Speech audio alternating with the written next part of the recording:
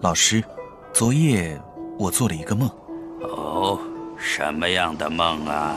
醒来时，我已经忘记了梦里的内容，只是发现枕上裂痕油然未干。是悲伤的梦吗？也许吧。我并不知道那是伤心的泪水，还是来自领悟的喜悦。你又多了一层体会，不错。而且我发现自己最近似乎一直在重复做这样的一个梦。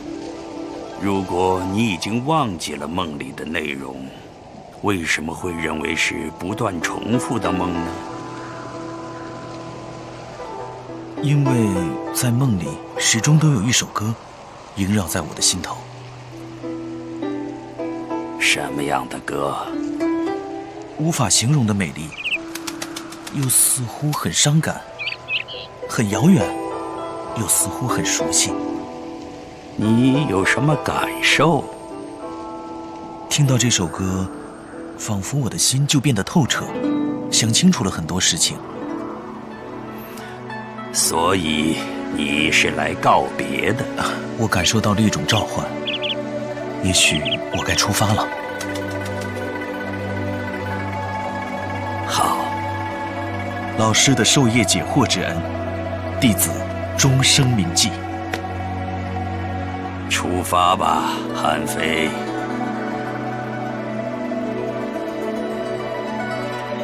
师兄，你要回韩国？是的，该回去了。韩国是七国之中最弱小的，以师兄的才华，实在是有些可惜。没办法，那是我的国，也是我的家。出生在帝王之家，看来也未必是一件幸运的事情。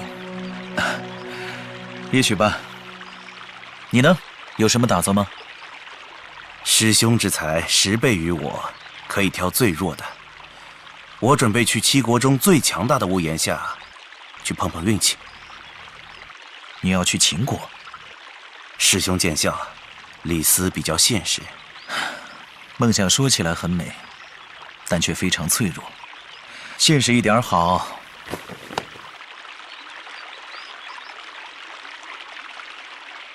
只有依靠秦国，我才敢与师兄一较高下。所以下次见面，我们是对手了。希望不会再一次让师兄失望。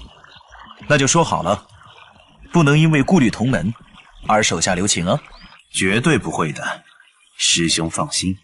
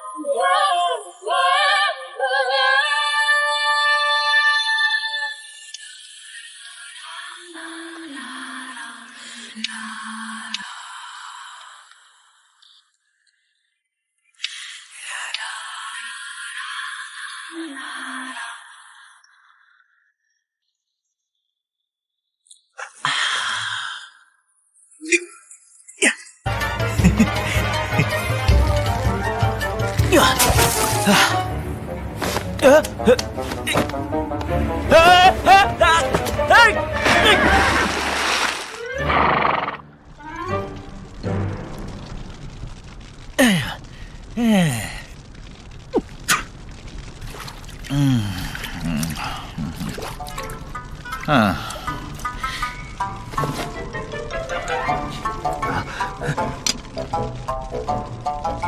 切！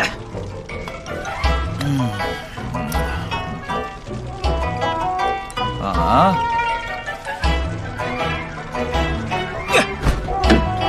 哎呀啊！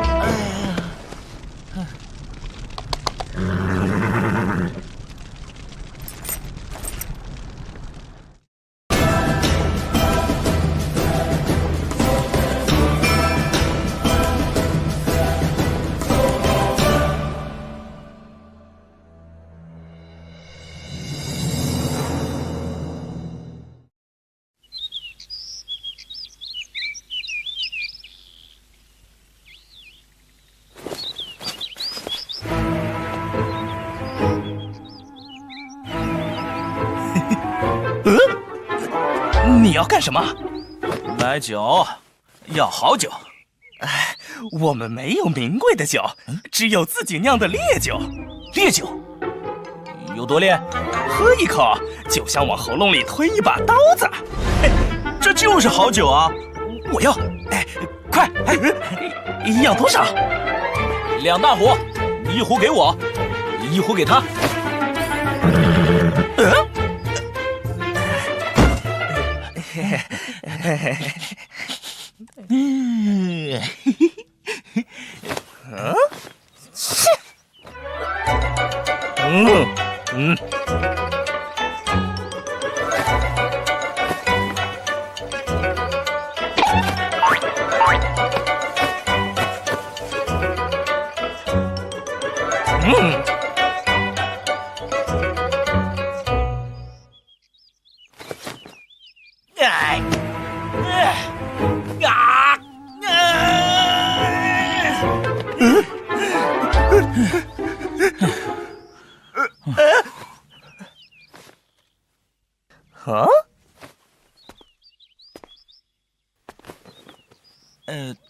我肚子饿了，去钓鱼，钓到大鱼，结果人掉到河里了，鱼跑了，钱囊也没了，所以，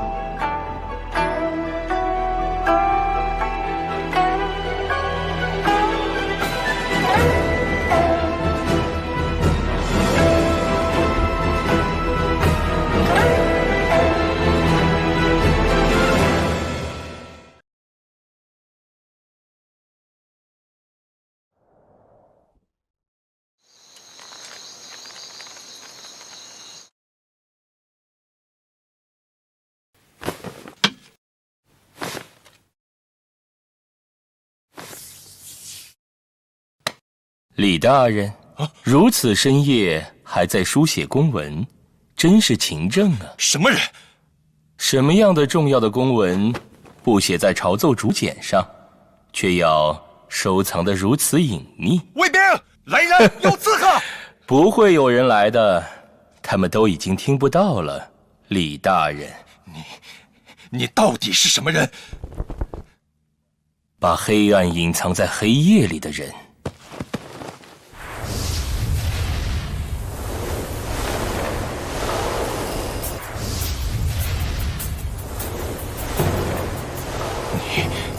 是夜幕的人。猜对了，不过唯一的奖励只有死亡。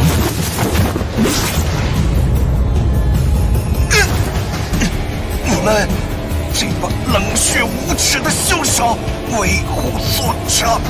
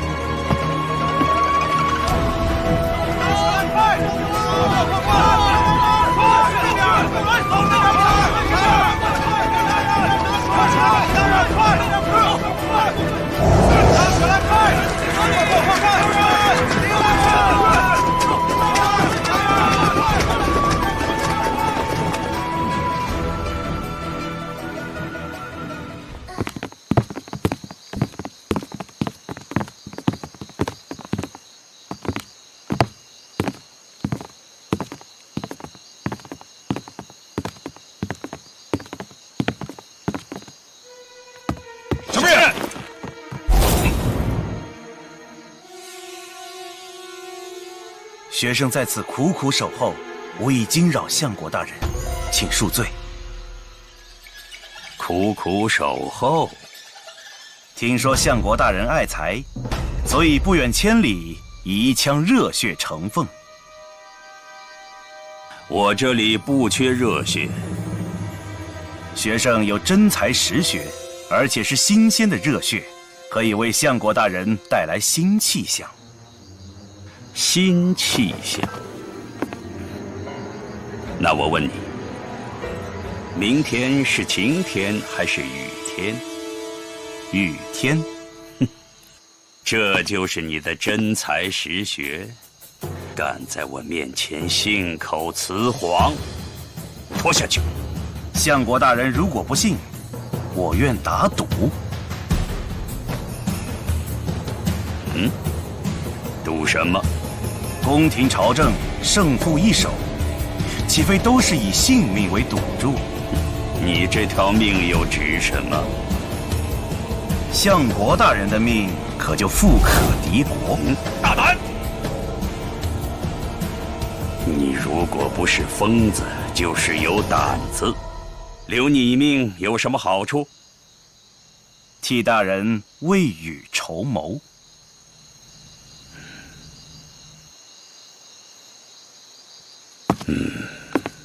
你叫什么？学生李斯。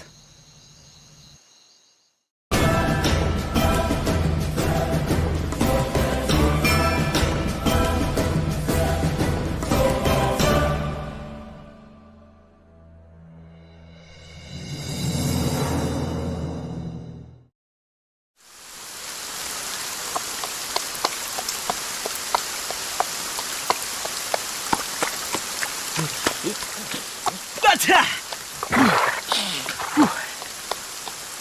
唉，没事的，待会儿啊就能找到一棵大树避雨。我们的运气啊，一直都不错的。我去！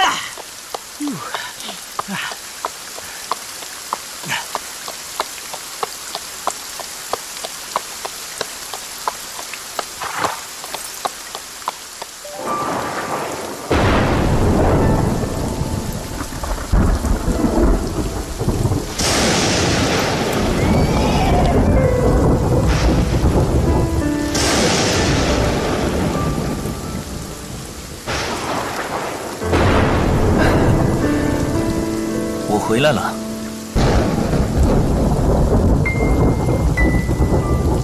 想见我，或是不想见我的人，终于还是要再见面了。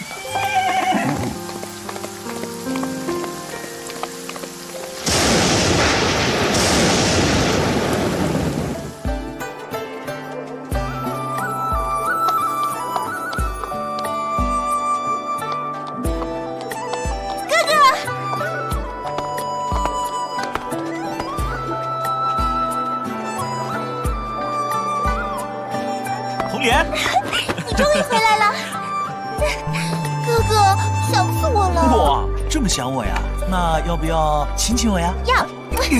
傻瓜，我开玩笑的，你还来真的你？那当然是真的啦。你看看，大街上这么多人呢。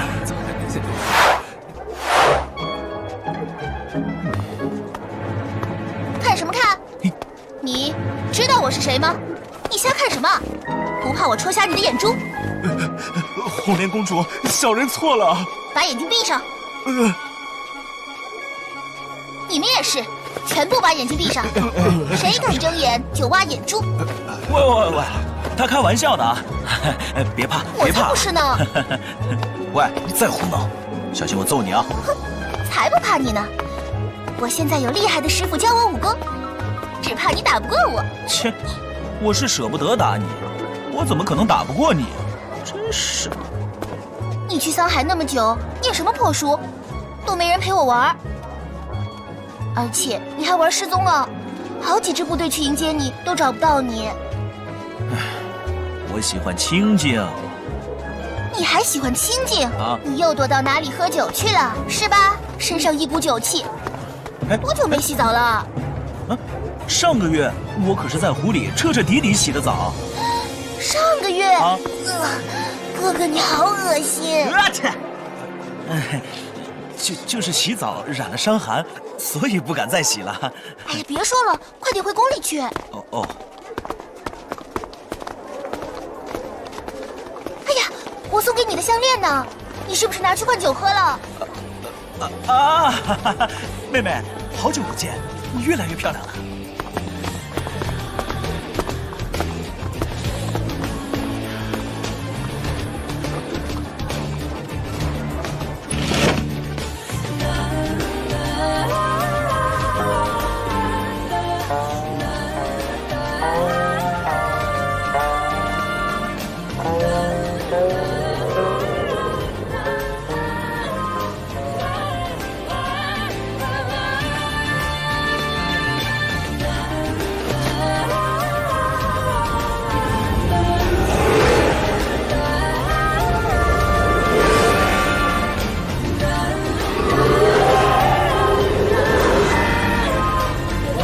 天地间真的有一种超越凡人的力量，在冥冥中掌控着命运吗？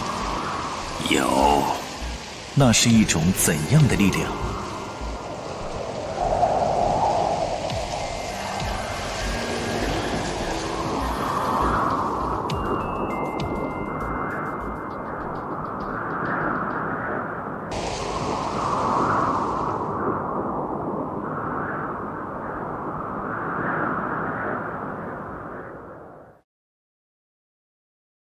天子已死，诸王纷争，逐鹿中原，乱世七雄。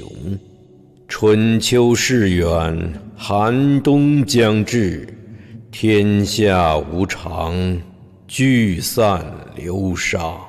逝者如川，天行九歌。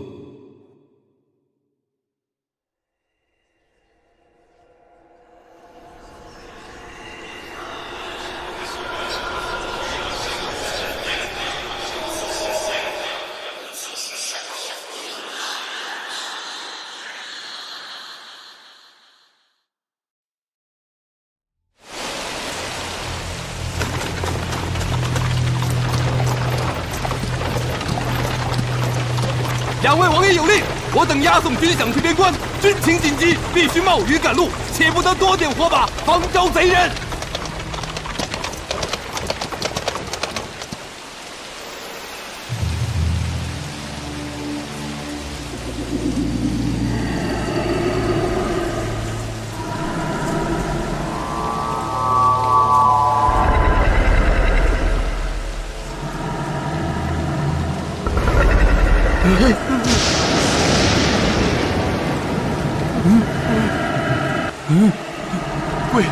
鬼兵，这是鬼兵借道。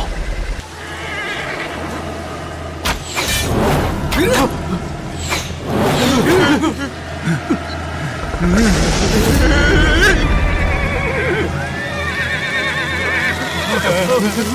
饷，军饷的变少。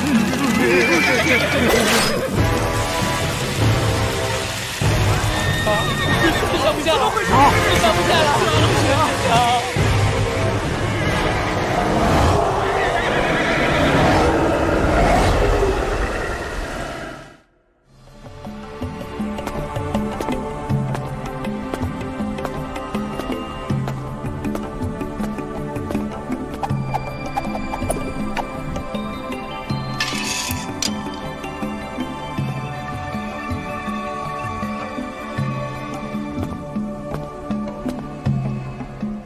欢迎诸位光临乾隆堂。今天，大家都带来了自己的奇珍异宝，就以物易物，互相交换，互相关照，交个朋友。这只盘龙鼎是甲字格的客人带来的宝物，乙字格的客人带来的是一对玉镯。丙字格的客人带来的是3支玄晶箭头，丁字格这位贵客的宝物可不得了，据说琼浆入樽，碧海金兰。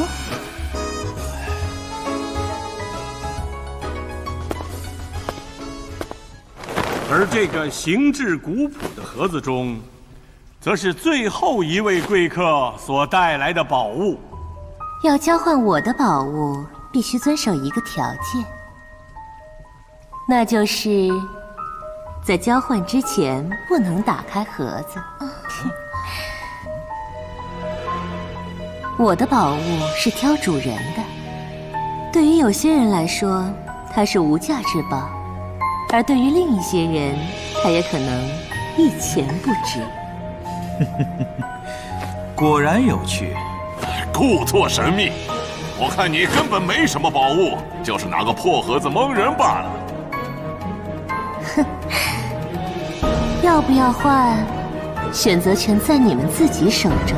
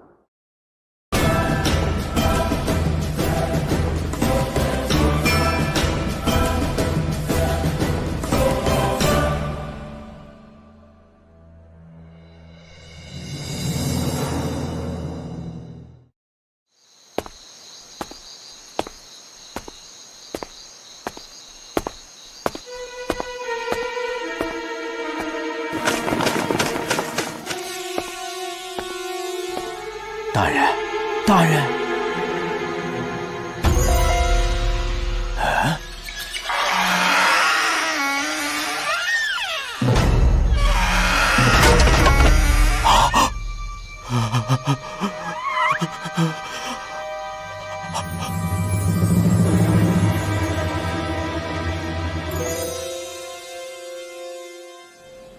什么？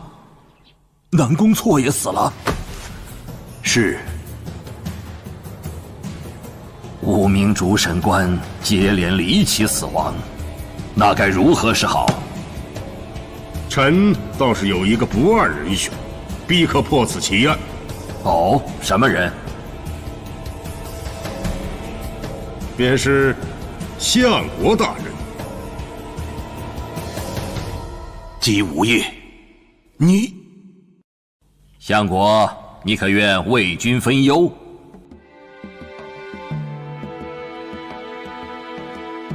臣愿意。好，好，我给你10天时间，到期未能破案，请当自知。姬无业此时推荐老夫，实在居心叵测。安平君、龙泉君皆是王亲，实难刑讯审问。这也正是之前几任主审一无所获的原因。加之鬼兵作祟，若我不幸被鬼兵所害，自然正合了姬无业的心意。纵使老夫命大，躲过一劫，但只要找不到军饷，仍是办案不力之罪，和这横竖都是一步死棋。究竟该如何应对？如果韩国还有人能解开这个谜题，那一定是那个人。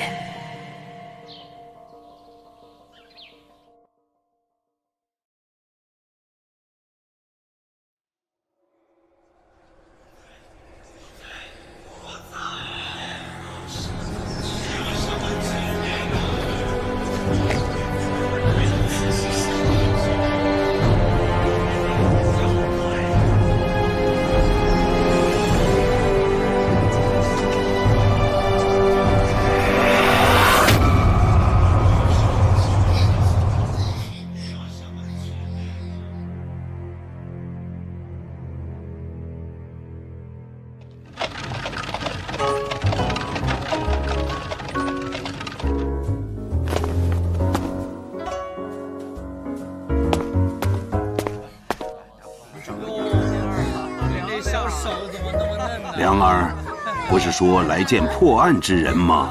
对呀，正是他约我们来此。公子里边请。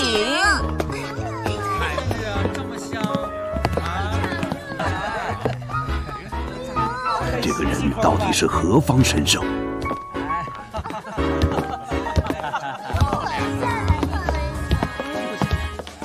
花天酒地，不知所谓。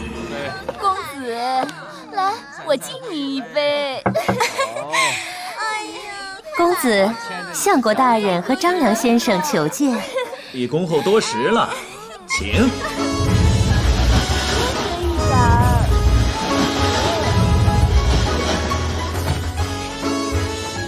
公子韩非，竟然是他！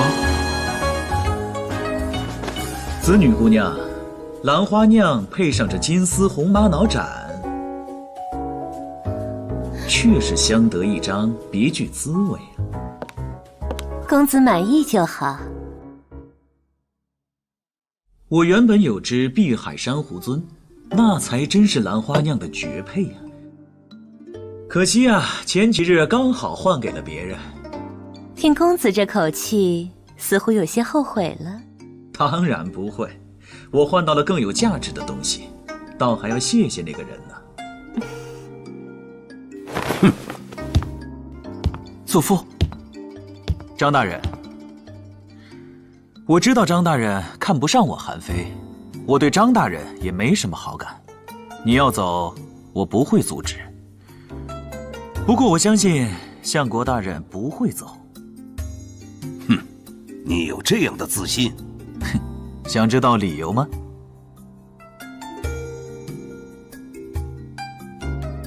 因为大人的腰带系反了。嗯？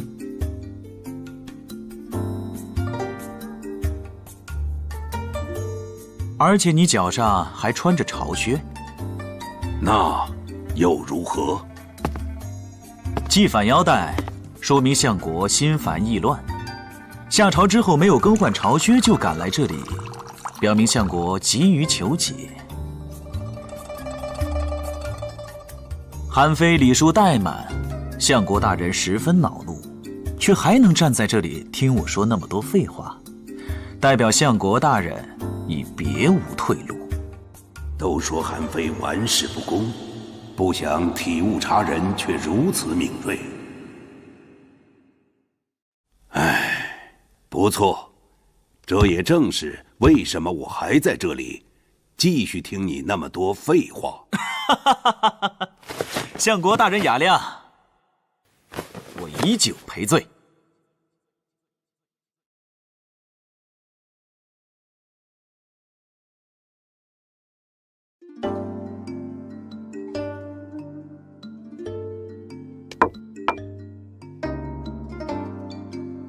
我们只有3个人，为什么放了5个杯子？又玩什么花样？这杯酒叫做南宫错，这杯呢叫做李希。剩下3杯是不是分别叫做姚峰、南宫翎和王开？原来是在审查军饷结案中离奇死亡的5位主审官。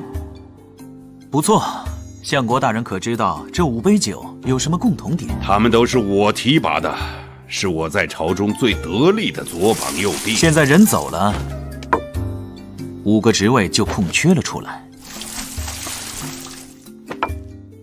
那么接下来会发生什么事呢？这个代表的就是相国大人。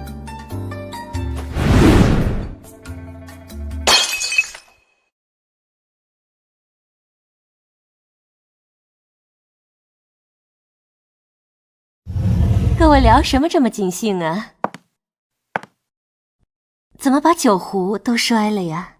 哎呀，刚想起来，这是我最喜欢的一把白玉酒壶。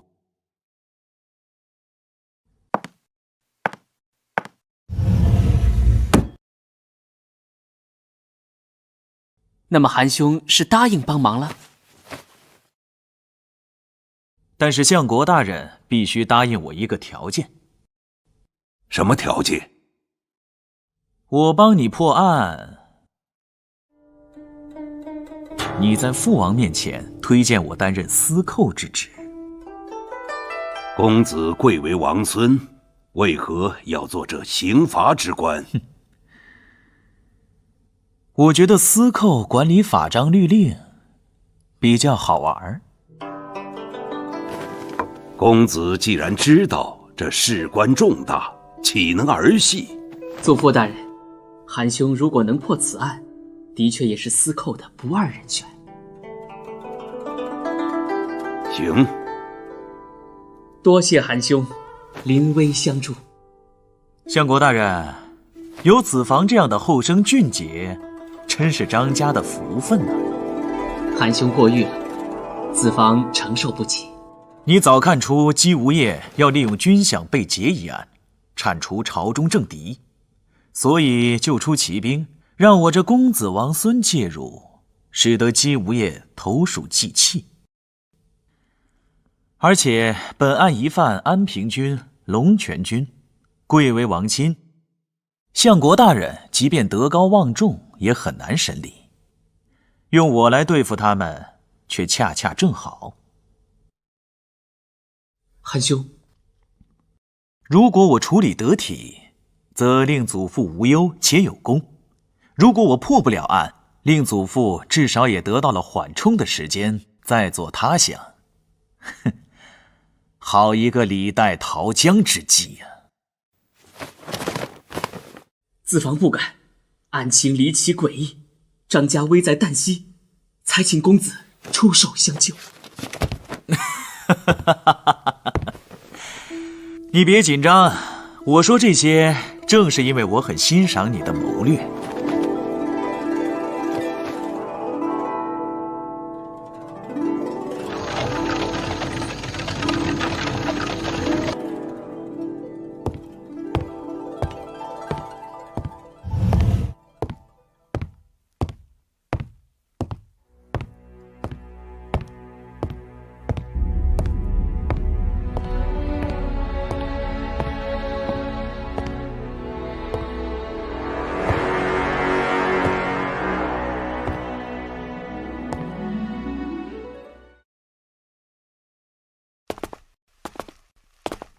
安妃，你来干什么？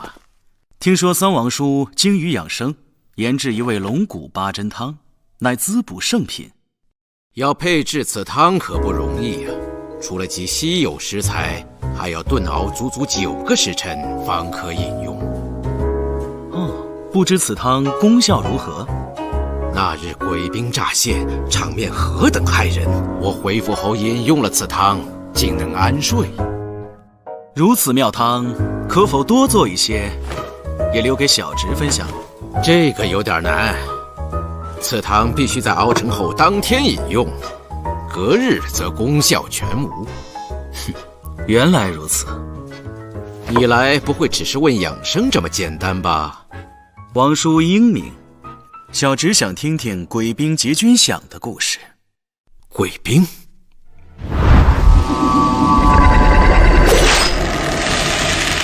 黄金就这样在雨中凭空消失了。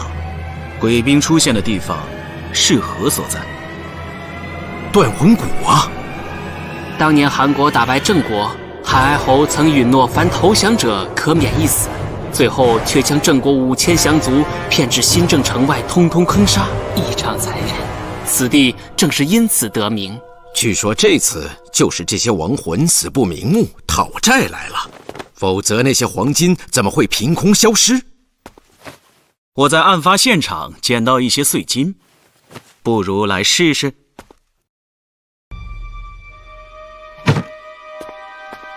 光线有点暗呢。小心着火！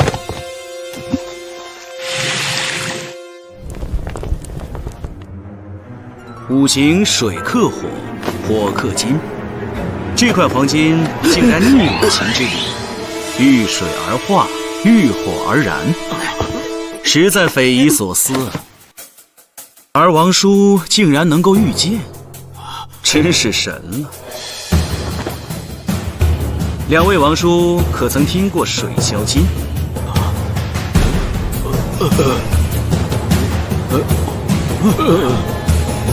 水消金表面看起来与普通黄金一样，但若遇水，便会消融于无形。王叔以为有没有可能，那晚在雨中消失的其实是水消金。我们就是遇到鬼兵讨债，其余的一概不知。真正让我困惑不解的，其实是王叔的龙骨八珍汤。我的汤？王叔说此汤烹饪繁复，需整整9个时辰才可做成。正是。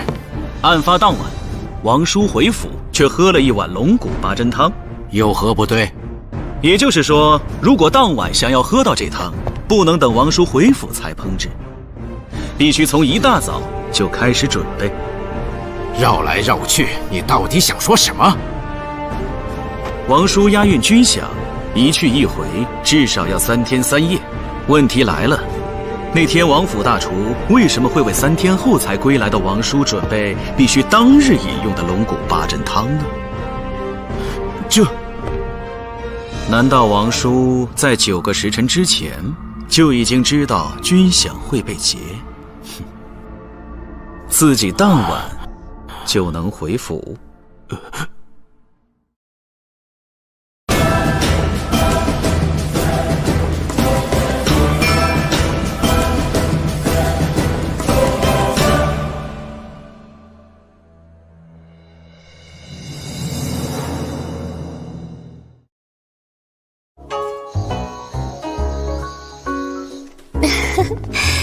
公子真是好雅兴，今天又来找哪位姑娘啊？不，今天我想找一个男人。你来紫兰轩找男人？对，就是前日在隔壁饮酒的那个男人。有些事情知道的越多，也许会越危险。也许我是胆子比较大。你的世界和他的世界完全不同。魏庄兄，能站在你这个位置跟我说话的，只有2种人，一种是我信任的人，另一种会被杀。也许现在我还来不及成为第一种人，但是我相信你不会杀我。是吗？因为这个。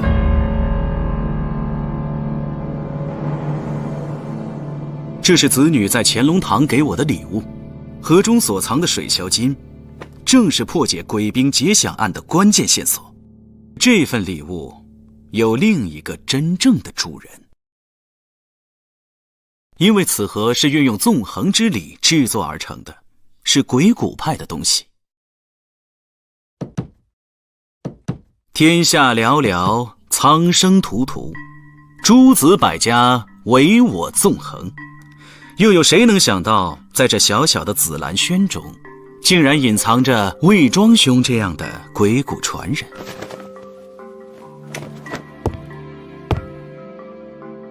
一怒而诸侯惧，安居则天下息。每一次鬼谷弟子在世间现身，都必掀起惊天骇浪。魏庄兄龙潜于渊多年，突然回到韩国，又会给韩国带来什么呢？你心里不清楚吗？你一边接受了子女不明底细的礼物，另一边又接受了张良风险未卜的推荐，可见你早有选择。但是要做成这件事，需要你的帮助。我已经帮过你一次了，接下来该轮到你向我证明你值得我帮。魏庄兄说得好，看来我们达成了第一次宝贵的共识。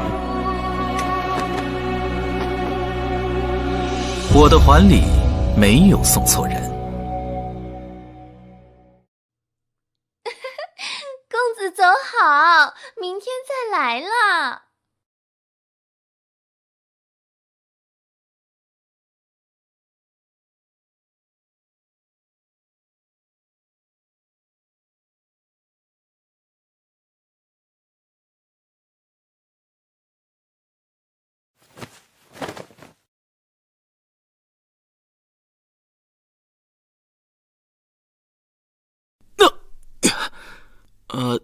这位兄台，对不住啊，本公子并非故意。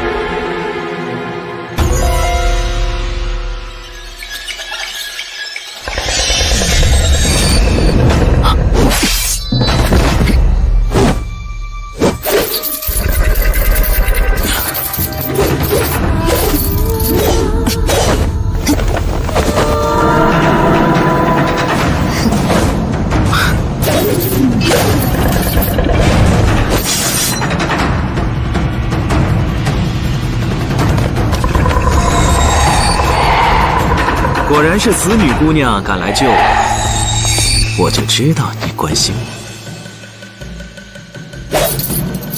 火烧眉毛了，你倒还有心思开玩笑？因为我知道有人不想让我死。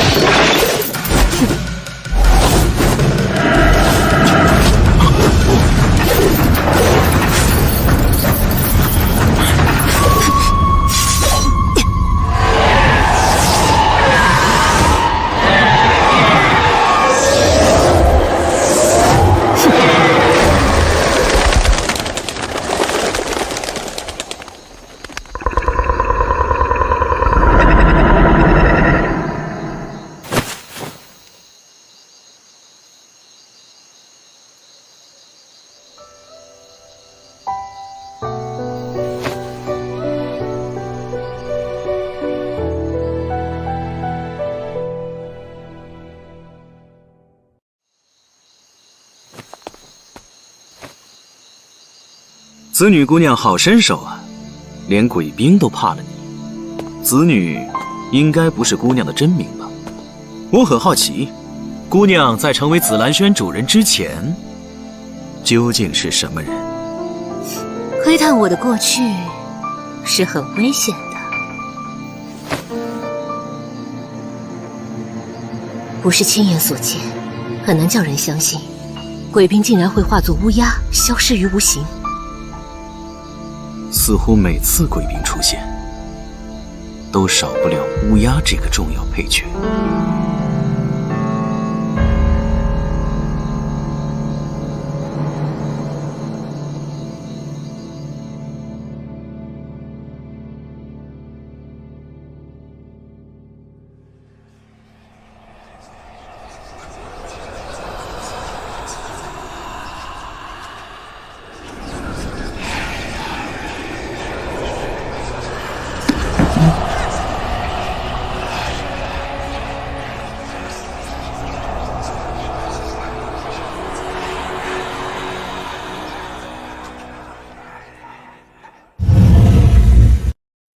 韩兄怎么一个人独坐在黑暗里？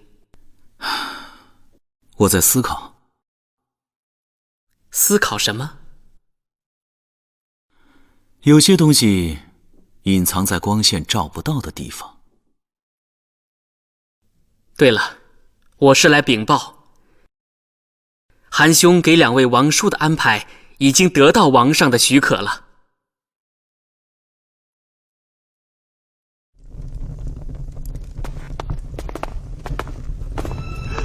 大人冤枉啊！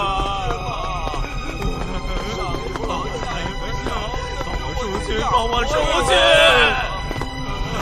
出去！放我们出去！冤枉啊！大人，冤枉啊！我冤枉啊！放我出去！放我出去！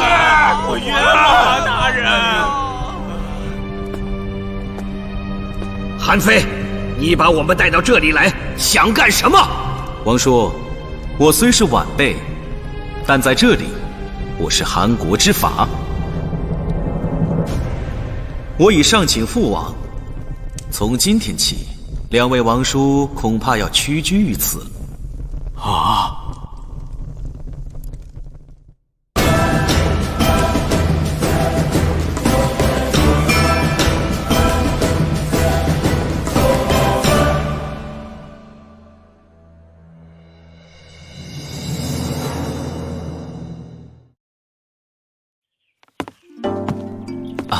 子房来了，这是赵国秘藏的杏花白，是我用一把古剑向廉颇将军换来的，子房一定要尝尝。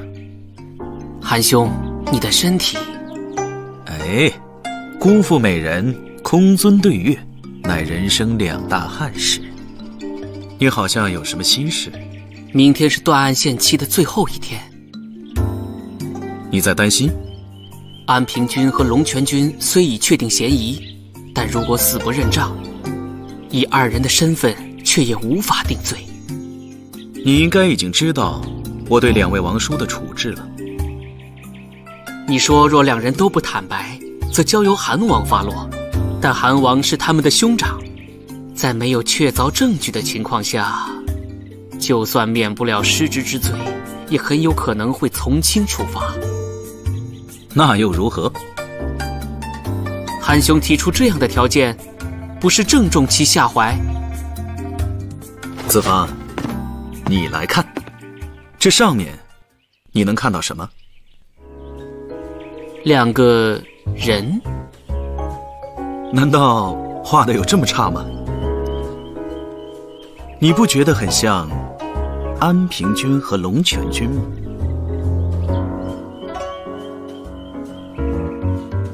被你这么一点拨，倒是有点像。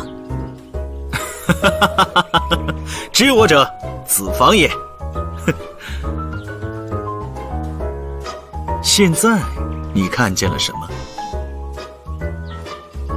安平君和龙泉君站于木板两端。看来我的画工进步神速啊。这是一架天平。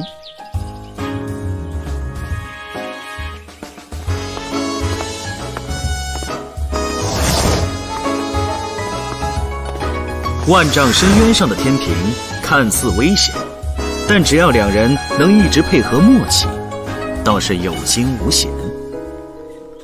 那我们就打破这种默契。你看，这样如何？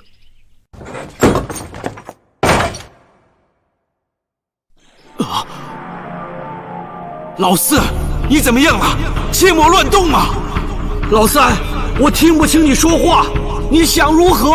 虽然两人已不能互相交流，但只要维持原状，依然还是可以保持平衡。那就再加。如果谁能先招，就可免一切罪责，即刻获释。但是另外一人，恐怕就死罪难逃了。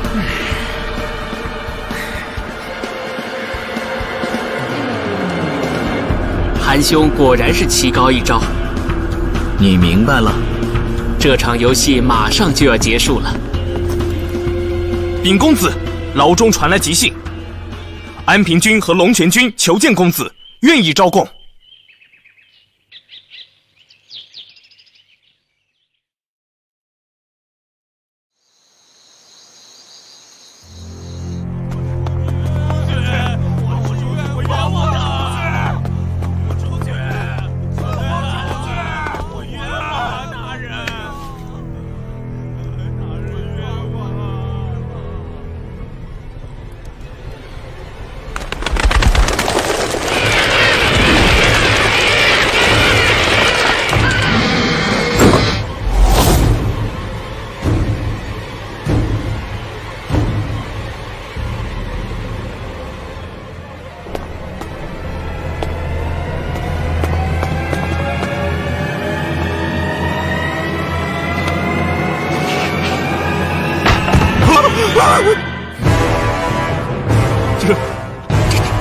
这和之前那位主审大人死时一模一样，是鬼兵索命来了。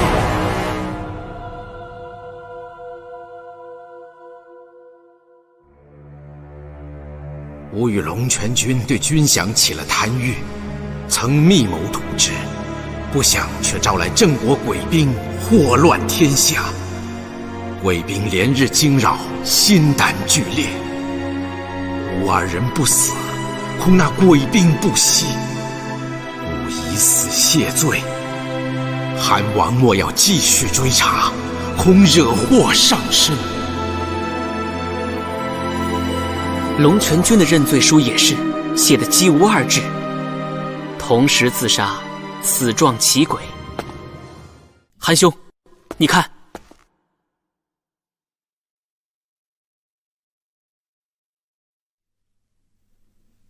两人都是一样，应该是两位王叔佩戴的玉佩都不见了。我想起来了，之前死的几位主审大人也丢失了随身携带的一件贴身之物。莫非真是鬼兵所命？公子，您吩咐的东西拿过来了。这是什么？这是前几天2位王叔每日的饮食。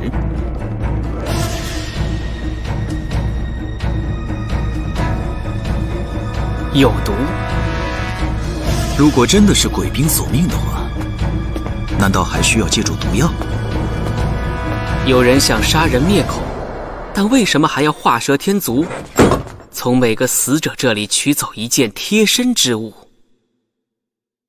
或许这正是整个阴谋中最画龙点睛的一笔。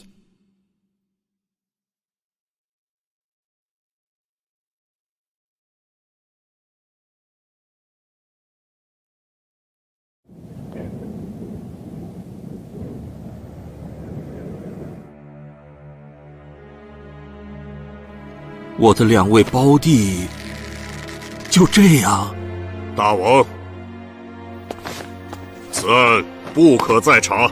大将军，这是为何？大王，据传言，鬼魂所走魂魄就会带走此人生前的贴身之物。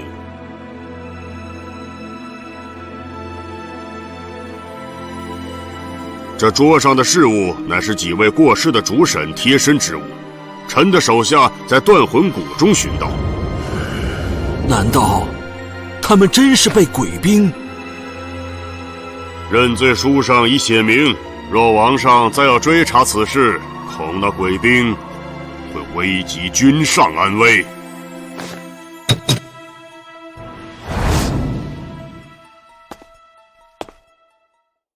自兴正城中闹鬼兵至今，人心惶惶，百业凋零。臣也以为为国家社稷着想，最好还是息事宁人。哼！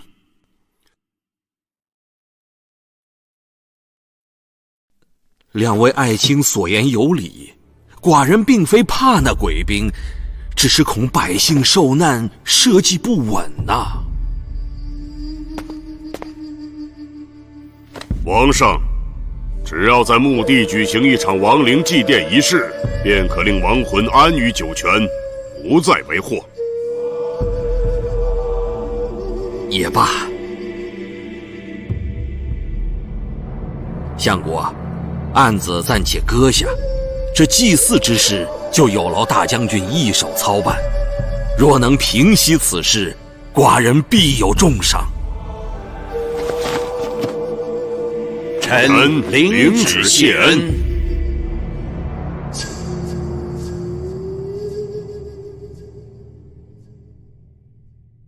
必须要找到君相才。对，老夫有言在先，破了案，找到军饷，就许给公子私扣一职。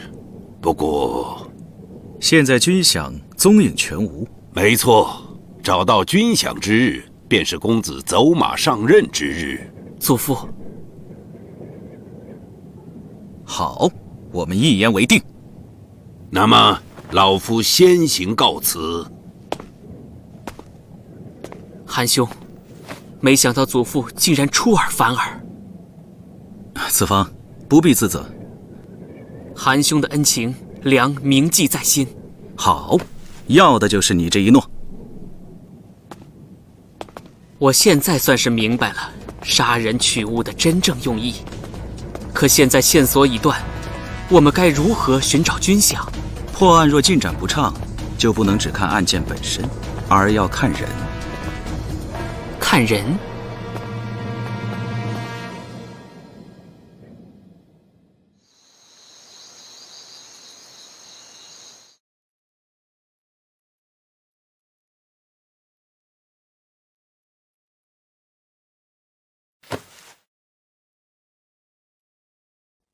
在政客眼中，世上只有2种人：垫脚石和绊脚石。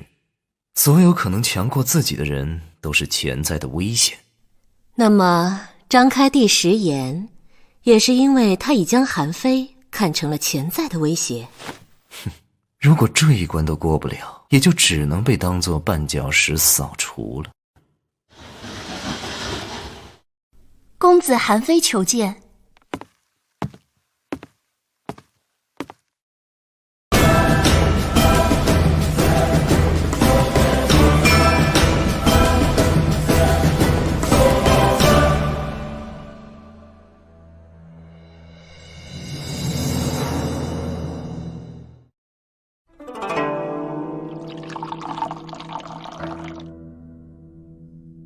你说会给我一个证明，但却好像输得很惨。我这次不但赢了，而且是双倍。是不是想告诉我们，你之所以答应草草结案，就是为了张良？此女姑娘果然冰雪聪明。你少拍马屁。父王勒令张开地破案的期限已到，如果此案不了，姬无业就会趁机大做文章，子房必定受到牵连，此是其一。你的意思是，这次所谓的结案是你故意做给人看的？只有粉饰太平，才能让幕后放松警惕，这时候正是发动反击的最佳时机。而张开地的食言虽然让我暂时无法成为司寇，却因此得到了另一件更珍贵10倍的东西。珍贵10倍？子房因此欠了我一个大大的人情，所以我赢了双倍。公子如此笃定，似乎一切已尽在掌握。难道你已经有了被劫军饷的线索？这个我还得多谢子女姑娘。我做了什么？那晚在天牢，2位王叔被人灭口，那个杀手没有想到他螳螂捕蝉，却有子女姑娘黄雀在后。呸，你才黄雀呢。是，我用词不当，子女姑娘恕罪。你这个人看起来笨笨的，其实还挺精。那你猜我有没有碰巧抓到那个凶手啊？我看难。不过能在子女姑娘的追踪之下逃脱，新郑城中有如此轻功的人，我想来想去只有2个人，一个叫墨鸦，一个叫白凤，他们都为一个人效力。姬无业。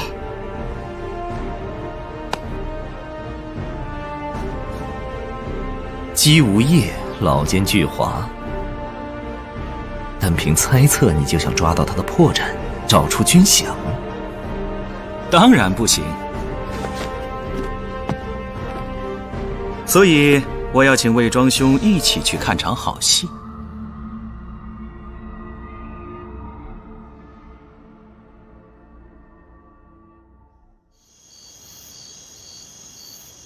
这100枚金币，你们尽情抢，谁抢的最多，我另有重赏。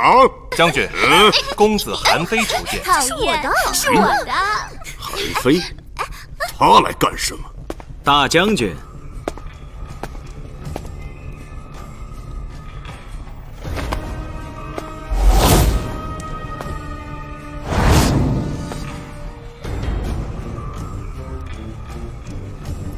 这么晚了，是哪阵风把公子吹我这儿来了？深夜前来讨扰将军，只为军饷一案。军饷一案，这案子不是已经结了？未找到军饷，总是遗憾。军饷为郑国鬼兵所劫，鬼神之事，不是人力所能挽回。公子不必过于自责。昨夜那些鬼兵托梦于我，说是很满意大将军的祭祀。哦，他们还说要把那10万两黄金还回来。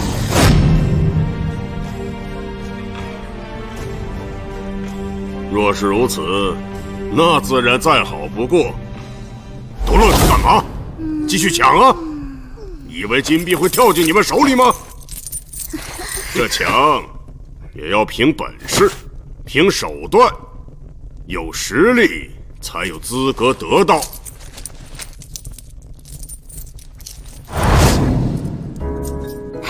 闹哄哄的乱抢，输了也没个惩罚，无趣的很啊！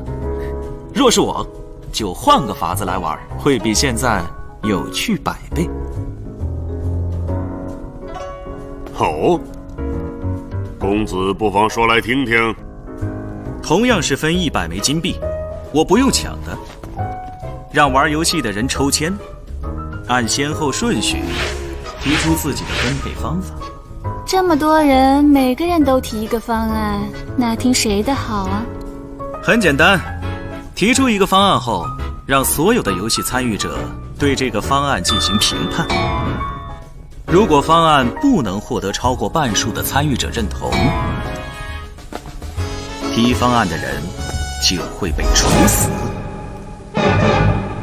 什么？果然有趣。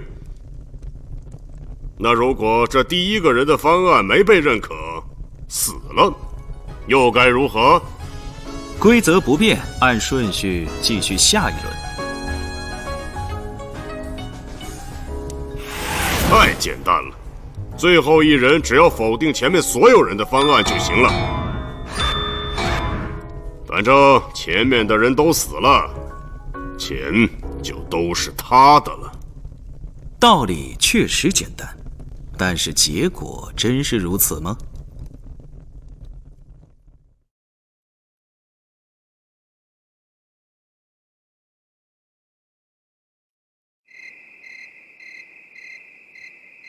？3位美人儿，请抽签。竹签上写着甲乙丙，代表着各位的先后顺序。快抽签，否则现在就拉出去处死！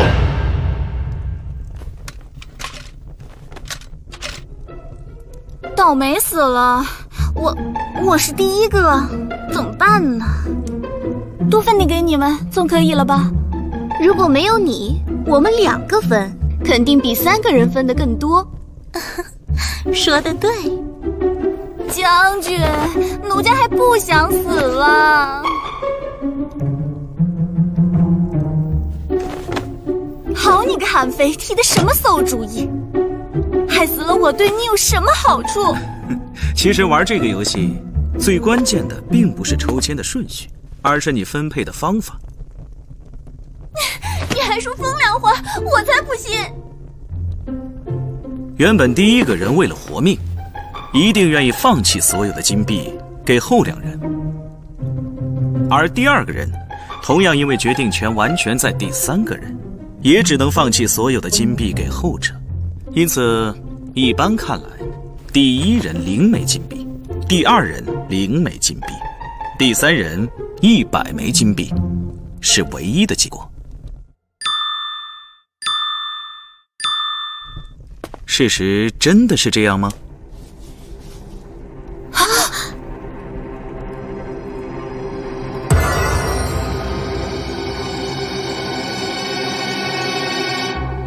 这怎么可能？我要多分点给他们，他们尚且不同意。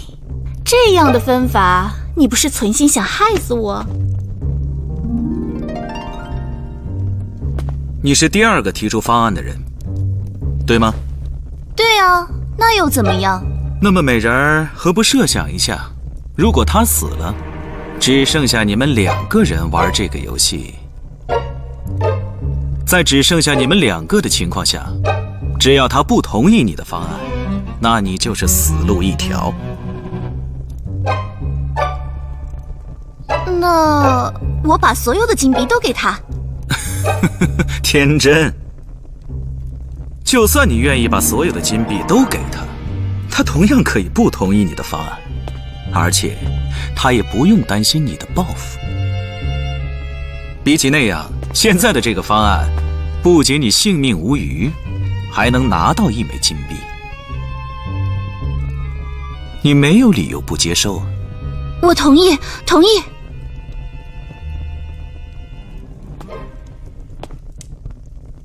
3个人当中已经有2个同意了，你是不是反对已经不重要。美人儿，现在这99枚金币是你的了，你的性命也保住了。哇，这是不是真的？天下还能有这样的好事？公子真是奴家的福星。哼，公子精于玩乐，果真名不虚传。不过公子应该不仅仅是给我看一个游戏这么简单吧？这世上的事情，有的时候看似有利，实则无利；看似劣势，却是优势。说得好，你的游戏确实巧妙，但是你忘记了一件最重要的事。哦，什么重要的事？弱肉强食，只有力量才是绝对的准则。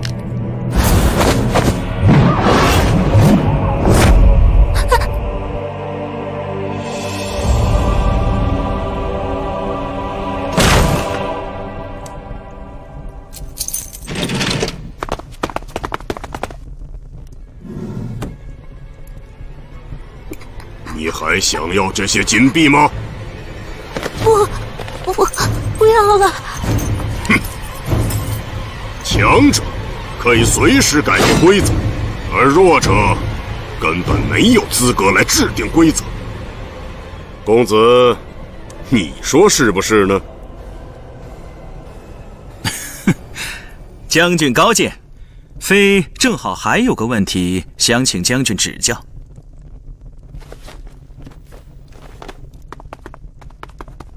讲。韩国律法刑不上大夫，劫持军饷的又是鬼兵，纵使2位王叔有罪，也不会被判死刑。我实在是想不通，他们为何会自杀？那有何奇怪？就算大王不要他们的命，那鬼兵也不会放过他们。认罪书不是说了，鬼兵讨债吗？但是几日前，我曾发现2位王叔的饭菜被人暗中下毒，这应该是有人暗杀吧？竟有此事！只是现在龙泉君、安平君已死，死无对证，可如何是好？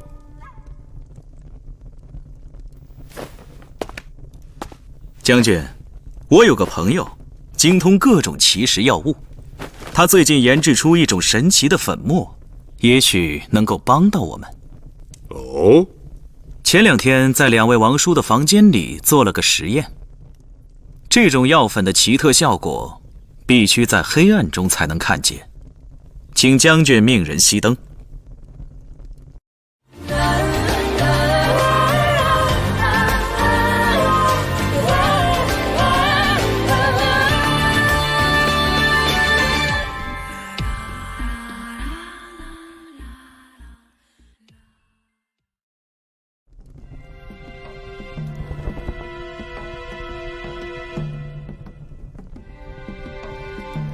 将军请看，这就是证据。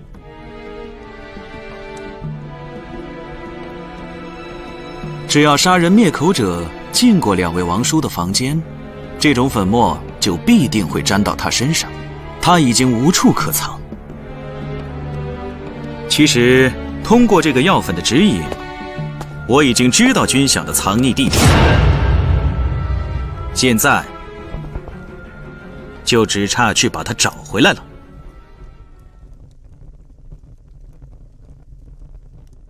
公子，你真是立下奇功一件呢！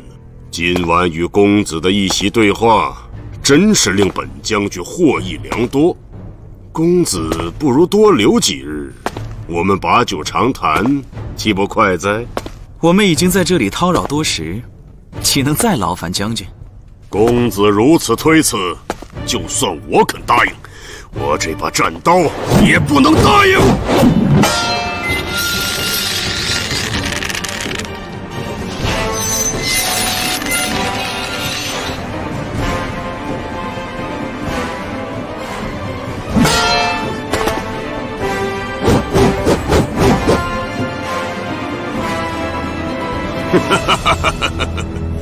我早看出你身边这位朋友深不可测，季阳想试试身手，果真了得。将军，张良先生派人来传话，说相国大人已备下酒宴，等着公子韩非回府饮宴。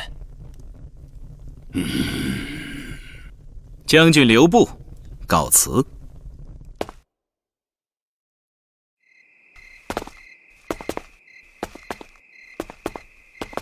全身而退，两位辛苦了。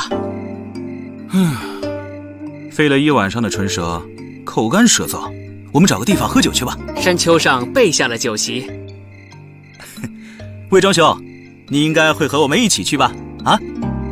喝酒我没兴趣。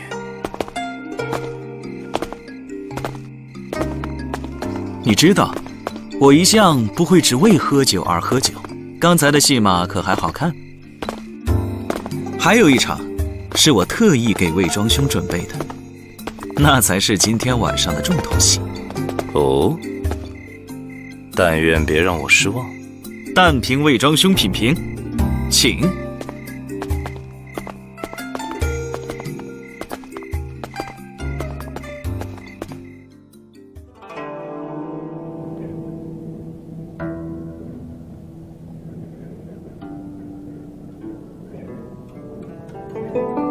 此处视野开阔，城中景致一览无余，公子可还满意？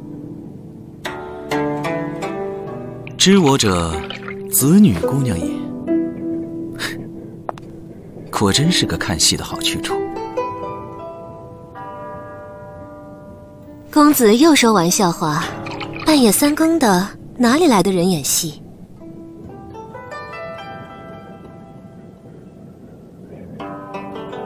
很快就有了，不信你可以问他们。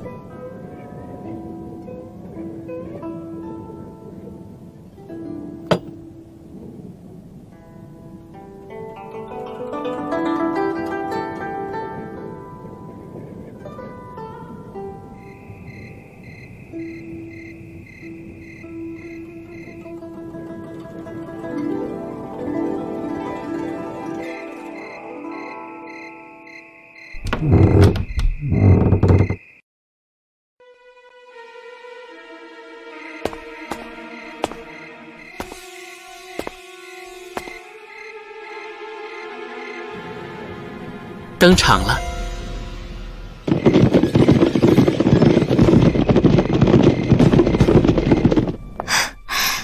将军府的亲卫旌旗出动了，看来公子登门拜访的诚意让姬无业动心了。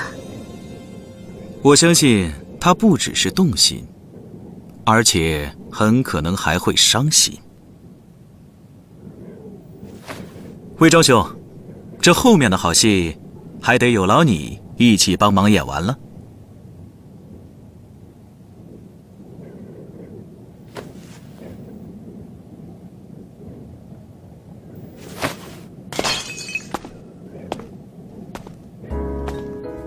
我知道他一向很酷，但是他需要用摔别人心爱的杯子来证明吗？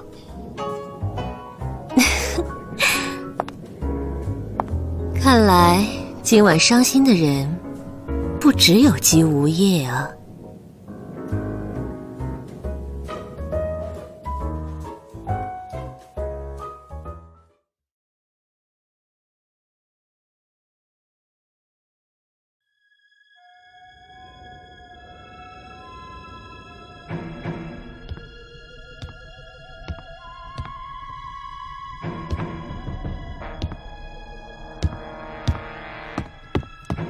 禀将军，昨夜守军遇一武功高强的黑衣人袭击，10万军饷全部……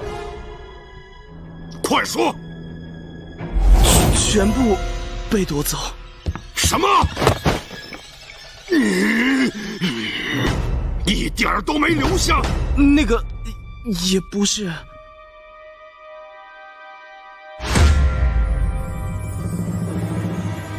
这世上的事情，有的时候看似有利，实则无利；看似劣势，却是优势。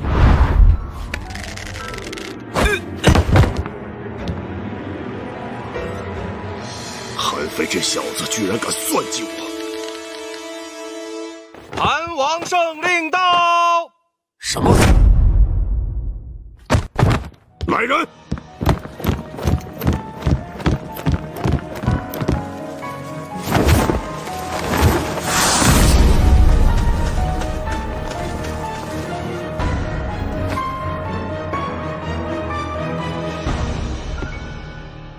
模样，去把那个传令使带进来。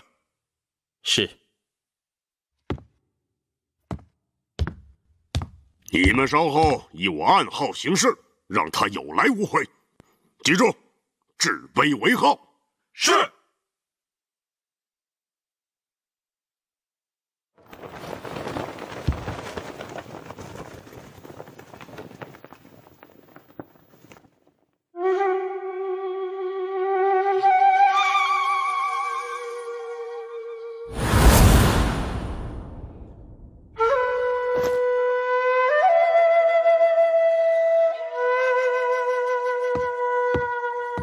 将军，传令时带到。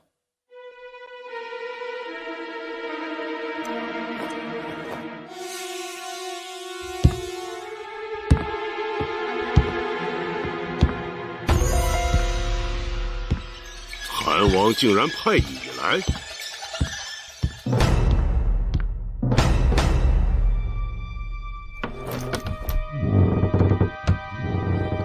传韩王圣令，姬无业听令。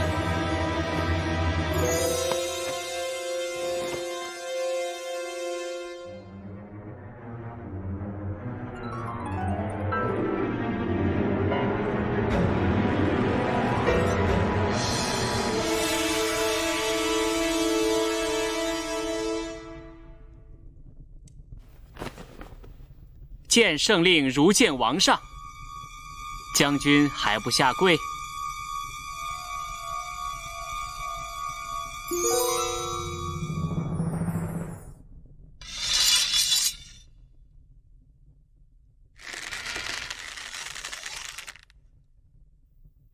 见圣令不行礼，乃是对韩王的大不敬。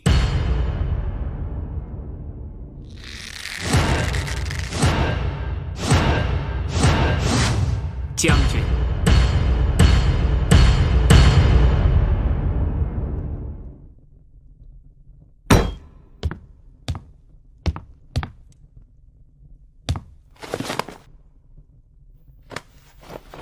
皇天庇佑，福泽大汗。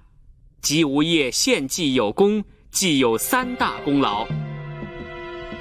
其一，安平军、龙泉军坚守军饷一案，力荐相国张开地，识人善任。其二，献祭祀之计，安抚郑国鬼兵亡魂，平息多年夙愿。其三，深谋远虑，勇夺备捷军饷。姬无业功不可没，特赏黄金1000两，丝绸100匹，仆从50。恭喜将军！1000两黄金，10万军饷。不仅你性命无虞，还能拿到1枚金币，你没有理由不接受啊！大王将择吉日为将军设宴庆祝。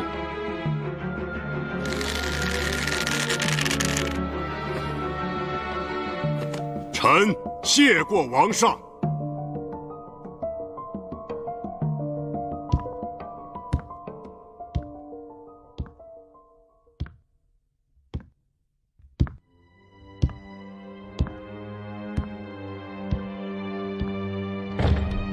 韩非，你给我记住，这个大礼，本将军定会加倍奉还。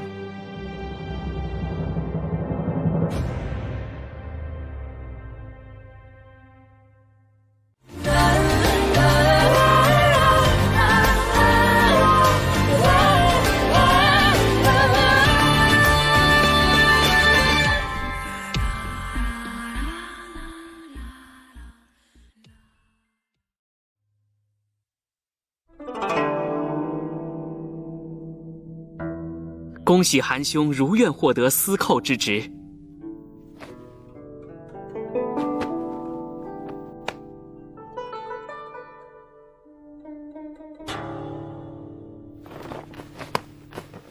兄长临危出手，破一案死局，又从姬无业虎口夺食，解了祖父之困，应该是子房道谢才对。子房思辨如神，心细如发，现引蛇出洞之妙计在前，为防姬无业铤而走险，斡旋安抚于后，这才有了昨夜今晨的一场又一场好戏。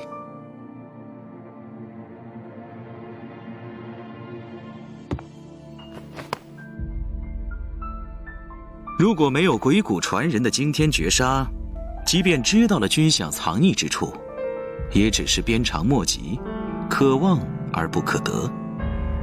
你已经得到了法行大权，得偿心愿，何必再闹这些虚情假理？这只是你们这些王室贵胄的权力游戏，我没有兴趣。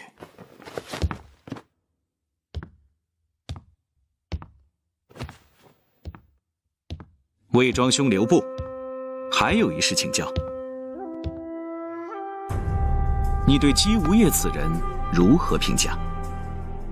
他能活到现在，还执掌大权，可见你父王的昏庸无能。我想请你再帮我一个忙。什么忙？姬无业不除，韩国必亡。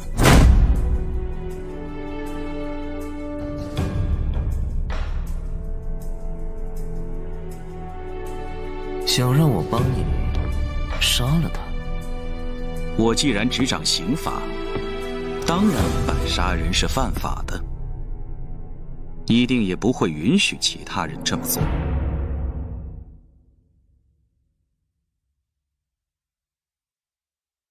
这个忙其实是帮你自己。帮我自己？因为我想让你取代他。然后呢？效力于你的权力游戏？不管愿不愿意，我们都已经置身于这个名为天下的权力漩涡之中了。这已经无法改变，但我们可以一起来建立一个全新的韩国。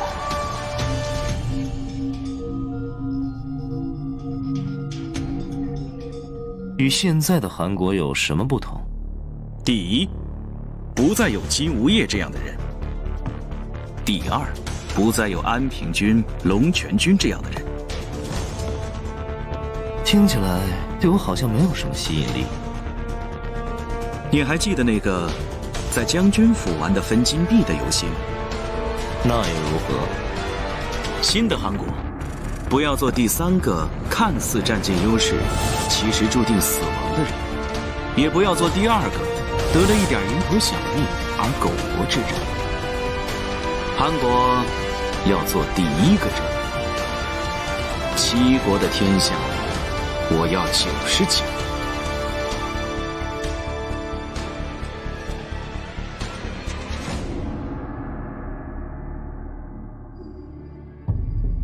现在听起来似乎有点意思了。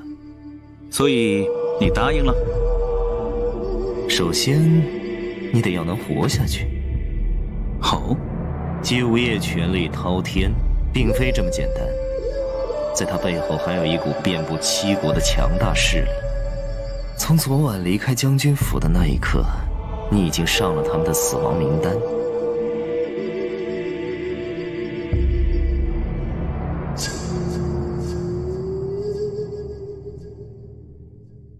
有形的生命的确非常脆弱，但是无形的力量就会坚不可破。无形的力量，天地之法，执行不殆。我给这股无形的力量起了一个名字，叫做流沙。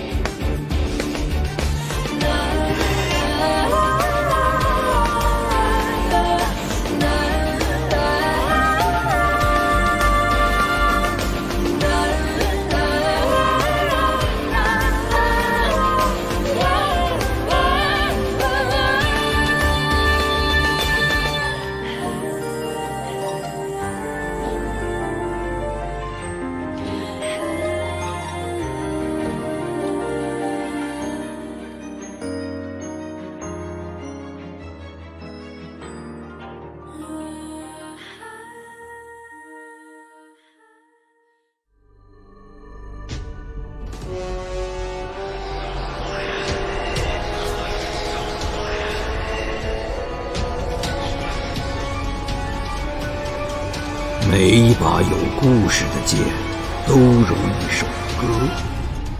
随着时间的流逝，曲终人散，归于尘土。你们的相遇是一段奇缘，你们的相处又会吟唱出怎样的一曲长歌？这把剑，它的名字叫做逆鳞。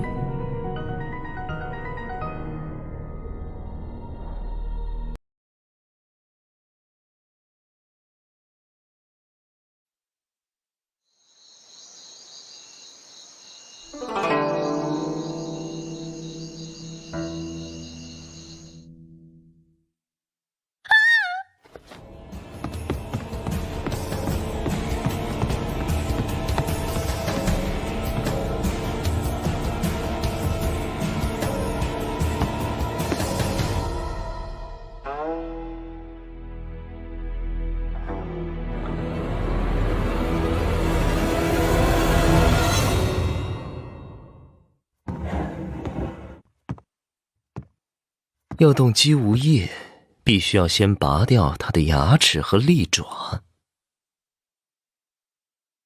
夜幕的四凶将，姬无业撕咬整个韩国最锋利的爪牙。皑皑血衣侯，石上翡翠虎，碧海潮女妖，月下蓑衣客。听起来还颇有诗意啊。他们做的事情，如果算是一首诗，那必定是一首血腥无比的诗。紫兰轩已经注意他们很久了。葡萄美酒，美人在怀。紫兰轩的确是一个耳听八方的温柔乡。哼，四凶将有什么分工？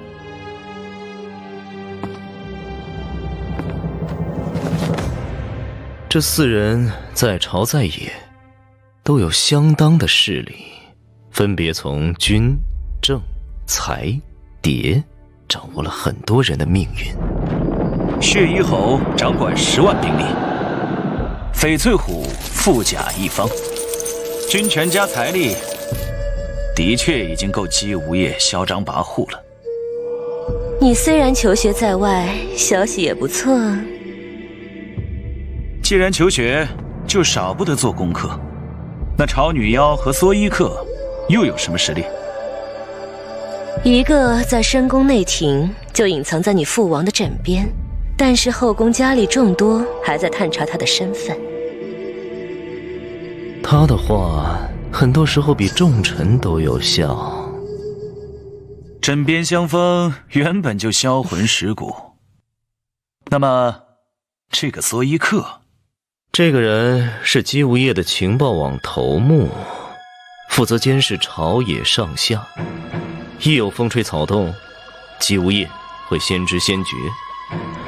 但此人最神秘莫测，隐匿极深。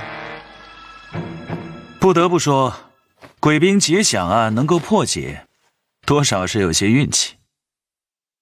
你知道就好。那你们岂非从一开始就等着看我笑话？是整个朝廷都在看你的笑话。幸好我运气不错，因为有贵人相助。运气不能当饭吃。对我而言，喝酒比吃饭重要。四凶将很对我胃口，是最佳的下酒菜。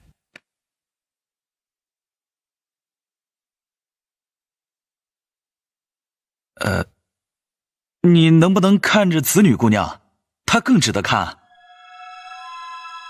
你知不知道夜幕到底吞噬了多少不知天高地厚的对手？如果不是这样的对手，难道流沙是为了过家家？我希望你知道自己在做什么。我很清楚。哼。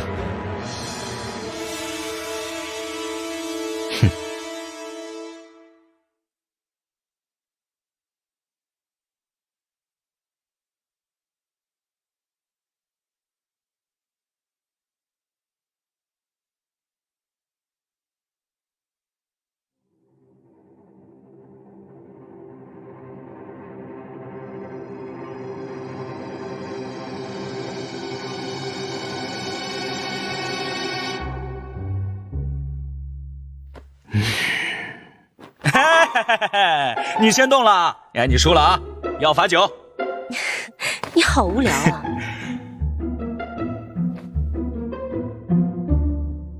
你打算怎么做？要在黑夜里看清楚，先要有一双特殊的眼睛。一双眼睛？有没有合适的人选啊？也许有一个。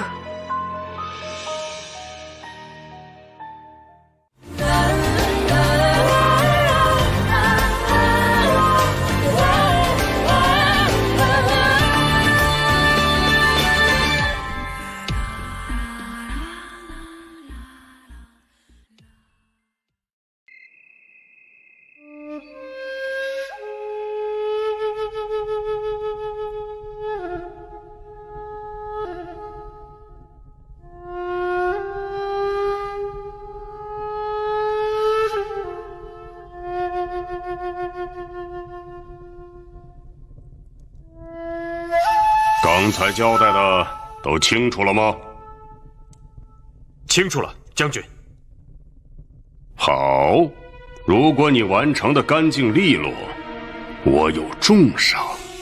谢将军。我把它赏给你。将军，你不要奴家了。如何？这个够不够美？属下不要。难道你嫌她不够美？这是将军的女人，无论美不美，无论活的还是死的，都只属于将军。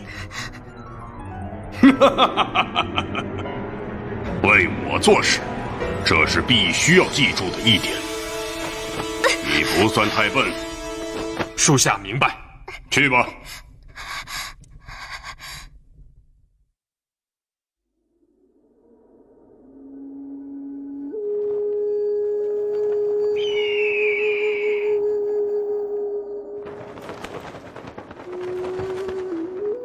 出动了。太阳落下就是夜幕降临的时候，这是属于我们的时刻。又会有一个人失去生命。在我们看得到和看不到的地方，每时每刻都有人死亡，也有生命诞生。那就好好活着，反正生和死都不是我们能决定的。不知道这一次是什么人，不管他是谁，一定是做了一件最不应该的事情。最不应该的事情，挡了将军的路。哼哼，别想太多了，名单上的一个名字而已。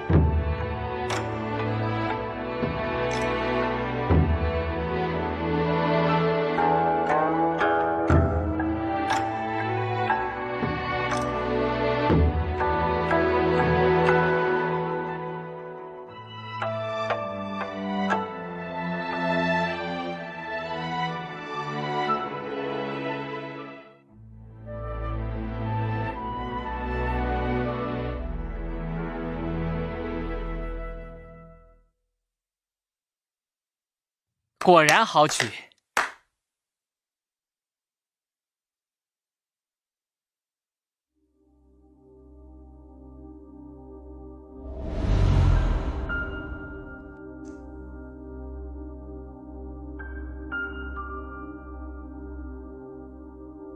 公子听得好投入啊！以往听说赵国旷修的琴曲听后令人恍若隔世，我还不信。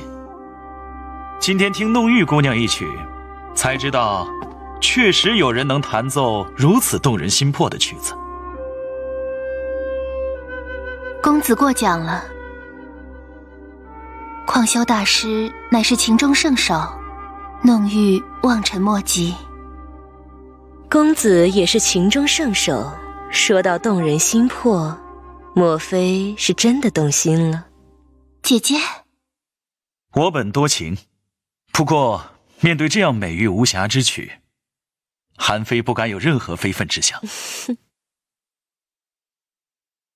那就对了，弄玉可是我的掌心明珠啊！如果没有猜错，这首曲子可是叫做《沧海珠泪》。正是此曲。沧海珠泪，乐曲凄婉伤感，又充满温暖，似乎蕴含了诸多往事。公子明鉴，弄玉自幼学琴，弹奏之际，难免心有所往。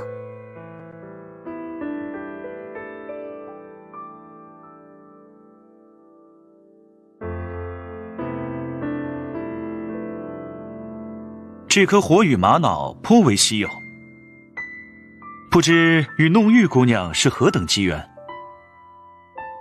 这是父亲的遗物。莫非令尊曾游历百越之地？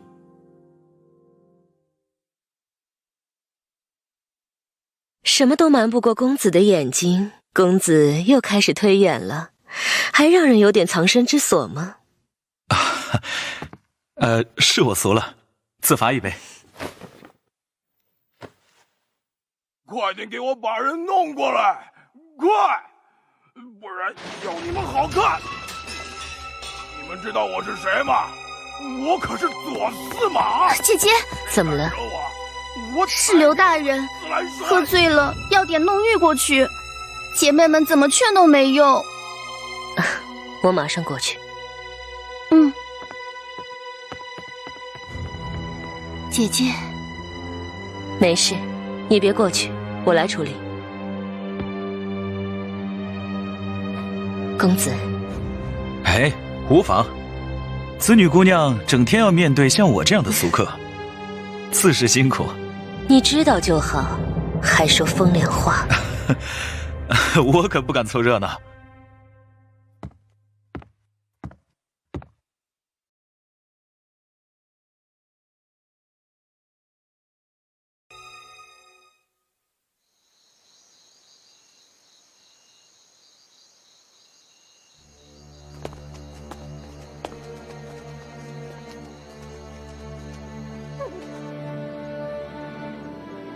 我很意外，你这次接受了他的邀请。也许连我自己都觉得有点意外。他看起来的确有雄心，但这世上从不缺少有雄心的失败者。这个男人到底是哪里吸引了你？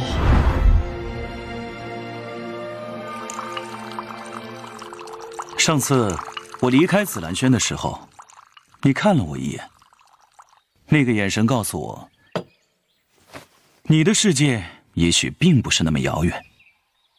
解读我的世界非常危险，你最好小心。你的世界确实很神秘，虽然一般人都看不到这个隐形而庞大的世界，但实际上他们的一言一行、一举一动，都在你的掌握之中。只是大多数人并不知道这一点。紫兰轩就是这个隐形世界的眼睛和耳朵。你知道的事情好像确实不少。我还知道，像你这样的人，我之所以能看到那个眼神，是因为你想让我看到。你看到了什么？悲伤，一种很深的悲伤。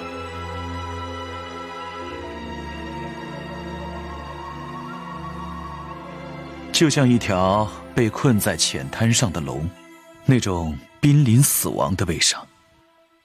你是说，一个学业最出色的学生，整天碌碌无为，只能远远地看着，任由自己的国家越来越堕落，一天天在酒色中把生命消耗完的那种悲伤？哼，我没记错的话，你的师兄葛聂在秦国获得了嬴政的赏识，受邀成为他身边的第一剑客。对，就是这个眼神。所以，我们是一样的。你错了，我们不一样。好，有的人在浅滩上只能是等死，而有的人却是在等待水落石出。水落石出？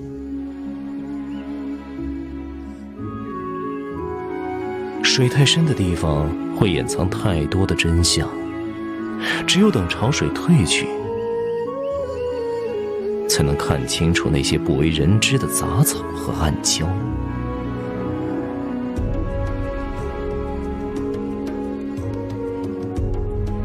也许正因为这世上有雄心的失败者太多，我想看看他到底属于哪一种。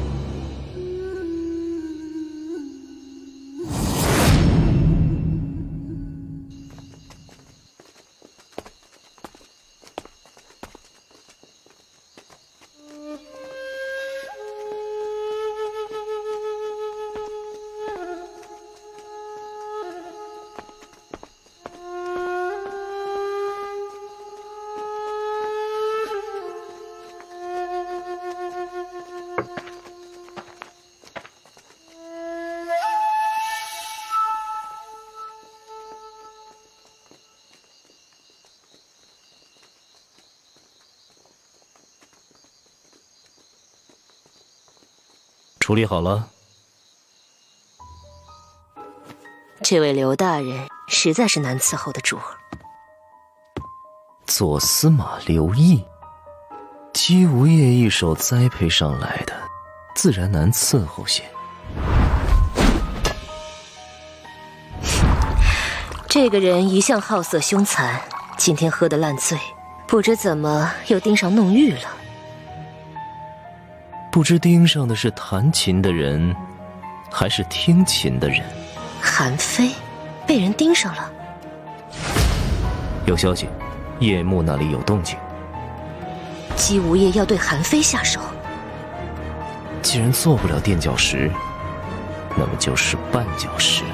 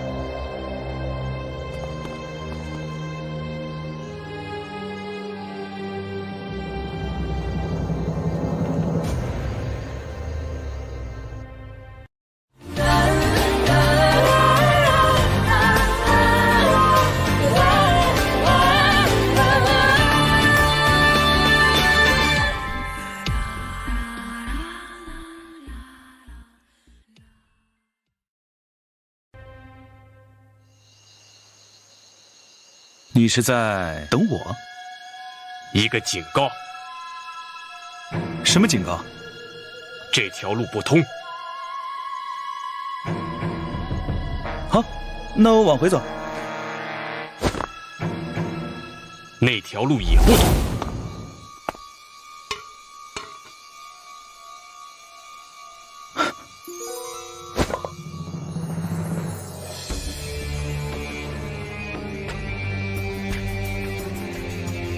还让我走吗？你觉得呢？这好像不仅仅是一个警告。这个警告不是给你的。那是给谁？给其他和你有同样想法的人。哎，你们是要劫财，还是要劫你的命？告诉你们，我可是掌管司法刑狱的人哦。活人才可以执法，死人不可以。你们这么做是违法行为，是重罪啊！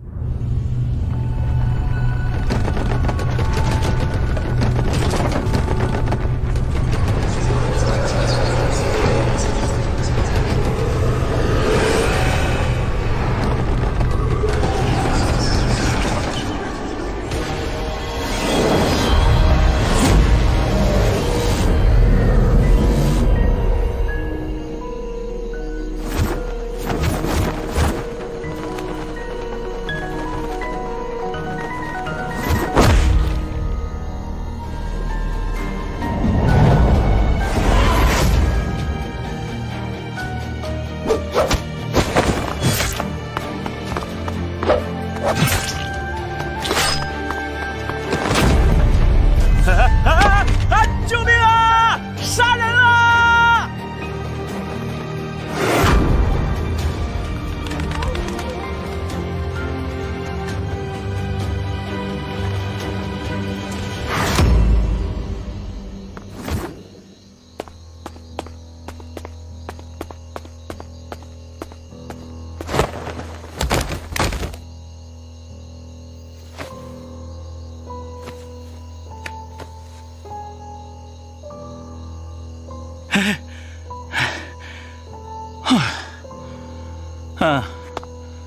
幸好你及时赶来。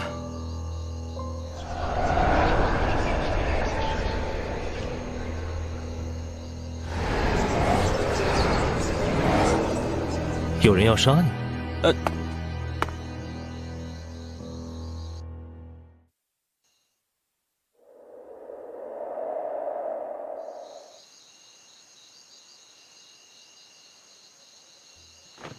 这些人怎么死的？被一个很奇怪的人杀死了。什么样的人？我要是能说出什么样，就不叫很奇怪了。他人呢？他突然出现的，也不知道他去哪儿了。你看到他出手了吗？此人出手极快，这4个人中甚至还有一个来不及拔出剑就被杀了。哦，原来如此。从他们的伤口来看，是被一把很奇特的剑杀死的。你有没有看到那把剑？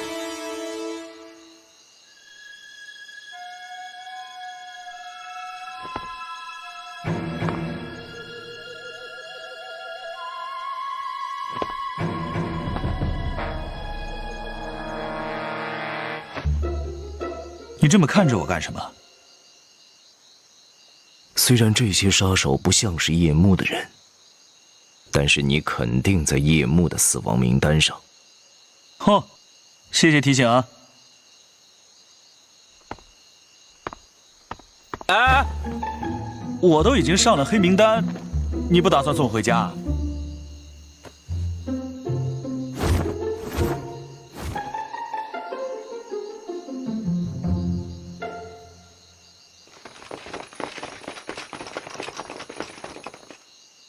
公子，你没事吧？唉，看来以后要少走夜路了。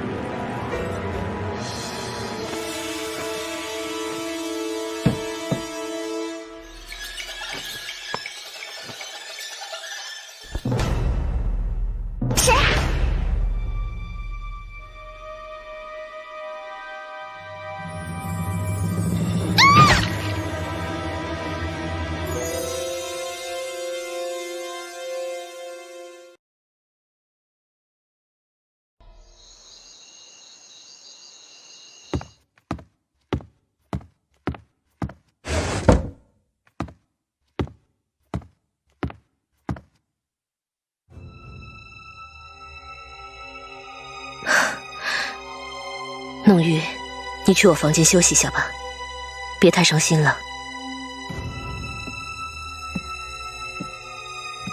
何时发生的？应该就是昨天深夜。你离开后，魏庄察觉你有危险，出去接应你，也正好不在。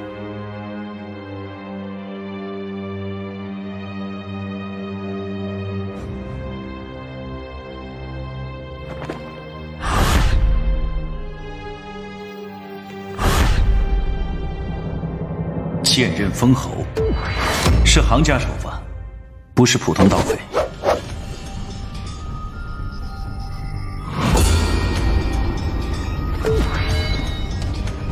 没有惊动到其他人，凶手目标非常明确。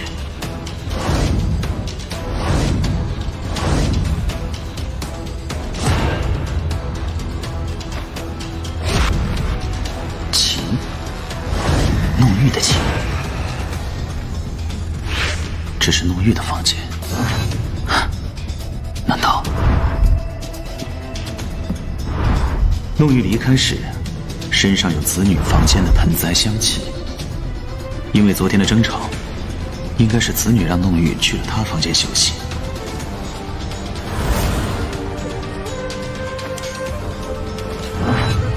看来粉刷过没多久，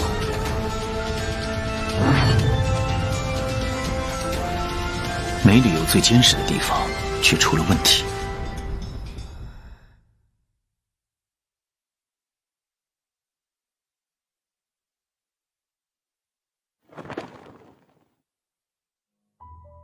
这个裂缝原来有吗？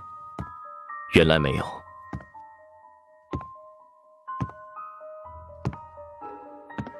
你检查过屋顶了？屋顶上碎了2块瓦片。如果凶手是行家，按理说不该出现这种情况。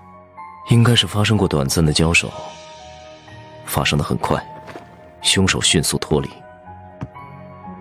交手？难道盯着这个房间的还不止凶手一个人？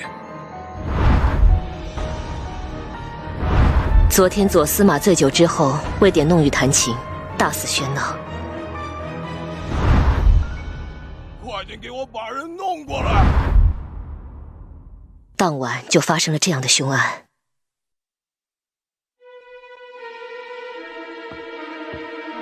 韩兄，左司马刘毅在自己府邸被杀了。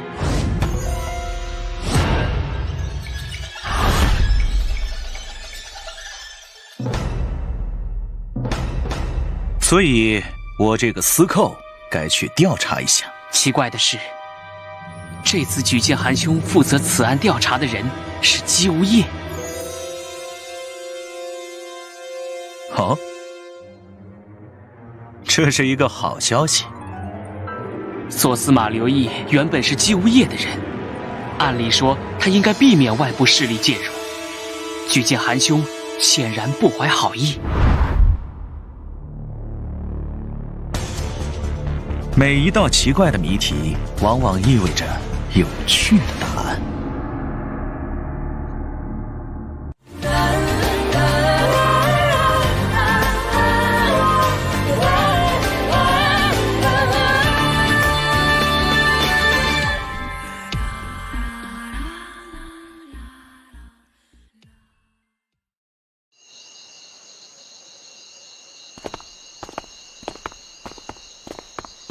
左司马刘毅是否曾经带兵征战过百越之地？不错，当时以右司马李开为主将，刘毅担任副将，立了不少功勋，也因此获得了晋升。百越之地，左司马刘毅。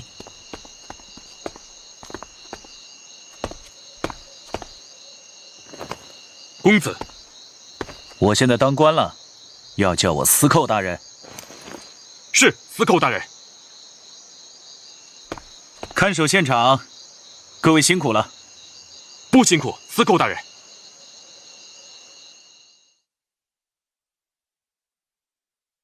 两位大人请稍坐，我去请夫人过来。唉，夫人受了惊吓，1个时辰前才刚去休息。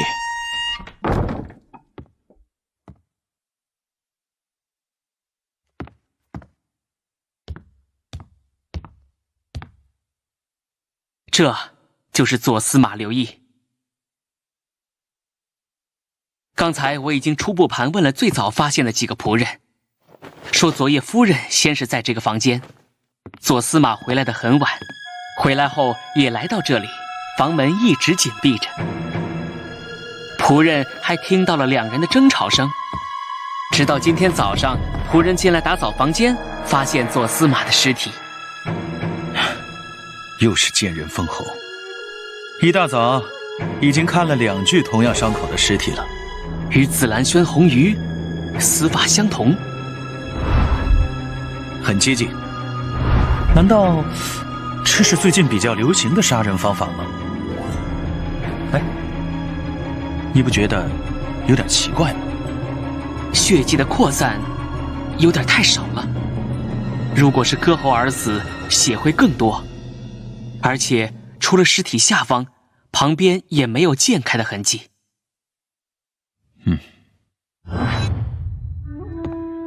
这个书架也有点古怪。的确，莫非是一道暗门？作为军政重臣，家里设置暗门也很合理。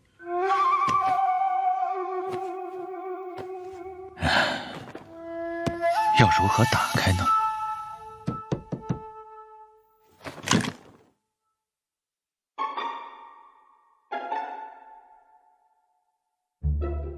我有办法了。什么办法？子房，你来开。我？我对你有信心。韩兄，你太为难我了。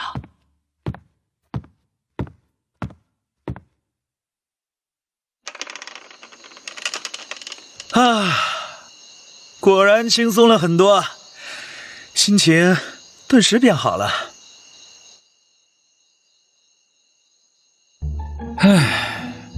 我现在发现当司寇不好玩的部分。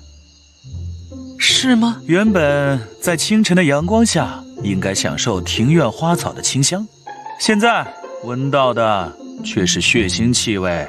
韩兄求人得人，有何怨之？子房出口论语，看来你比我更应该去桑海念书。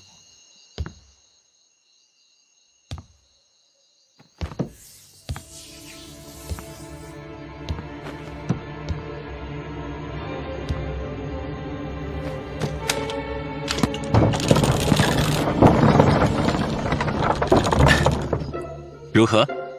子房是否对我的办法十分佩服？韩兄果然高明，明明是我开的暗门，却不得不对你佩服得五体投地。有请韩兄大驾。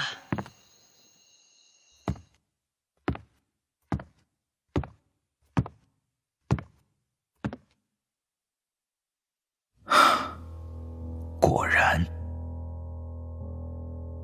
这才是凶杀发生的实际地点。死者是在一个隐藏的密室中被杀，死后尸体被移到了外面。既然称为密室，那么就不是一般外人能够轻易发现的地方。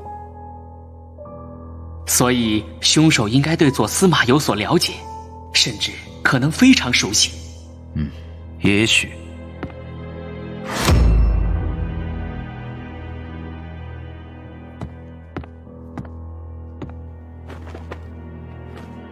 这是一节被扯断的丝线。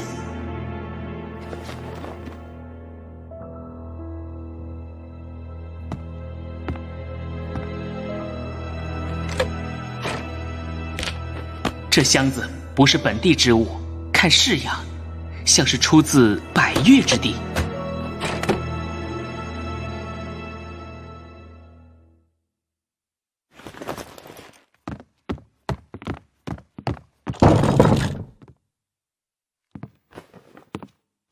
两位大人，夫人请到了。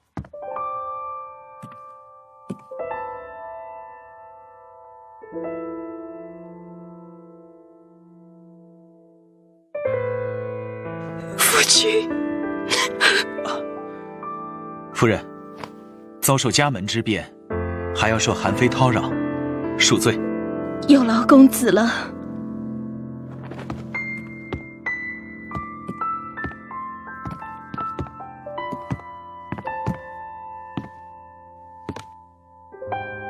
我知道夫人心力交瘁，身体虚弱，所以我尽量长话短说，可以吗？公子请问，请问左司马大人是你杀的吗？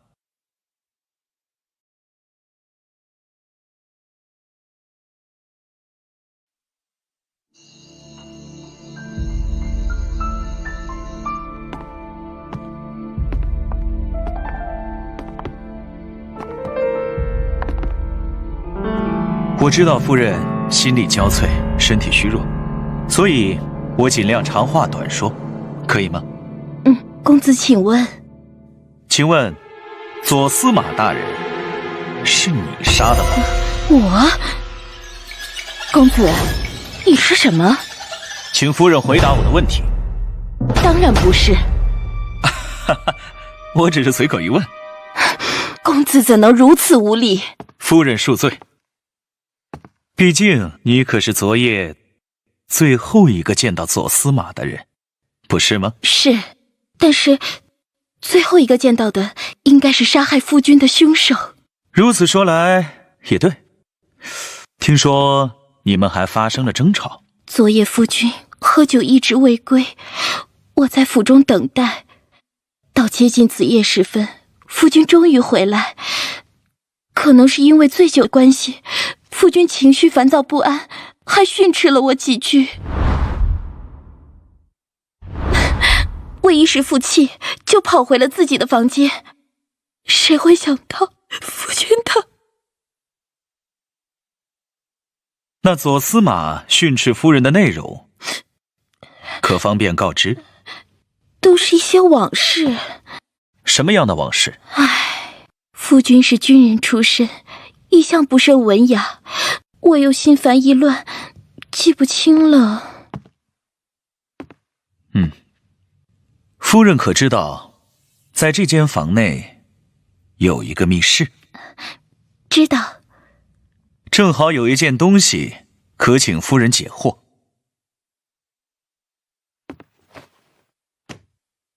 哎呀，刚才不小心把暗门关上了。夫人可否帮忙打开？我虽然知道此密室存在，但从未进入过，也不知道里面是什么。夫君毕竟是军政重臣，这些事情我从不过问。那夫人可知道，左司马在密室珍藏了一个奇特的箱子？曾经看到过，是夫君从百越带回来的。式样很特别，它似乎一直很珍视，不知道里面放的是什么。夫人佩戴的这枚火羽玛瑙，也是左司马大人从百越带回？不是。那是一位故人所赠。方便告知是哪位故人吗？这位故人早已离世多年，不提也罢。夫人的这枚玉佩似乎有点奇特。奇特？那玉佩悬挂位置比一般要高，似乎丝绦短了一截。不知公子何意？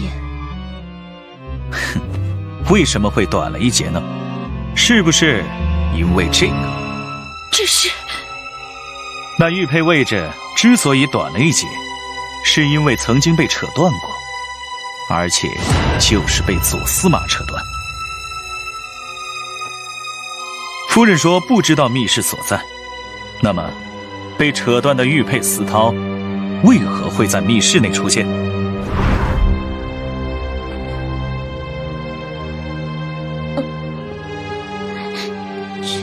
我是你杀的吗？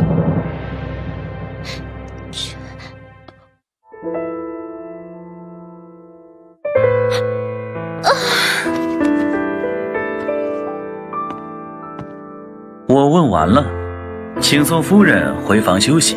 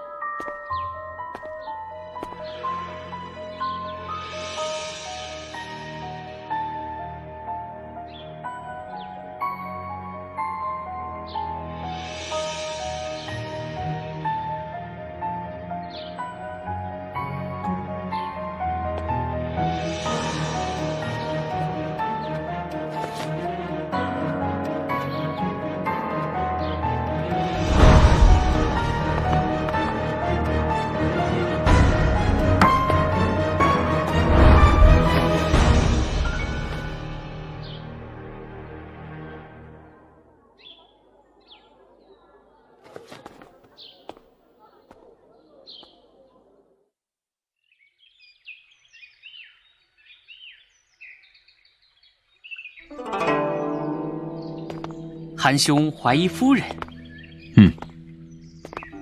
他的确有重大嫌疑，但他确实不知道密室的具体方位。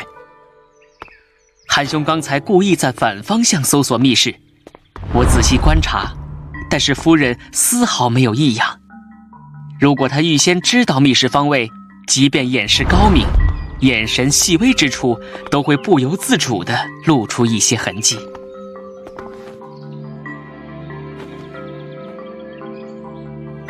还有吗？他的左右手也保养得很好，以凶手杀人果断老练的手法，应该在手上会留下印记。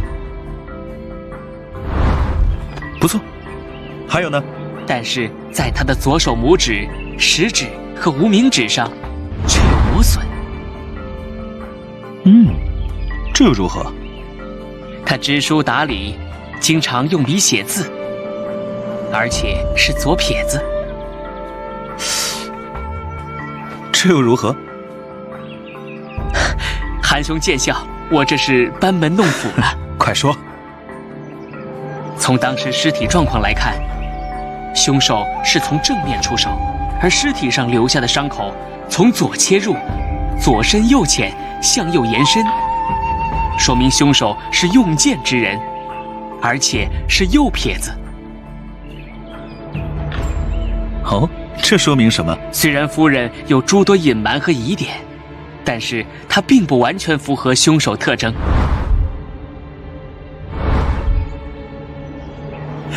子发，你真是宝啊！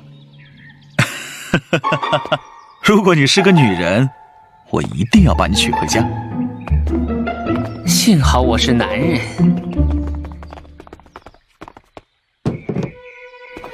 司寇大人，箱子运到了。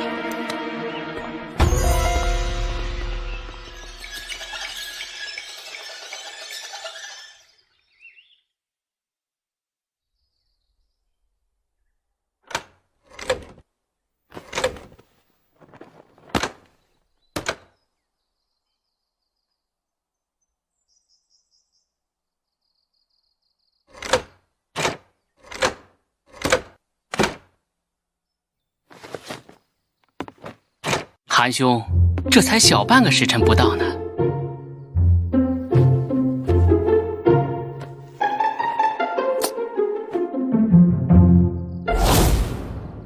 果然，有劳魏庄兄了。其实，从这个箱子的重量和手感来判断，里面应该是空的。所以我才更好奇，一个空箱子为什么会被保管在密室中？虽然是空的，但里面还是有东西。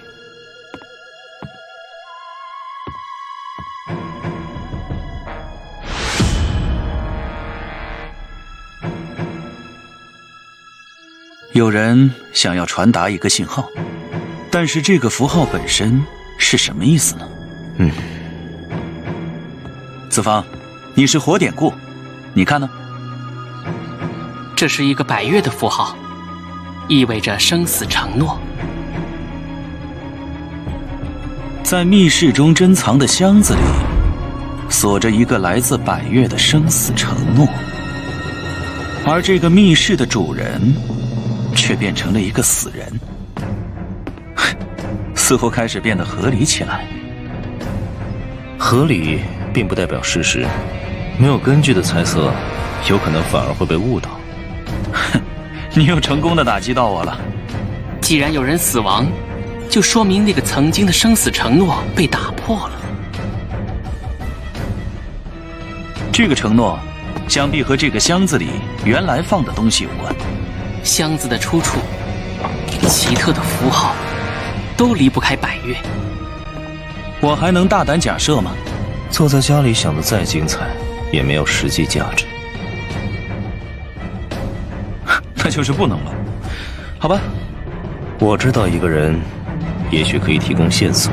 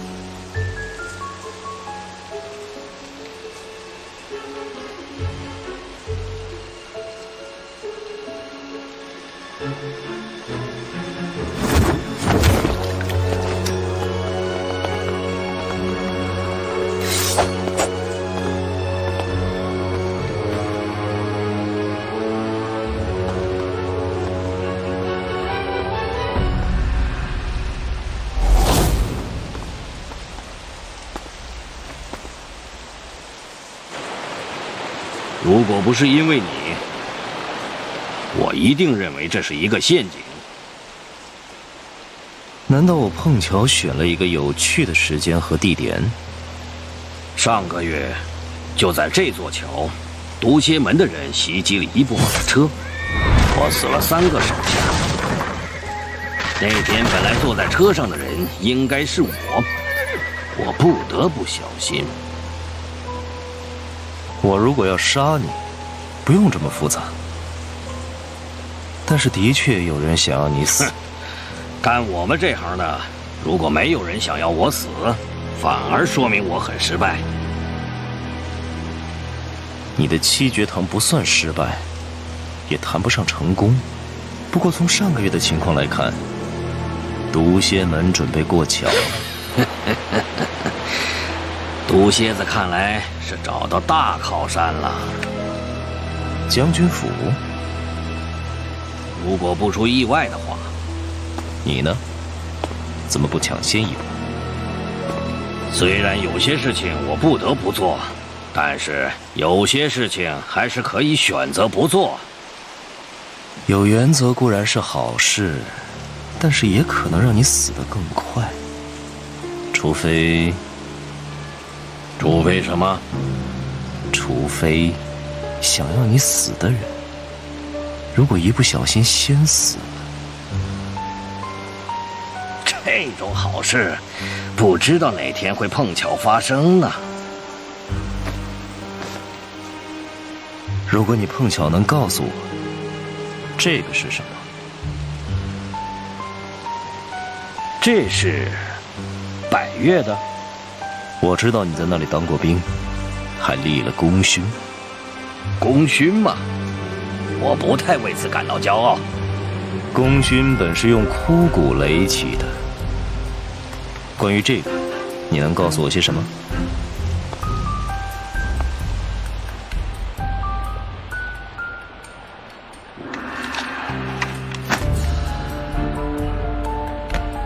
这是百越的符号，死之血誓。说些我不知道的。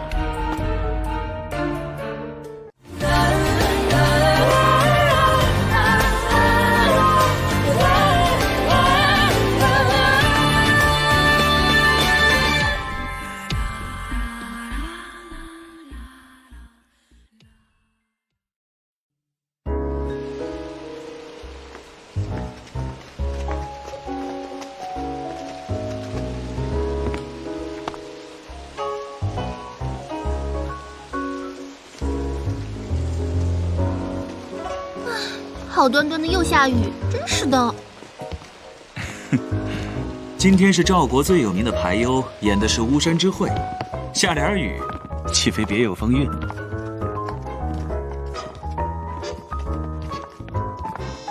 那人家的新裙子都被淋湿了。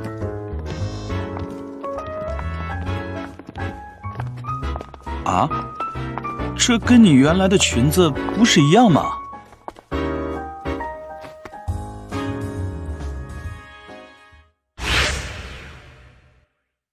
这是新款的，还有一个花边，正好搭配我的新发簪。哎呀，哥哥，你不懂的啦。啊，小梁子，你也笑话我？红莲公主，我没有啊。你刚才明明笑了。哎，红莲，没大没小的，你要叫子房哥哥，小梁子也是你叫的？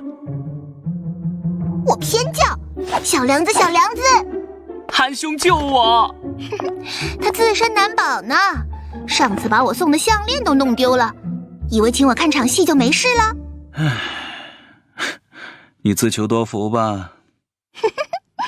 知道我的厉害了吧？公主请看。咦，找到了。知道是公主的心爱礼物，韩兄早就吩咐我去赎回项链。赎回？为什么要赎回？找回，找回，对不对啊，子房？啊，是，找回项链。你们两个有问题。就是因为找回了妹妹送我的项链，所以特意请妹妹来看戏，庆祝庆祝。那还差不多。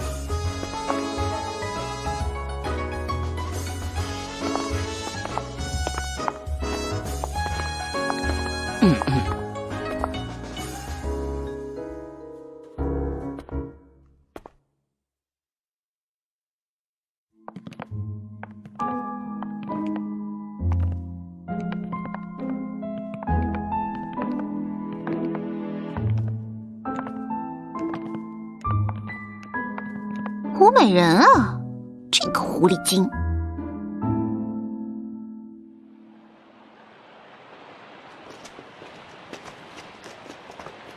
这些就是我能告诉你的。我老了，只想过一座桥。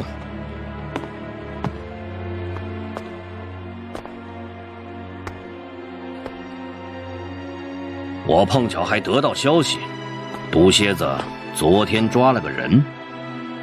什么人？据说是一个从百越来的人。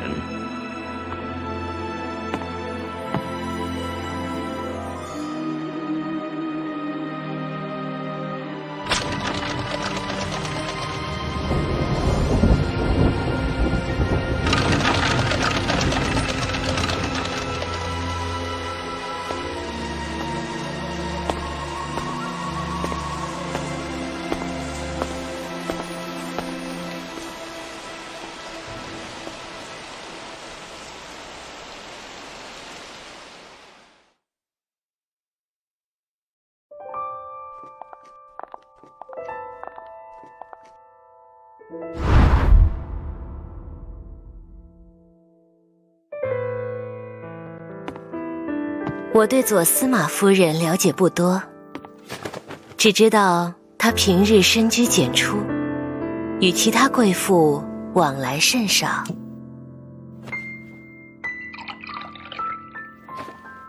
她总有1、2个朋友吧？她有一个身份显贵的妹妹，可是你父王身边的大红人呢？胡美人。她们姐妹俩都有一个共同的爱好，喜欢看戏。那子女姑娘要不要赏光一起去走走啊？那里是贵胄王侯的出入场所，我身份卑微，可不敢沾这份光。唉，老是拒绝我，真让人伤心。你身边美女如云，就算要伤公子心，也轮不到我。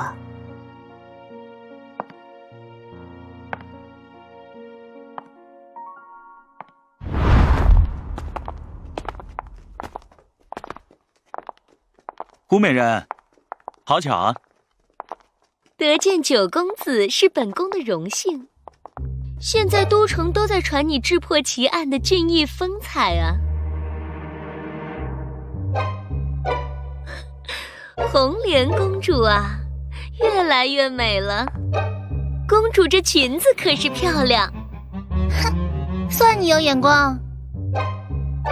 尤其这花边儿，跟公主的发簪特别相得益彰。我说你不懂吧？你看，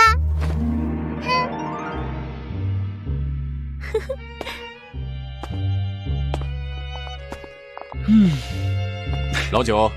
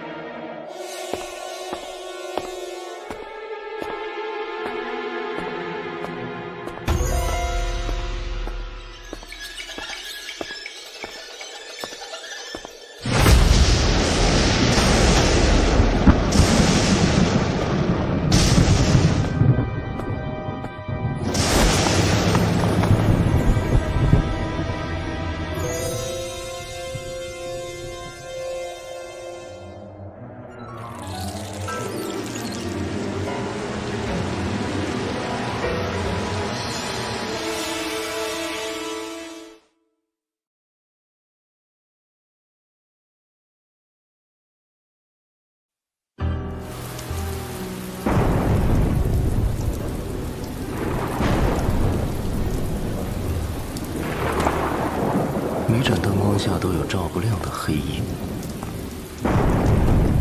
越繁华的城市越像一座丛林，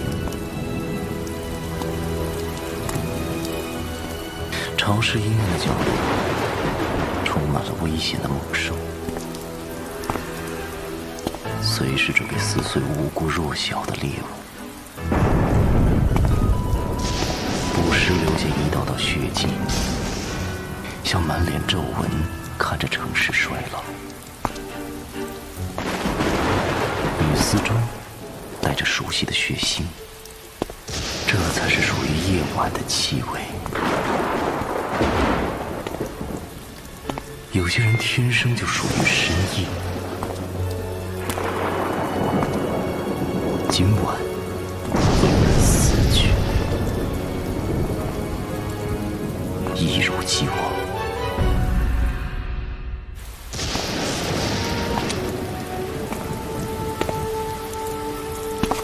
站住！站住！站住！让你站住，听到没有？你吃了雄心豹子胆，敢到毒蝎们的地盘来撒野！弟兄们，给他点颜色看看！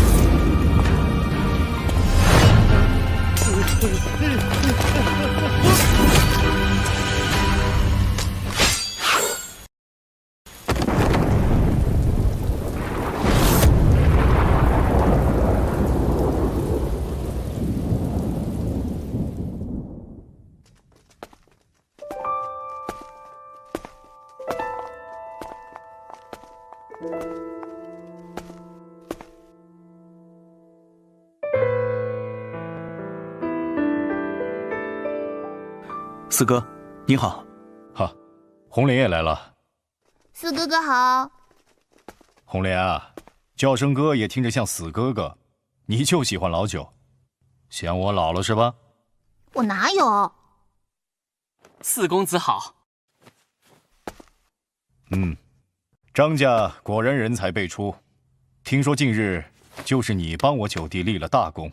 四公子谬赞了，这次是九公子解救张家于水火之中。老九，你厉害啊！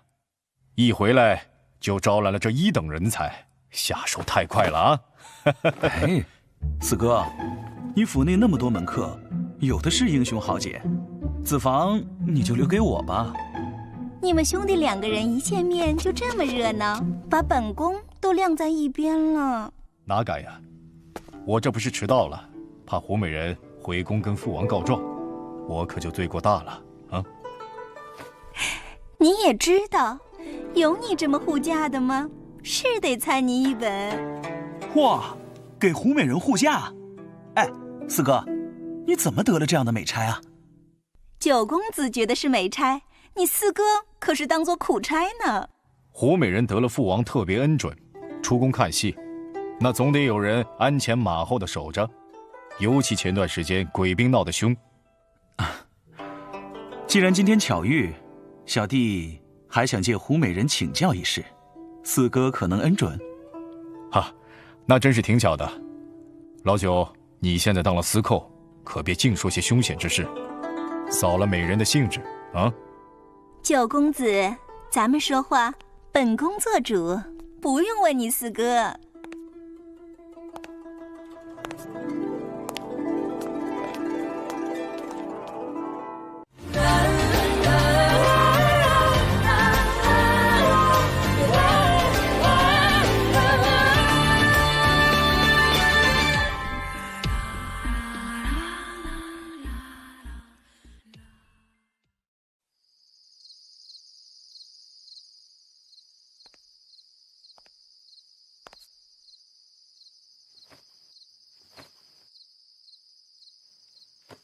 做得漂亮，姬无业这个莽夫，是得有人压一压他的嚣张了。胡美人身在宫中，消息可真灵通啊！嘘，这话只在你我之间的小秘密哦。那胡美人想必也听说了令姐府中发生突变。听说了。姐姐她真是命苦啊！以目前左司马之案的情形，对令姐十分不利。你是说，不知夫人与左司马大人之间可还融洽？他们夫妻之间一直很好，即便偶有争执，我在深宫如何得知呢？女人之间总会分享秘密。九公子对女人的了解，可是名声在外啊。嘿，那是江湖谬传。现在从各种迹象分析，冤有头，债有主，应该是另有真凶。那是自然，姐姐平时温柔贤淑，怎可背负这等无妄之疑呢？所以需要胡美人指教。这些日子，夫人可有遇到什么波折？细细想来，倒的确有。愿闻其详。我和姐姐都喜欢看戏，我又承蒙大王恩宠，所以经常来此小聚。1月前，我们一起看戏，正饮茶聊天，姐姐看到一人，后来就变得非常不安。什么样的人？姐姐手中的茶樽忽然落下摔碎，呆呆地看着一个方向。我顺着姐姐的视线望去，看到一个下等仆役也在看着我们这个方向。可还记得那个下等仆役的模样？当时光影恍惚，但只是片刻，那怪人就消失不见了。夫人有何反应？姐姐此后显得心神不宁，我还看到她偷偷垂泪。事后可有盘查过那个怪人？我跟你四哥说了此事，他派人去查，但是都说没有这个人。谁知道后来姐姐府上就发生这样的事情了。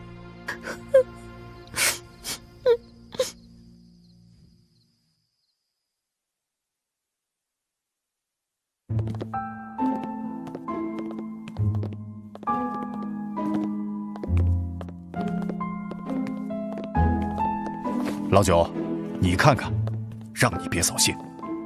这哄美人开心的事情，就有劳四哥了啊。你别说我了，那儿还有个小美人等着你哄呢。谁说要来庆祝庆祝的？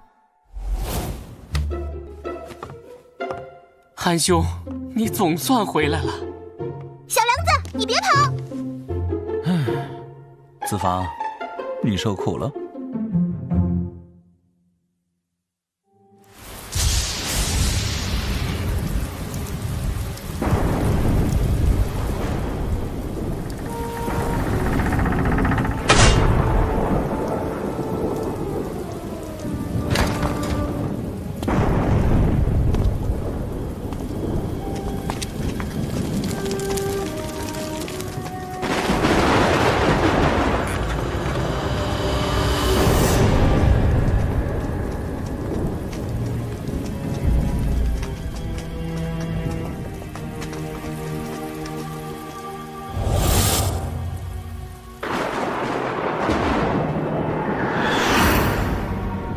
我认识你，你不该跨过那座桥，连七绝堂那个糟老头也不敢跨过那座桥。我已经来了。你想要什么？找一个人。你要找我？一个你们也在找的人。这些天他忽然失踪了，才应该在你这里。我这里有很多人等着招领，你要不要找找看？这些我都要了。你胃口不小，不过你好像忘了问价钱。人我带走，你的命可以留下。这个价钱没得谈。已经很公道了。公不公道要凭本事，还等着干什么？把这个不知天高地厚的混蛋给我杀了！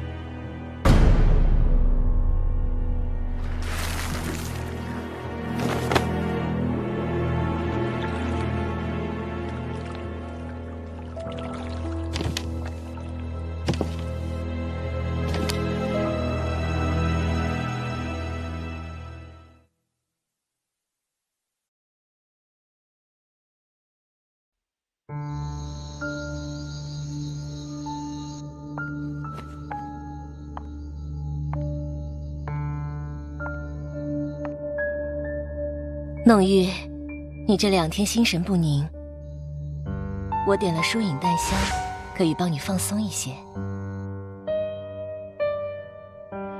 谢谢姐姐，你也很劳神费心，别光顾照顾我了，姐姐也好好休息。是啊，听说已经初步查明案情，以公子的能力，相信这个案子难不倒他，应该很快就会水落石出的。那你早点休息。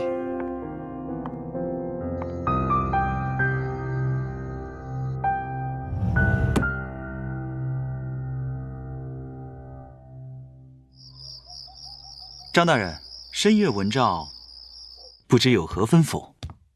哦，公子请。啊，公子所查左司马遇害一案，可有收获？虽有扑朔迷雾，案情却也逐渐明朗。公子做官没几天，怎么也开始说这不着边际的官腔了？此房可是成了我的得力帮手，案情进展，大人应该了如指掌。今晚的谈话，看来是要说一些他不知道的话题。有些事情，他还是不知道为好。原本以为是寻常凶案，听大人这么一说，我忽然意识到，或许不那么简单。左司马刘毅乃朝廷重臣，所涉凶案必定不简单。刘毅是姬无业一手扶持上位，我还以为大人乐见其成。左司马是军政大员，隶属军部，此案姬无业可以亲自勘察，亦可提交御史监，而交给公子，似乎是对他最不利的选择。看来是个烫手山芋啊！他要找一个喜欢出风头的愣头青来接，显然就是我喽。哦，哪里烫手呢？虽然左司马夫人与宫内宠妃胡美人是亲姐妹，但鬼兵劫饷案涉及龙泉君和安平君两位王叔，姬无业也不曾忌惮。看来最烫手的可是百越之地这4个字。这4个字是一个禁区。谁的禁区？很多位高权重的人，其中有一位是整个韩国最至上权位的人。大人是指我的父王？公子，既然是禁区，老夫也只能言尽到此了。大人是希望我远离这个禁区？我是建议公子尽快结案。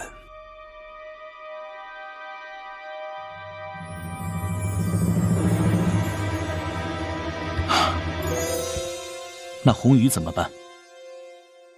红鱼是谁？也是这次案件当中的受害者，紫兰轩的一个女孩，出现在一个错误的时间。她的确微不足道，就像都城街道夜晚的一颗露珠，清晨来临就会消失无痕。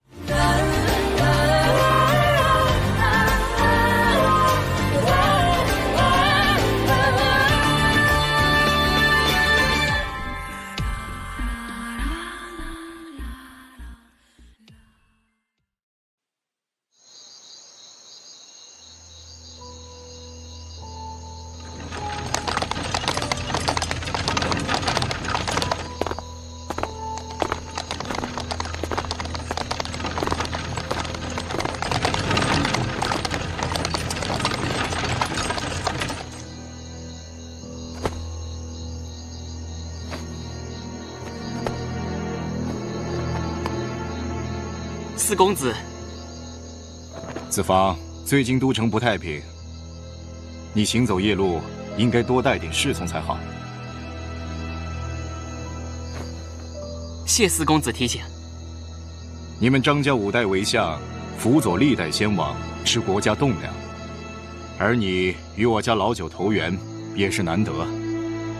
九公子一师一兄，良获益匪浅。哈，我们这个老九虽然才华横溢，但一向喜欢玩乐。好不容易这次有事情这么上心，让人欣慰。不过他常年在外读书，朝内有些事情未必了解。子房，你要多多助言。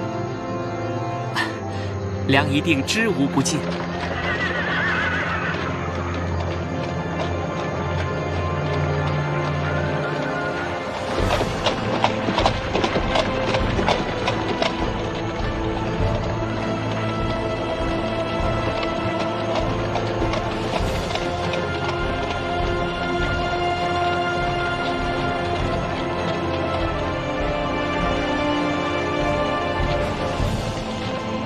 认识这支队伍吗？雪衣堡的军队。皑皑血衣侯，昨天回京述职，你觉得如何？血衣侯世代功勋显赫，常年驻扎在外，回京述职也是常例。虽有巧合，良不敢妄言。哈，子房聪慧过人。不敢妄言，是懂得分寸。还望四公子垂教。老九在调查的案子，我不该多话。其中凶险典故，你们须得仔细。走吧。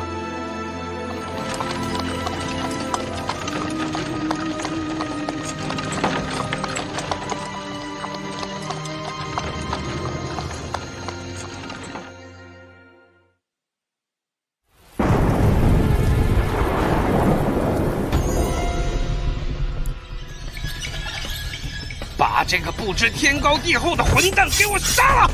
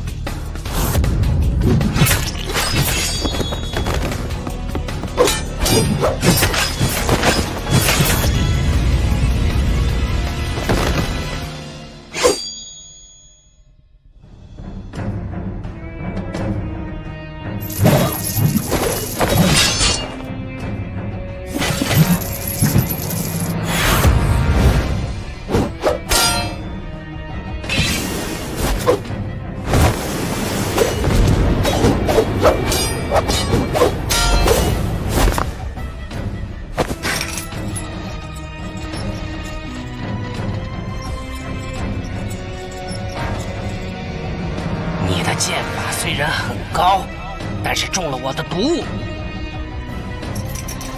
你还能坚持多久？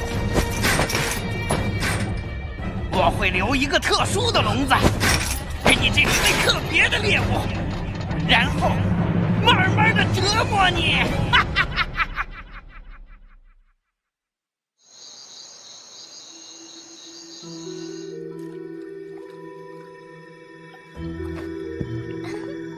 姐姐，今晚的客人可真多啊！是啊，酒水不够了，我们再去拿点儿吧。好。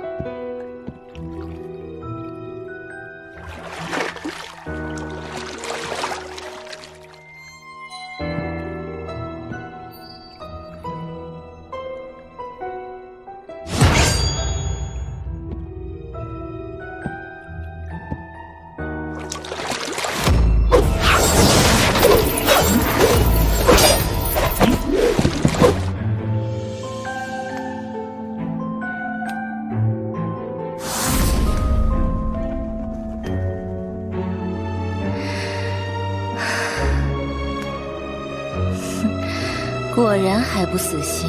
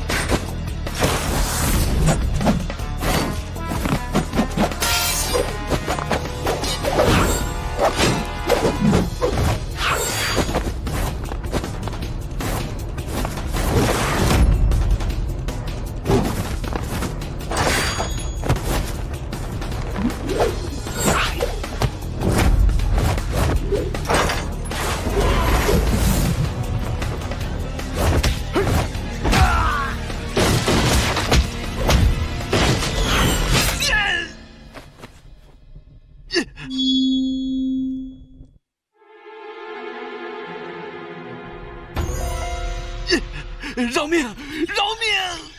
讨论价格的时间已经过了，任你通通带走，我都给！别杀我！我要找的人在哪里？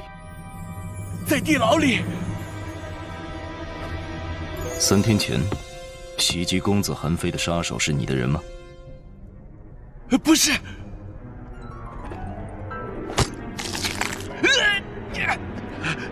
是从都城外来的杀手，杜仙门只是打下手。谁给你们下的命令？夜幕的乌鹫大人。乌鹫？夜幕由4兄将和白鸟组成，4兄将每一个都独霸一方。白鸟直接受将军府指挥，训练了很多杀手，他们没有名字，只有代号，以各种鸟类命名。你们抓的这个人是谁？为什么要抓他？不知道，我只是奉命行事。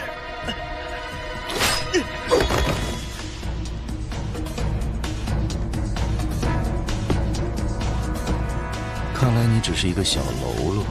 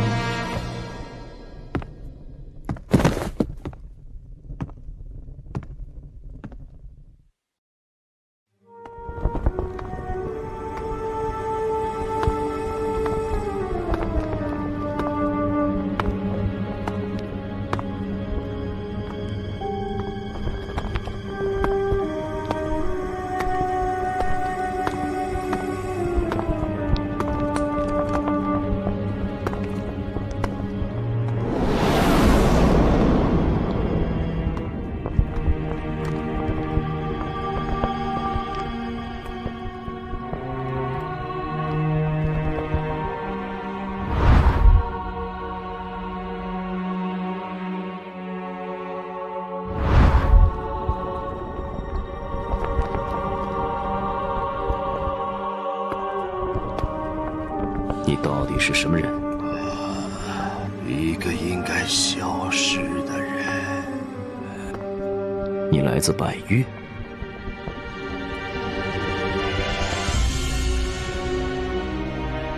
是一些传闻，关于一笔宝藏。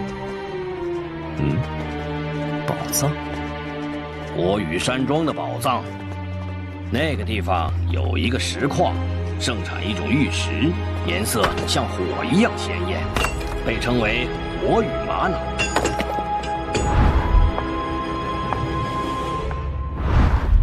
这个矿正好在山庄的封地里，据说山庄主人就是因为这个稀有的玉石变成了巨富，风光一时，被人称为火雨宫。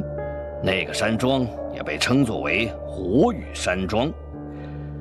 火雨宫人不错，经常照顾接济周边的乡民。不过，有钱又有名声在外，总是会招来是非呀。据说当时百越有3个最心狠手辣的巨盗，盯上了火雨山庄。短发3郎？不错，就是他们。一天夜里，他们潜入山庄，放了一大把火，并杀光了所有的人，把火雨宫的财宝全部掳走了。据说他们3个人之间用百越特有的死之血誓约定，一定要平分这笔财富。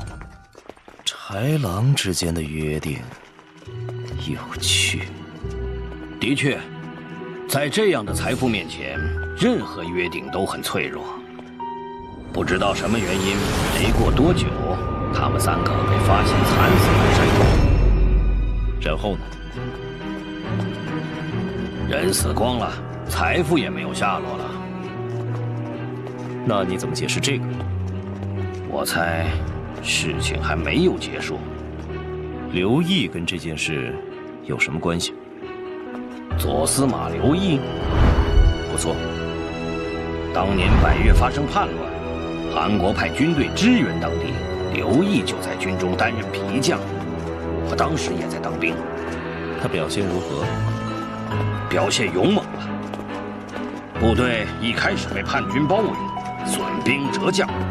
他后来反败为胜，扭转了局面。不过看起来，事情并没有这么单纯。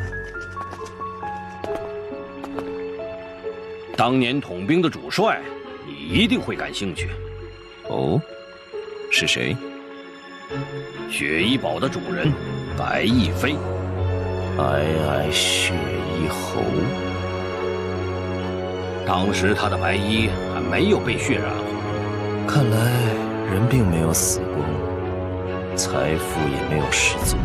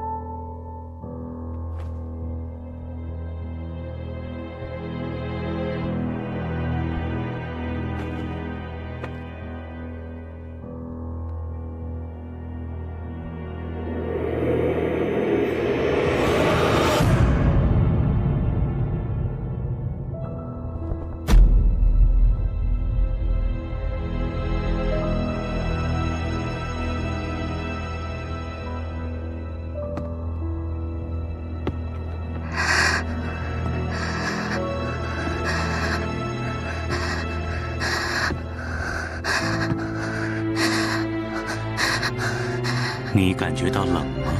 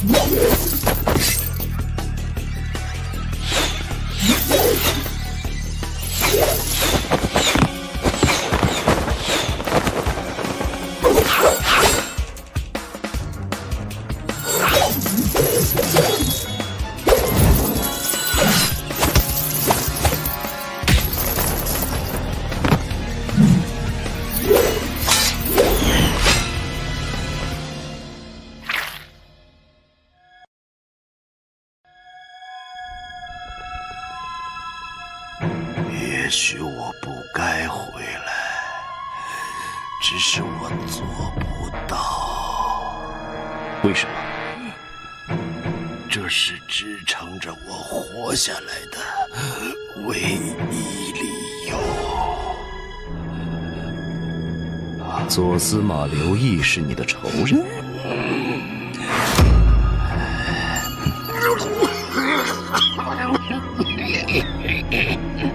看来是血海深仇。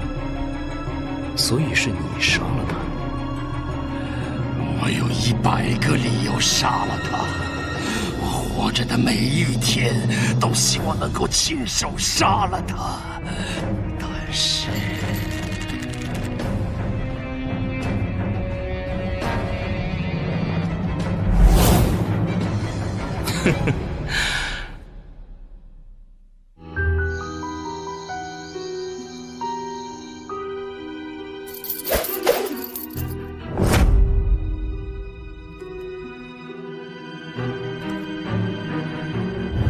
此女姑娘，啊，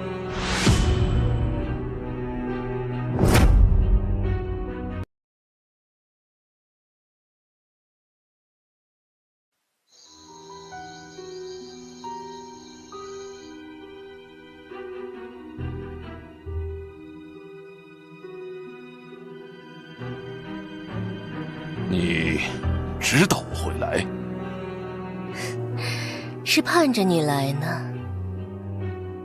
我一向不喜欢等人，你的出现证明了很多事情。一个失手的职业刺客，说起来还真是丢脸呢。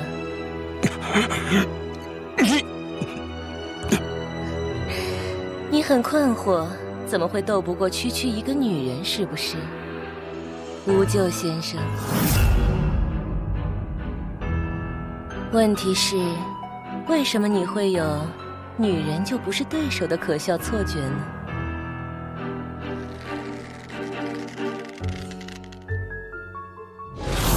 这是你的陷阱，验证你的愚蠢。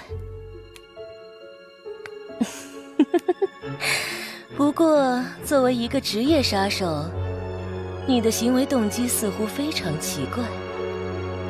我相信，一定有一个有趣的故事隐藏其中。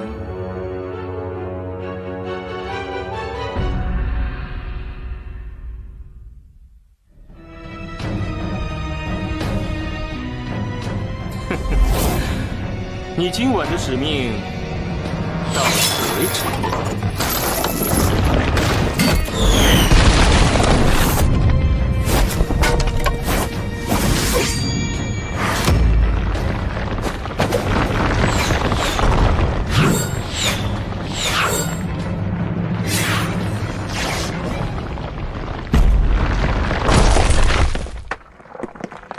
不过值得安慰的是，你并不孤独，还有人陪着你，陪着你一起死。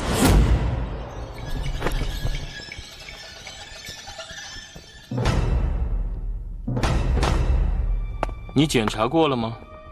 这是不是打造得很坚实的一座地牢？哼，你的朋友都非常聪明，而且消息灵通。估计发现你失踪，很快就会找到这里，所以光是把你关在地牢，恐怕并不是一个可靠的办法。还有更加热情的款待。那应该是17，非常易燃，拜月之地采矿时会用到。希望你不会介意这样的热情。也许真的会很热。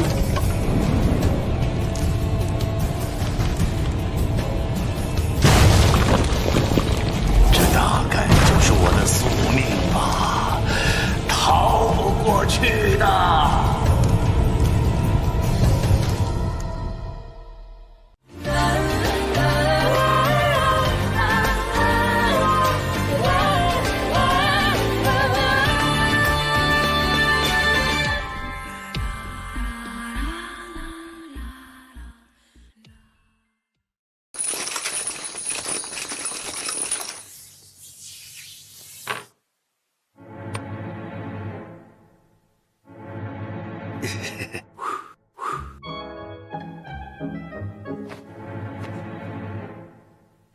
最近你送来的货色有点不够味道啊，老虎。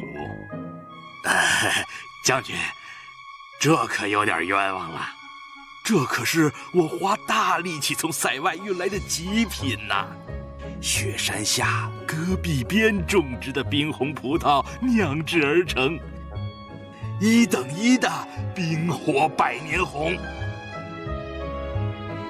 酒是好酒，我说的是人。这个的确啊，不过将军，你也明白我的苦衷啊。这娘娘可是把第1等的货色都先挑走了。臭女妖，这个女人也真是奇怪。将军，娘娘身份尊贵，可说不得哦。哼，她现在是高高在上，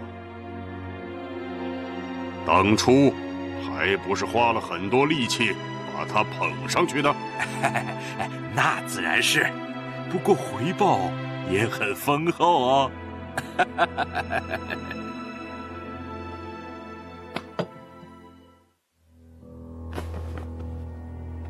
不过将军放心，这次我特意给你留了一个。就1个？他挑剩下的？是特意保留的，上品的，正在路上。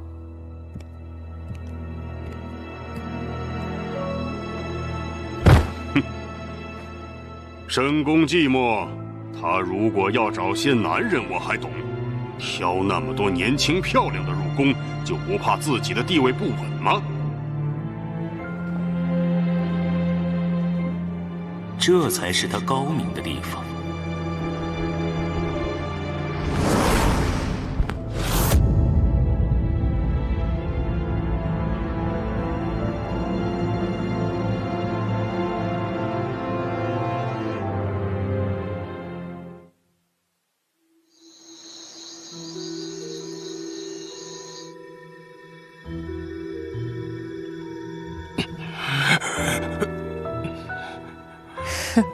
你本应该替姬无夜卖命，但是你好像有自己的算盘。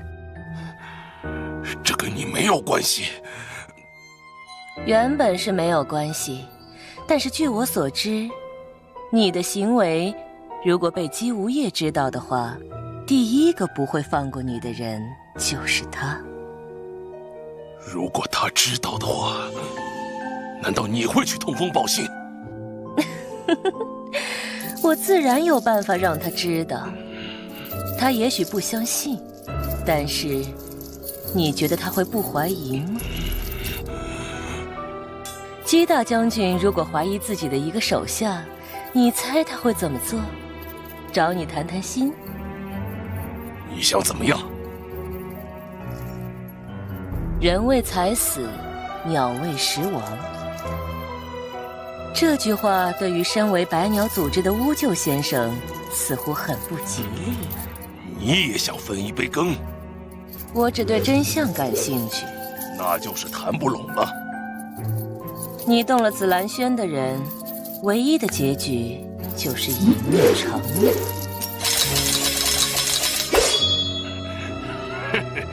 你真的以为像我这样经历过无数次死亡的人会毫无准备的来这里？紫女姑娘，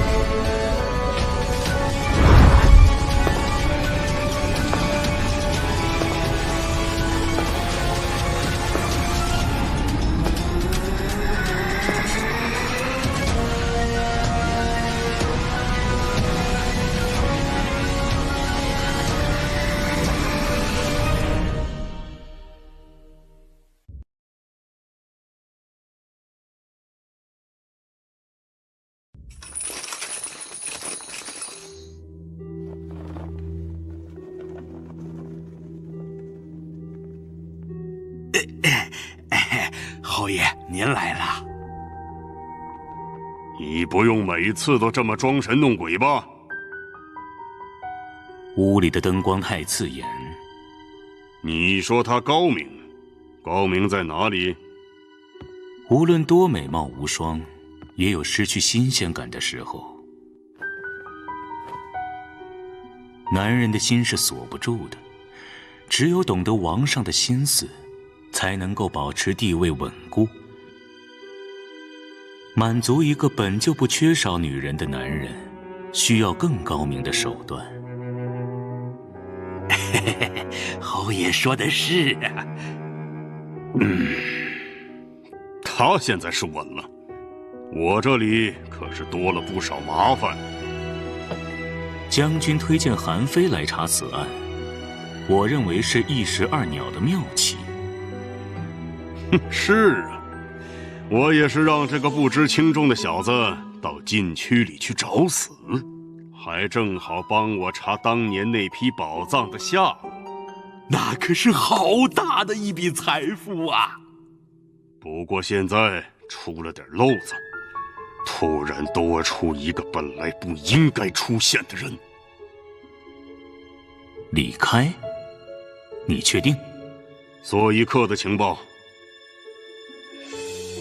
他没有死，刘毅这个混蛋倒反而死了。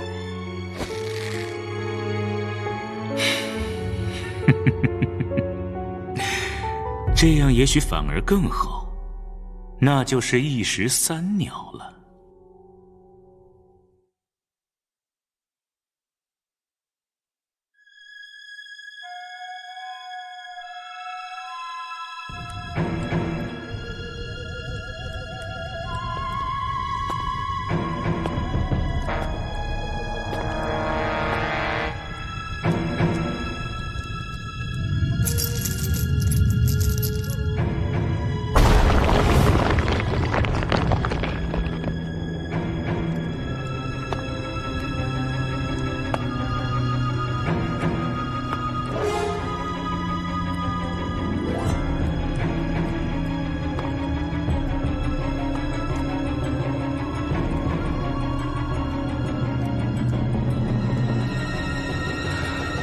看来这样的地牢要困住鬼谷传人，的确不太现实。你叫墨鸦？被你这样的人记住名字，是一件很不愉快的事情。我其实有句话想忠告你：夜幕降临，还不是最黑暗的时刻。因为梦魇还没有开始。梦魇，当它来临时，也许很多人会后悔今天从这个布满烈焰的地牢中出来。好，就凭这句忠告，我今天不杀你。哦，是吗？我需要有人活着回去，给姬无夜传话。什么话？他以后最好每天睁着眼睛睡觉，一旦闭上眼睛，很有可能就再也不会睁开了。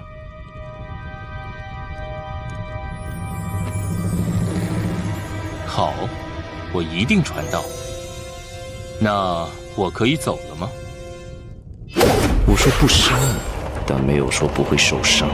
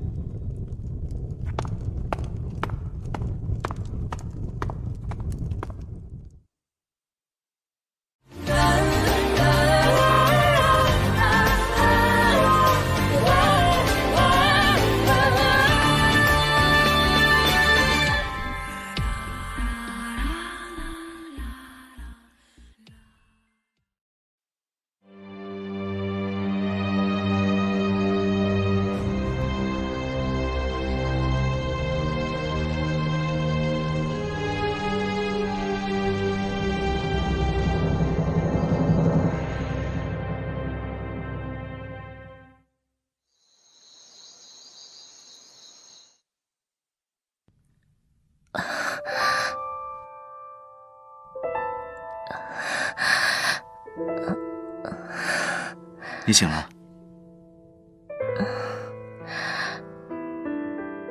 你刚才撞在地板上，昏过去了。无救呢？那个蒙面人趁乱逃走了。你就是来添乱的吗？我想到一个重要的线索，是来帮忙的。你把这个叫做帮忙？好像的确没帮什么。把我放下。我也想，但是我手动不了。这时候你还有空开玩笑？他的手的确动不了。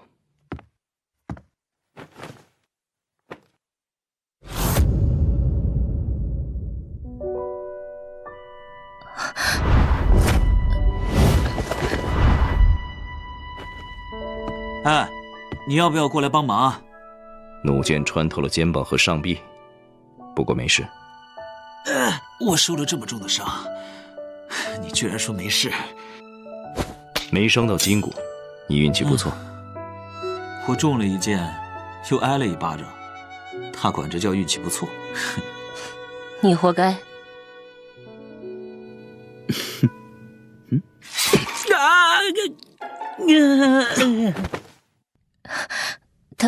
他昏过去了，好像不是装的。毒仙门那里挺棘手。毒仙门已经不存在了。那你身上的伤？跟夜幕的人过了过招，你帮他包扎下巴。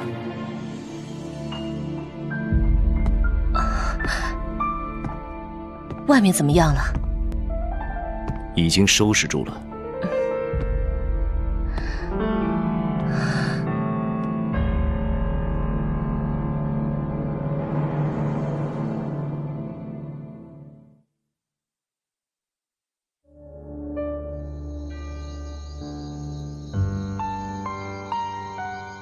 收拾干净了。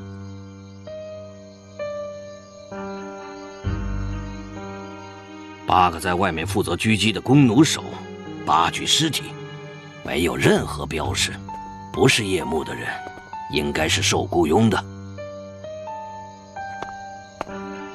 五舅呢？打伤了我2个手下，逃走了，不过他也受了伤。找到他。好。另外，我这里得到一条消息，翡翠湖有一辆马车正朝着都城来，是他为将军府准备的一份大礼。什么样的大礼？具体不太清楚。打探清楚，让我知道。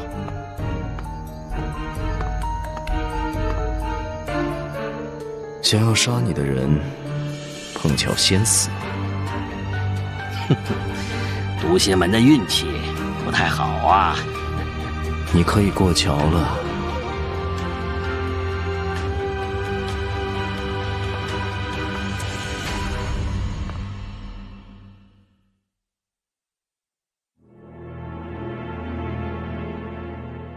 是毒仙门方向。敢在太岁头上动土！哎，这是坏消息，也是好消息。什么？这么多年，在韩国，我们就是法。但是今天，有人想要在这里制定新的法。这是好消息。有人想要挑战这个秩序，也有人期待他的挑战。动用夜幕全部力量，杀了他！不，这样只会使他成为烈士，成为失败的英雄，引来更多的蠢蠢欲动。这个国家已经安逸太久了，所以很多人已经忘记了他们当初为什么需要我们，忘记了他们当初面对的混乱。是该给这帮贱民一个醒了。我们赐予恐惧，他们会跪着祈求。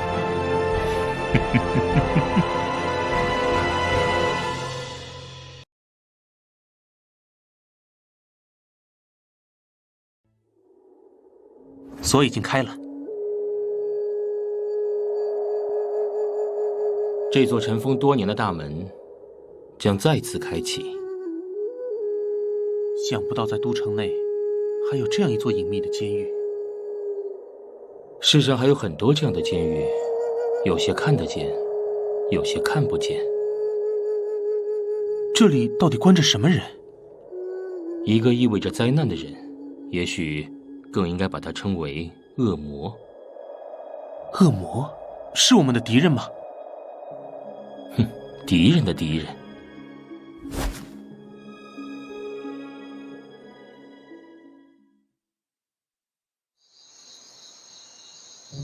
啊！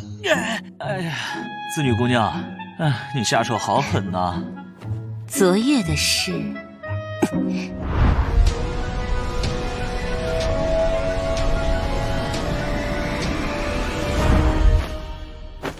子女姑娘，你轻一点啊！你真的什么都不记得了？真的忘记了。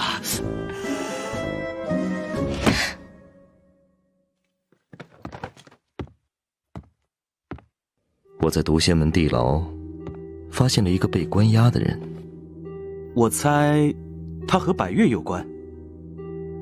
应该有关，但是很奇怪的一点是，这个人似乎是凭空多出来的。哦，多出来的人。整个案子每个环节都已经对上号，但是这个人却不在其中。我之前查看百越卷宗，正在困惑，前前后后刚好少了一个人。不知道毒仙门地牢里的这位客人，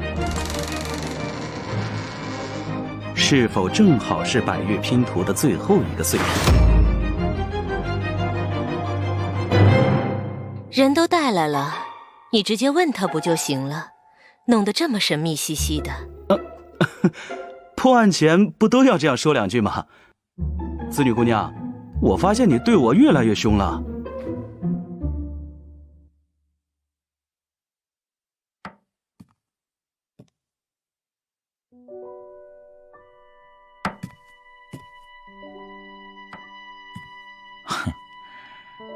如果我没有认错，你是先任右司马李开。公子韩非，李司马这次回来，恐怕不是故地重游那么简单吧？正好，我有一事欲请教李司马。公子请说。李司马当年出战百越之时，是否结识了火羽山庄火羽宫的千金？当年百越内乱，生灵涂炭，火羽宫的一双女儿得我韩国庇佑，一位入宫伴随我父王左右，另一位与左司马刘毅结为夫妇。1个月前，胡夫人在戏院见到一个下等奴仆，从此之后心神恍惚，这个下等奴仆想必就是李司马吧。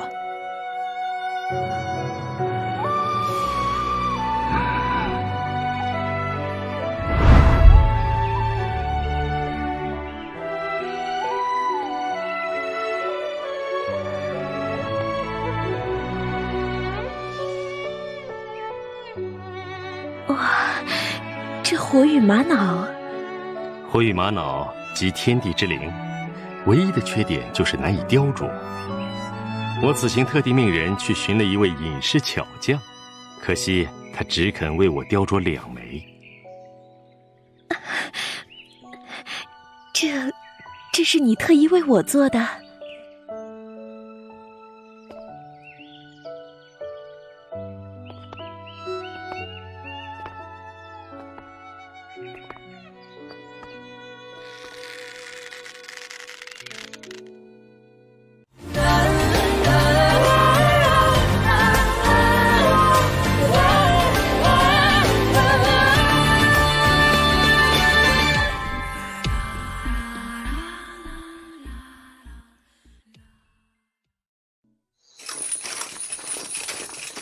好个刘毅，居然敢在我眼皮子底下耍花样，私吞宝藏，枉费我对他一番栽培。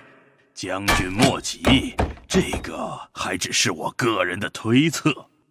不过时隔多年，这件事再次浮出水面，可见刘毅虽然死了，寻到宝藏只是时间问题。人都死了，还怎么找？将军贵人多忘事，那个人才是宝藏的关键。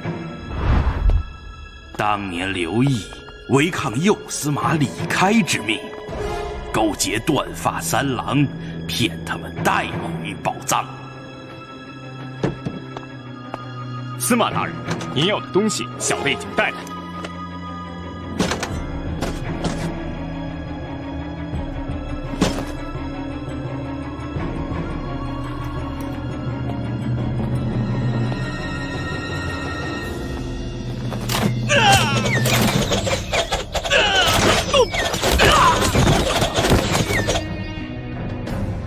刘毅，你。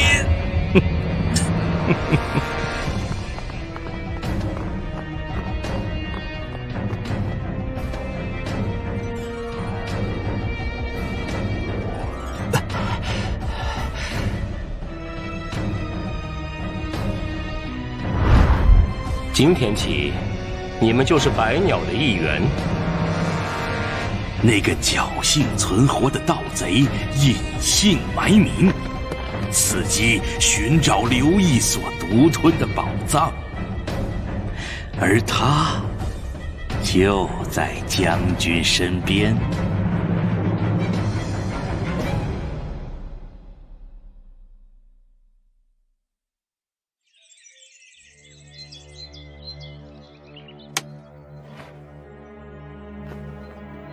如同这棋局形势诡谲难测，棋局不破，明日亦可再解。再复杂的解手，也总归是见招拆招。老九恐怕得想清楚，他究竟是和谁在对弈。九公子面对的是一扇本应被永远封锁的大门，门后的事物凶险岂止万倍，早已不是你我之力能够左右。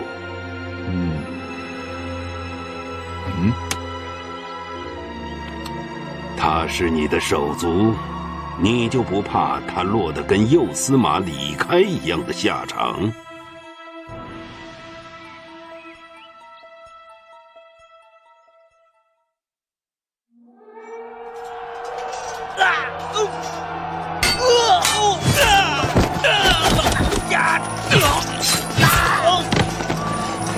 左司马援军呢？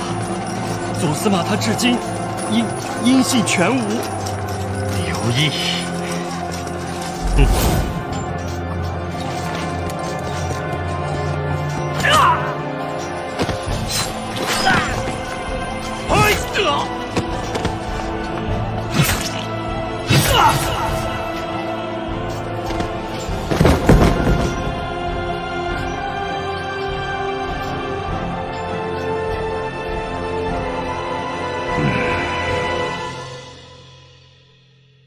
你为何要回来？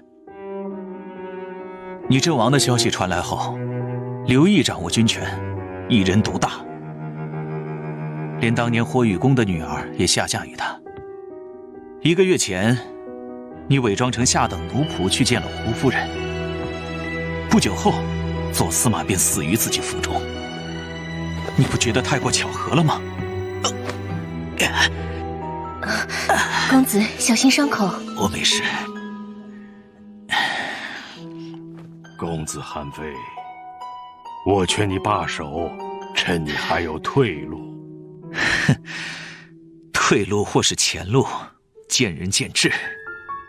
李司马，你若是一心要退路，恐怕也不会站在这里吧？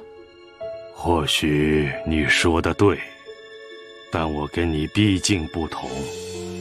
你还有选择的余地，而我早就已经失去了选择的权利。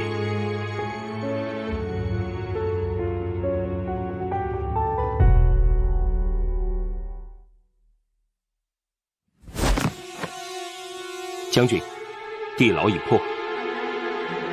好！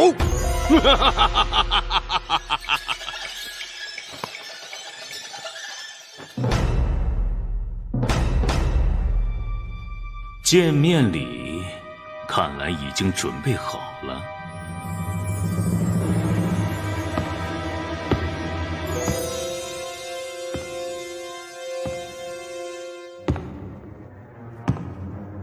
到时你们会以什么样的姿态向我求饶呢？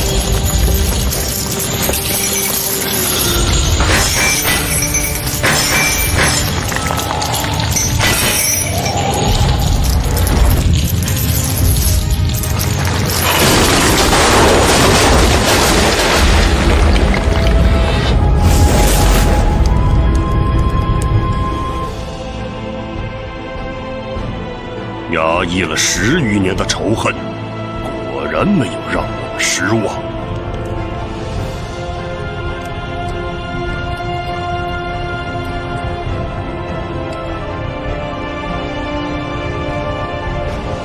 今天起，由恐惧来统治这座城市。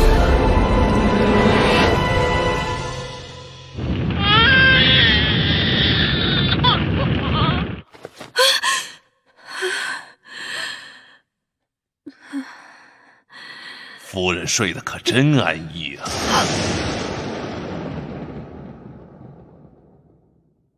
你还去见他？你究竟还有什么不满？还成天带着他送你的东西？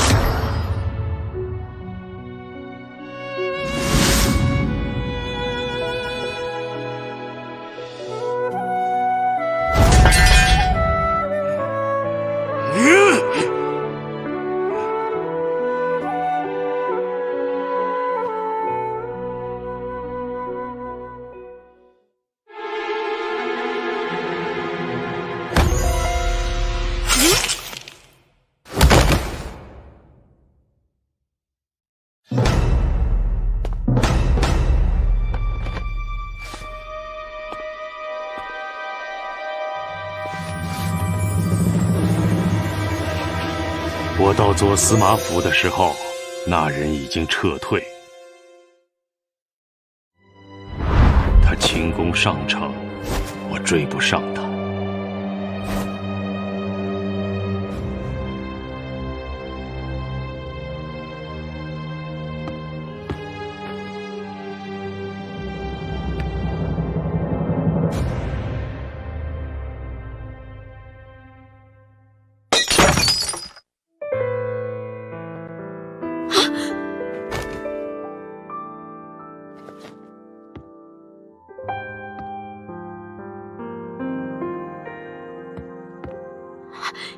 李大哥。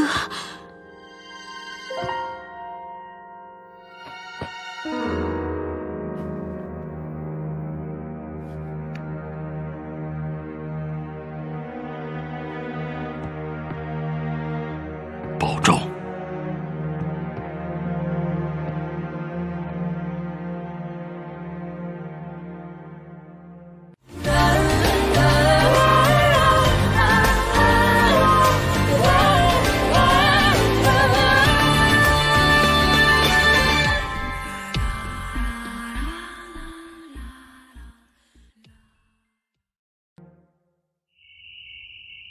此人轻功了得，又能利用毒蝎门，想必是姬无业手下百鸟的一员。追根溯源，我能想到的只有一个：无咎。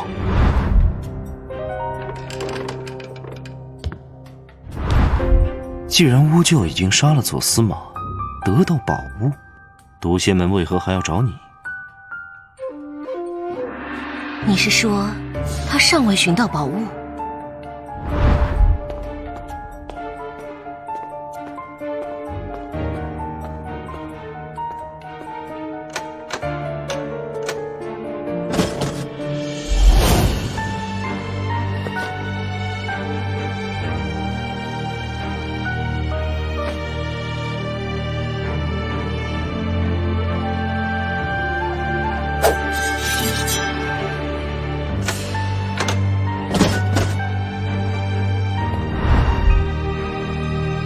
不好！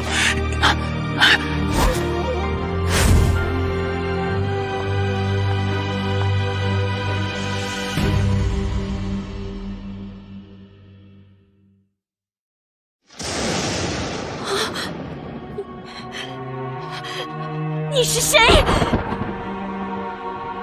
一个要取回自己东西的人。是夫君欠了你什么吗？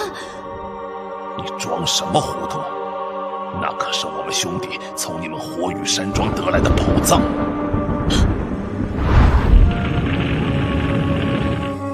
一场大火，屠杀你是断发三郎。刘毅杀了我的兄弟，私吞了宝藏，你会不清楚？他的事我从不过问。你身为火雨宫的后人，刘毅这么做还是为了你吧？快点说出东西在哪儿，否则会让你生不如死。乌鹫大人要知道宝藏的下落，可以问我，何苦欺负一个弱女子呢？又是你，真是阴魂不散。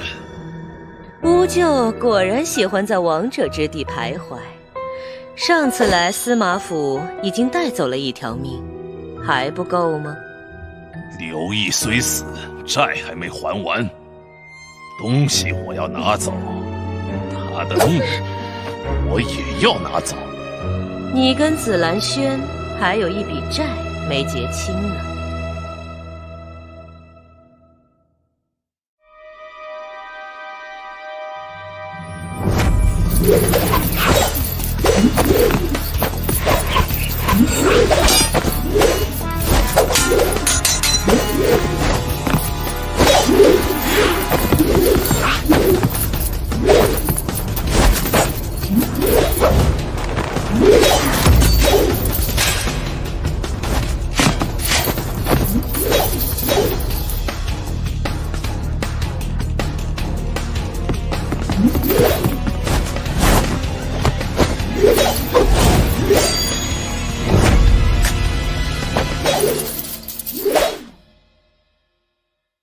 这么不懂得怜香惜玉，小心遭报应哦。像我这样常年行走在黑暗里的人，早已不相信什么报应。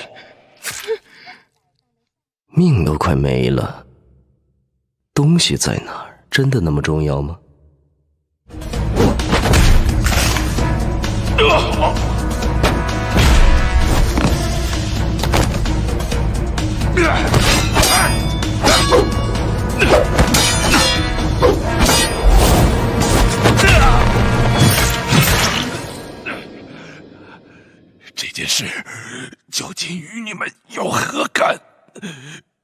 什么？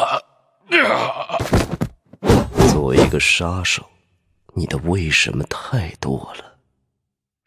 人为财死，鸟为食亡。这句话似乎在他身上显得更可悲。谢谢二位相救。夫人不用惊慌，会有人来善后。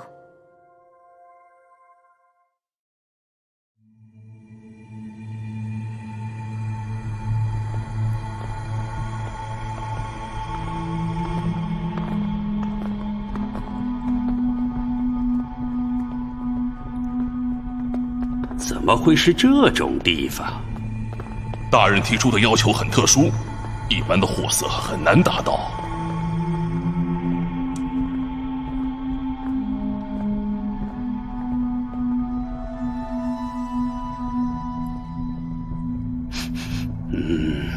希望不会让我失望。我保证，这次一定很特别。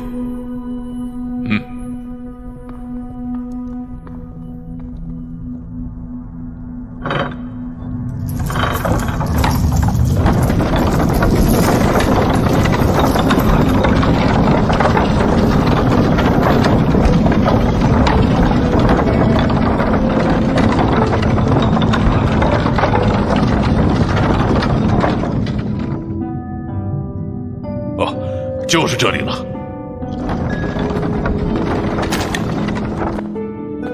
哎，怎么都是水呀？弄得这么潮。这是有原因的。到底这是什么？耐心，大人，耐心。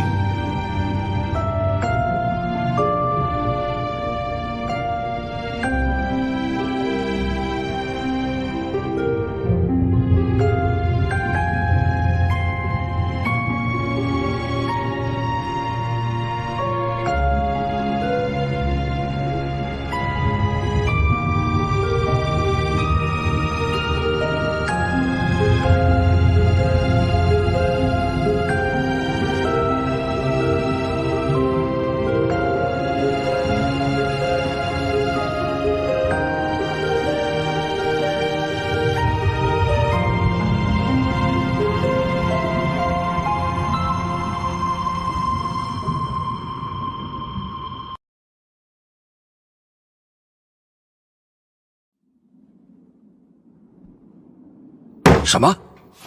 百越移民在作乱？恕臣无能，或许是当年大军绞杀魏晋，还有侥幸逃脱的。都城向来由你的军队负责守卫，现在出了这般祸乱，你作何解释？应对寻常祸乱，军队固然有用，但此番祸乱，他们用的是巫术，恐非寻常士兵所能抵挡。巫术？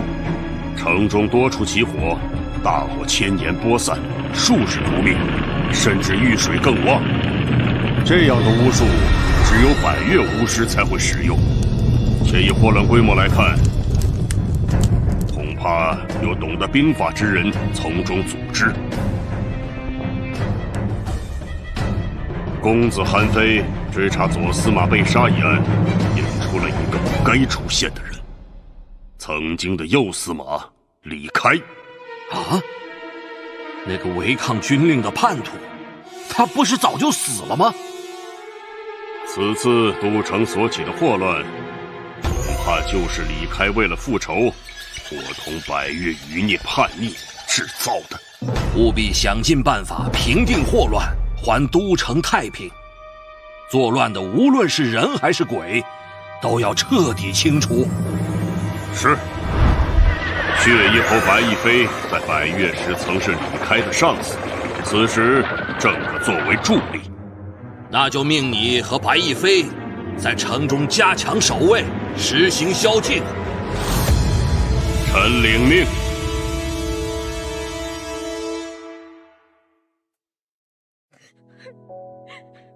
若不是九公子他们出手相救，我恐怕就再也见不到妹妹了。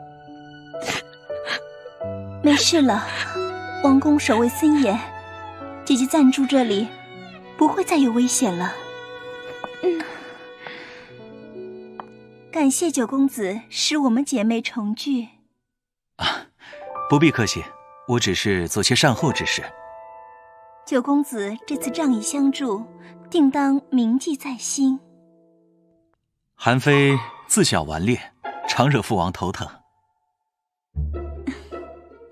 那下次大王头疼时，我就帮他捶捶背，消消气。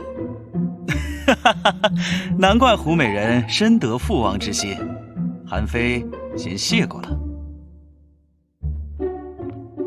九公子，王上谕旨召公子觐见。看来公子又调皮了。父王惦记我了，请二位早些歇息吧。韩某告辞。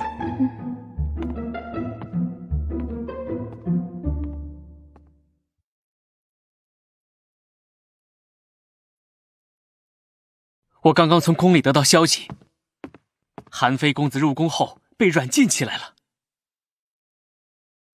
而且姬无业是奉了大王旨意行事的。看来正是百越往事触及了他们的痛处。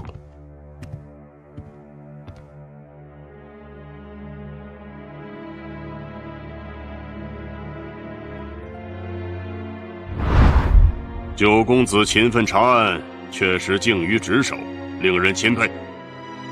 只是深究陈年旧事，在如今祸乱频发之际，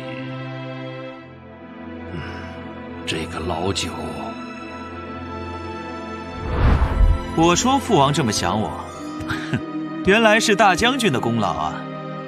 王上谕旨召公子觐见，只是却未吩咐具体时间，只能辛苦公子在此候命了。想必是都城不太平，将军特意为我加派了士兵保护，真是周到啊！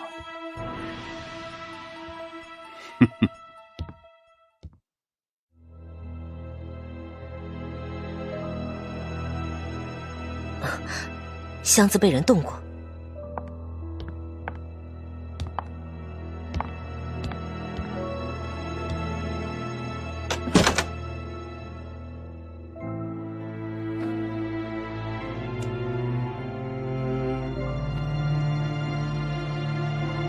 这玉璧晶莹剔透，天然无瑕，想必价值不菲。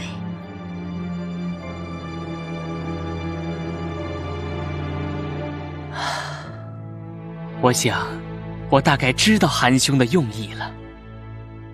好，我就在这儿等候吧。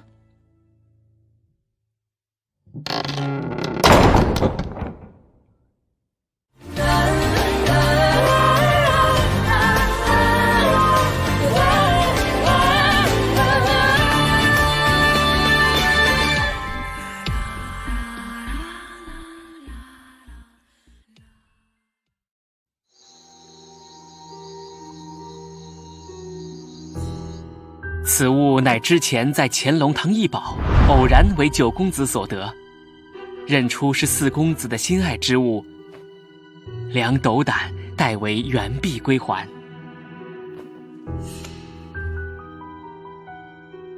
这玉璧确实是我心爱之物。老九现在被软禁宫中，却还记得归还玉璧。他想告诉我什么呢？以良的揣测，是关乎四公子的宏图志向。哦，我的宏图志向。九公子平日常言，诸位王兄中最有气度的就是四哥。四公子的能力威望，最为他所钦佩敬仰。啊，是吗？他说笑吧。最有气度的应该是太子殿下才对呀。四公子所言极是。那你方才的话，难道是无心之语？良不敢妄言。公子的想法是做臣下的，应该揣度的吗？哼，子房，你好大的胆子！四公子恕罪，良只是替九公子归还您失落的心爱之物的。玉璧虽然是一件小事，却也能为四公子解忧。谦谦君子，温文如玉。九公子游学多年，通百家之学，明乱世之局。无论是尽忠君王，还是侍奉兄长，想必都是肱骨之才。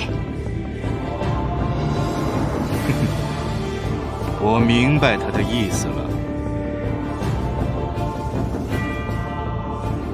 我有一个条件。四公子请吩咐。我可以帮他，但这次之后，子房，你过来帮我做事。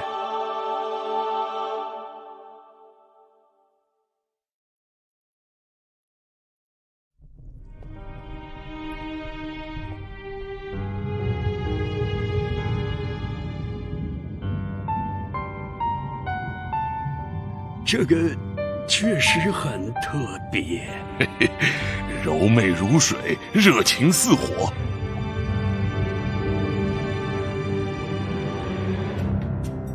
他看得到我们，他只能看到水中自己的倒影。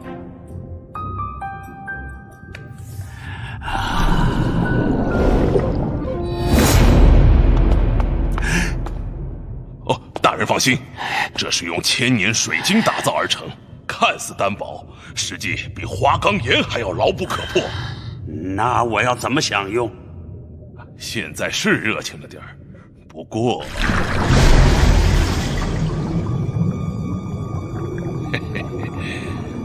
马上它就会变得非常柔顺，绝对听话。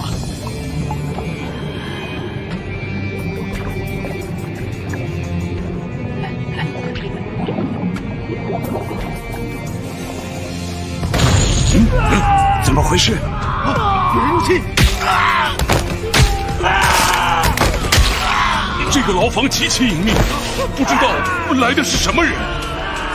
现在怎么办？大人放心，这个闸门重达1000斤。不要开闸门！大人，不是我们开的。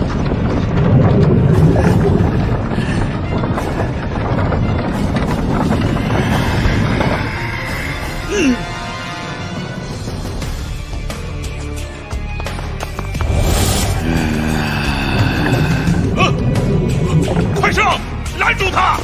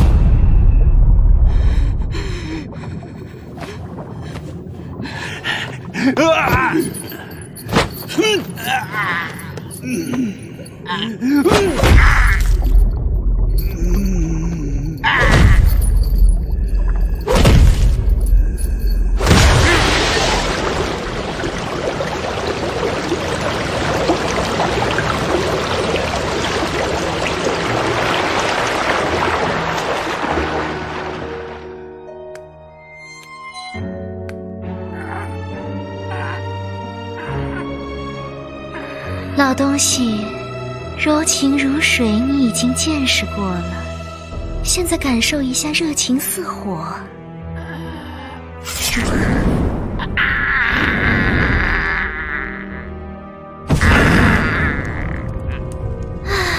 你还在等什么？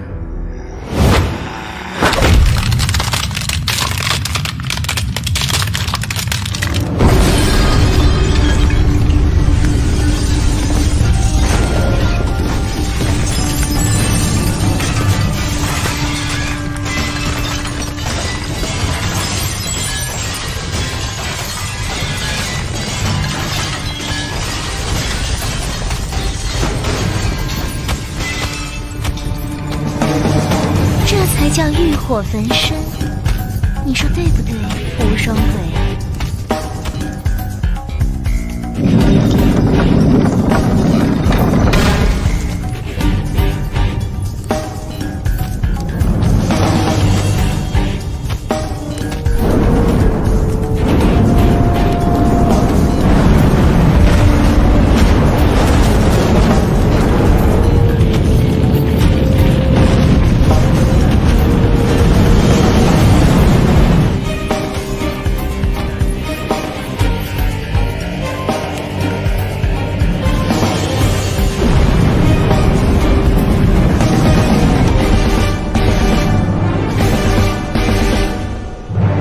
觉到他的召唤了，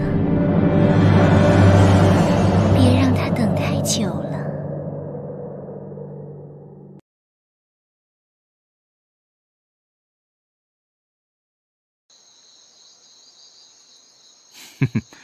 我明白他的意思了。我有一个条件，子房，你过来帮我做事。良才疏学浅，何德何能让四公子挂怀？良禽择木而栖。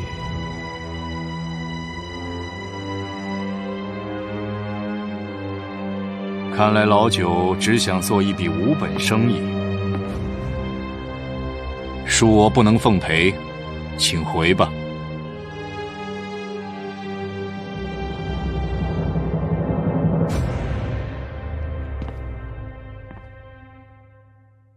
左司马案勾陈百越往事，血衣侯夜入都城述职，姬无业前以鬼兵劫饷，引2位王叔身亡，现因新政祸事，软禁公子韩非。四公子博才广知，岂不闻唇亡齿寒之典故？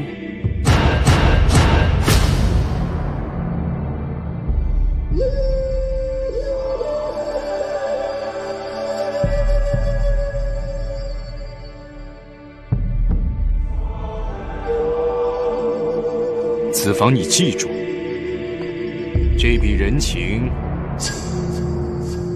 是你个人欠我的。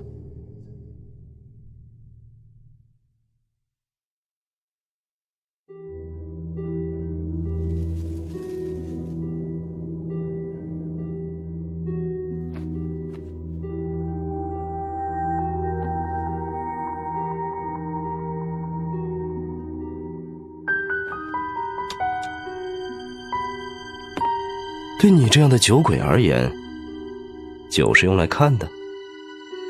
姬无业知道我爱酒如命，特意给我送来美酒，你说是不是很贴心啊？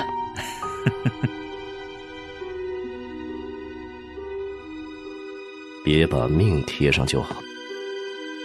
这个地方对任何人都是禁区，不过对魏庄兄来说，显然不是难题。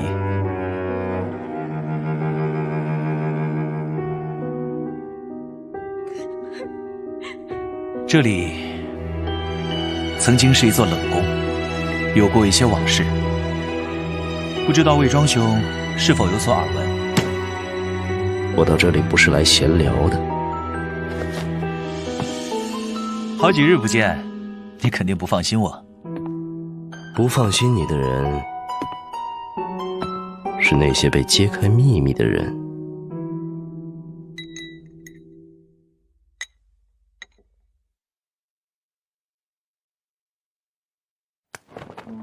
大王是生我气了吗？从进门就愁眉不展。还不是那个老九，老是给我添乱。之前鬼兵案闹得都城人心惶惶，姬大将军张相国都束手无策，九公子侦破奇案，还给大王追回军饷，众口称道。九公子也是给王室添彩啊。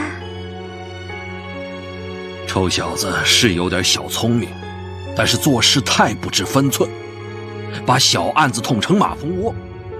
现在朝廷上下乱成一团，当年百越所谓的叛乱，是你父王一手培植起来的。继而又打着平叛的名义，联合楚国把血衣侯的部队派进百越，却屠杀了百越国王，还有整个王族，然后凭借显赫军功登上王座。而多年后要揭开这个秘密的，居然是他的儿子。哎呀，大王已经很烦恼了，我还哪壶不开提哪壶，真是罪过。不怪美人，自家儿子不成器，害得我心烦。大王别忧心，如今姬大将军声势威严，又忠心耿耿，不也等于大王的一个心腹吗？公子们毕竟还年轻，自然是欠些火候。你一个女人家还是见识浅，重臣终归是重臣，权力之下，忠诚永远都是脆弱的。大王说的是啊，如果他们能够懂得大王的这份苦心，那臣妾就有福了。此话怎讲？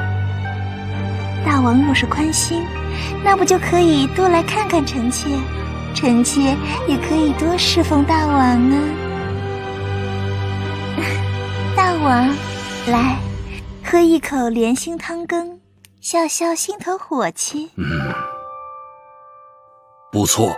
这莲心啊，原本是有点苦味，但臣妾用小火慢炖了4个时辰，却也熬出了甘甜，沁脾醒神。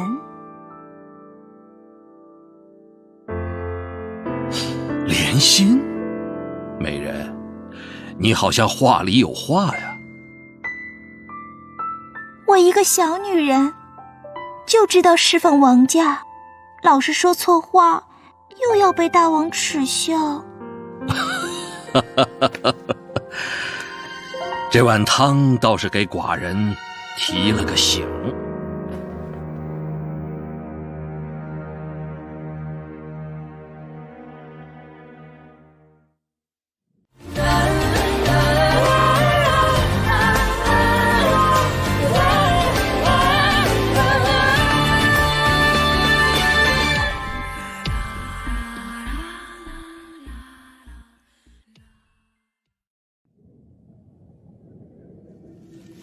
李开当年就是抗命而被按上叛徒的罪名，但是现在都城内的祸乱，应该与他无关。如果他有这个能力，就不会被关入毒蝎门的地牢了。难道还有其他人？前些日子，都城郊外发生了一场越狱。越狱？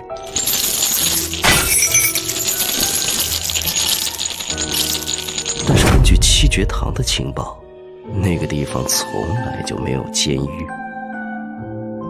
从一个不存在的监狱里发生了一场越狱，听起来很有意思。想必被关在这样监狱里的犯人一定更有意思。你没发现吗？自从火与玛瑙案以来，突然多出了很多本来就不应该存在的人。我都不知道你还有给凶杀案起这么有内涵名字的习惯。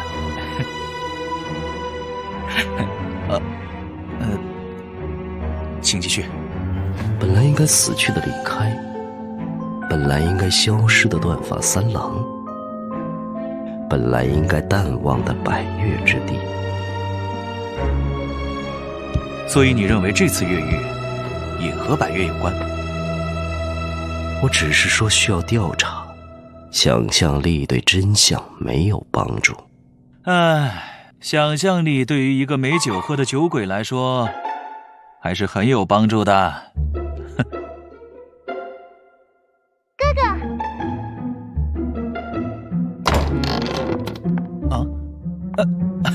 红莲，咦，你刚才跟谁在说话？我给你带什么来了？酒。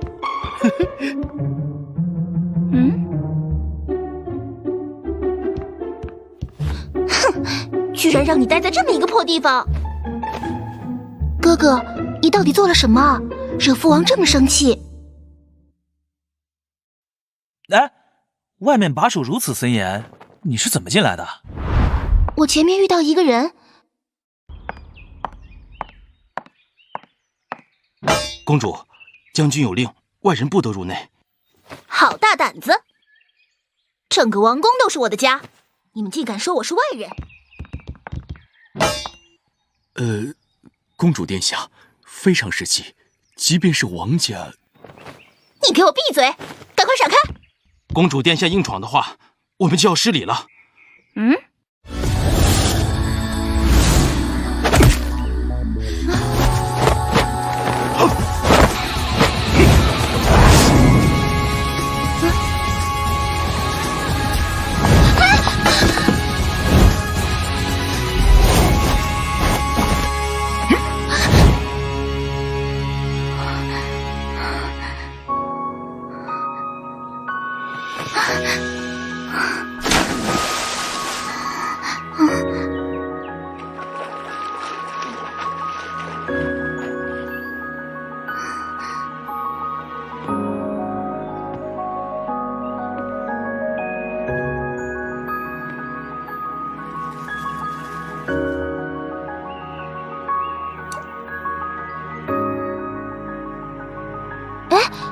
哥哥刚刚是不是就是在和他说话？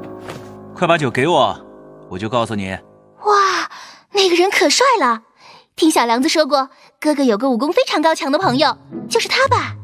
哎呀，把酒给我！我已经忍了好多天了。哼，不告诉我，我就不给你喝。嘿，来呀来呀，来抢呀！给不给我？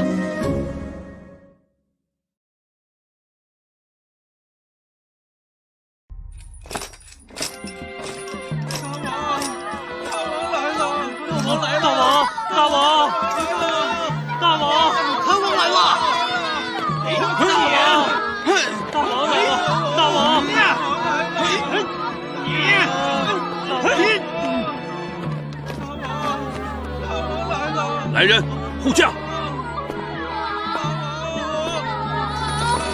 王宫重地，谁敢犯禁？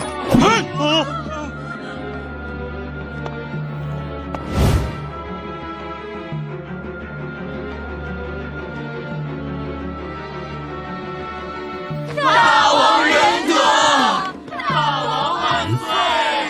大王仁德，大王万岁！大王仁德，大王万岁！这是怎么回事？大王仁德！父王，此乃从楚国逃出的百越奴役，前来感谢父王收留之恩。百越人，近日在都城作乱的，想必就是这些人。侍卫听令，给我！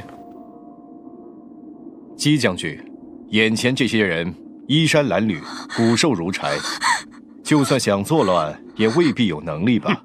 为保王上万全，宁可错杀1万，不可放过一个。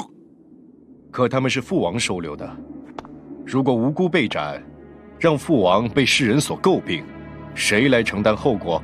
胡闹！我什么时候收留过他们？父王恕罪，是九弟韩非代您收留的。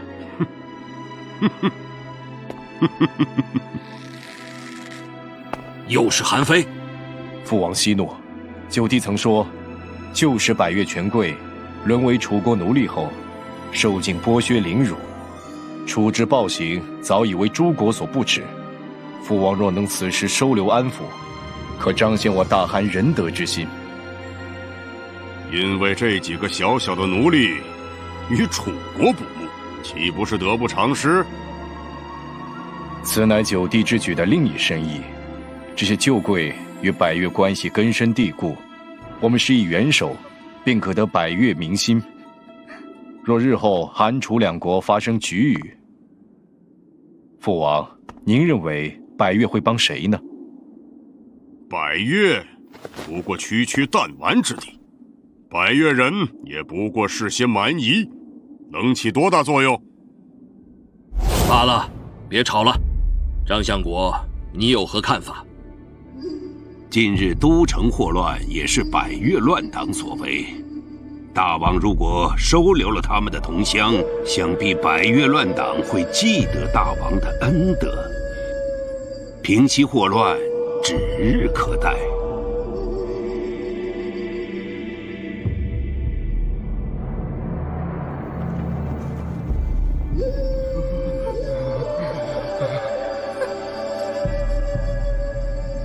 相国所言有理，那就留下他们吧。请相国代寡人拟旨，将今日之事昭告天下，让那些为祸作乱的百越余孽都知道，寡人是怎么对待他们的国人的。儿臣代这些百越人，感谢父王收留，也代九弟感谢父王宽宏大量，既往不咎。寡人什么时候说过原谅他了？他不思悔改，先斩后奏，寡人还没拿他试问呢。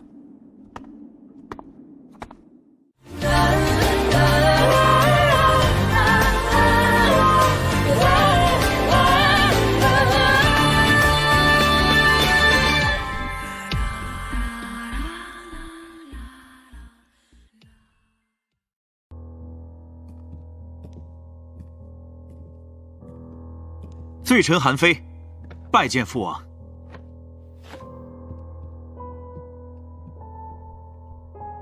你知不知道你的所作所为，给寡人招惹了多大的祸患？正是因为明白这一点，所以事先绝不能让父王知道。你在戏弄寡人不成？父王息怒，且听儿臣解释。百越难民只知您而不知韩非，人心所向，归顺于您，此其一也。其二，如果楚国借机生事，父王尽管把责任推到我身上，毫不会有损于您。所以我必须先斩后奏，不能让您知情。强词夺理！事到如今，你还敢油嘴滑舌？信不信我让你一辈子走不出冷宫？父王若真因此事怪罪儿臣，恐怕也不会召见儿臣了。父王明察秋毫，儿臣能想到的，父王一定也早已经想到了，只是假借我手完成而已。但为了惩戒我的顽劣，才多关我几天，实在是为儿臣着想。儿臣谢父王恩典。哼。你倒是颇会揣摩上意，那你也应该能想到，我打算命你来亲手处置此案牵涉的反贼。父王的意思，难道是诱司马李开？本来就是个死人了，你就再去送他一程。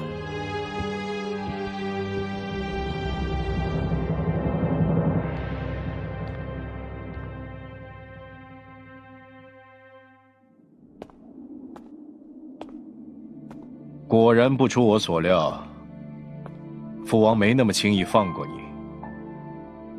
看来四哥已经知道了。事情因你而起，自然要由你结束。我又何尝不知？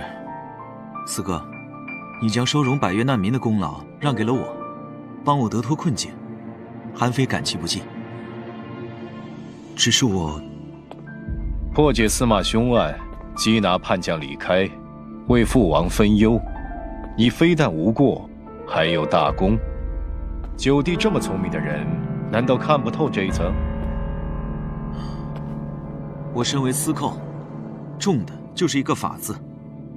若为我一己之力，却置真相于罔顾，实在……真相是从泥沼中打捞出来的，你若不愿弄脏自己的鞋子，又何必赶这趟浑水？水固然浑，却比想象的深。君子不立危墙之下，你需要先在朝堂立足，否则真相只能是一种奢侈。四哥教训的是，你既然曾在桑海求学，自然也知道儒家经典所说：两害相权取其轻。那以四哥之意呢？老九，你别问我啊。这种权力游戏中，对于一个下注者来说，如何选择才是胜负的关键。这是你要做的决定。他既然能躲过这么多人的耳目，在多年后死而复生，自然有他的本事。和普通罪犯不一样，如果他不想自己现身，可是很难找到他藏身的踪迹的。我知道老九你会为难，所以既然已经帮过你一次，我就索性帮到底。丁四爷，离开逆贼已被包围在司马府中，谅已插翅难飞，请四爷示下。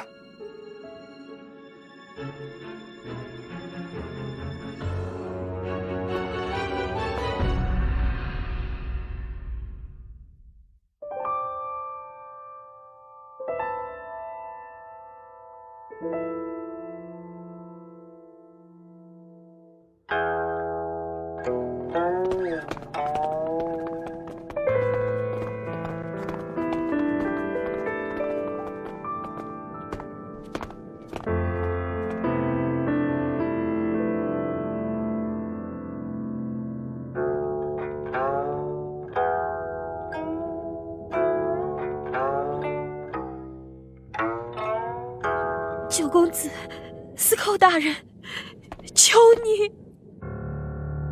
捉拿李开是父王交给我的任务，就不劳四哥动手了。要不，由你来亲自动手。四哥，你倒是准备周全。感情这不是办案，倒像是一场田猎。真的有区别吗？问题是，你下得了手吗？不为难你了。千城是我义子，也是府内的神射手，百步穿杨之功。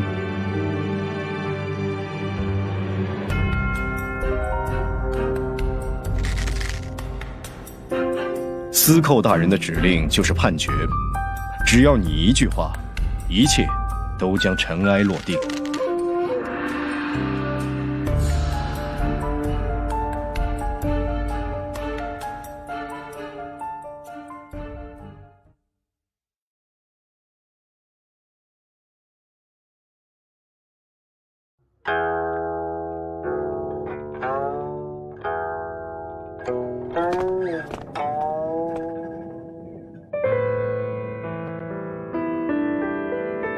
司寇大人的指令就是判决，只要你一句话，一切都将尘埃落定。由你来亲自动手。问题是，你下得了手吗？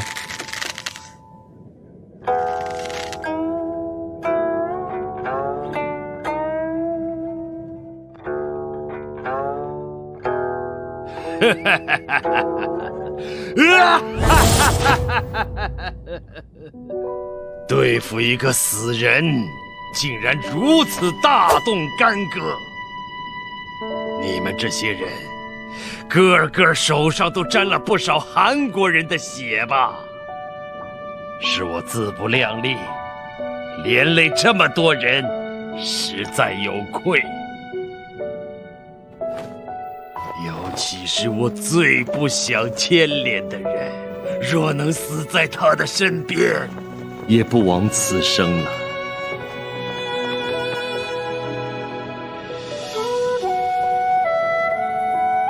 上一次我差点死在敌人的手上，是为国尽忠。如今我虽然不再是韩国将领，却也不能让韩国兵士的剑刃沾染上我的血。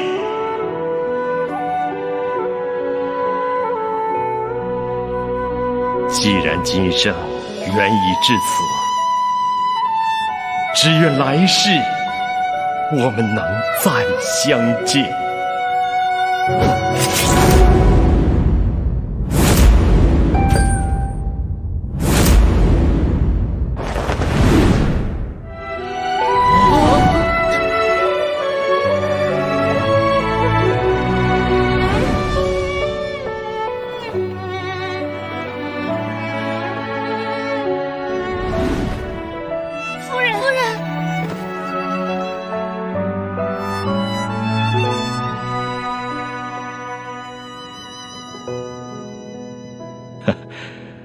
结案了，恭喜啊，老九！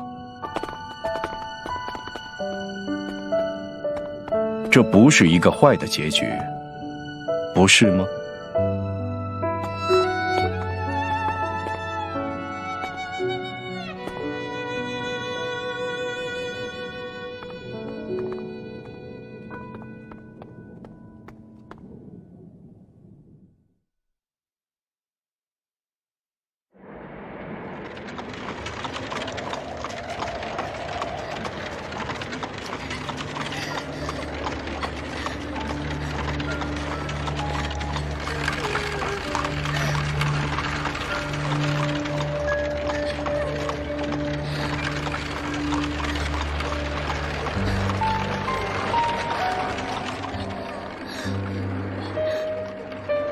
李开死的时候谁在场？哪个仵作验的尸？当时4公子和9公子都在场，是由他们亲自审验的。哼，恐怕没那么简单。你们俩找个机会仔细看一看。是。还有，兀救到底去了哪里？活要见人，死要见尸，给我找出来。是。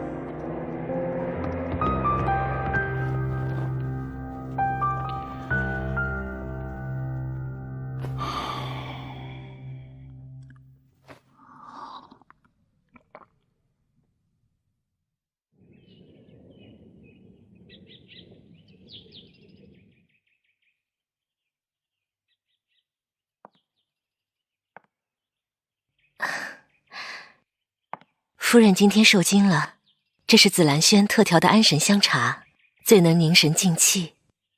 夫人不妨试试，可有效果。失去亲人的痛苦，我也曾体会过。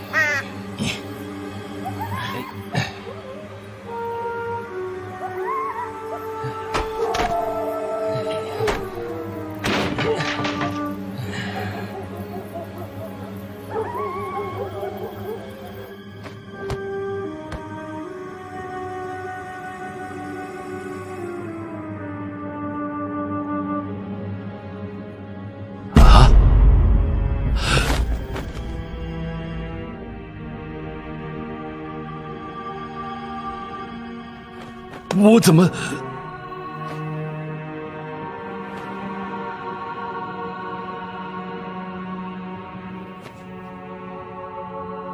这是哪儿？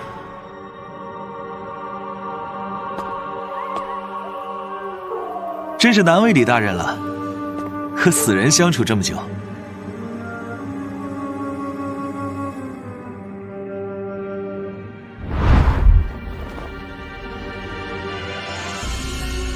只愿来世我们能再相见。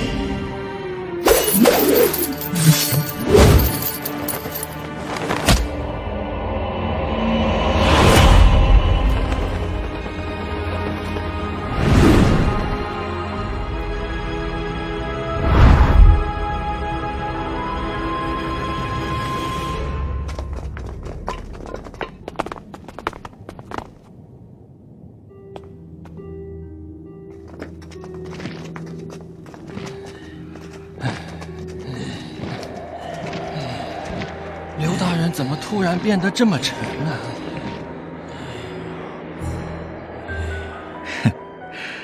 魏庄兄这一招偷梁换柱，使得果然精妙，连我都差点信以为真，担心李大人真的死了。我既然答应了你救他不死，他就算想死也不会如愿。这也多亏了韩兄的第2个锦囊。这是乌鹫的面具。韩兄被关进冷宫之前就料到会有今天的局面。还是多亏魏庄兄的好身手，加上子女姑娘的化妆手艺，才没浪费了那具尸体。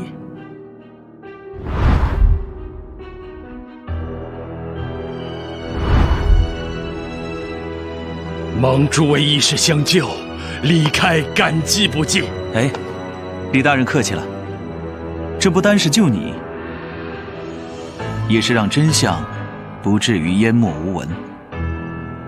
在所有人都在拼命遮掩时，总该有一个人对那段过去做一个见证。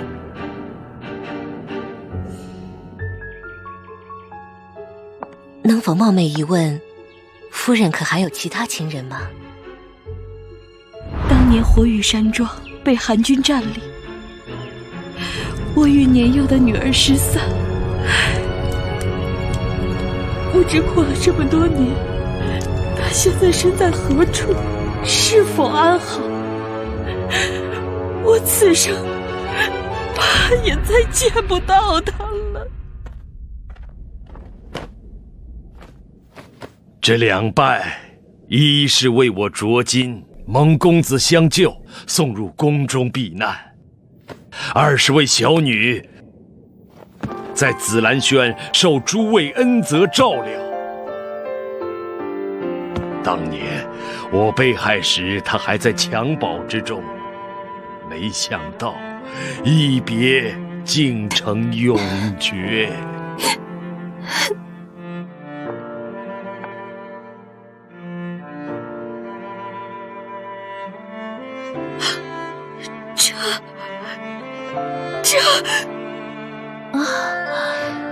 弄玉，你还不愿意相信吗？母亲，我的孩子。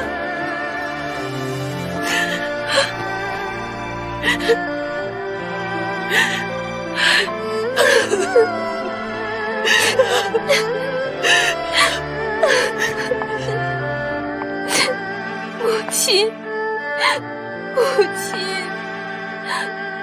李某此前一直不敢与小女相认，就是怕我的身份会给她带来麻烦。承蒙诸位相助，李开难以为报，且再受我3拜。救你是让你挺胸活着，不是来向我们跪拜的。在下确实还有一事相求。李大人可还是放心不下妻女？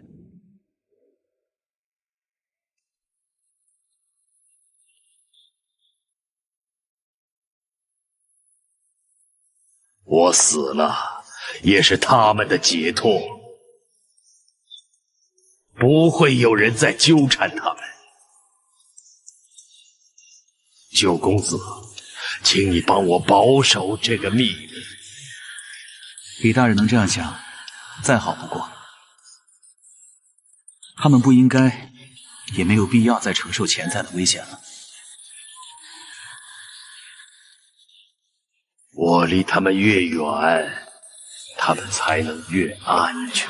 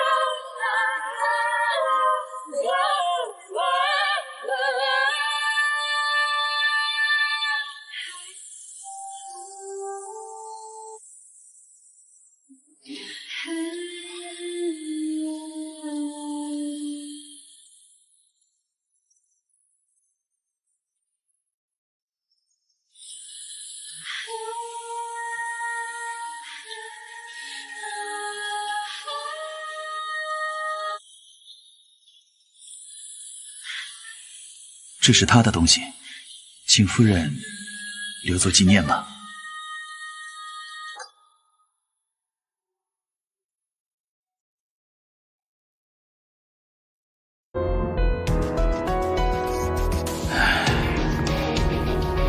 水面的涟漪虽然暂时消散了，但是仍然会有人记得。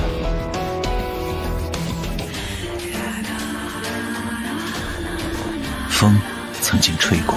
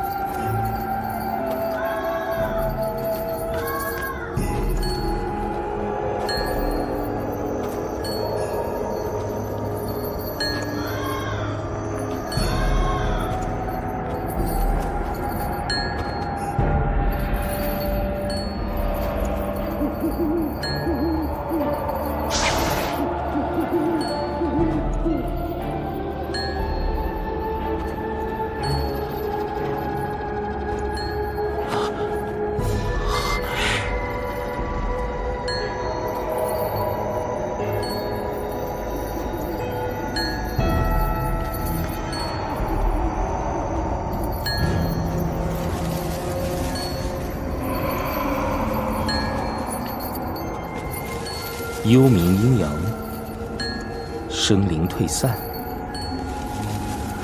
黄泉碧落，百鬼夜行。百鬼夜行，世界真有那种东西？哼，这世间妖魔鬼怪已经很多，也不在乎多一个装神弄鬼的。去看看。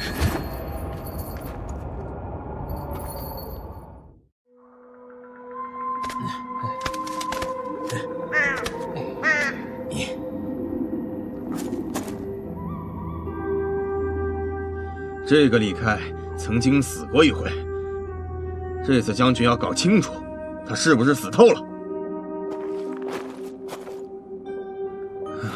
脸上毁容的伤口和年龄身形都是吻合的，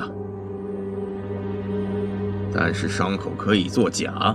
再找找，看是不是还有其他线索。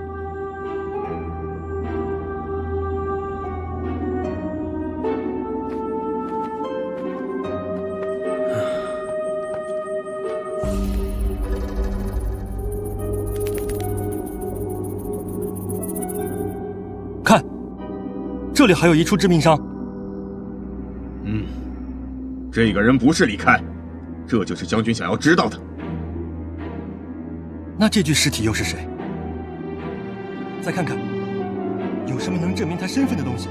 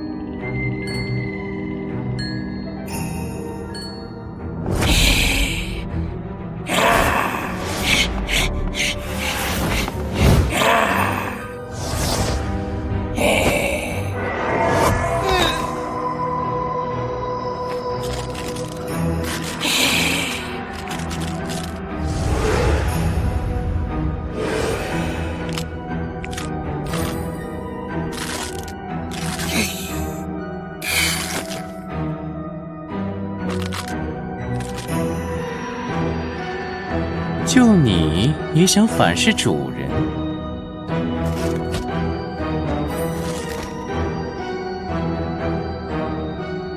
你的第2条命可是我给的，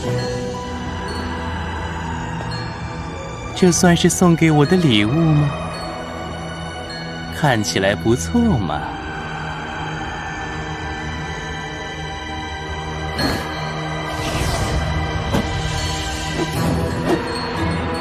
肉归于地，气归于天。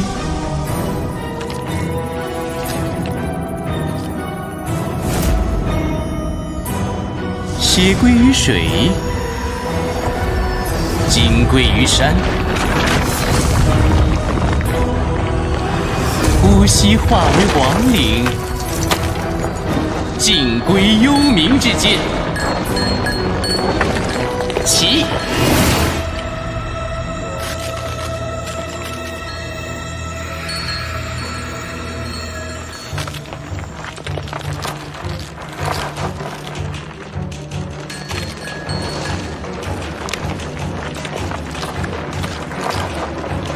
这是起死回生之术。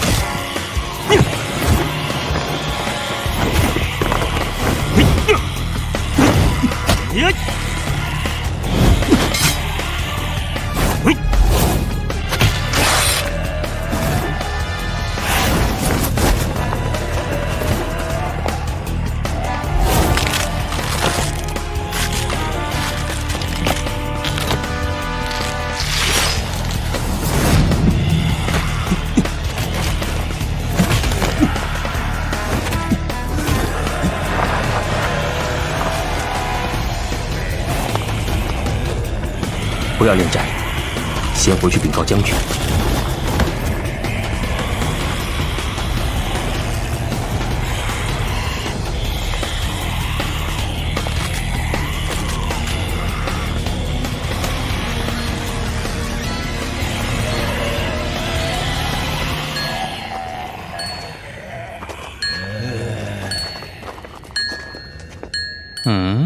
他们是为你而来的吧？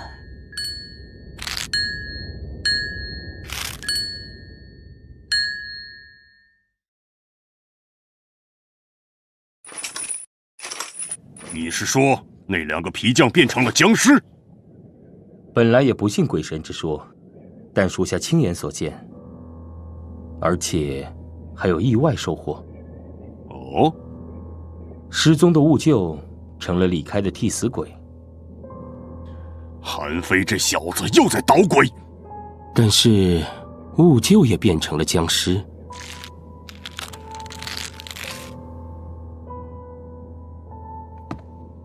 哼，哪里来的江湖术士，敢动我的人？这恐怕倒是好消息。此话怎讲？那个灾星应该正在聚集他的得力部署。原来如此。起死人，肉白骨。百越相处之地，一直有千里赶尸之说法。黄泉碧落，百鬼夜行。而你遇到的，恰恰就是隐巫之手——驱尸魔。不知道这几天，我们的老朋友有没有觉得不舒服呢？哼，也许他已经开始想念牢房的滋味了。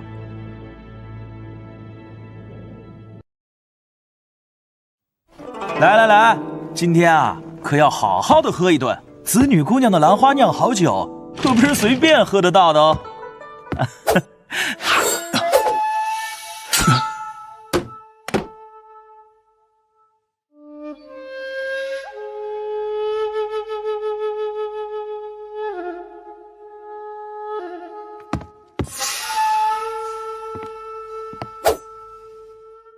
谁指使你来的？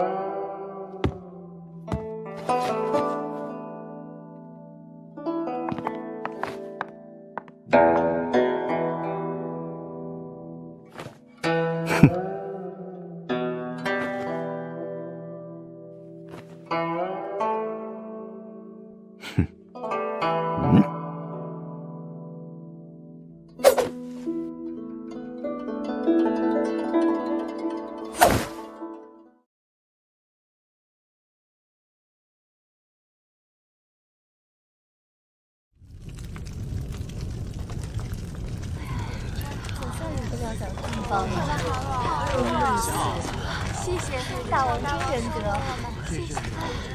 爹给。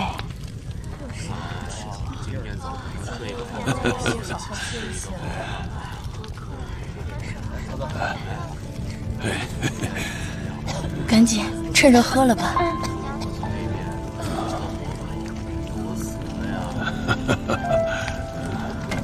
哈哈哈！谢天谢地，终于找到了。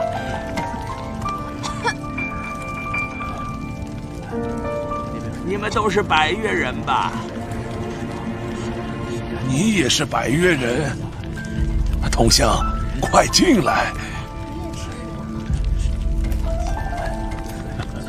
老兄，看样子路上受了不少苦啊。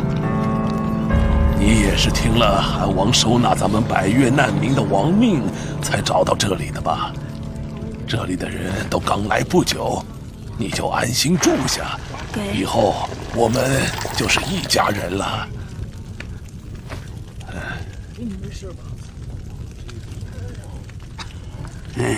这可不是人住的地方啊！啊，你这说的什么话呀？多亏了韩王仁德，赏赐这片土地给我们，不然我们现在还在楚国吃苦受难、风餐露宿呢。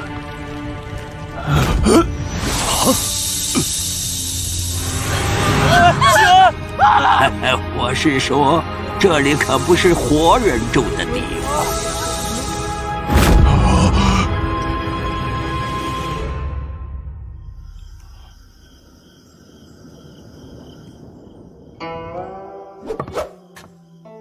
谁指使你来的？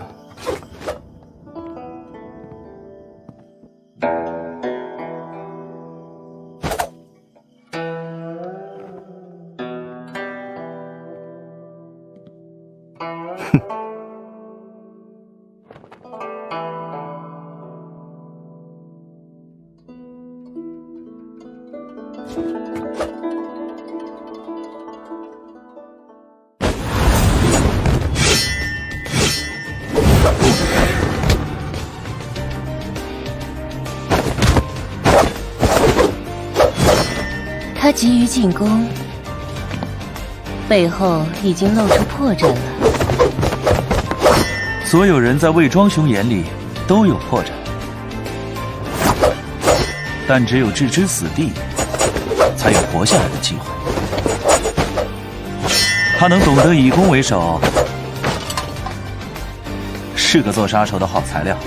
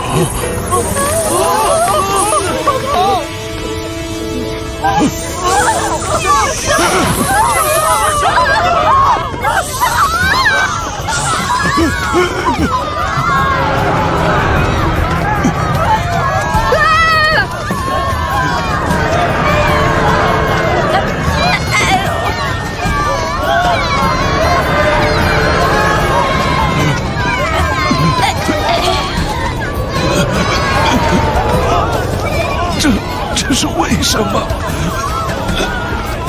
寄人篱下的感觉就这么好吗？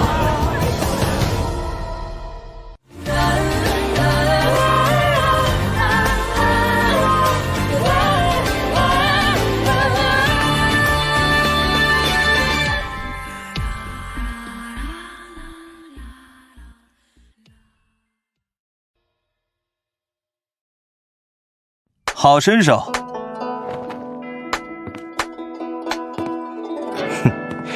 制服这点程度的对手，也值得大惊小怪。我是夸这位。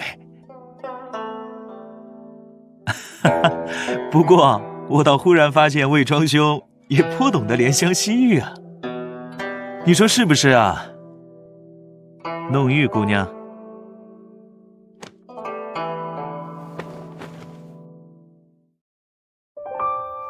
果然，什么都瞒不过公子的眼睛。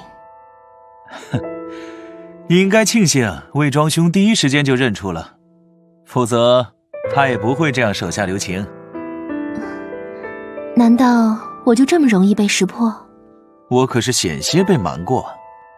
虚伪的鼓励只会让他更快送命。难道不好奇我为什么要这么做吗？不必说了，不行。这点我倒是和你看法一致。我必须争取这个机会。你以为凭这把剑明志就能博得同情？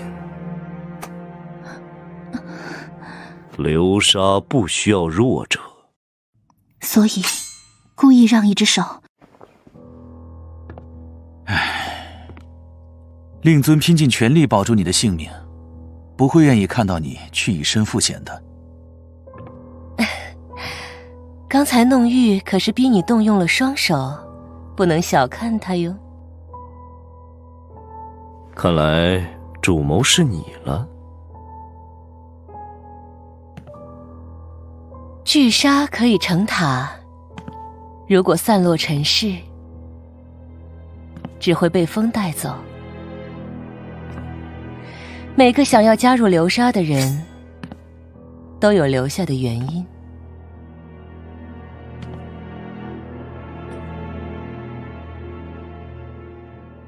紫兰轩果然卧虎藏龙。你曾说过，想要在黑夜里看清楚，要有一双特殊的眼睛。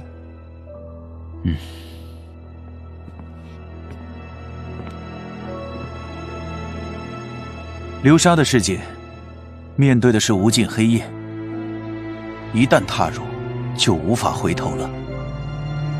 飞公子，魏庄大人，子女姐姐，你们就在这片黑暗中保护着我和像我一样更多的人。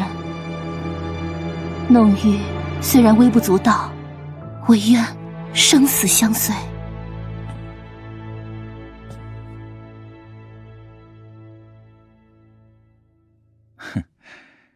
你敢不敢迎接第一个生死考验？公子请吩咐。陪我喝酒，一醉方休。公子，你这可是以权谋私啊！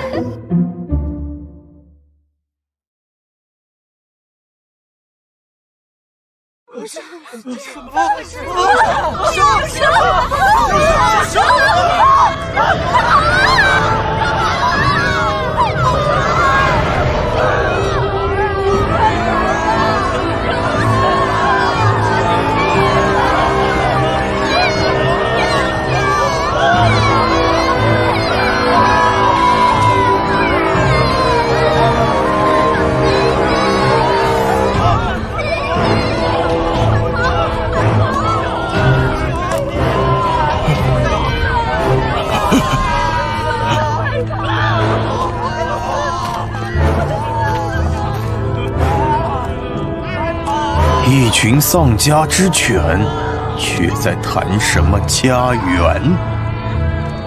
奴隶是不配拥有家园的。是啊，怕了！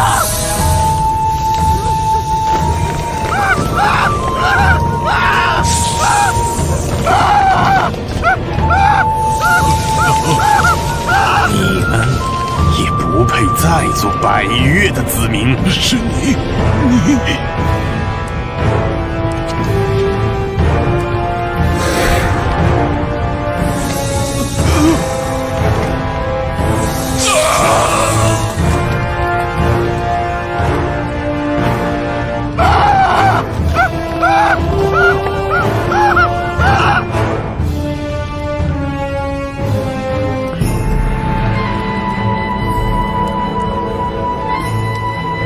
百越将重新站起来，只是你们没有机会看见了。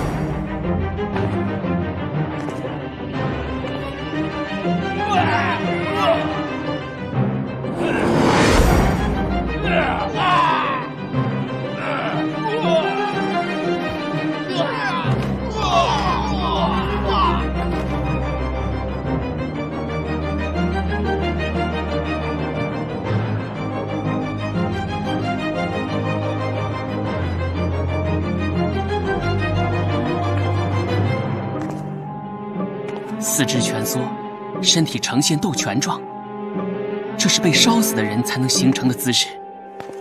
可是这里却没有着火的痕迹。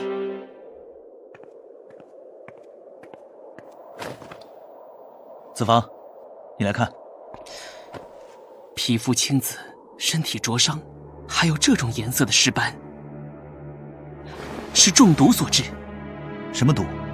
这些人的中毒症状都不见于中原的医学典籍，可见凶手所用的毒药是域外之物。我听说百越之地有100种利药，都是毒药中制毒制奇的。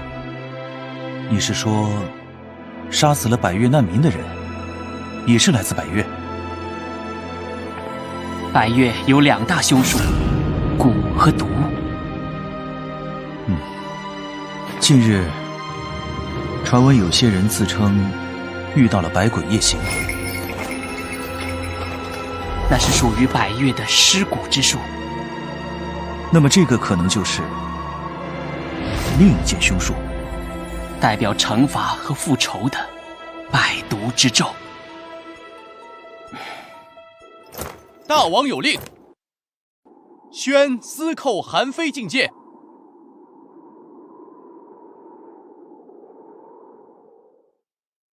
百越难民惨死，手法诡异残忍。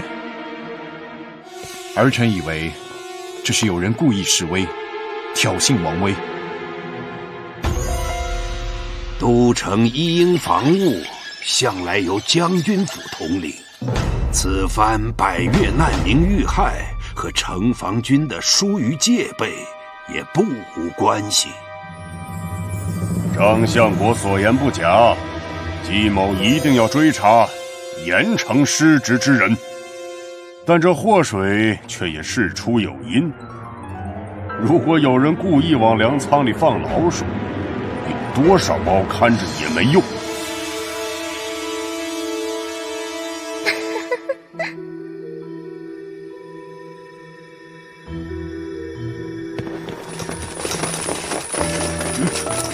你是何人？竟然擅闯宫廷禁地！看你们吵架，还真是有趣。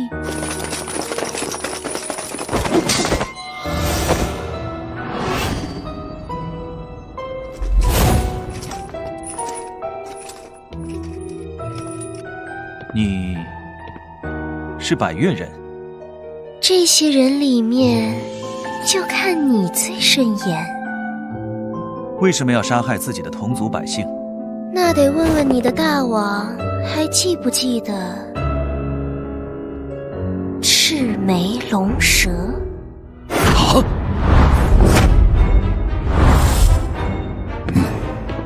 赤眉龙蛇！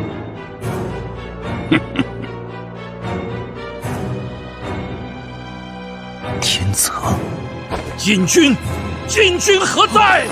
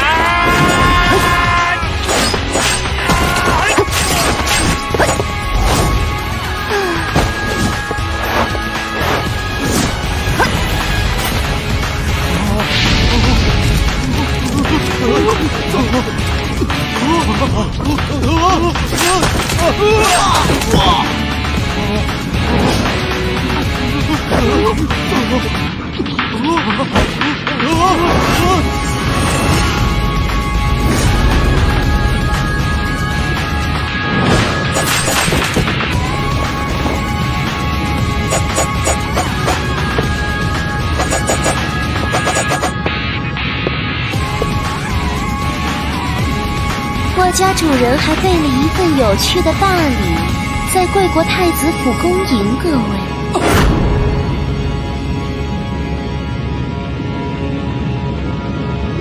相信大王一定会喜欢。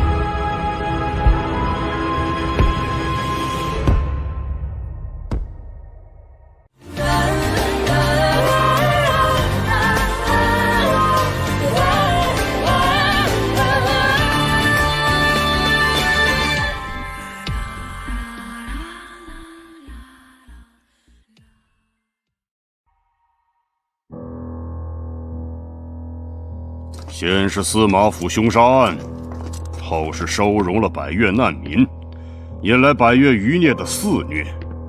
太子府无端受到突袭，可说是被连累波及。人命断案，九公子固然劳苦功高，但末将以为国家社稷之重，可比泰山。新郑都城原本是将军镇守之地，而王宫境地更是重中之重，本该固若金汤，如今却被贼人闯入。难道一个命案就乱了将军的住房？这就是将军以为的社稷之重于泰山？哼！我堂堂都城祸乱风起，太子生死不知，你们不为寡人分忧，却只顾着在这儿相互推诿。请父王息怒。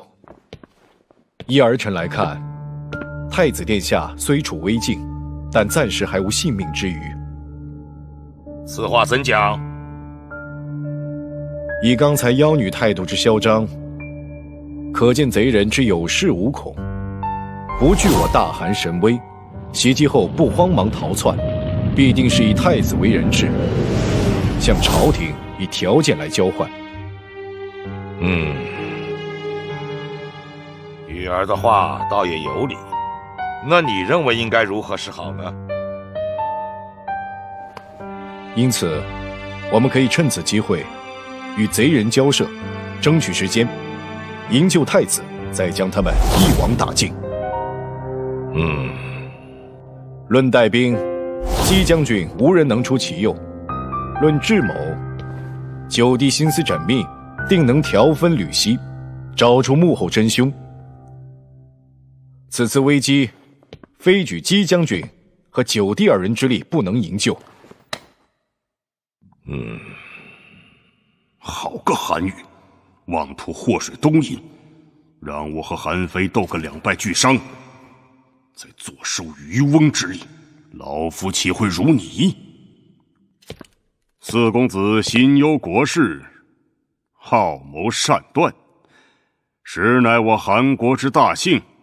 此次危机关乎太子性命，如有四公子主事，定能逢凶化吉，凯旋告捷。玉儿这番论断大有可观，这才是我韩国的忠臣良相该想的事情。此次营救太子之事，就由你统领全局吧。儿臣不敢。贼人把持太子殿下，骤然用兵，只怕投鼠忌器。而九弟身为司寇，屡破其案，论思辨敏捷，儿臣不如。此刻情形，恰恰需要九弟的才能。儿臣虽为兄长的身份，但举贤不避亲，推举九弟主事，儿臣愿从旁辅佐。四公子深明大义，老臣钦佩。姬将军，你跟老九合作没问题吧？末将与九公子之前虽然有小误会，但纯属一己私见。如今大敌当前，自当以社稷为重，精诚合力。好，那就这么定了。老九，你清楚了吗？好像从头到尾没有人问过我的意见啊。你有什么意见？你四哥一片赤诚举荐，姬将军也抛誓前嫌来配合你，你还有什么意见？那我没意见了。救不出太子，寡人唯你是问。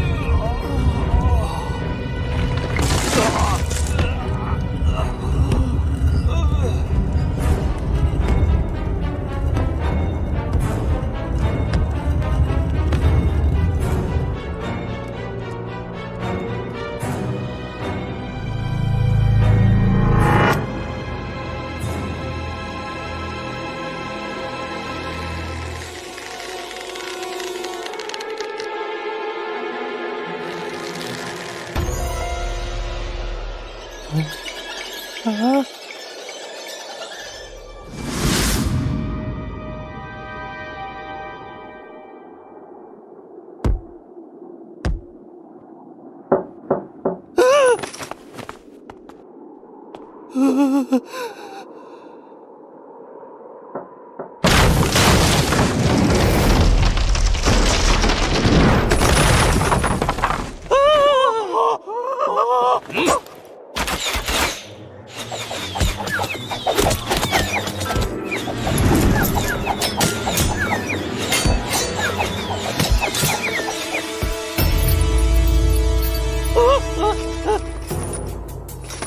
上啊，给我上！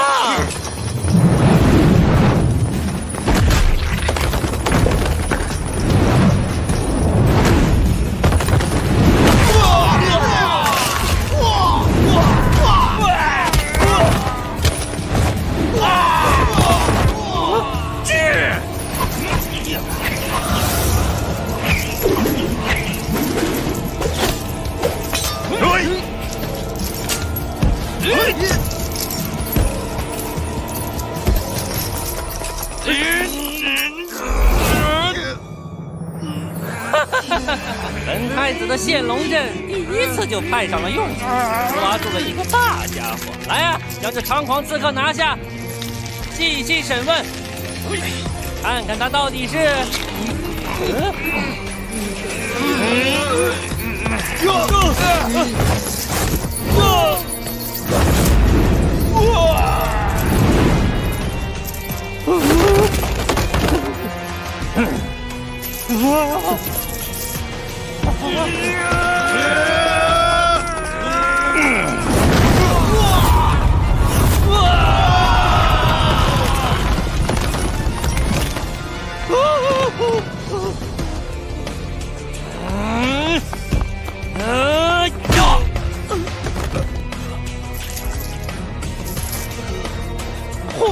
护卫，快拦住他！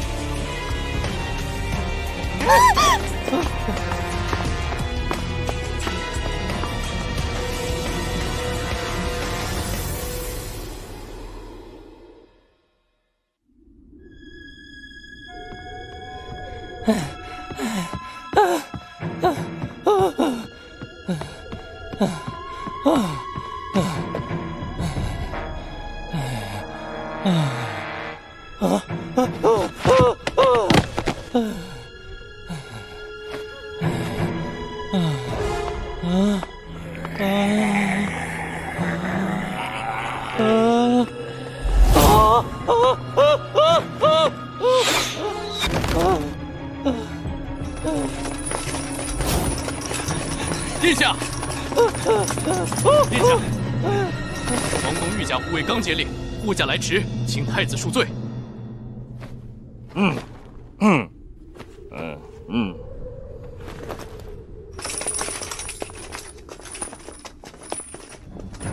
就你们这些人，大部队已在花园部署好护卫阵势，接应太子，就在前方。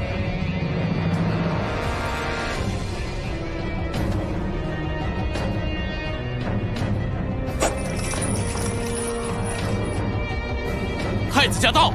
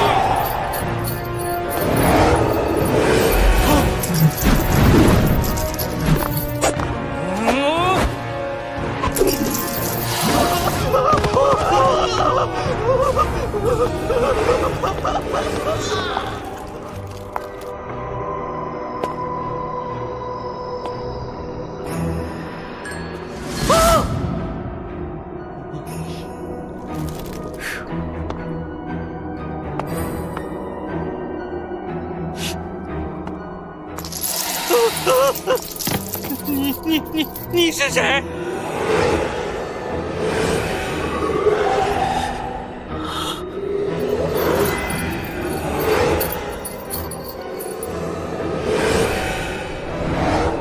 你是赤眉？不可能，这不可能！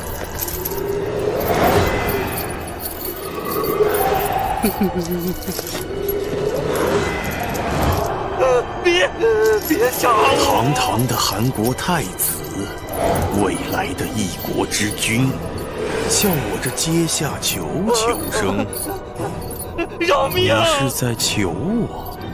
求求你，求求你！那为什么你还站着？只要饶了我的命，你想要什么我都可以给你。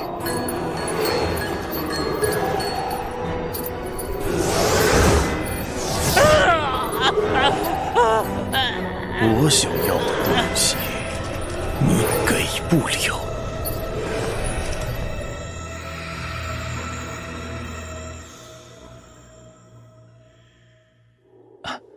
蒙四哥错案，韩非资历尚浅，如此大案，还是少不了四哥的指点。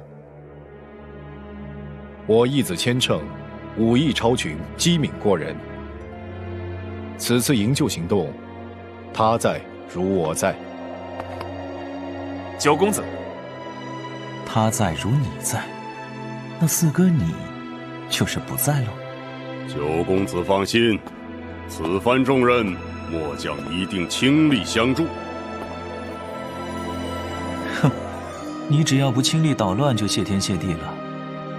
当然，这是不可能的。我相信将军一定会倾力的。我也为九弟感谢将军。韩宇，你这只老狐狸！这场游戏真是越来越有意思了。有一只猴子想吃在火上烤熟的栗子，但又不敢去拿，于是就哄骗猫去火中替它取。这个栗子很烫手，所以需要喝杯酒，先壮壮胆。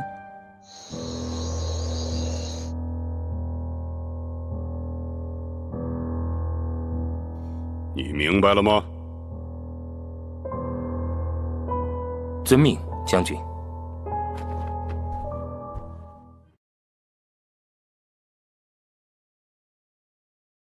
恭喜公子独揽大权，姬无业四公子都唯你马首是瞻。子女姑娘，我要的是安慰，不是伤口上撒盐。安慰这种事我不擅长，你应该找他。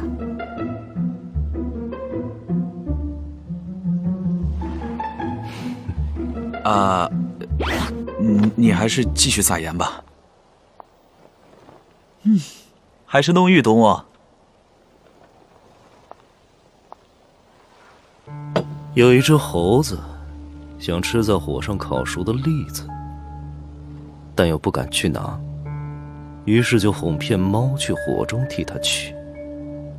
这个栗子很烫手，所以需要喝杯酒，先壮壮胆。那座不存在的监狱发生的那场越狱，就是整个事件的开始。子房果然做好功课了。通过火与玛瑙案，百越勾陈往事浮出水面。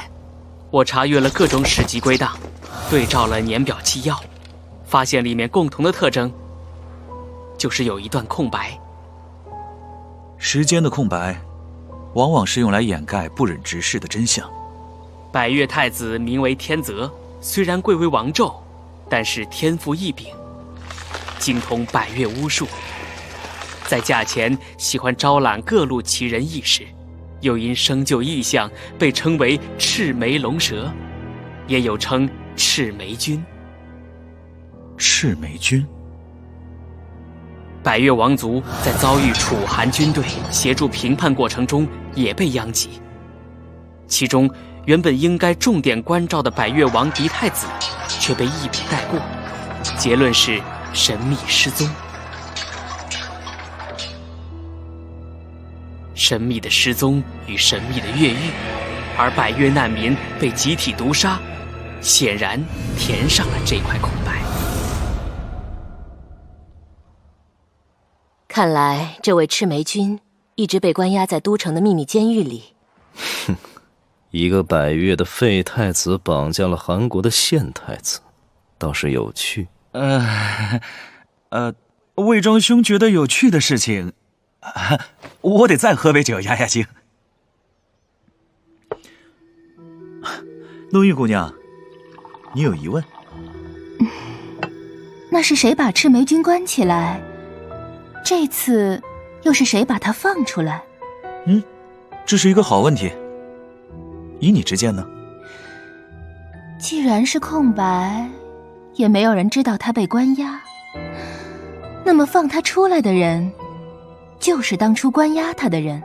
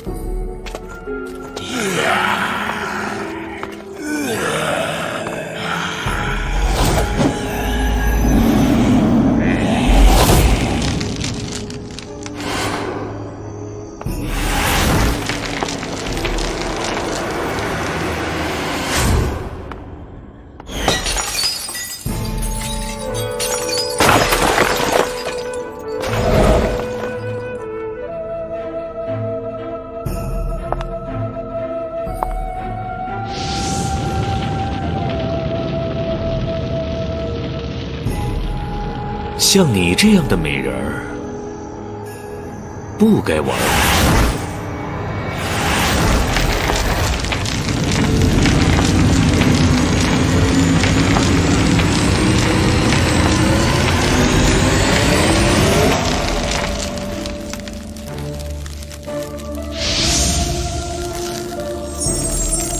这个比较适合你。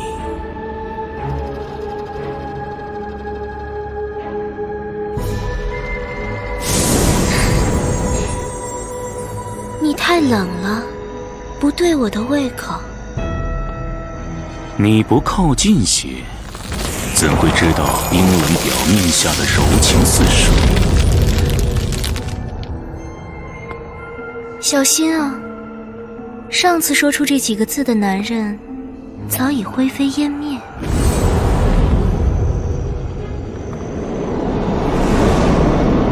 你来晚了。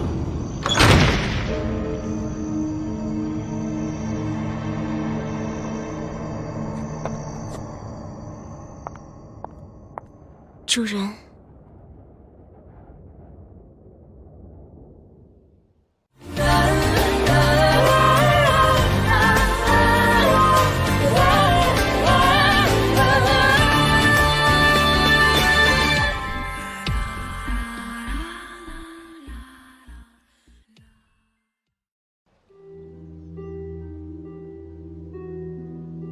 这样一个人释放出来，难道不怕他的报复？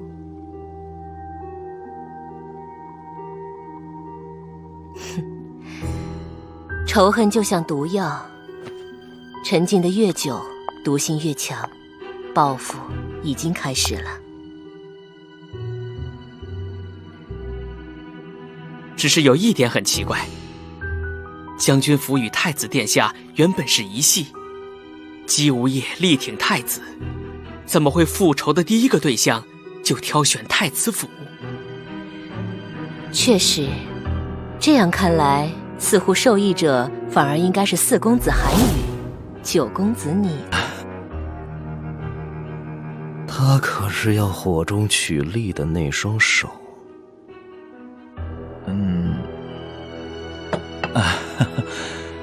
你的话每次都这么有道理，但为什么听着这么让人戳心啊？因为这是事实。另一个事实就是，以太子为人质，这么重的筹码，对方的要价显然不同寻常。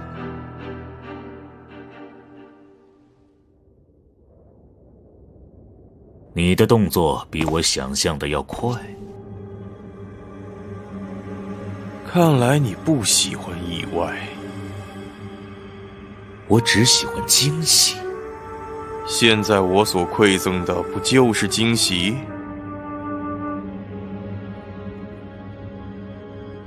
失去控制的惊喜会是一场灾难。那我可以保证，灾难才刚开始。你拿了不该拿的东西。你是指那个名为兀鹫的杀手？我指的是断发3郎中剩下的那个。哼，你很在意，看来我拿对了。你最好小心。哦，我很清楚你的弱点。我们既然可以把你放出来，也随时可以毁了你。有趣的是，我本身就是你的弱点。你的我们如果知道了，会很不高兴。你并不了解我们，但我知道你们需要我。一个等待很久的人，往往会索取更多。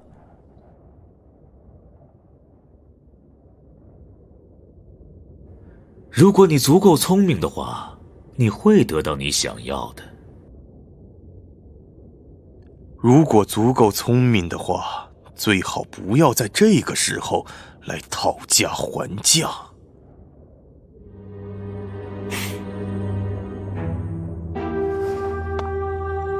世上每件东西都是有价格的，譬如这个。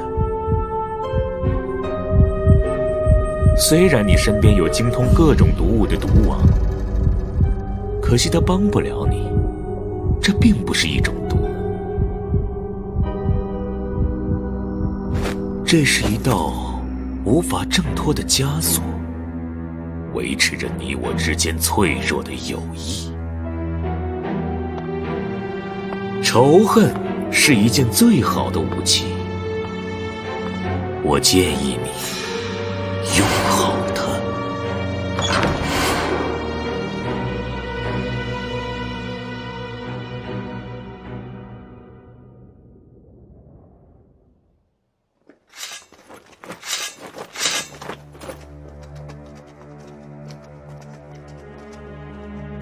9公子，太子府周围的街道已经被封锁了。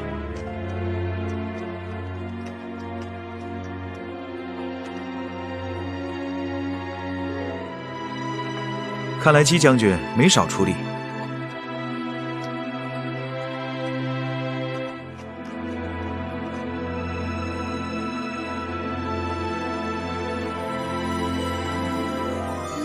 而且将军府也派来了帮手。帮手？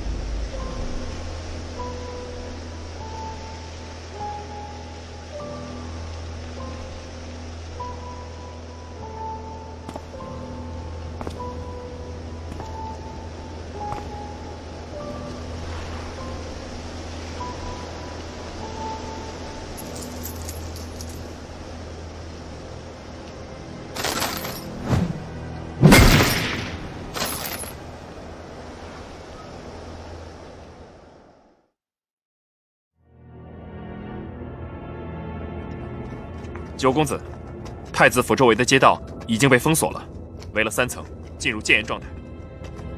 而且将军府也派来了帮手。帮手？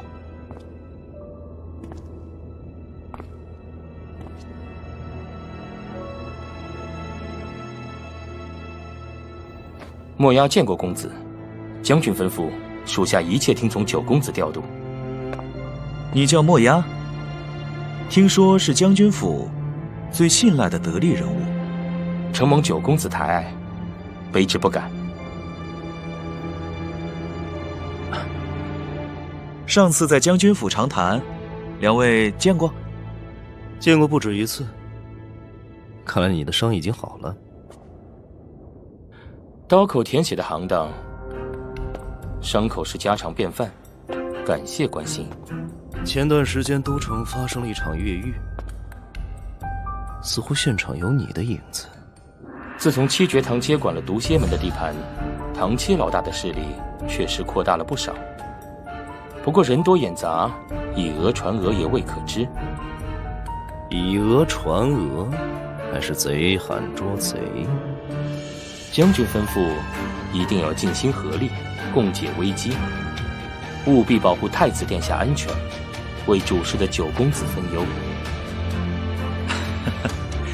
还是将军想得周到，那有劳你了。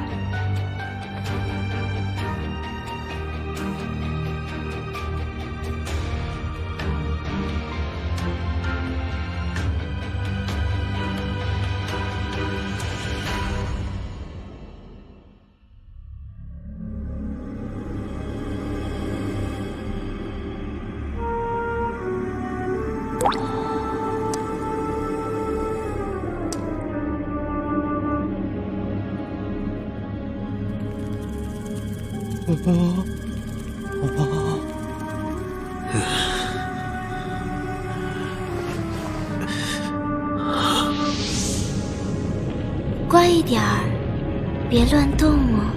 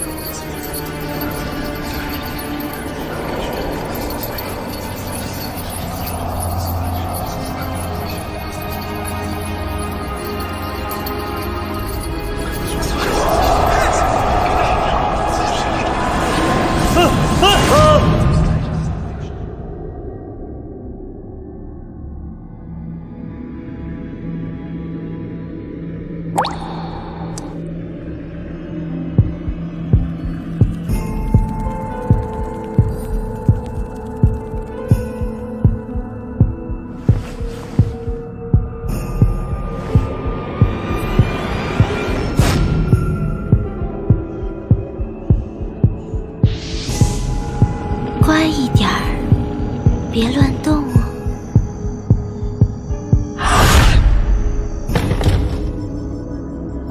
已经都布置好了。他准备好回答问题了。带我去。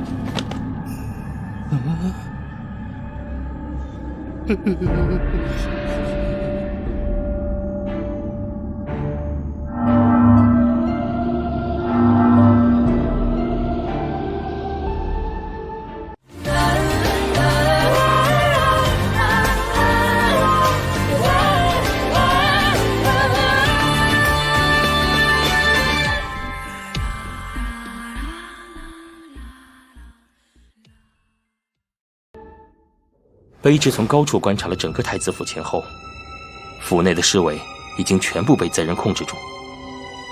赤眉天泽的3个手下分别控制了东西南3个入口。3个手下：百毒王、燕灵基、无双鬼。天泽本人和驱尸魔不见踪影。唉，4个大门，却只守了3个入口，这算是一种邀请吗？看来这个赤眉君天泽不仅懂得巫术，还深谙兵法。守正出奇，视若隐虚。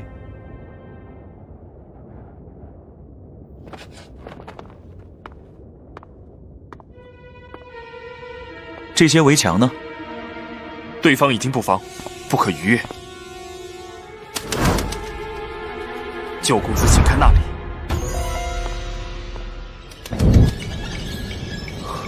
百毒王的手段，之前白月难民的惨死，也是此人的手笔。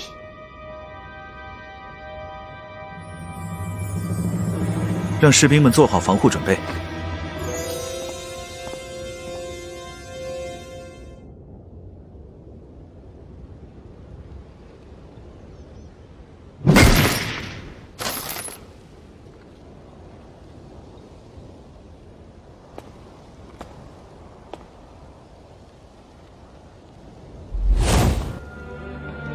兵法有云：实则虚之，虚则实之。天泽以空门示我等，我们就更不应不从空门进去。这个百越太子，看来不但擅长巫术，对中原的兵法也颇为精通。哼，子房，那你说我们是从哪个门进去呢？是无双鬼守的东门，还是？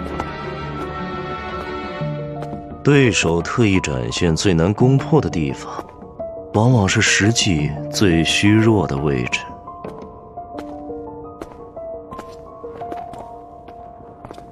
哇，每次他都很酷，但行动之前，至少先定个作战方案吧。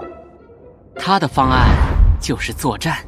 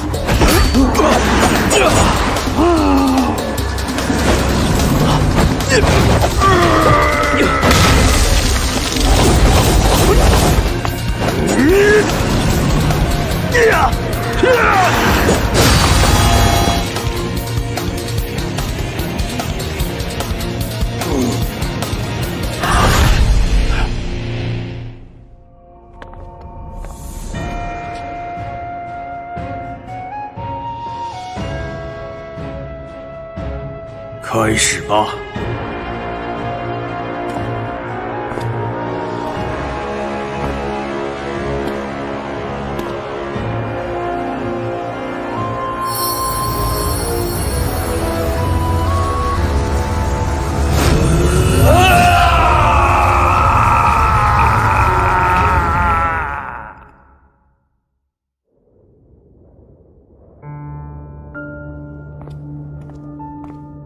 韩兄，韩兄，留意这些士兵，不太对。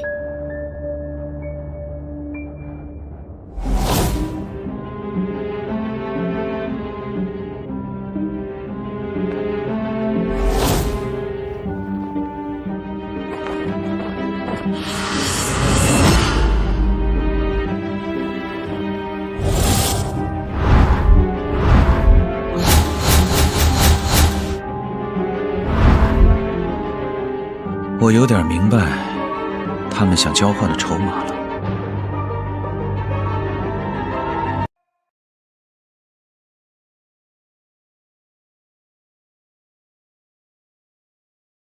你拿了不该拿的东西。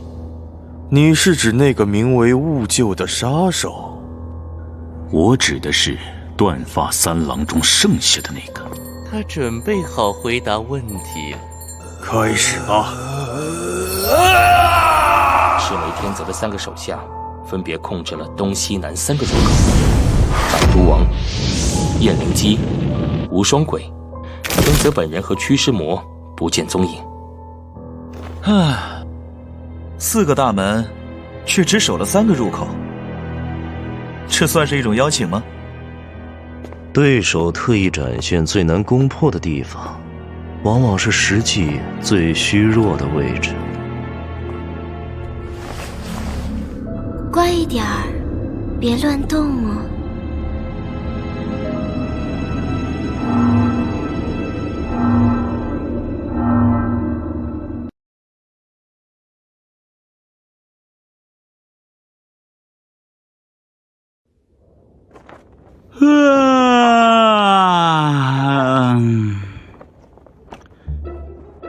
既然魏庄兄和墨鸦已经出手，救出太子就只是时间问题了。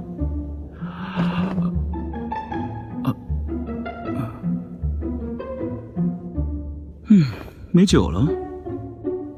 去。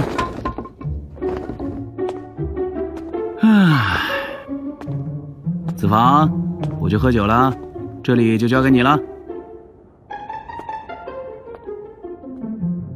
是，张公子，事关太子殿下安危，九公子是否有些拖大了？千长兄，我们这位九公子屡破奇案的诀窍，就是必须有美酒迎尊。唉，看来九公子果然是名副其实。韩兄，留意这些士兵，不太对。御前禁卫军。禁军何在？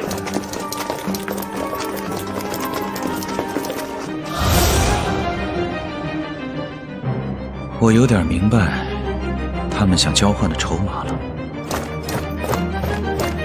姬无业已经把王宫的禁卫军也调动过来了。如果这是天泽想要的，那王宫的处境就微妙了。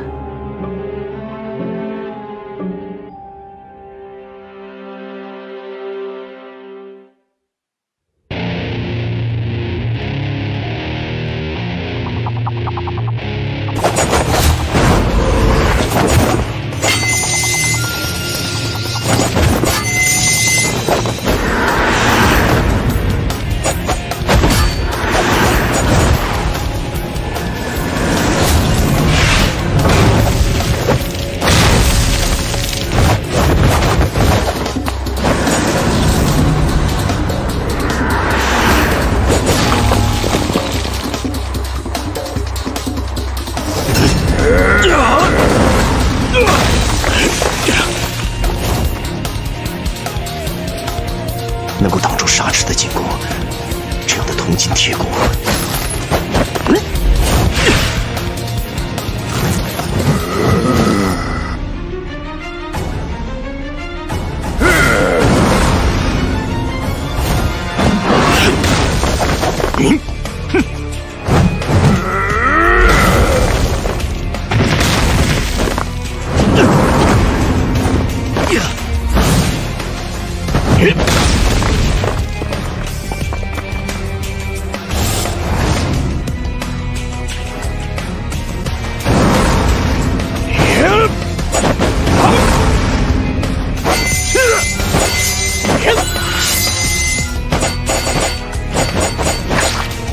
同样的部位承受成百上千次的重击，即便是铜墙铁壁也会分崩离析。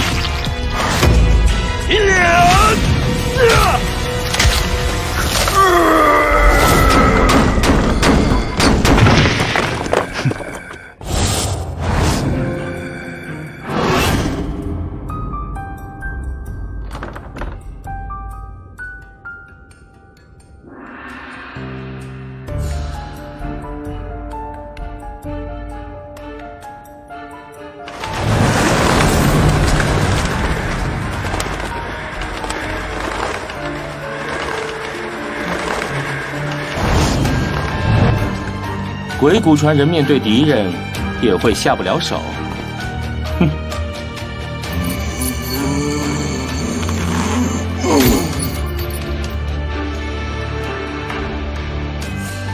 你的膝盖骨已经脱臼，再无可能胜我。你很忠心，但在选择主人上不够聪明。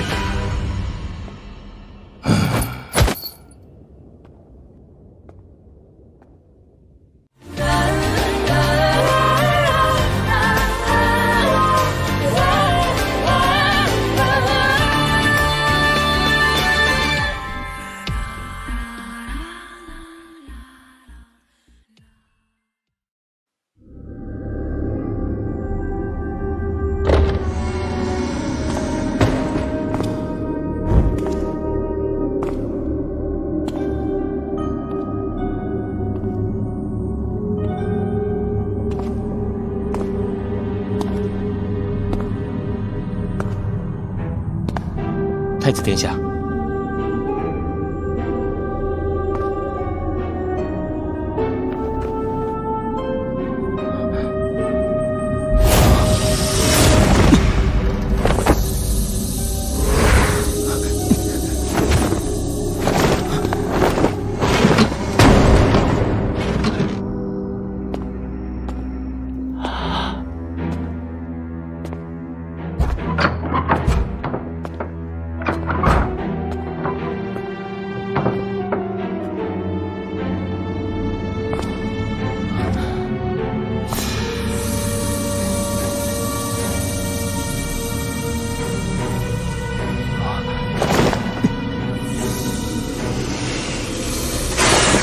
是不是看到很多蛇？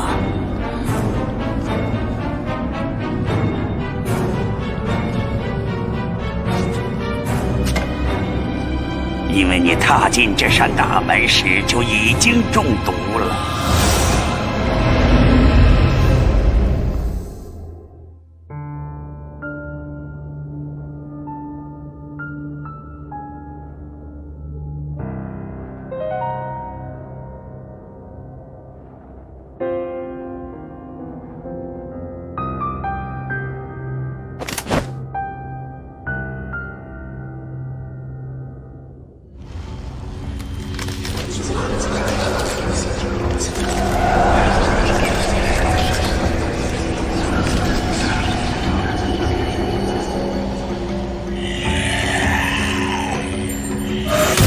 驱鬼噬心。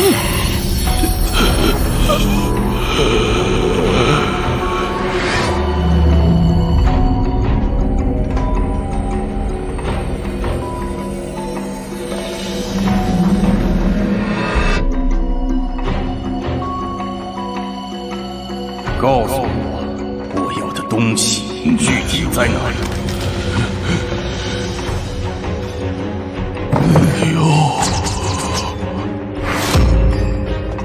有意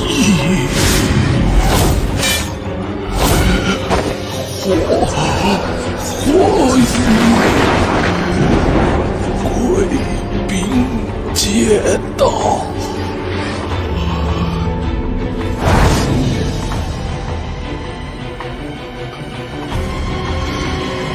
苍龙七宿。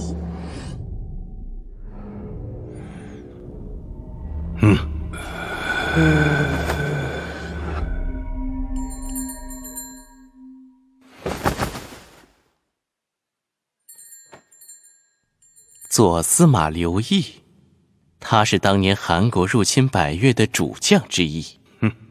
郑国贵兵借道没有讨还的血债，这一次一起清算。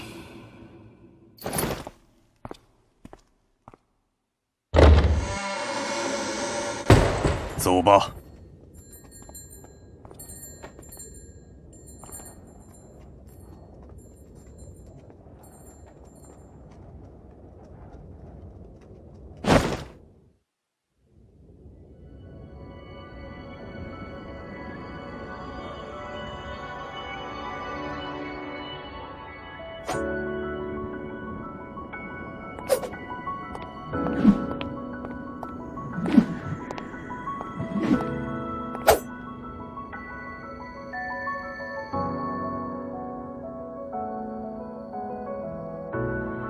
父王说是百越在都城内作乱，外面不安全，又把我关在宫里，真没意思。不知道哥哥现在在做什么？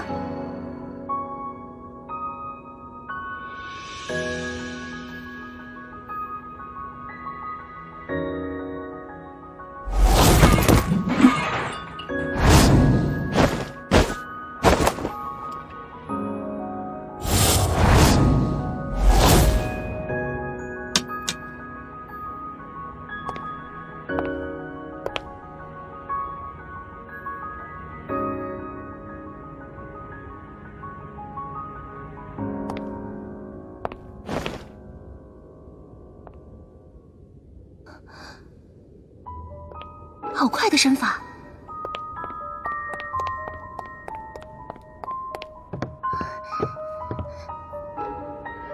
是冷宫的方向。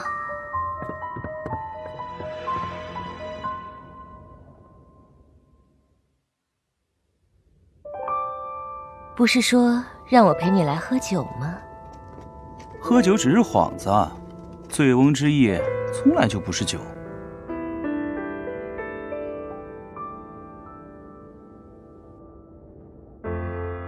你又打什么鬼主意？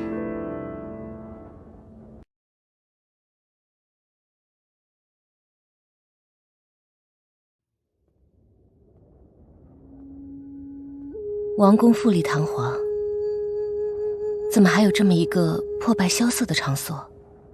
这是一座冷宫，也曾经喧嚣一时，炙手可热。只是现在确实很冷，用来封存逝去主人的记忆。逝去主人？确实，这里是郑国的旧王宫，原本属于一位不可一世的君王霸主。霸主？你是指郑庄公？郑国的第3代国君，春秋年代诸侯中的第一位霸主。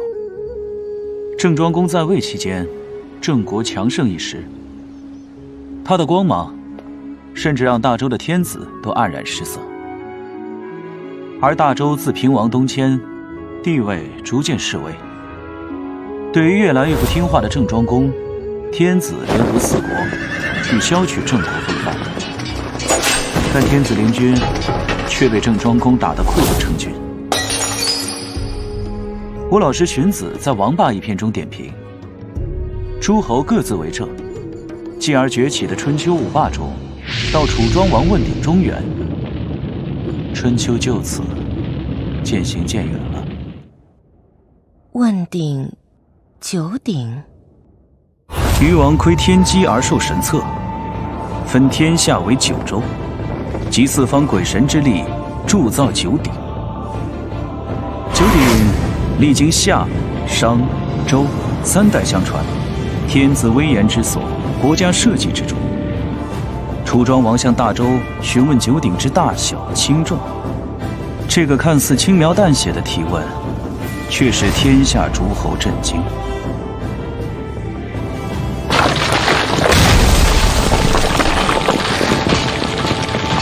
天子已死，诸王纷争。此女姑娘妙语。你说的这些与郑国郑庄公有什么关系？5霸虽强，但郑庄公的崛起却是这乱世的开始。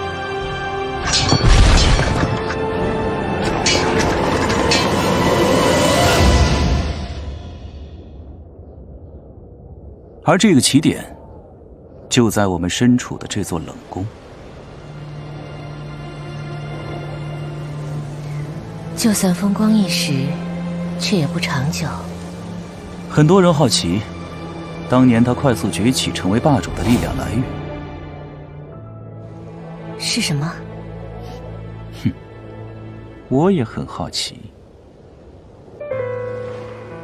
你啰啰嗦嗦，东拉西扯说了半天，却没说到底为什么来这座冷宫。我已经尽量简明扼要了呀。不是说让我陪你来喝酒吗？哎，喝酒只是幌子，举杯的目的从来就不是酒。你又打什么鬼主意？怎么还加了个又呢？出这么大的事，你就不能正经话？我走了。这次打鬼主意的不是我，而是叶幕、姬无业，还有赤眉龙蛇天泽。那你放着太子不救，却跑到这里来喝酒，为什么呢？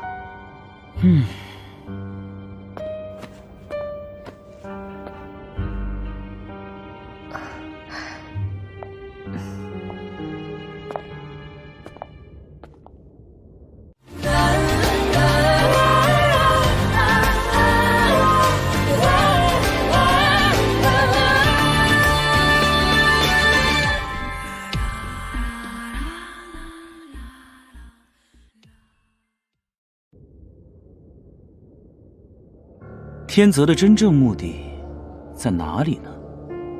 天泽大费周章控制太子府，以太子为人质，确实可疑。如我们之前分析，将他释放出来的很可能就是叶幕。天泽攻陷太子府，姬无业以营救之名大举调动御前禁卫军前去戒严，是不是有着某种默契？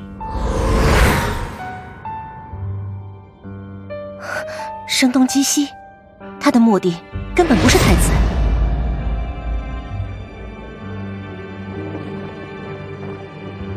如果天泽的目的是复仇，那么作为侍卫，他完全可以毫不犹豫地杀死太子殿下，就像他对待原本是本族的那些百越难民。太子是一个筹码，所以你判断反而暂时没有生命危险。只是太子殿下这样的筹码，似乎举韩国上下能够交换的东西，已经屈指可数。他的目标是王宫，难道是你的父王？这是一个非常可怕的推测，但我有一种直觉，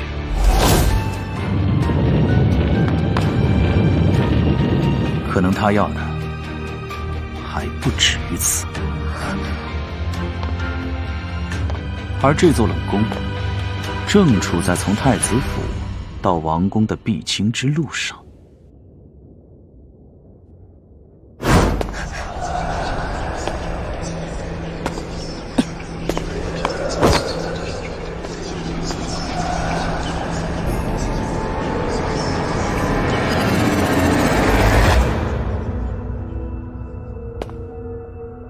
直觉是属于女人的东西，但并不适合即将要死的人。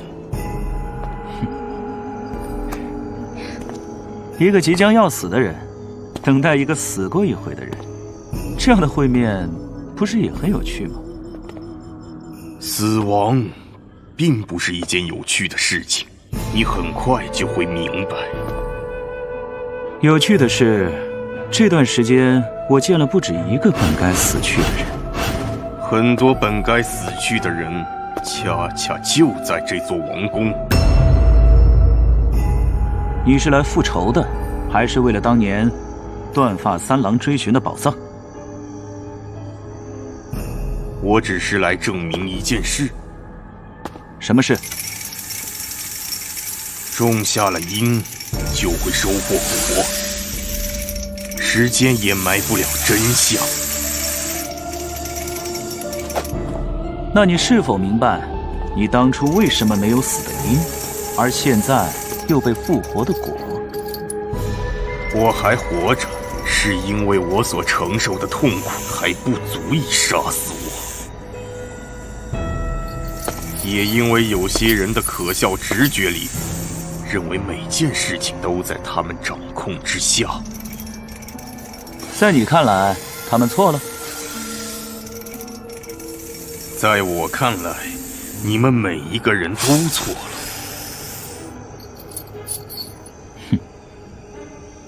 我并不一定是你的敌人。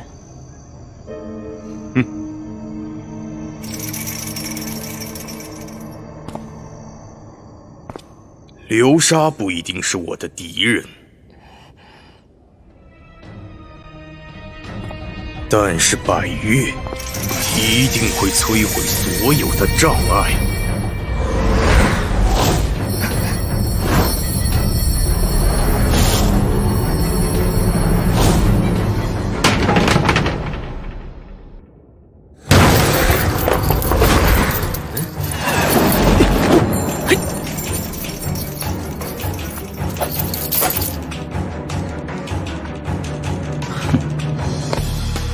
下次喝酒记得千万别叫上我。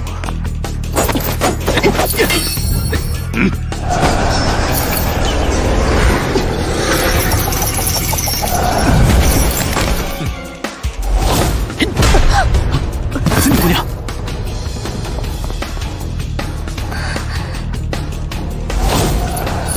你很在意他，很好。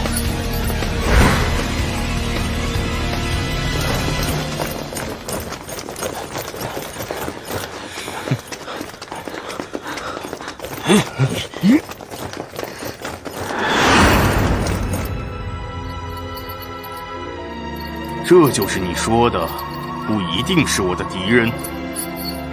迎接你这样的朋友，没有这样的准备，未免是愚蠢的。以为这样就可以阻止，还是真的愚蠢。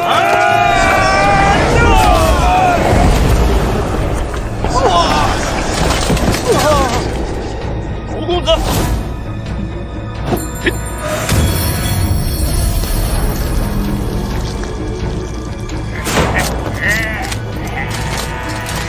你的伏兵只能加大力量的对比悬殊。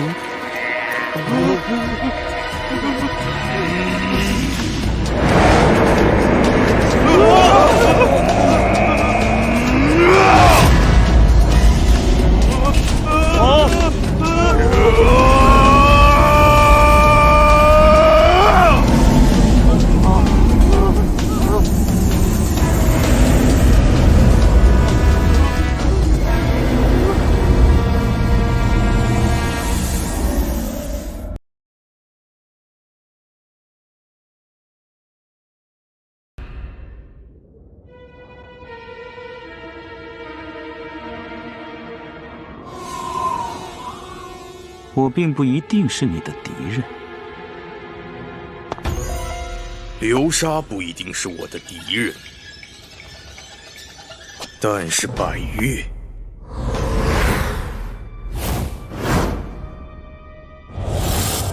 一定会摧毁所有的障碍。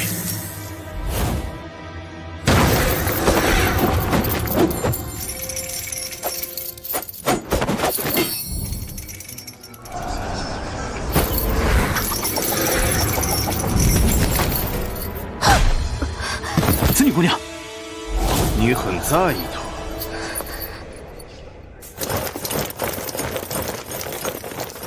这就是你说的，不一定是我的敌人。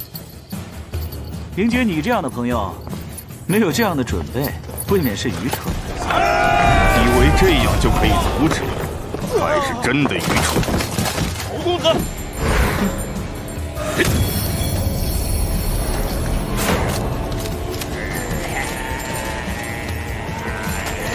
你的伏兵只能加大力量的对比悬殊。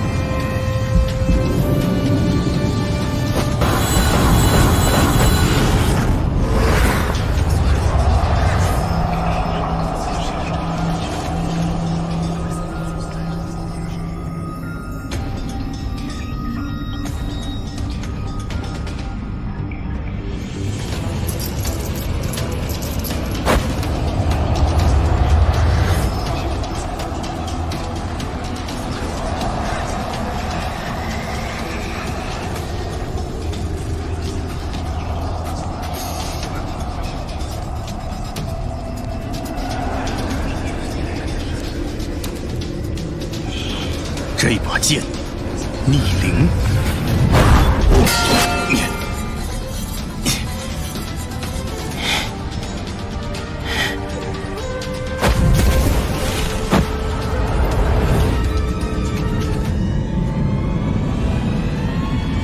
你到底是什么人？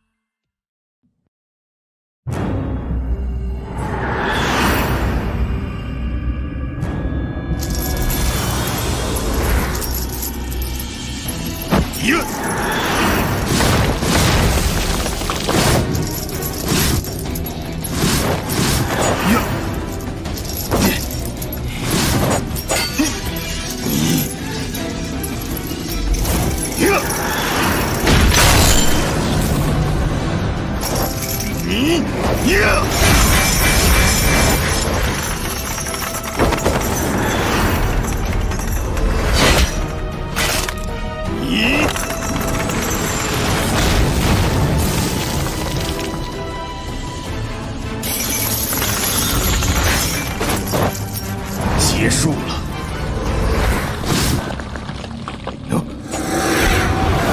碎片。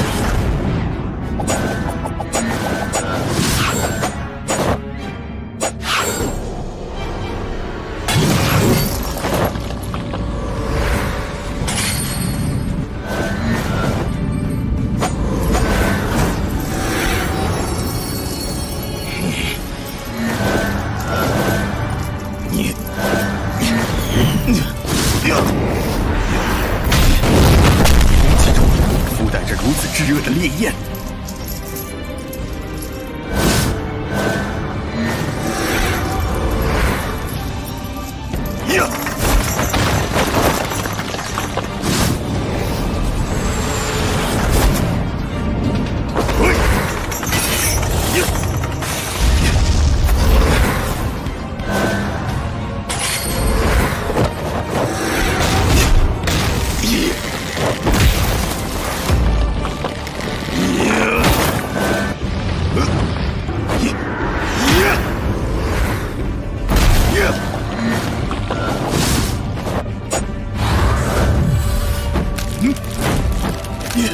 偏偏在这个时候，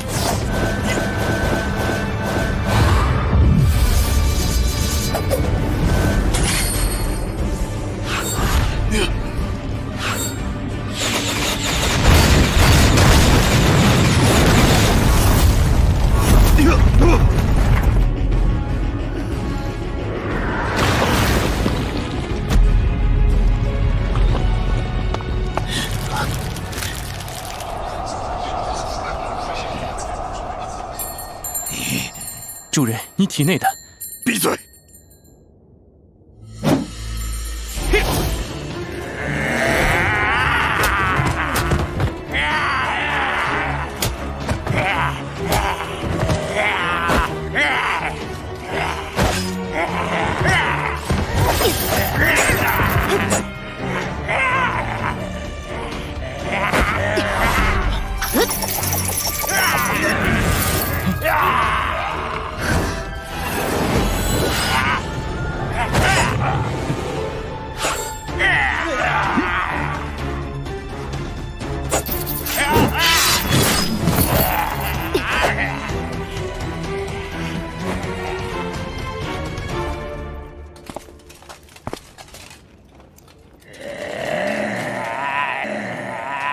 你的作战方案是不是就是等我来解决？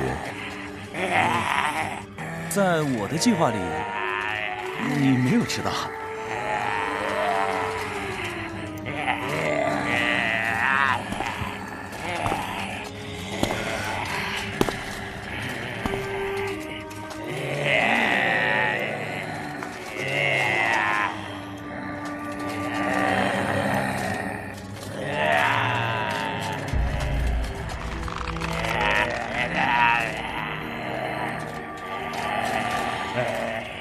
走。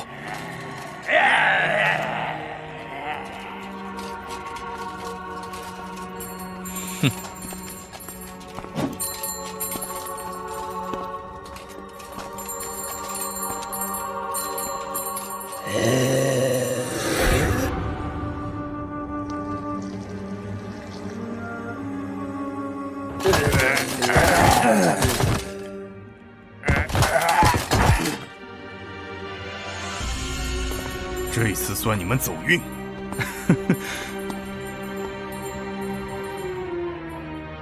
都这样了，他还说我运气好？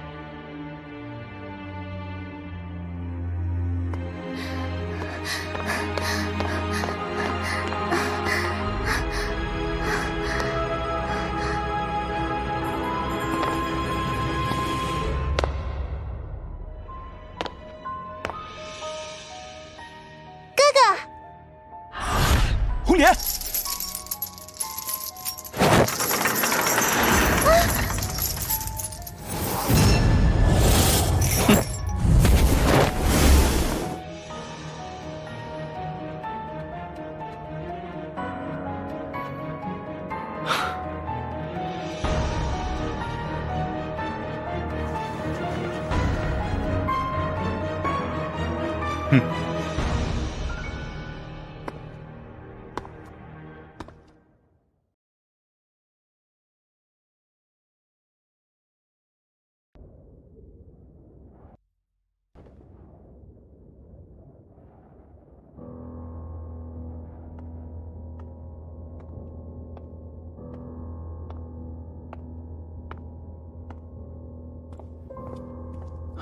是天泽所为，卫兵们没能拦住他。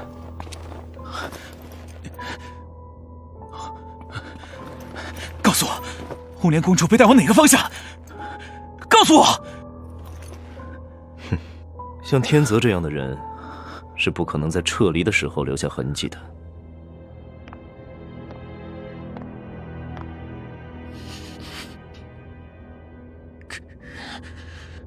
魏忠兄，你深入太子府，得到什么有价值的线索吗？驱鬼噬心，告诉我，我有的东西具体在哪里？你听过苍龙七宿吗？苍龙七宿，阴阳家的占星之术。阴阳家，天之四灵，以正四方。东青龙，西白虎，南朱雀，北玄武。东方七宿，角、亢、逼、防、心、尾、忌，又称苍龙七宿。天泽对死而复生的巫柩使用巫术盘问，提到了这4个字。巫柩曾经的身份就是断发三郎，而他们这次浮出水面，与百越的火与玛瑙案中涉及的一个宝藏有关。而且，姬无业的夜幕也在追查此事。天泽的目的，应该与巫柩、刘毅之徒不同，不会仅仅是为了财富。他要的是复仇，还要复国，尤其是后者，确实需要财富，而且是巨大的财力支持。所以，苍龙七宿是解开一个巨大宝藏的谜题。也许吧。不过，这次天泽在巫术占尽优势的情况下，却突然撤退，有点蹊跷。他似乎被某种东西控制着，这应该就是夜幕敢于有把握释放出这样一个死对头的原因。所以，无论天泽自己的打算如何，他首先得把自己从夜幕的控制下摆脱出来。这是一个值得关注的脆弱环节。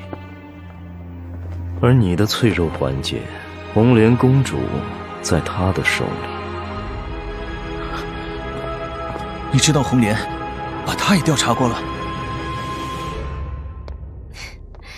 看你们兄妹俩亲密的样子，这样的情报还需要调查吗？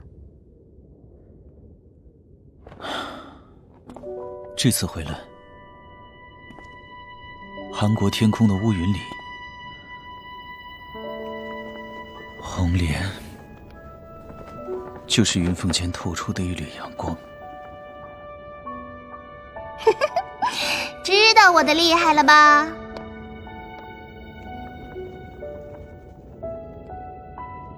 暴露自己在意的东西，会让敌人看清你的弱点。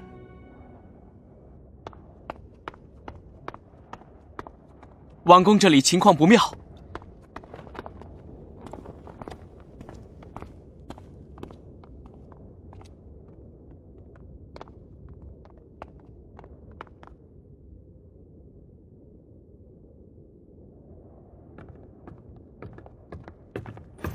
大王有令，任何人等不得擅自入宫。九公子见谅，王命不可违。祖父，张相国，太子殿下尚未脱险，红莲公主又为贼人劫掠，大王听闻噩耗，震怒之下，以致龙体前案。老夫几番求见，都被拒之门外。张大人可知道调动禁军戒严太子府之事？公子，请一同走两步。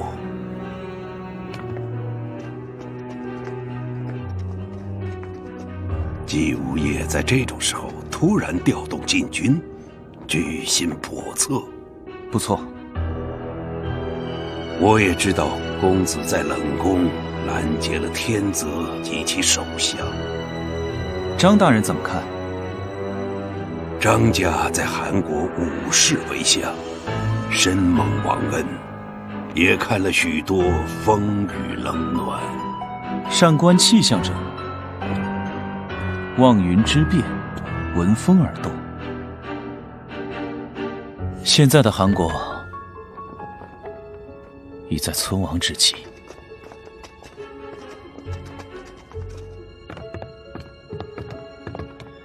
而公子就在这场风雨的中心。这一次，恐怕不仅是狂风暴雨，而是腥风血雨。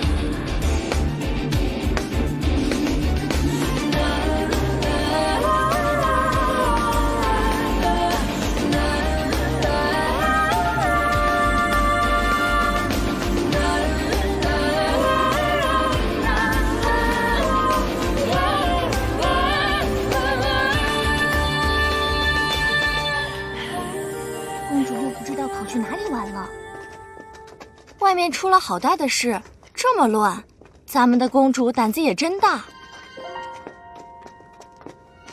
以后要嫁了夫君，不知道有没有人能管得住。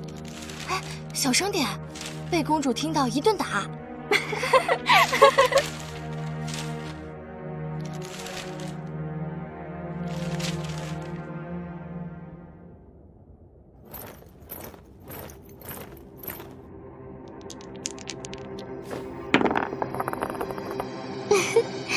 将军，该你了。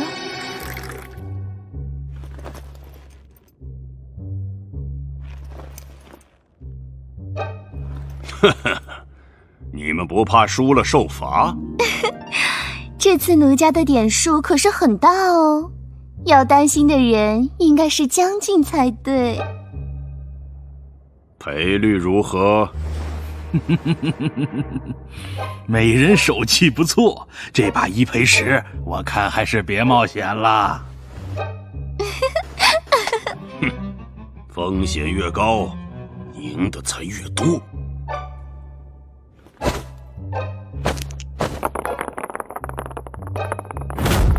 啊！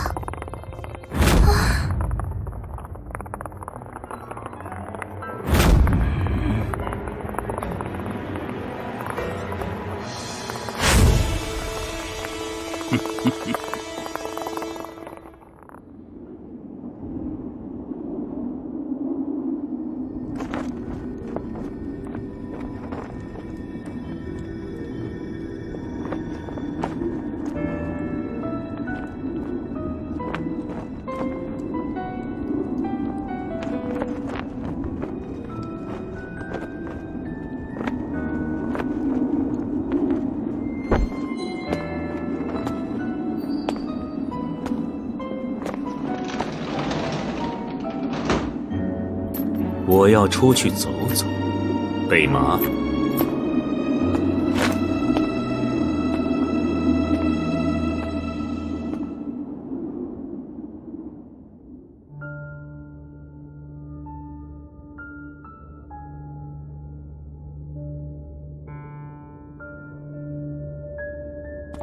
年纪大了，走夜路不容易呀。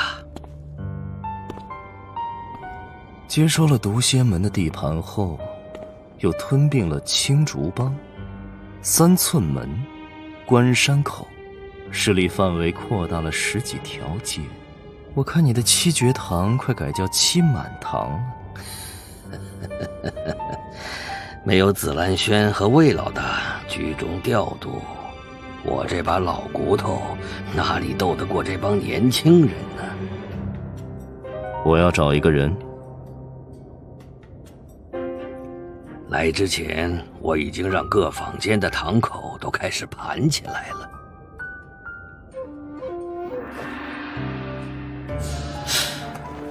这可不是出自寻常平民人家，所以才找你来。看起来做工很昂贵啊。免你3个月的上供钱。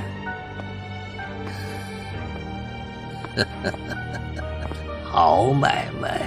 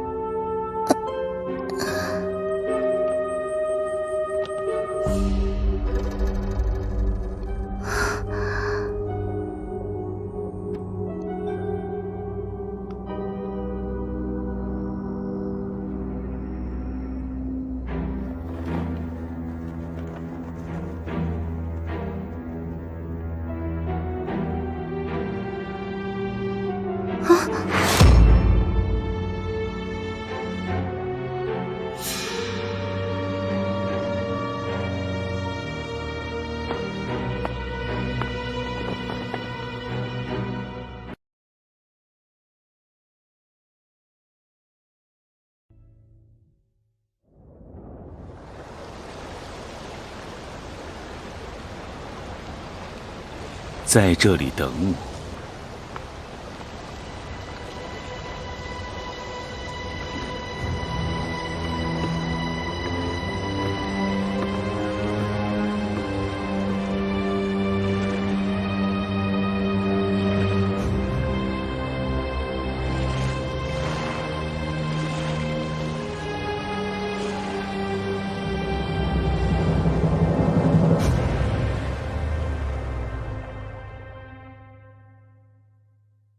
王上处在封闭状态，这是一个危险的信号。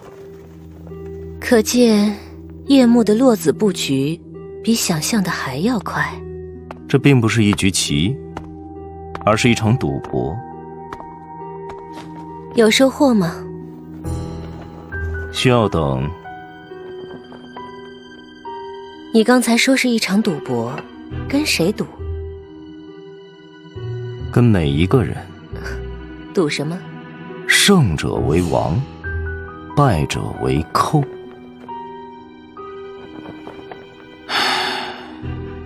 我的确低估了叶幕的野心。姬无业与太子本是一系，原以为他要借此次百越天泽事件制造危机，震慑朝野，打压韩兄。难道他的意图竟然是……子房怎么不说下去？如果你父王死了，太子就会继位。这是一个非常可怕的假设。太子继位后，那么一定会对突破万难、成功营救自己的姬无业大肆表彰和重用提拔。姬无业现在已经位高权重，王上也是信任有加，即便换了一个王，有多大区别？现在他还有政敌，有四哥，有我，有相国张大人，他不得不有所忌惮。你的父王虽然糊涂，但也还是明白权力的平衡和牵制。但这位太子恐怕已经被姬无业左右于股掌之间。如此说来，这个事件从一开始就不是为了营救太子殿下。现在看来，太子的危机只是一个假象，他根本就不会出事。太子殿下未必真的安全。哦，假戏也可以真做。太子殿下如果出现意外，谁是直接的获益人？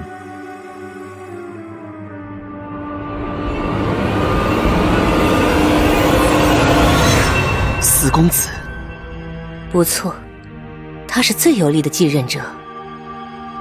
问题是，你会选哪一种结果？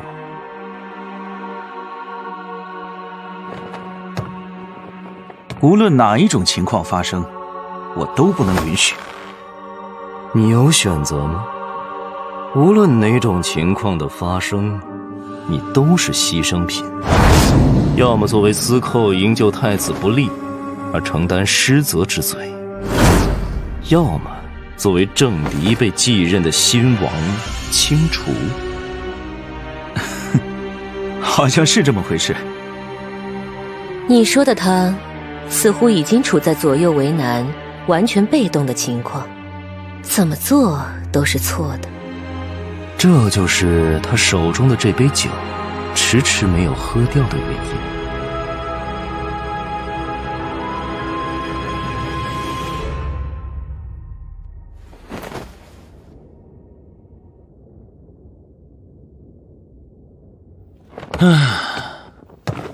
固然左右为难是很被动，但是如果换一个角度看，是不是也意味着处在最有利的位置？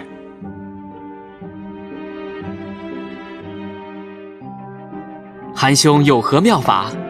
既然我处在天平的中间，那么是否恰恰是平衡左右的仲裁者？有点道理。这种自我安慰倒是有趣。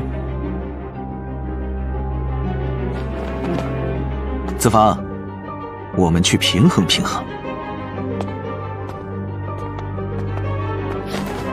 这并不是一场赌博，确实是一盘棋，因为他们漏算了一枚棋子。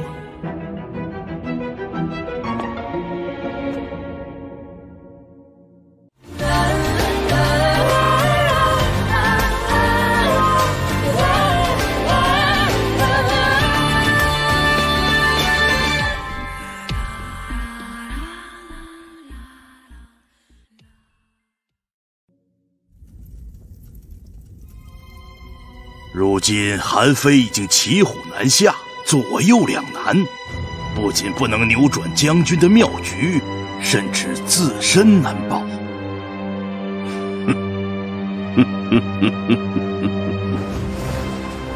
将军是否开始下一步计划？将军，四公子到了。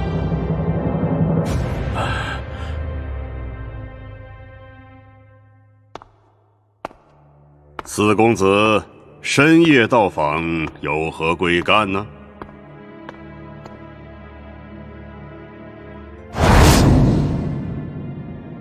子房来，还我人情。正是，上次四公子仗义相助，由衷感激。好，来日方长。子房为何急于深夜求见？因为事关重大，刻不容缓。刻不容缓。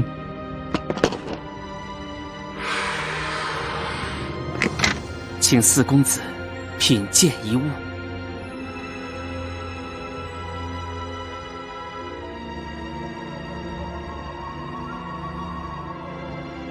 子房，跟我打什么哑谜？若非报恩，这个哑谜太过于重大凶险，子房不敢谈及。太子殿下乃国家重器，不容有失。姬将军紧急调动禁军，原本也属合理。然而禁军一被调离，天泽却出现在王宫附近，未免太过巧合。子房，知不知道你正在说一个非常严重的指控？子房心中困惑，如坐针毡，所以才斗胆来请四公子品评。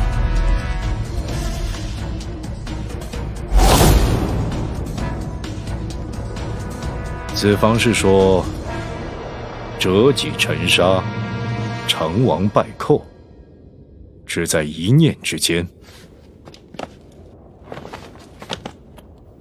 子房不敢说。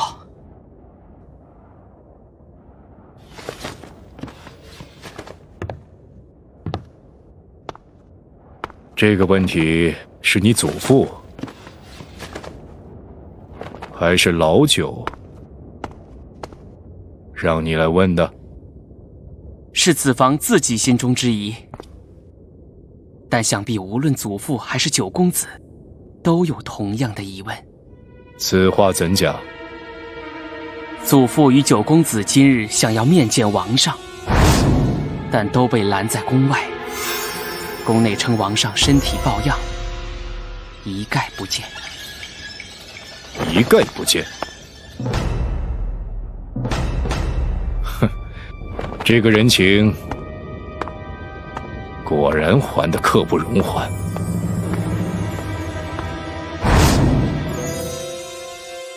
如此危难时刻，唯有请姬将军亲自坐镇王宫护驾。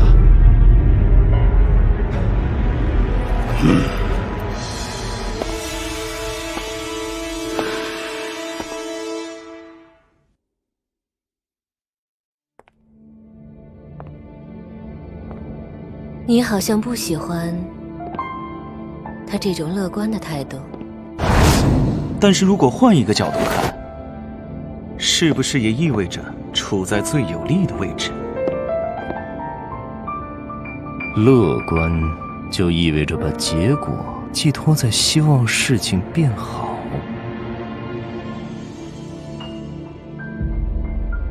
这样不好吗？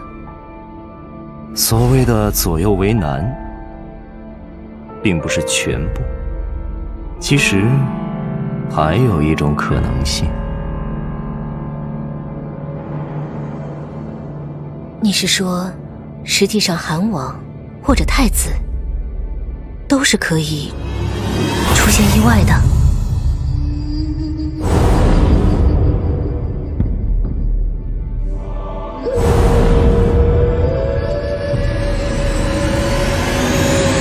掌握真正的主动，比乐观的被动更有效。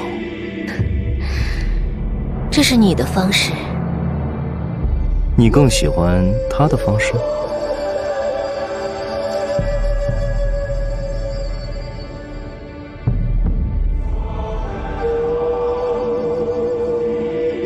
现在做决定的人是他。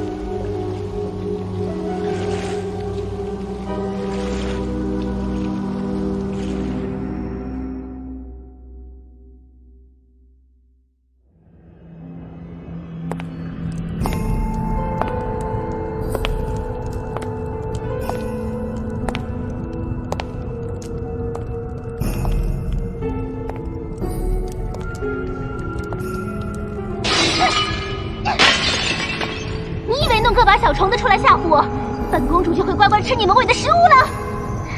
我偏不要！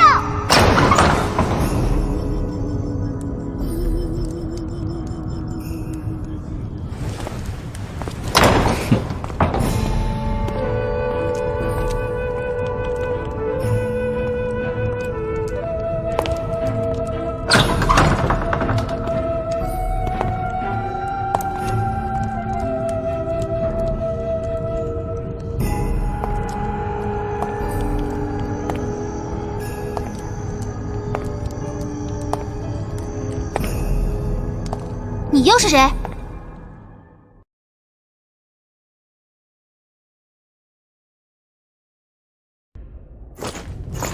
四公子深夜到访，有何贵干呢？天泽等百越云夜，惊动圣下，宫里传出消息，皇上龙体抱恙。哦，是吗？如此危难时刻，唯有请姬将军亲自坐镇，王宫护驾。如此重任，姬某自然义不容辞。不过，末将还担负着太子府警戒之责。太子府由九公子担当，如果营救不利，皇上震怒，就算我这个四哥，也救不了他。确实如此。王宫乃重中之重，真的出了什么闪失，你我都担待不起啊。好你个韩愈，居然算计起我来了，要拉我一起下水。四公子赤胆忠心，末将责无旁贷。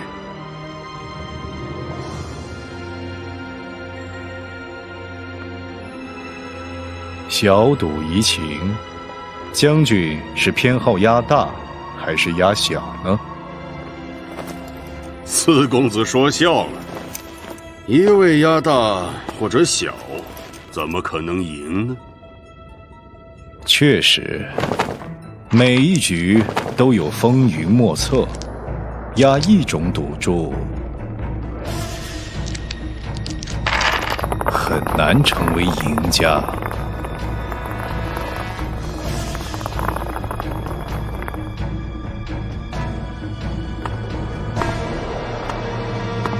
告辞。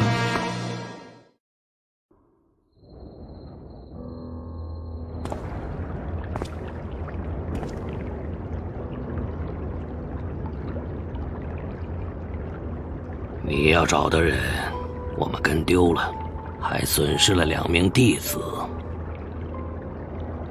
在你接受我开价的时候，就应该考虑到这些损失。我的损失早有考虑，倒是你的损失，有办法弥补吗？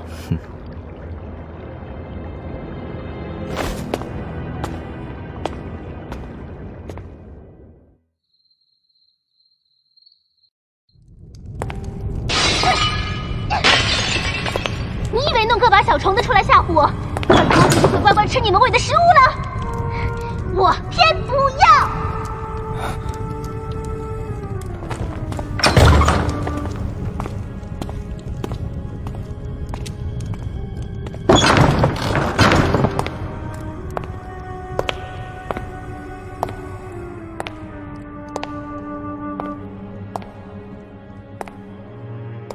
你又是谁？我也觉得这里的厨师手艺不够高明，饭菜不合公主胃口了。你是把我抓来的怪人的手下吧？快点放我出去！哼，等我哥哥来扫平你们的时候，不杀你就是了。公主殿下，你九哥哥虽然机敏过人，足智多谋，而且也帅气俊秀，可惜了，并不是我们主人的对手，已经被打败，所以你也要乖乖听话哦。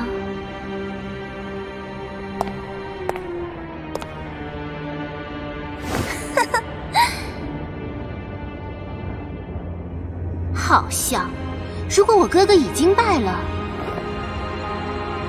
你们干嘛还要留着我的性命？怕我饿着？难道不是要用我来要挟我哥吗？哼，你不笨吗？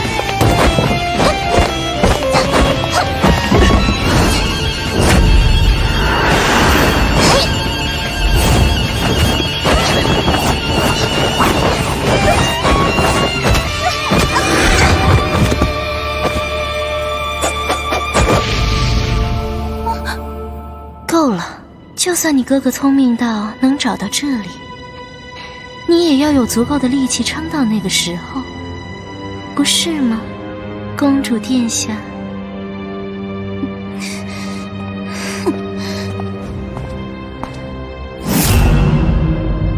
别玩了，他还有用。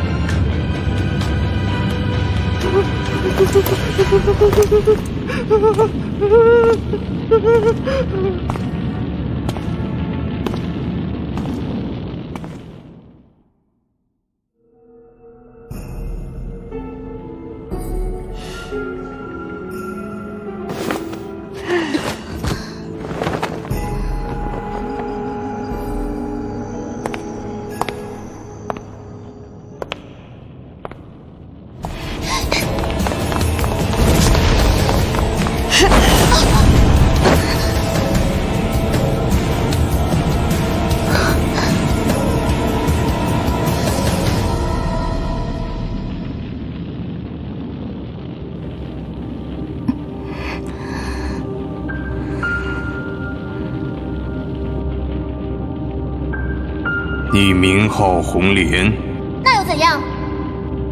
知道红莲是一种什么样的花吗？当然是很美、很名贵的花喽。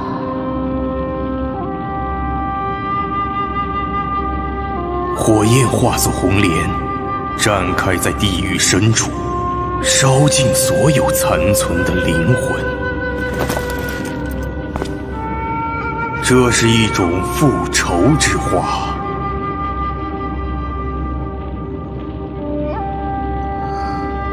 复仇之花。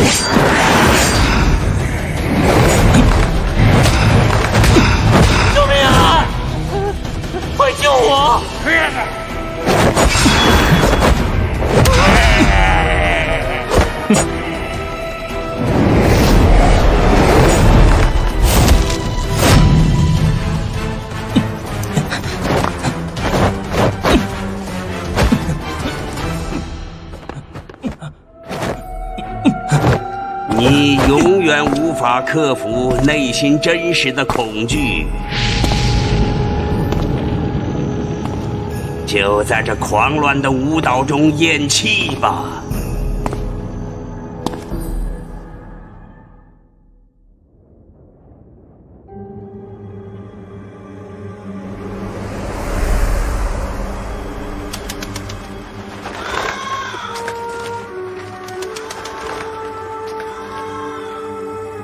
毒瘴在退去。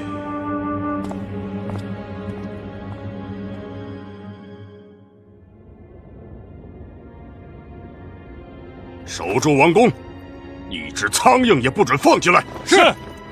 事出突然，有劳将军亲守王宫。大将军倒是用兵神速，天泽刚走，将军就来了。张相国不必出言讥讽，太子营救不利，姬某确实难辞其咎。不过追根究底，也是某人擅离职守。相国大人，大将军，四哥，请借一步说话。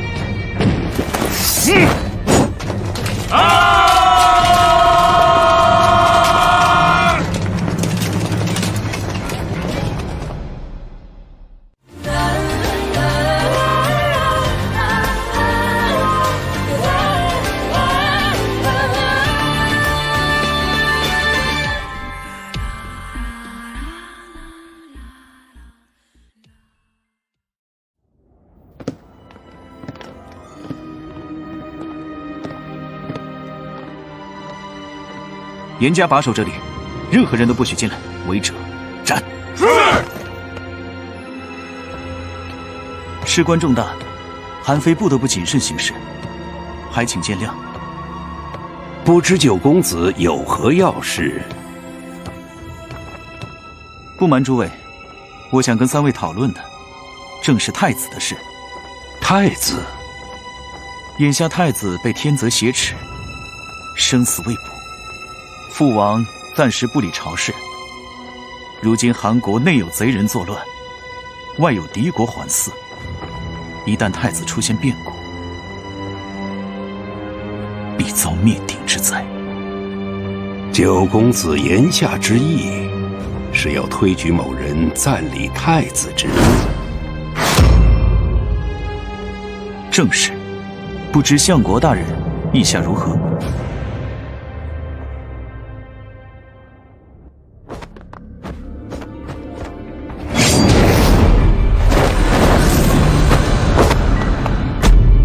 恐惧只是内心的谎言。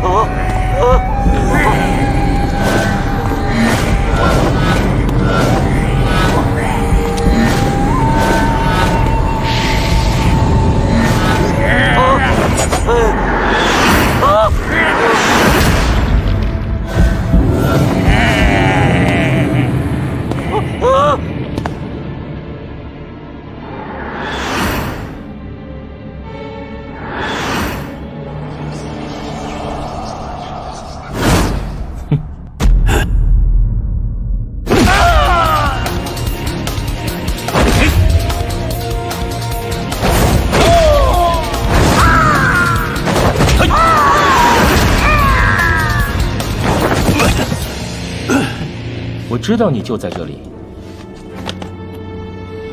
我们不妨彼此坦诚一点。你使用的什么妖法？回音变位。怎么说的，好像你就堂堂正正的一样。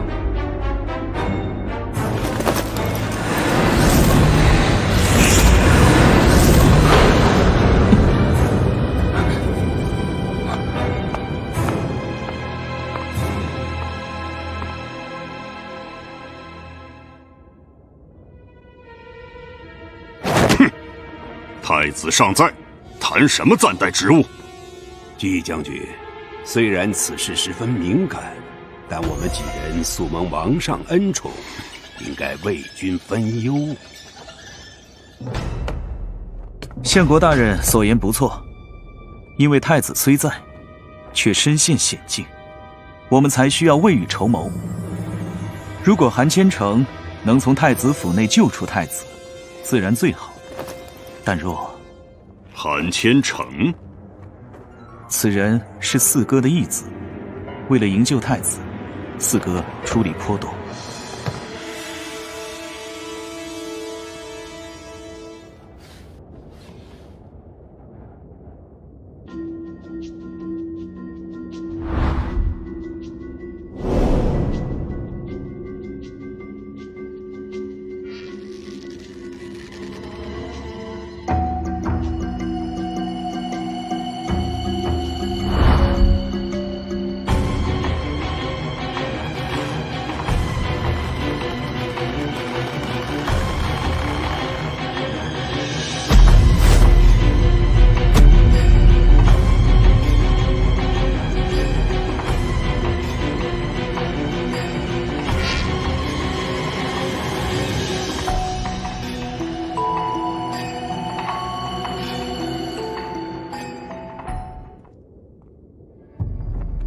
我看四公子仁义敦厚，胆识过人，可行大事。若有需要，予责无旁贷。不过眼下一切以救出太子为要。姬将军不必动怒，此事不过是我们四人私下商议的应急方案，一切还由姬将军、相国大人和四哥做主。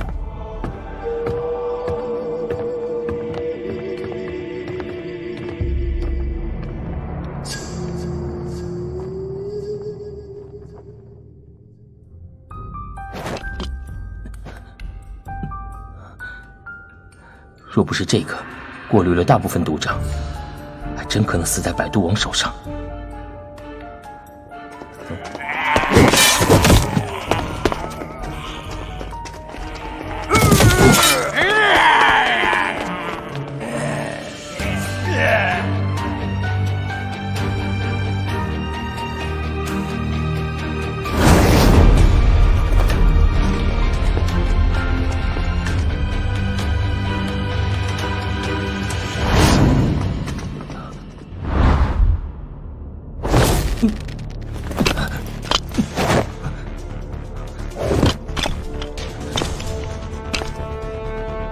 你够快吗？够快的话，就去阻止他刺杀太子。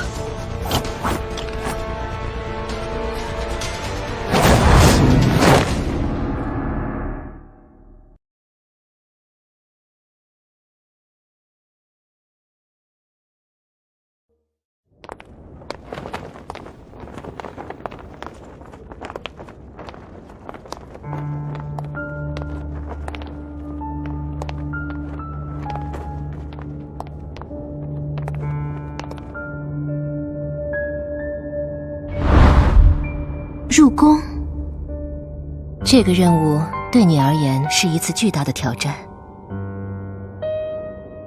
弄玉愿为公子分忧。他其实并不希望你涉险，此举实属兵行险招。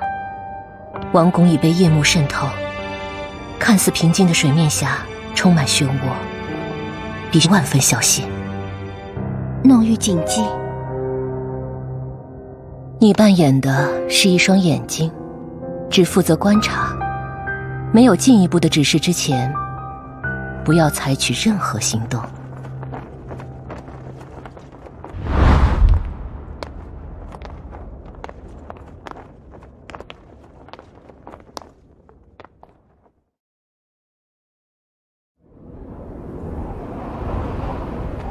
你够快吗？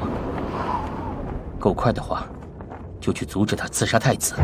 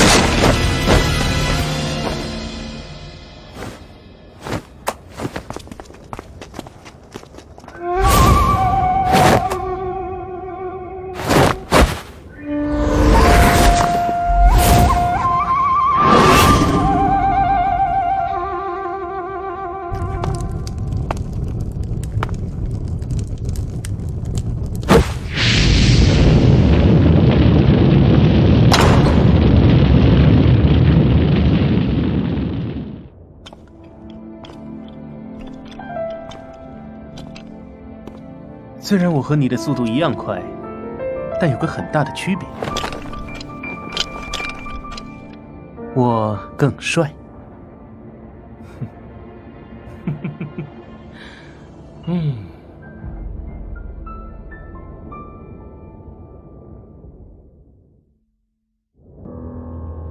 恐怕太子已被转移。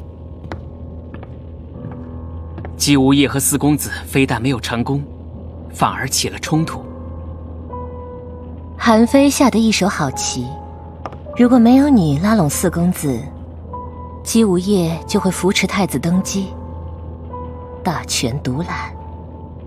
相反，如果没有韩兄警示姬无业，太子很可能遭遇意外，四公子成为最大赢家。看似被动，实则已经掌握了引导冲突的主动权。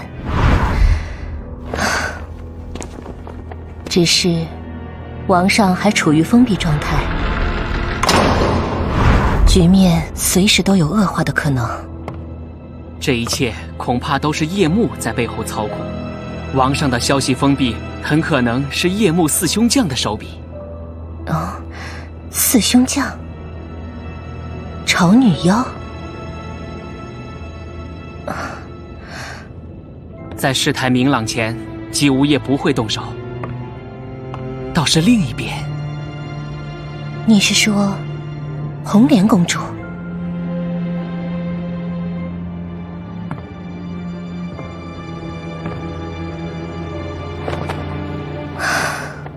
希望弄玉有所收获。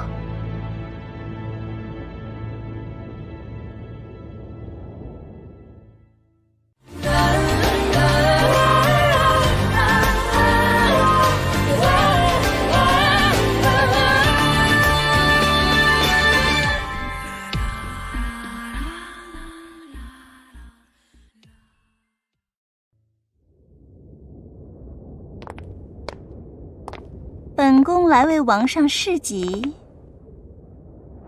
大王有令，只传明珠夫人，其他人一律不见。她早就来了。是妹妹来了吗？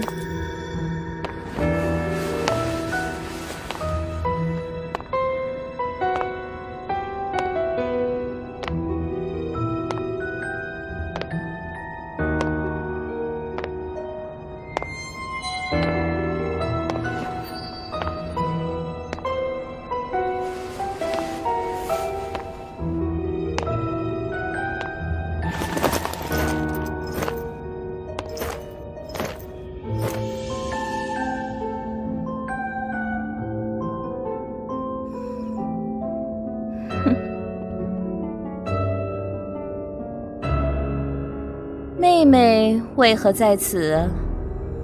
我牵挂王上，便自作主张前来求见。不想唐突了夫人，夫人精通医术，我自该想到，王上会传夫人事迹。嘿，妹妹说笑了。她是我宫里新来的宫女。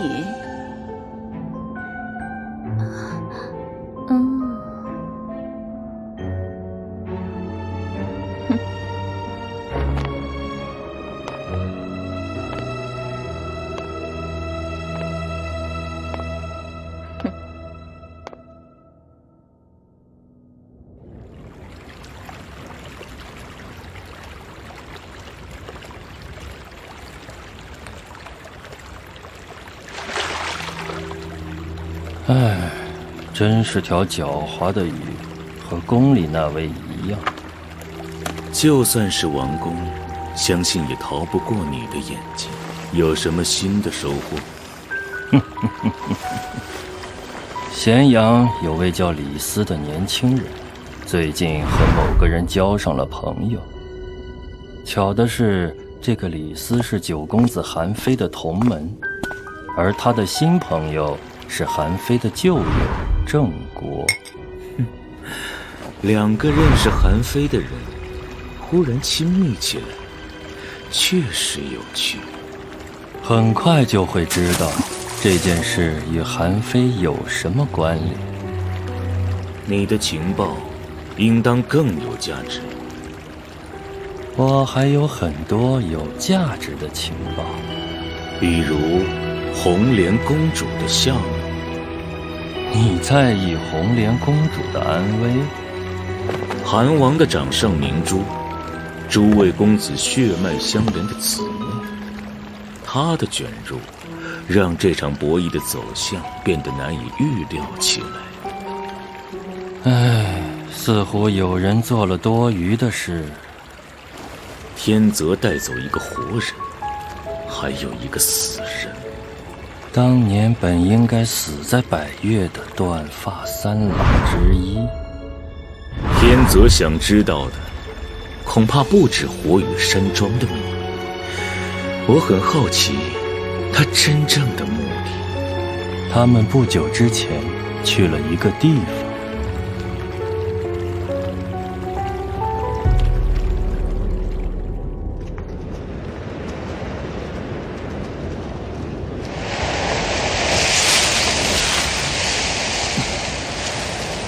韩兄不是才和子女姑娘造访过冷宫，怎么又拖着我来？这个子女姑娘似乎觉得上回酒喝的有点惊险了。应该都约不到第二次了。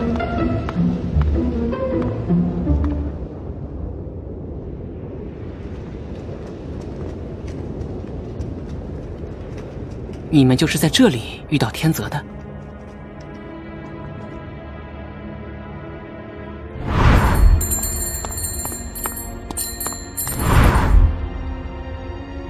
我们以为天泽的目标是父王，但即便天泽和他的手下身手非凡，想凭两人之力行刺一国之君，不是太任性妄为了吗？这里也是天泽的目标。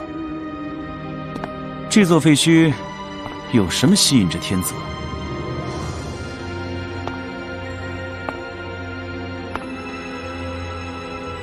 也不尽然是废墟。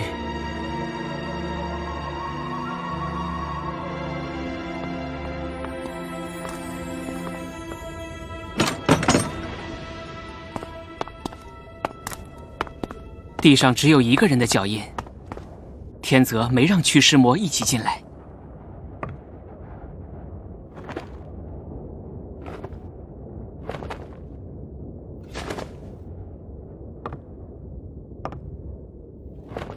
天泽从兀鹫那里得到3个讯息：火羽玛瑙、贵宾借道、苍龙七宿，此防可能一解。火羽山庄惨剧出自叶幕之手，天泽反来调查此案，看来他们的关系比看起来要复杂。贵宾借道是指郑国，郑国在郑庄公时一跃成为春秋小霸，天泽心在复国，难道这里藏有复国的契机？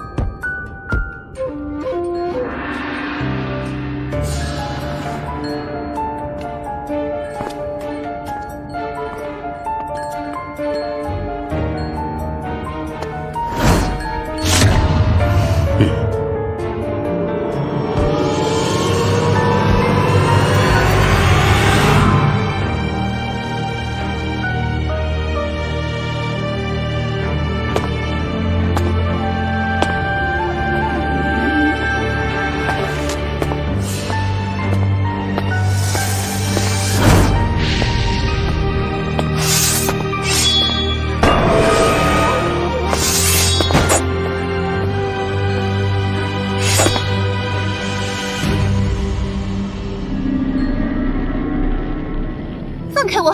你要带我去哪儿？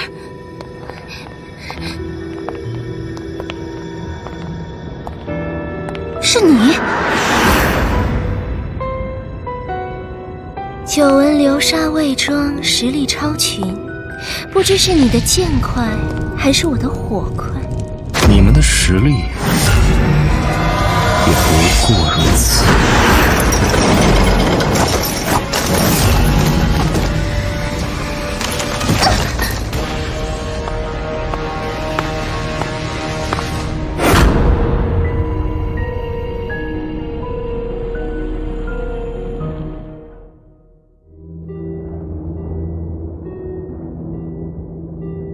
天泽心在复国，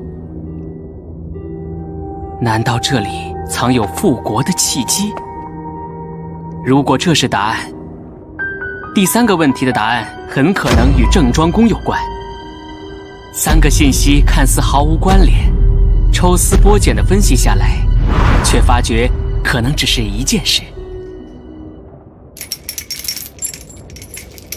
你真的很擅长劫掠女子，可惜上次走的太匆忙了些。你是来救人的，你很在意她。不，我不在意。像你这样的人，本不该忽略掉诱饵周围的陷阱，因为这个陷阱很老套，可以被忽略。我要带他走。忽略你的对手是愚蠢的。等等，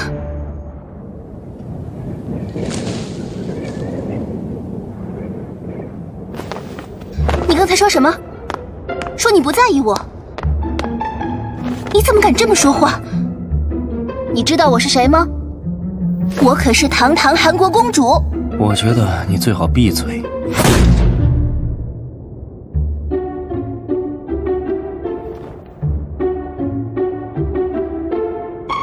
大胆！你还敢叫我闭嘴？你回去吧，我不会跟你走的。哼，人家可不要跟你走啊，好没面子啊。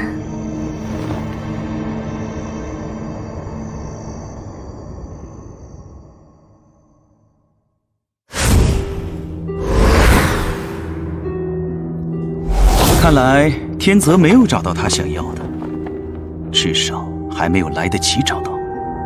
天泽需要帮手，完成他一个人完成不了的事。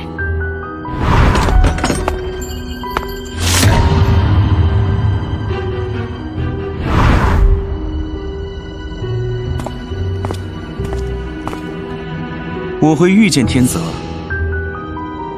是因为天泽想要被我遇见。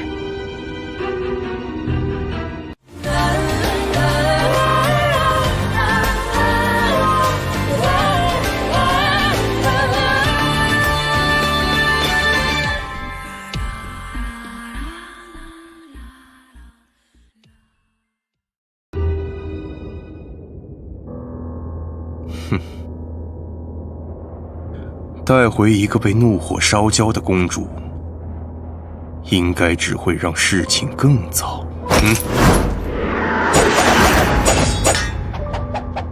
这算什么？陷阱虽然老套，但依然会致命。既然我不杀你，就不会让你空手而归。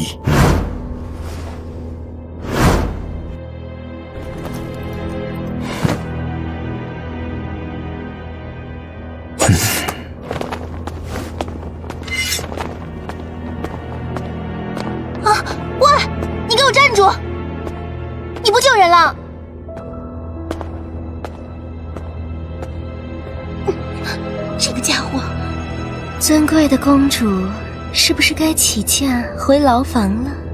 居然说不在意我，气死了！哼，他骗你的。什么？他如果不在意你，就不会接那个瓶子。真的？男人最喜欢说谎了。别浪费时间。是。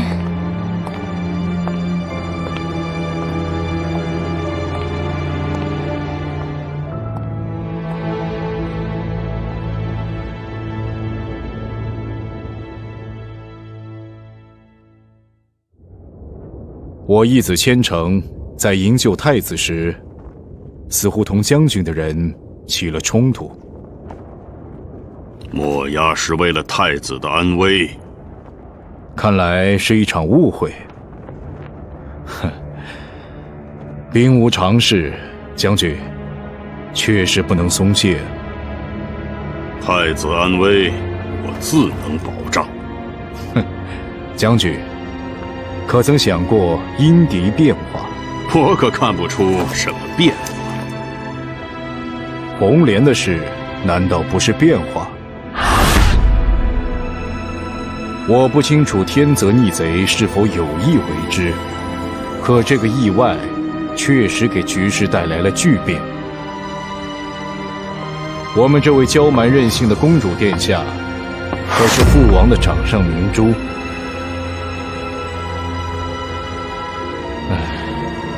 时光如梭，不知不觉，她都长大到了待嫁的年龄。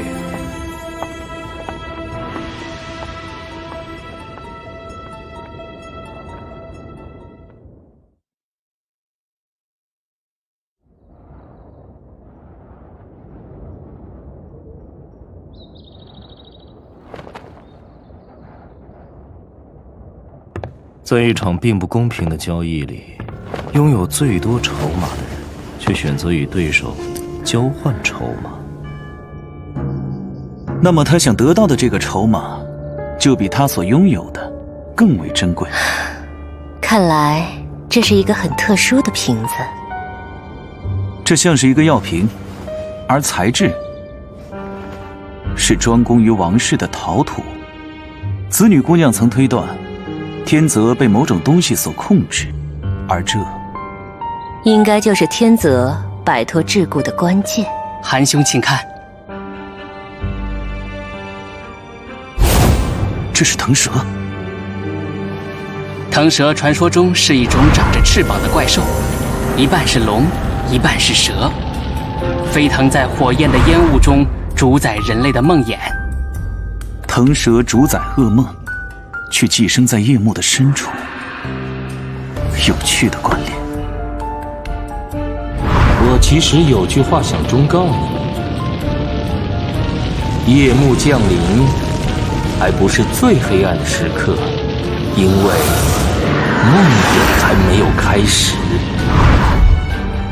此瓶雕刻精细，非上等工匠不可出。印纹陶技始于百越，这令我想起火羽山庄以石料工艺闻名。百越一等工匠聚集其内，然而当年巨变，这些工匠如同火羽山庄的宝藏一般消失无踪。也许他们来到了韩国，并被某位身份尊贵的人操控，雕刻了此瓶。既然你们说这瓶子来自宫中，不如让弄玉调查。至于那些工匠，魏庄兄，相信你不会袖手旁观。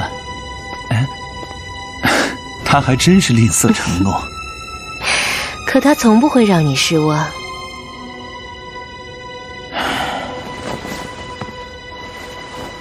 拜托了。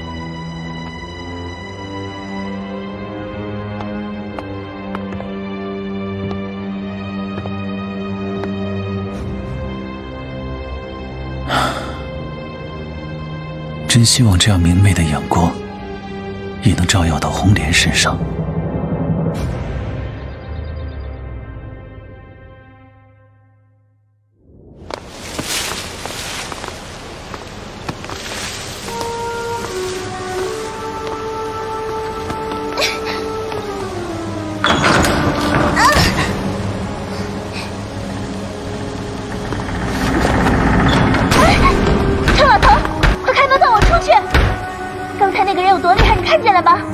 要是我出了什么事，你们都不会有好下场。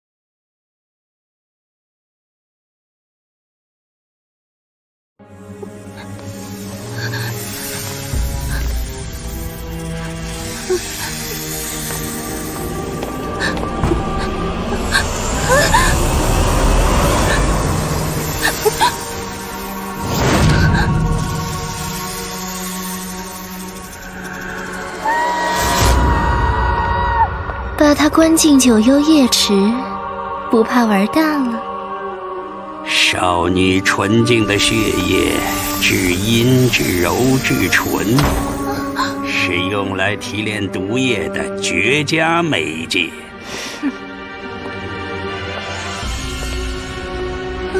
别过来！别过来！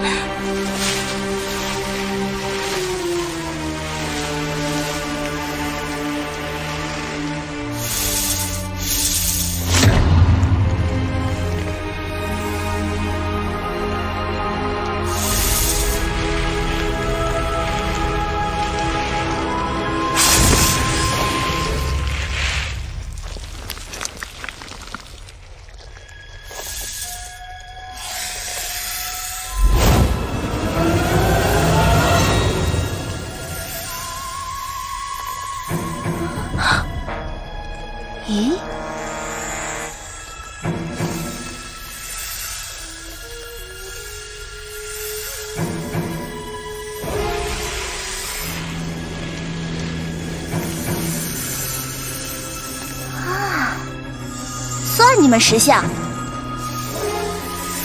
要是敢欺负本公主，等到本公主出去了，准让人扒了你们的皮，把你们炖汤喝。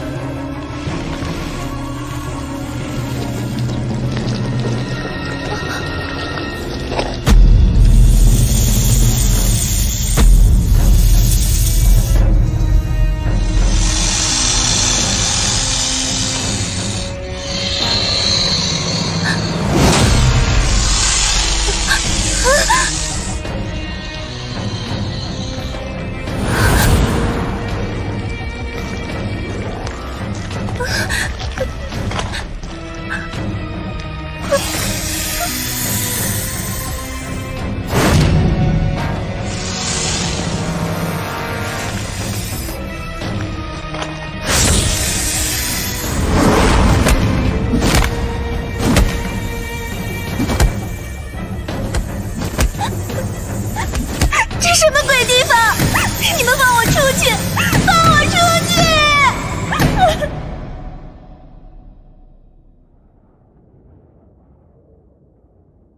王上不吃啊，胡美人精心烹饪的鲈鱼也……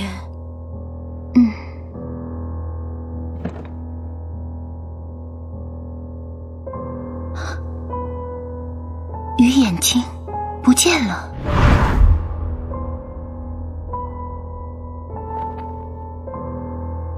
王上平时最喜欢吃鱼眼，你送去时可要小心哦。是。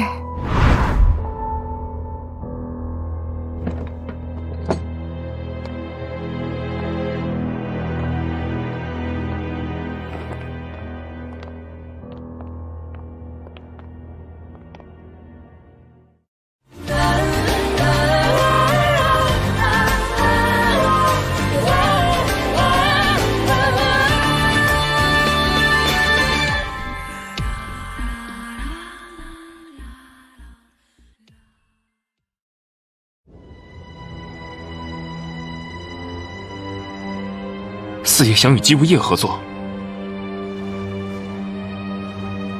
千城，你有何想法？姬无夜素有虎狼之心，与他合作，无异于与虎谋皮。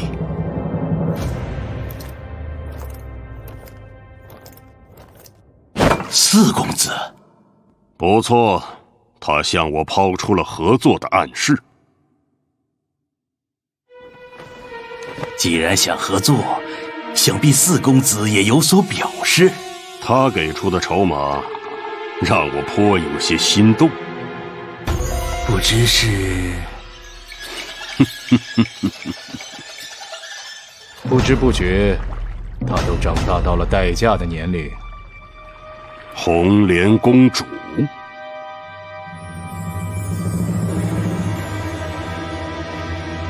红莲公主，那可是绝世美人呐！王上诸多公主中，就属她最受宠爱。此事若成，将军便可跻身韩国公族，获益匪浅呐！你且过来，你看到了什么？天元位置被黑子占据，两军交战，黑子占据上风。此便是当今韩国，权臣当道，王权暗落。纵然我有心匡复王室，也无从施展。四爷心思设计，千城明白。只是为何要于姬无夜？哼，要改变眼下韩国危难困局，则必须主动出击，安抚稳住姬无夜及其夜幕，不过权宜之计。与其联手，进可保父王，退百越；中则强韩国，退外敌，远能削弱夜幕，澄清郁郁。四爷的苦心，千城明了，但姬无夜如狼似虎，与其联合，并不容易。然而，韩愈心机叵测，而且颇有些手段，恐怕不似太子一般。坐。猛虎虽凶，不过兽王。姬无业虽然位极人臣，但终究只是人臣。此人贪图美色，醉心权力，不能跻身公族，始终是他的心头之痛。我开出的筹码，料他难以拒绝。这就要看将军您怎么决断了。何以见得？获职之道不外乎成本、风险、利益之间的计算和取舍。想求取高利，必须增添本金。将军若用手中的黄金换取一座尚未开发的矿藏，风险不小。你怕这矿藏内并没有宝石？奇货可居，乃秦国吕相经商之道。但若奇货未能换取足够价值，就未免得不偿失了。奇货可居，有几分道理。太子性格并不强势，将来登基大位，同样可以将红莲公主许配给将军。将军又何必急于一时呢？正因为太子素无主见，可被多方左右，我才有所顾虑。将本金压在一件商品上，未免风险过高。将军不如先保太子平安，规避风险。届时坐地起价，四公子也不敢不从啊。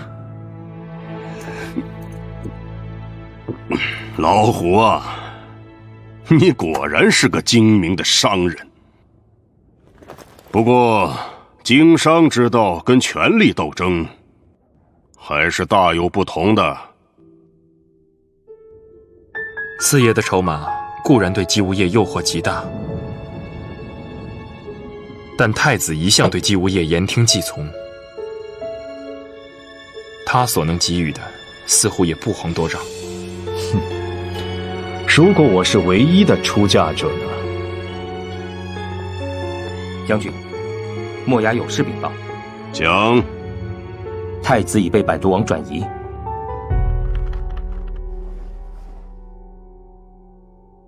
他手中的一枚棋子，并不甘心服从掌控。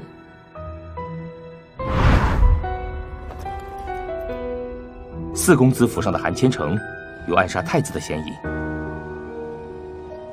只要这样，姬无业就别无选择了。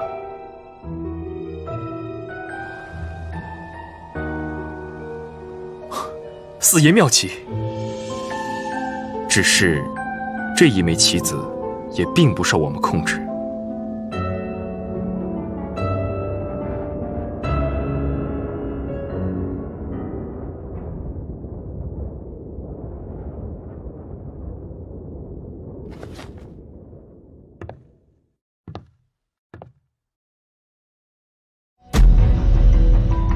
老实点儿。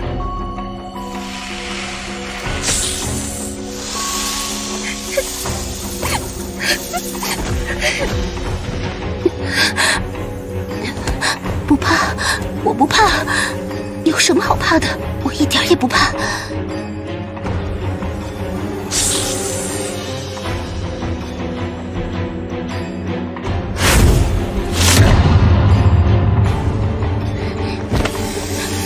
别靠近我，走开，走开！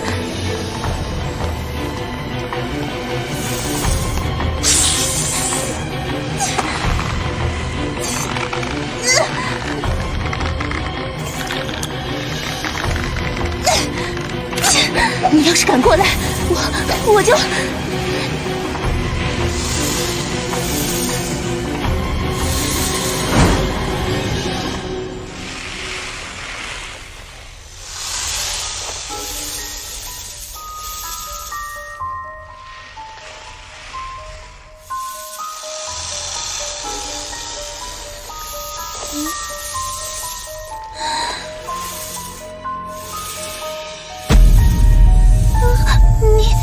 你不要离我这么近！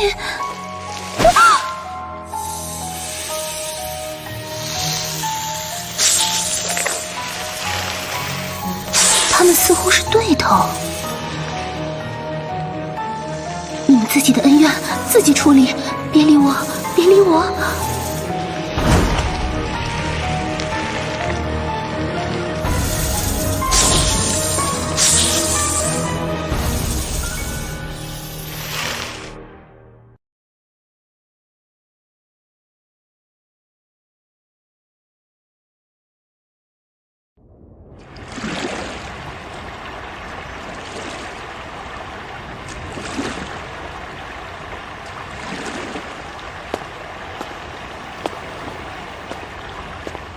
进攻！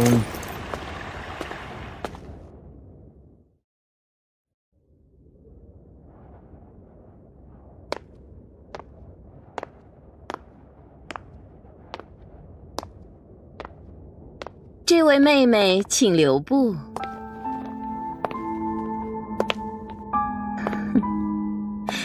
昨夜就在胡美人身边看到你，我倒是哪儿来的妹妹这么标致？妹妹是要外出吗？外面现在四处凶险，可比不得宫内这么安全。张良见过明珠夫人。张公子，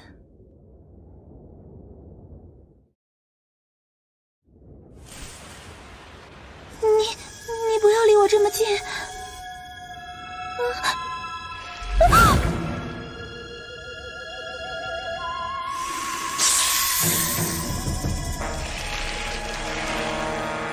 他们似乎是对头。你们自己的恩怨自己处理，别理我，别理我。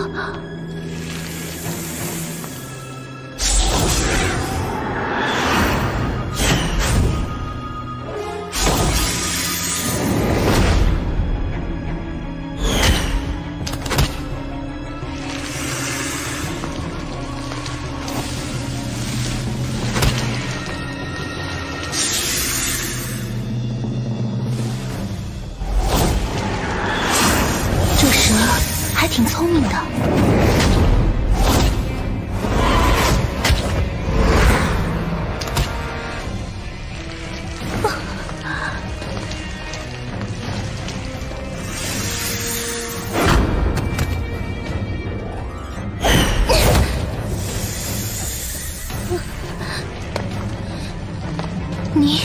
你要欺负他，先战胜我。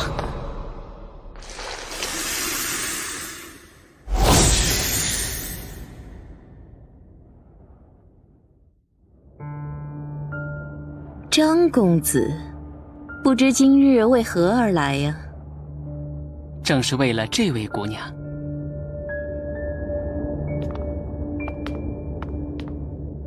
见过明珠夫人。胡夫人，适才宫中传话，舍妹有美食相赠，这位姑娘便是传送之人。哦，原来是胡美人有物相赠啊！不知张公子是怎么得来的消息呢？回夫人，自夫君过世，府内营生困难，若非相府仗义接济，我恐怕……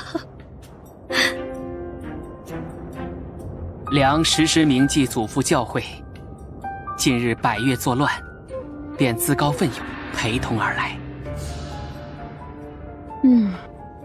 张公子果然出身贤相世家，他日也是国之栋梁呢。夫人谬赞。胡美人一向对菜肴讲究，她亲自挑选的美食佳肴，我也很想一睹为快呢。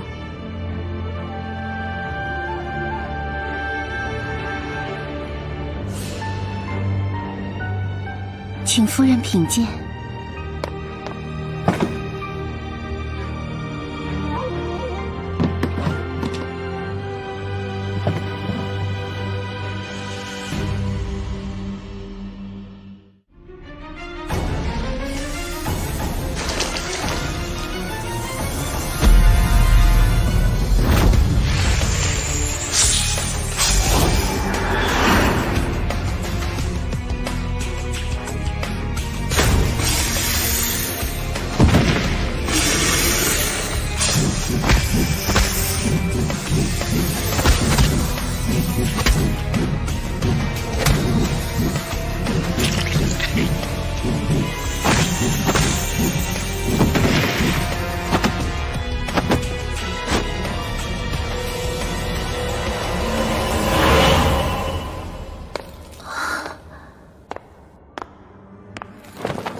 受伤了。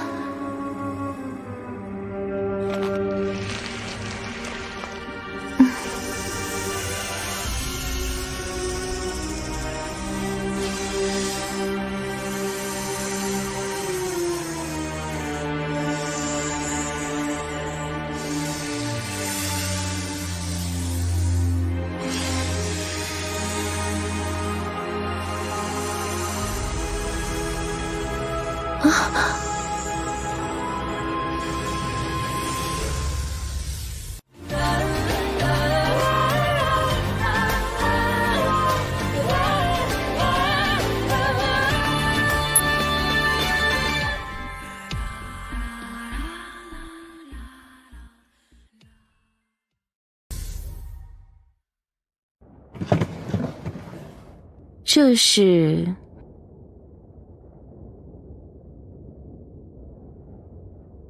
昨日御厨烹制的糕点。回夫人，这道糕点很受胡美人喜欢，便吩咐御厨另行烹制了一份，由奴婢送与胡夫人。夫君死后，妹妹是我唯一的亲人了。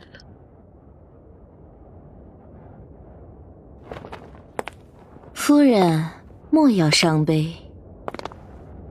如有困难，我也愿做夫人手足至亲。妹妹，快把糕点交给夫人吧。是。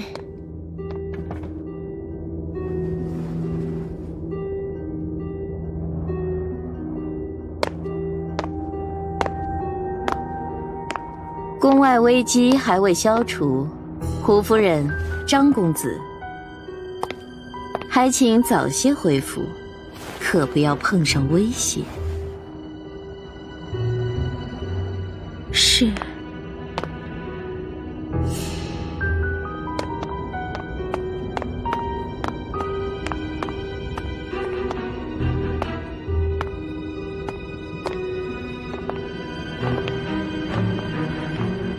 事出突然，梁冒昧邀请，还望恕罪。我明白，弄玉此行颇有风险。若非如此，张公子不会贸然登门。夫人明鉴。这是弄玉的选择，我相信他。同样，我也相信张公子与九公子。谢夫人抬爱。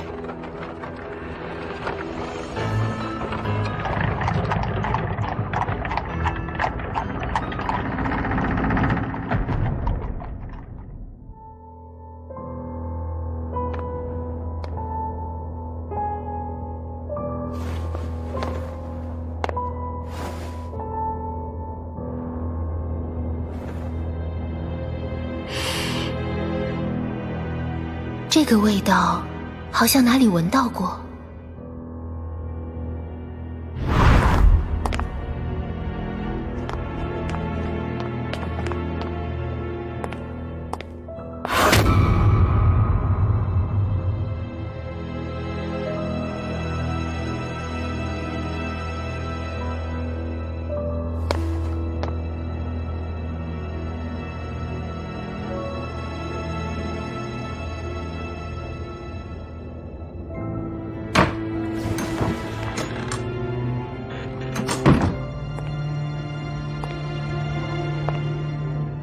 玉香殿，莫非瓶子上的熏香气味是？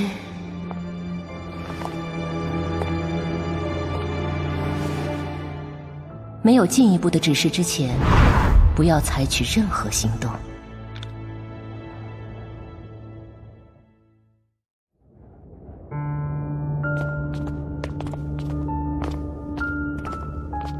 火羽山庄的工匠，你知道多少？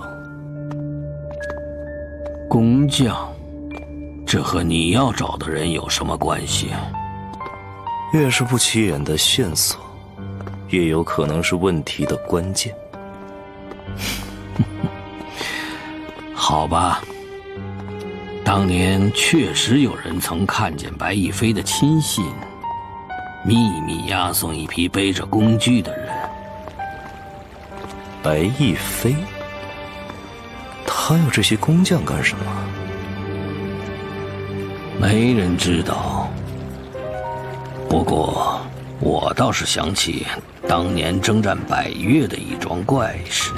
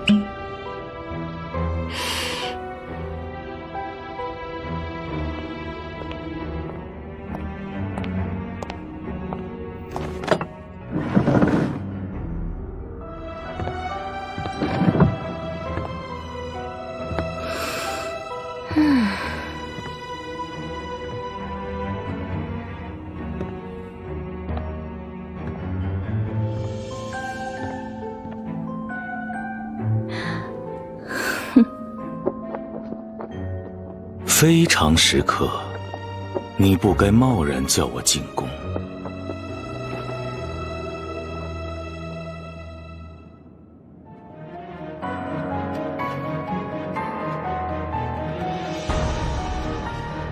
你害怕了，表哥？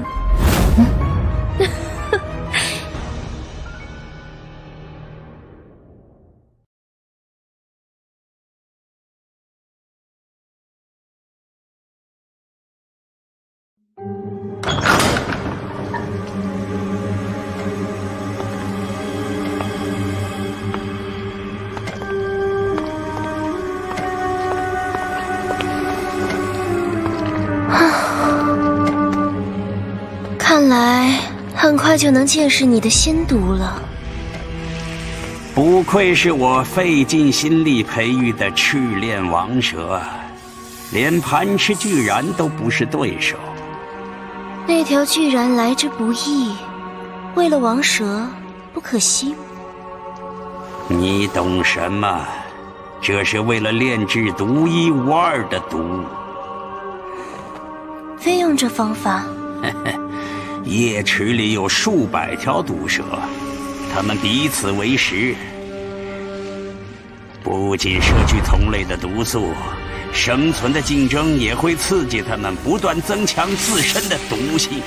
活到最后的，必定是最凶最毒的蛇。它就是我提炼毒液的绝佳材料。我的杰作马上就要完成了。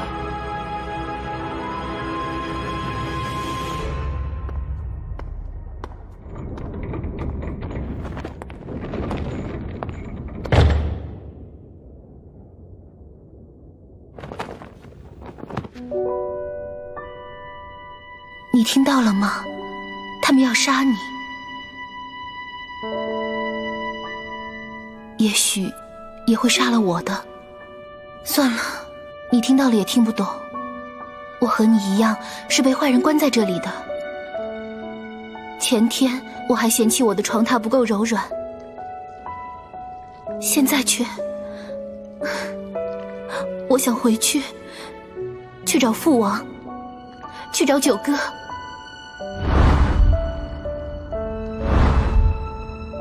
我不想死。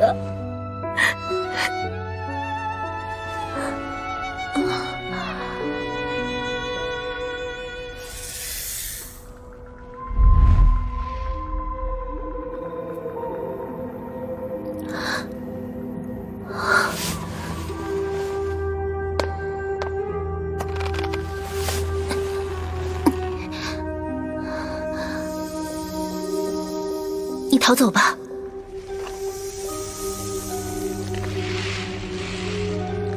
你怎么不走啊？难道雄黄？难怪蛇不敢出去。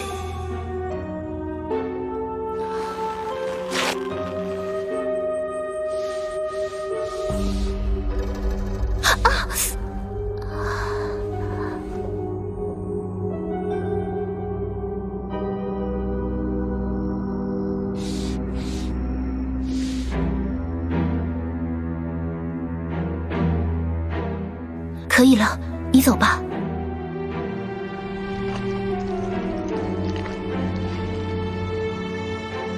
走吧，别担心我，会有人来救我的。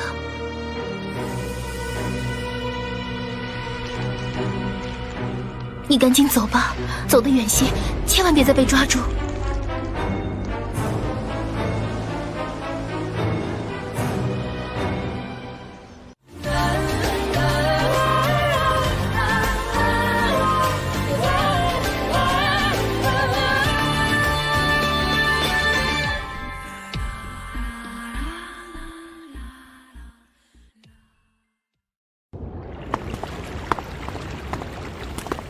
白亦飞，他要这些工匠干什么？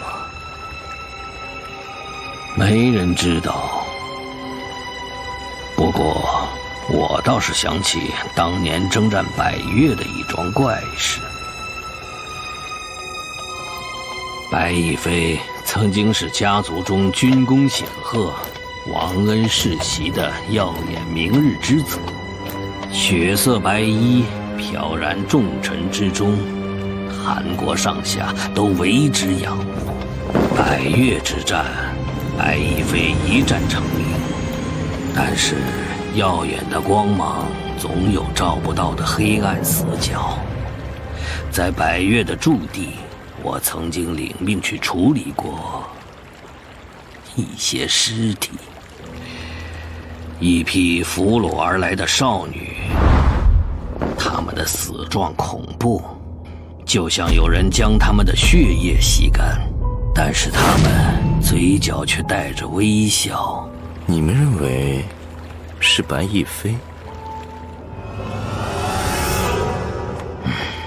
他的白衣也许就是那个时候开始被染红的，他也似乎完全变了一个人。不过一切也许并非偶然，雪衣堡一直是一个充满传说的地方。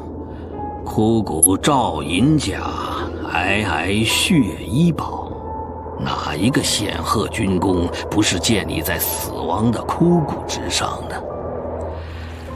血衣堡的传说实际还与白亦飞的母亲有关，韩国唯一的女侯爵，她的名字却被从所有的典籍中抹去。眼神可以令星空暗淡，双剑下亡魂无数，但是她的美让人觉得即使是死亡也只是个温柔的过程。没有人见过她衰老的样子，她始终保持着最美的容颜，对生命的掌控。传说是跟黑暗达成的不可告人的强大契约，而且需要用最纯净的鲜血来维系。看来白亦飞也继承了这种秘术。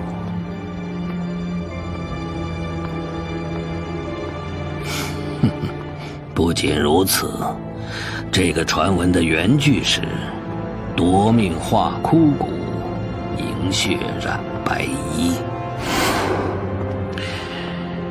这个骨是独骨之骨。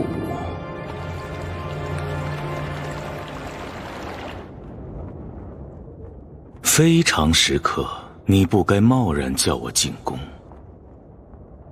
你害怕了，表哥？弦一直绷着可不好，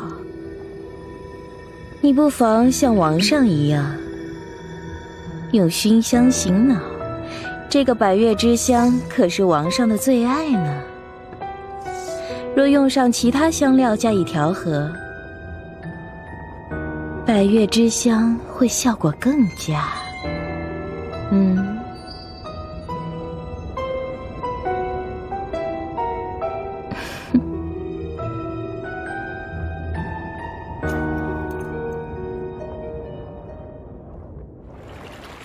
现在想来，白亦非抓走那些工匠，也许正是为了烧制阳谷的器皿。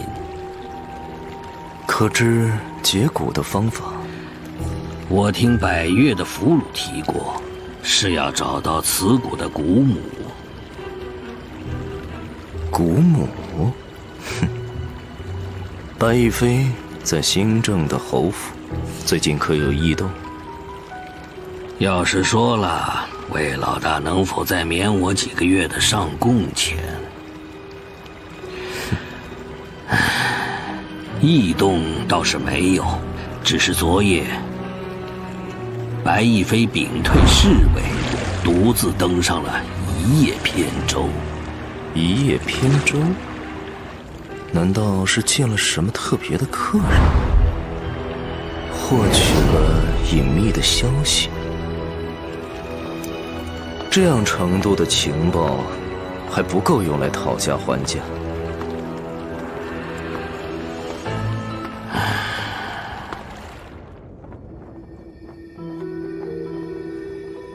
要想调好百越这种熏香，恐惧是最好的调和剂。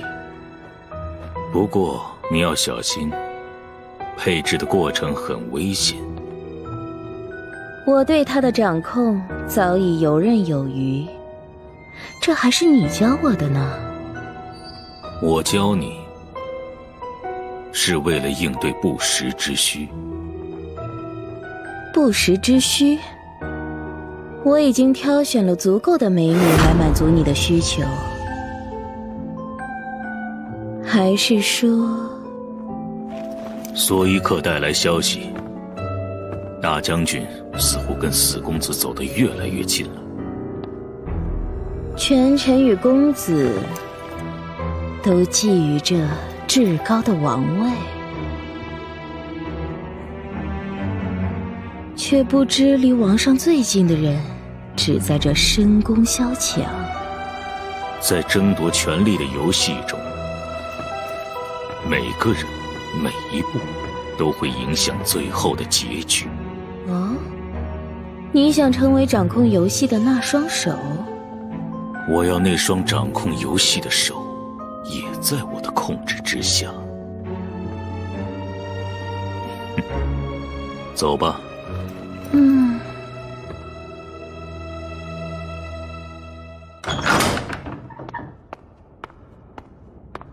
现在只需把你的毒囊取出炼制，就可以。我的王蛇呢？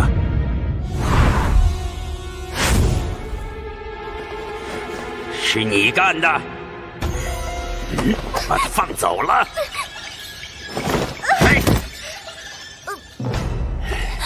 我是人质，你不能杀我。谁说要杀你了？你活着也能成为我炼制毒液的器皿。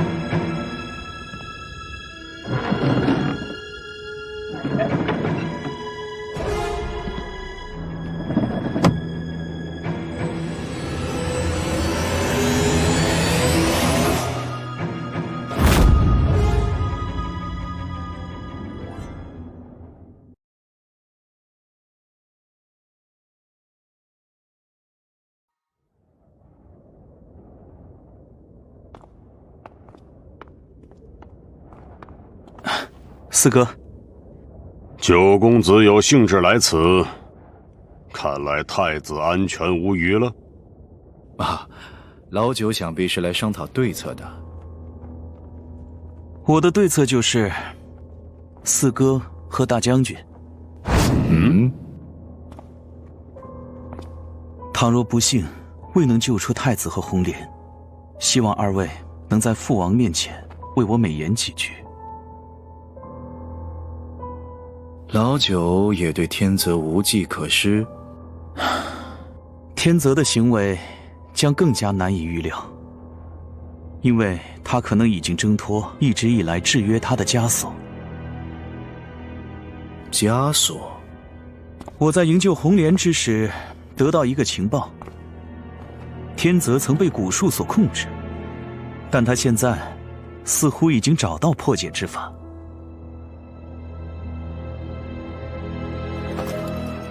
你是怎么知道的？天泽手中有一个特殊的药瓶。哦，一个出自公侯之家、绘着腾蛇图案的药瓶。这个药瓶盛装的，就是蛊术的解药——蛊母。如果天泽完全挣脱制约，那么带来的全面后果将非常可怕。虽然不知道谁把天泽放出来的，但是恐怕也无法独善其身。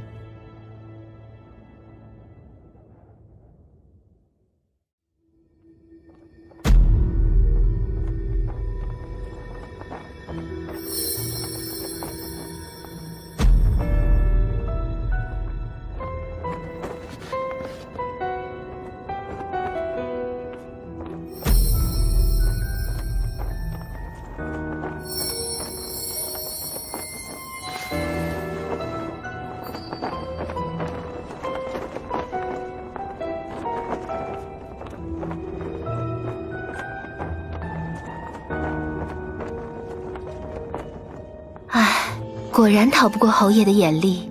我本想入宫偷盗，谎言能让热血沸腾。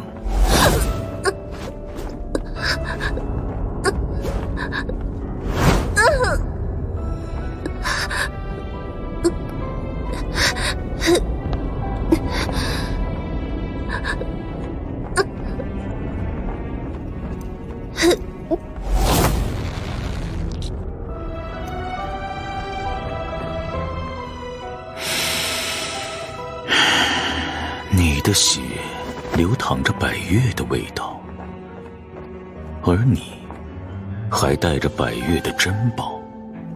就算是来自百越的盗贼，也并不奇怪。还在掩饰吗？那么你身上这个药瓶是从哪儿来的？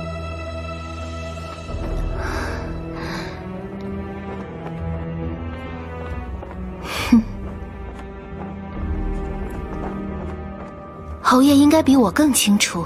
哦，天泽派你来的？不错。我怎么不知道天泽有你这样一个手下？侯爷既然对我家主人留了一手，那我们也总得有点小秘密。哼，胡美人也出身百越。一个熟知宫廷的无知女人，不正是最好的利用对象吗？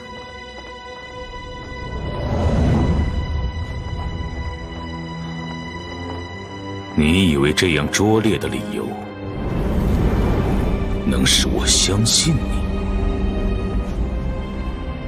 侯爷不信？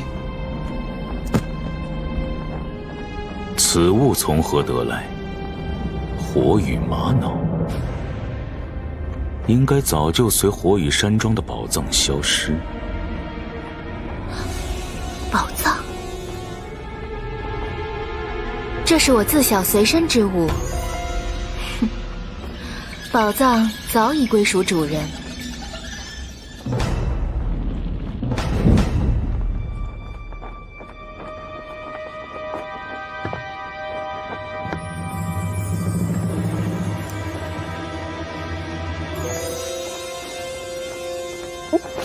真是个好孩子。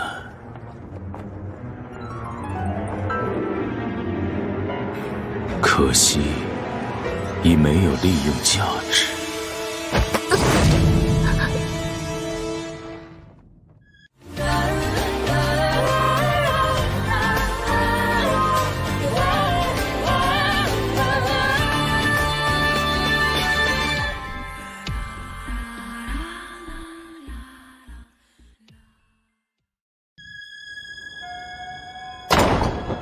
现在只需把你的毒囊取出炼制，就可以。我的王蛇呢？是你干的？把他放走了。我是人质，你不能杀我。谁说要杀你了？你活着也能成为我炼制毒液的器皿。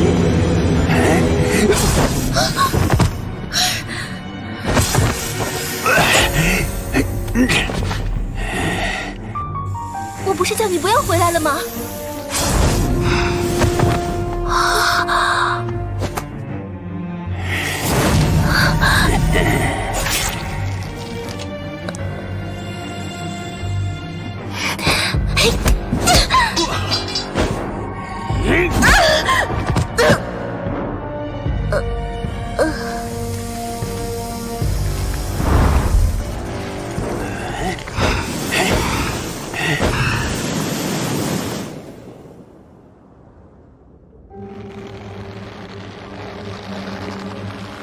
我死了，太子和公主也回不来了。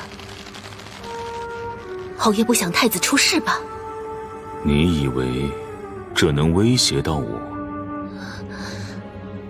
若加上侯爷放出主人的真相呢？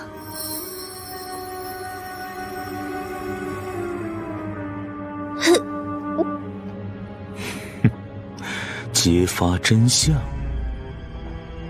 他的话有人会信？如果没有解药，生不如死。主人说了，大不了鱼死网破。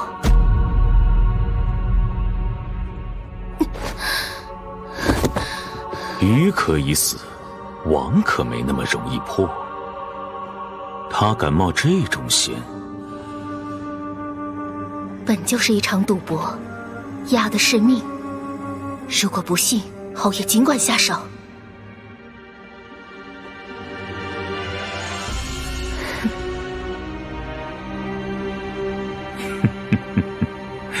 入了这张网，想求死，也不是你们自己可以决定的。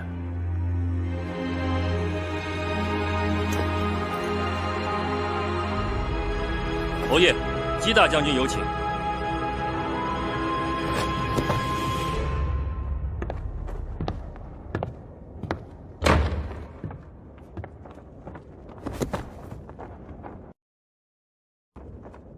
把它锁起来。是。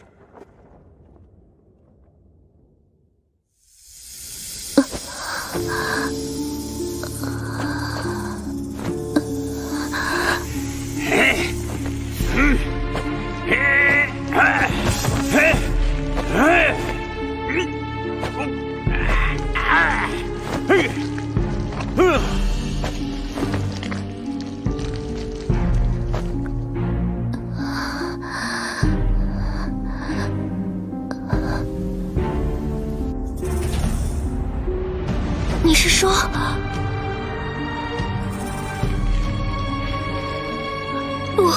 我做不到。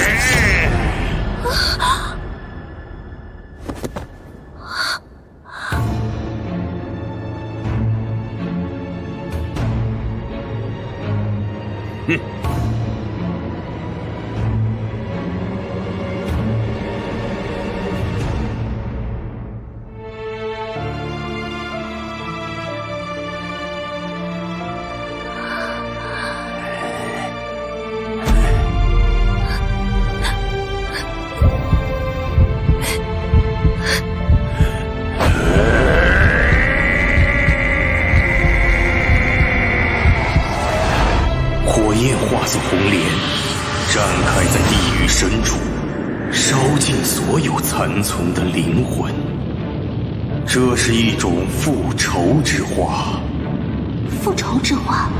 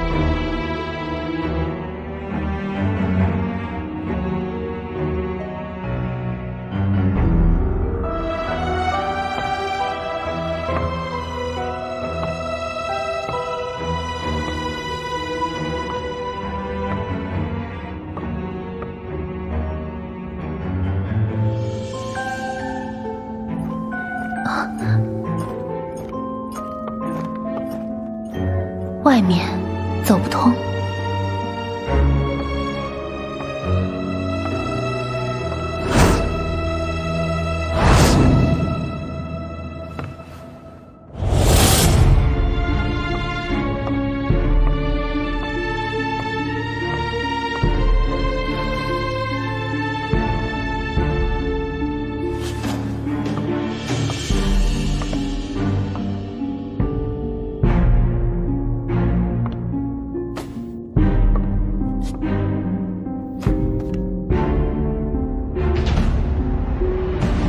五行，五音，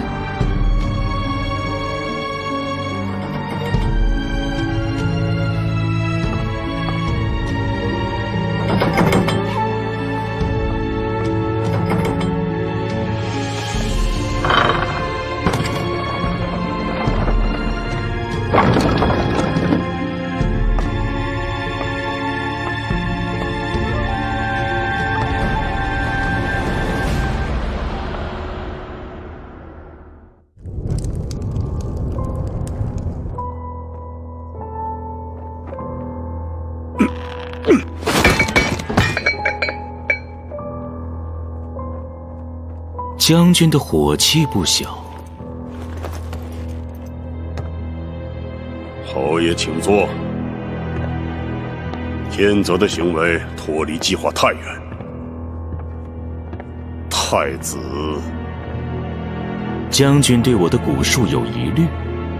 天泽不过是头豢养的恶犬。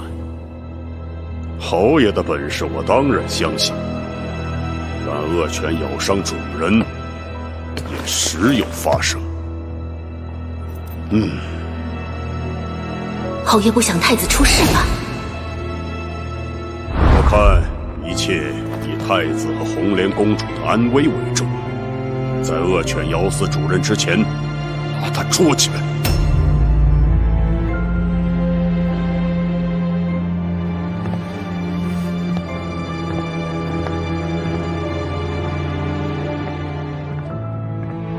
请将军静候佳音。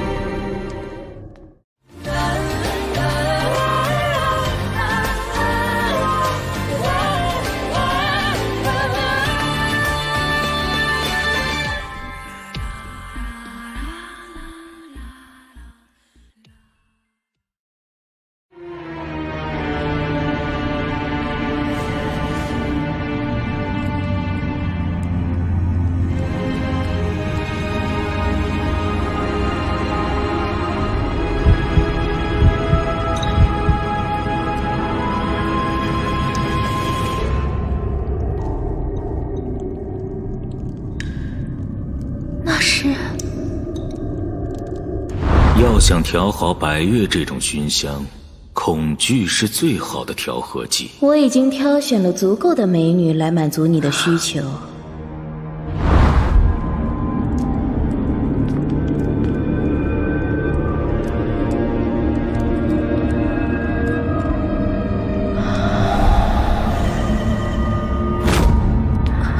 还活着？星星，你听得见吗？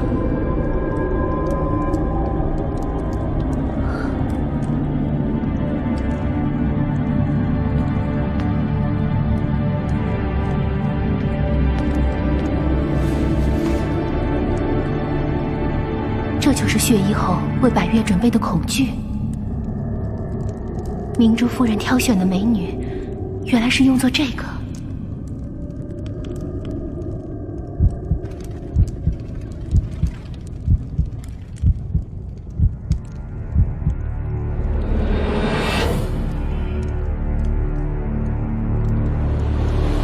这是制造恐惧的根源。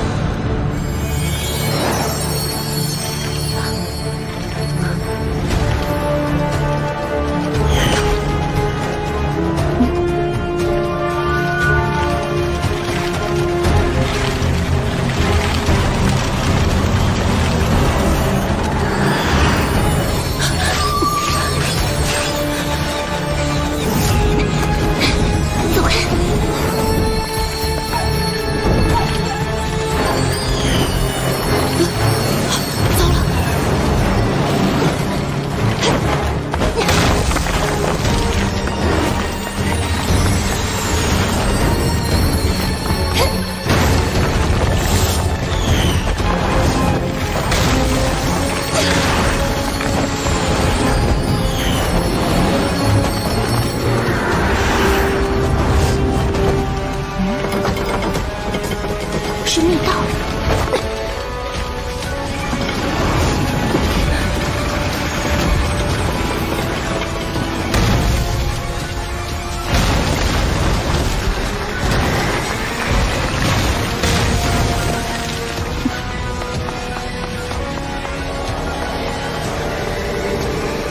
这些都是被血衣后。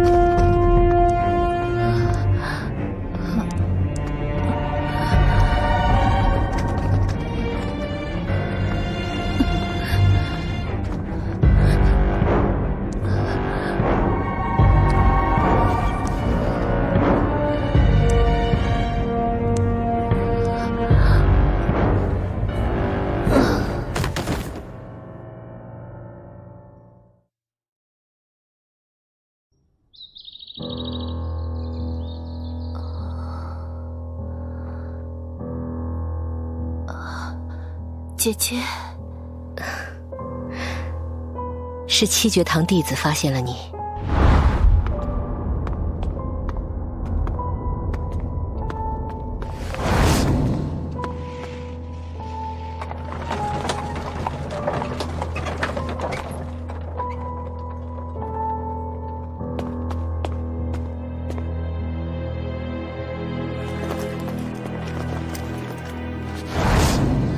血衣侯的人没追来吗？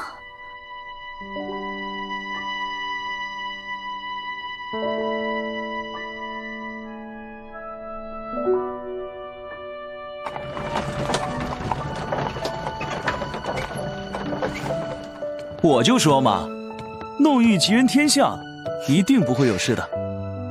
还说呢，这里就属你最担心。公子，弄玉不辱使命。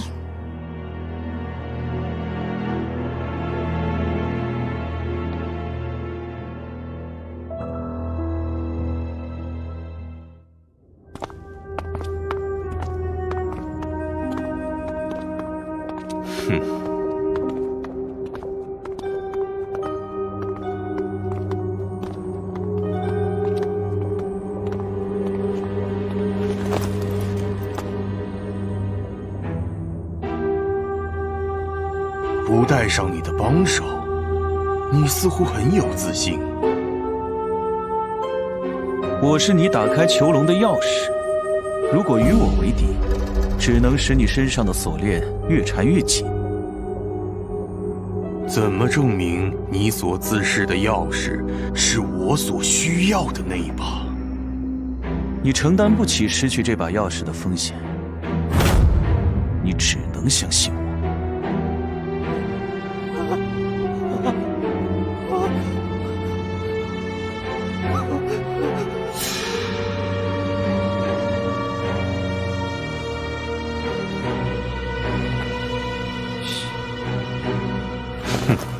2个人，你只能带走1个。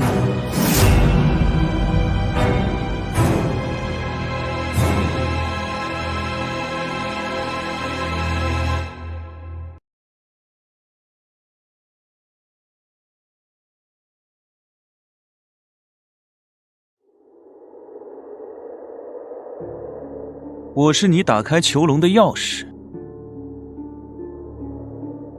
如果与我为敌，只能使你身上的锁链越缠越紧。怎么证明你所自恃的钥匙是我所需要的那一把？你承担不起失去这把钥匙的风险，你只能相信我。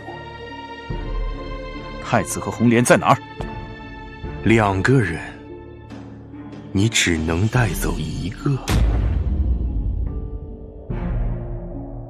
我要的是2个人，1个筹码可不能同时换取2件货物。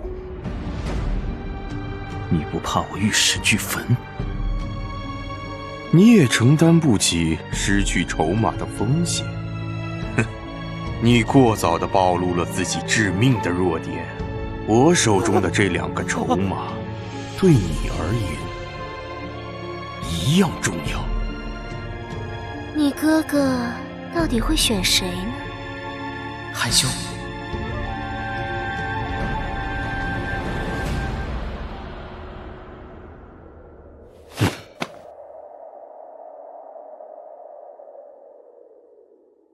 我选太子。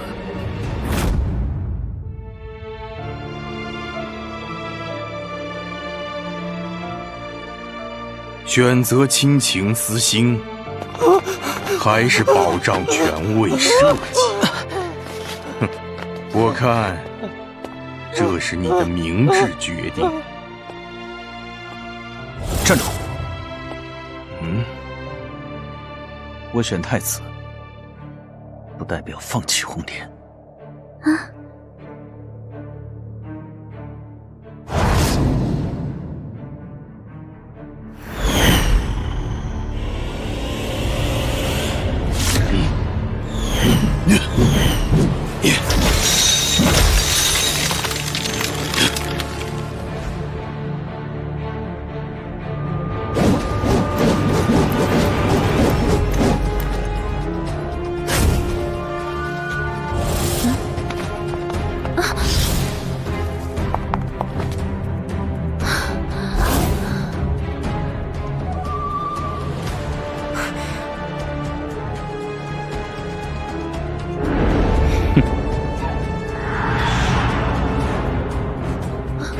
是你。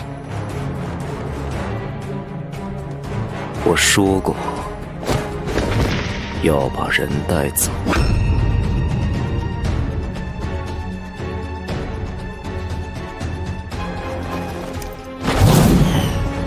你出卖了我们的交易。你已经交易到了解药，但是你也说过，一个筹码无法交换两全其美。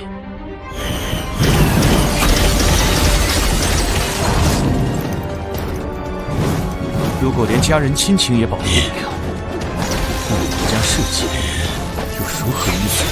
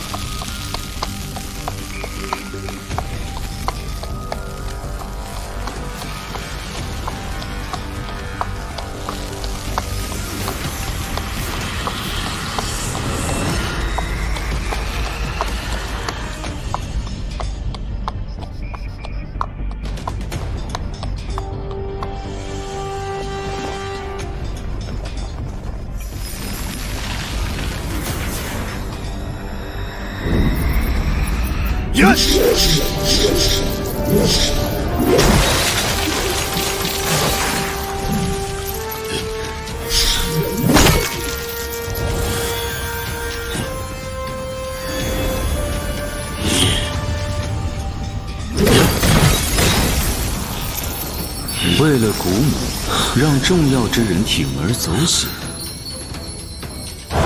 不惜牺牲宝藏。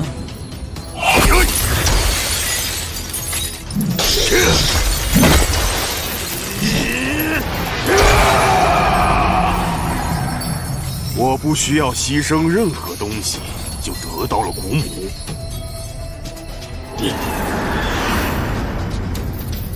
很快也会得到宝藏。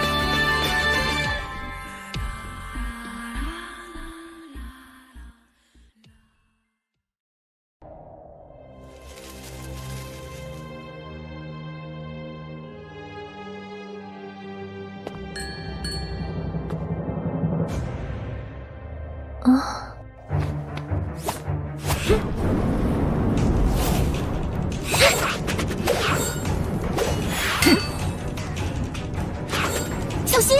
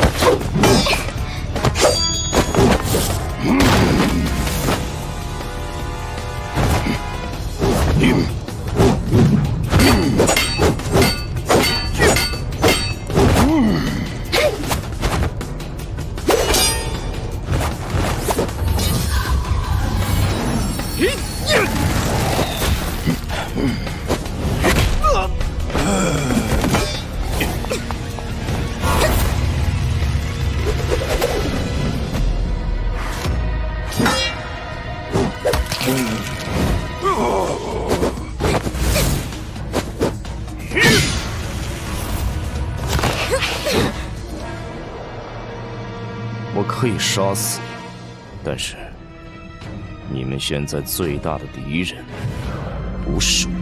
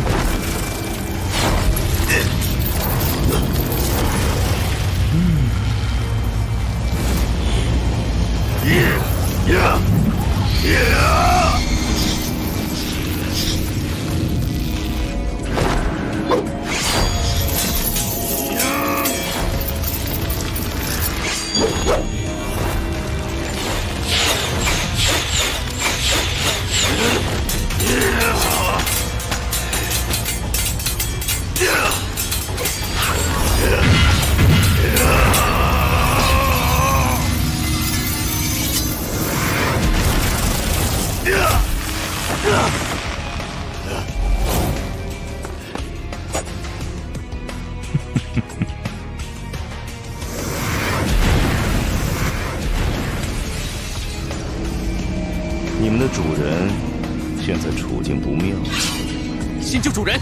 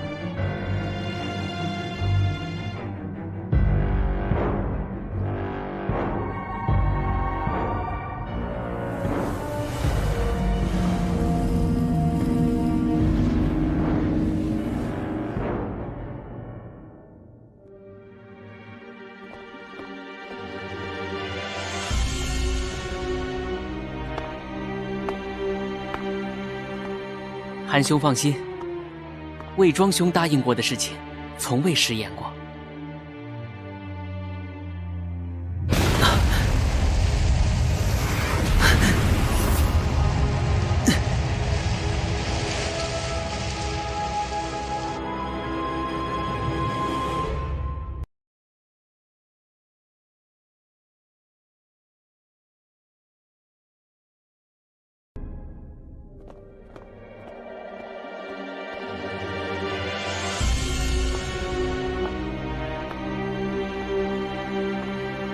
韩兄放心，魏庄兄答应过的事情，从未食言过。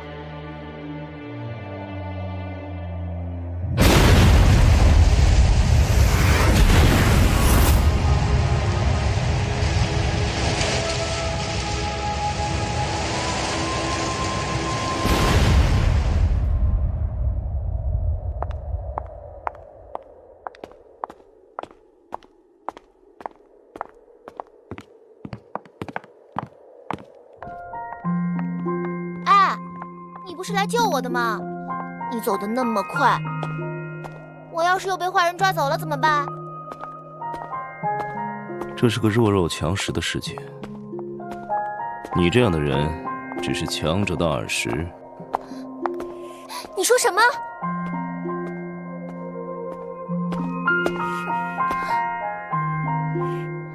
看在你救了我的份儿上，你跟我道声歉。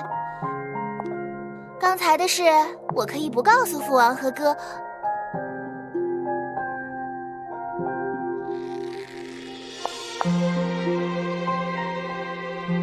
你到新郑城北门，告诉屋檐下撑伞的人，你丢了一只手镯。啊！你不回去？你去干什么？我跟你去。你的任务是回到新郑。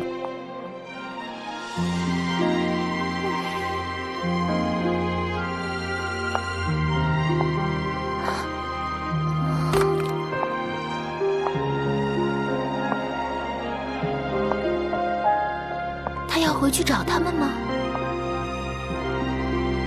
哎呀，他会不会有危险？不行。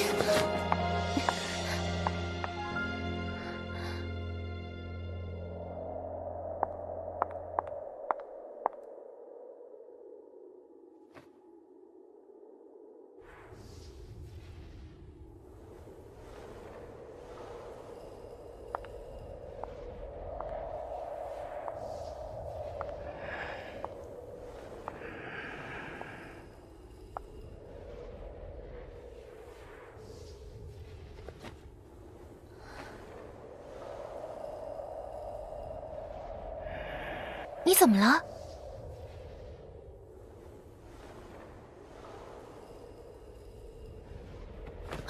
你中毒了？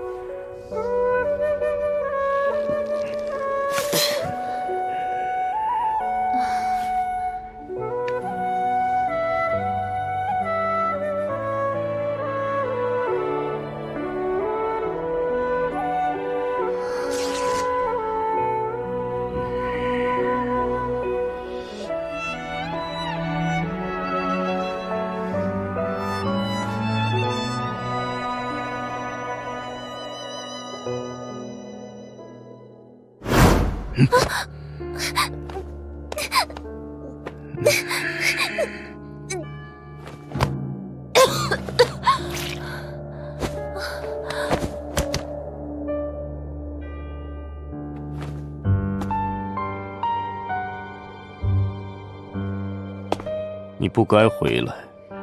我帮你把毒吸出来啊！区区蛇毒，我可有内力逼出来，不需要弱者的帮助。弱者，你现在最好不要乱动，也不要说话，否则蛇毒蔓延，会死得更快。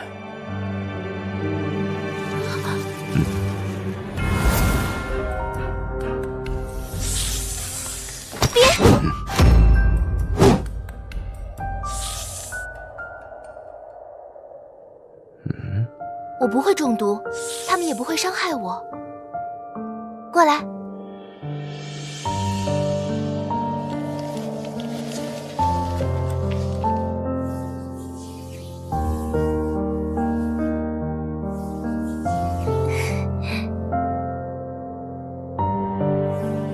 你回去吧。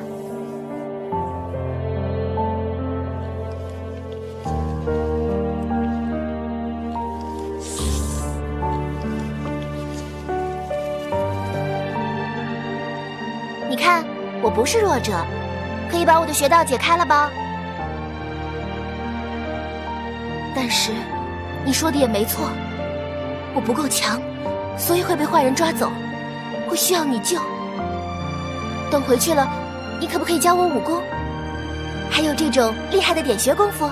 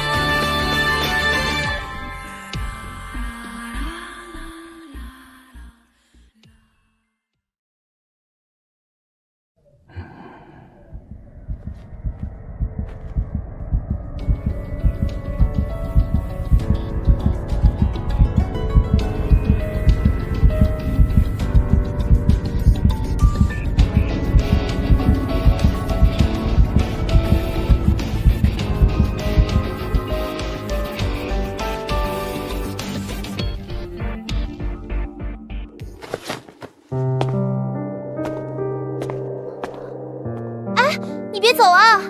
不交就不交嘛，别把我丢在这里，至少把我的穴道解开吧。喂！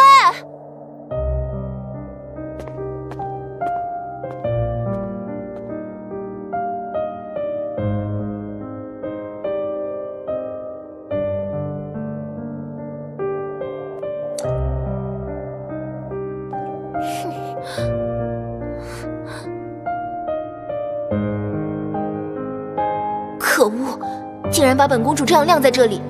等我回去，非让九哥。手好酸，腿也好酸，他不会真的不回来了吧？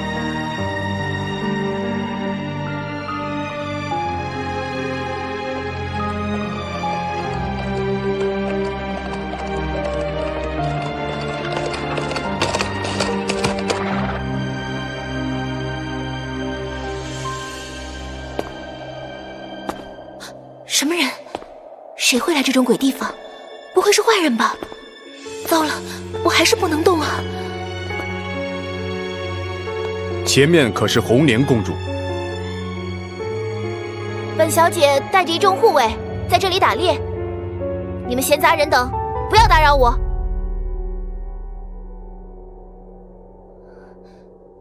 你们还不退开？我那些侍卫可是不会手下留情的。红莲公主，您动不了，是不是被点穴了？我在欣赏日出，才不是。你们知道我是谁吗？别碰我！我等奉命护送公主回城，请公主上车。是他派你们来的？老大命令我们保密。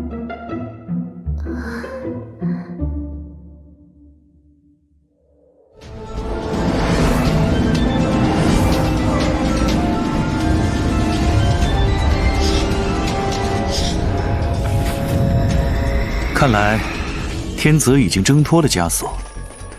天泽本就不会成为我们的朋友，如此一来，他必定更加危险。倒也未必。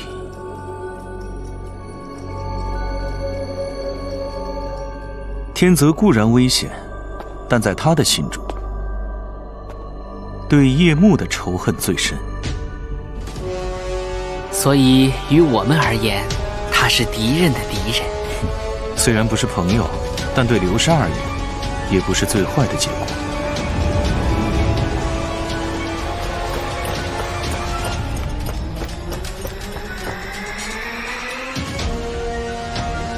我们也该护送太子回宫了。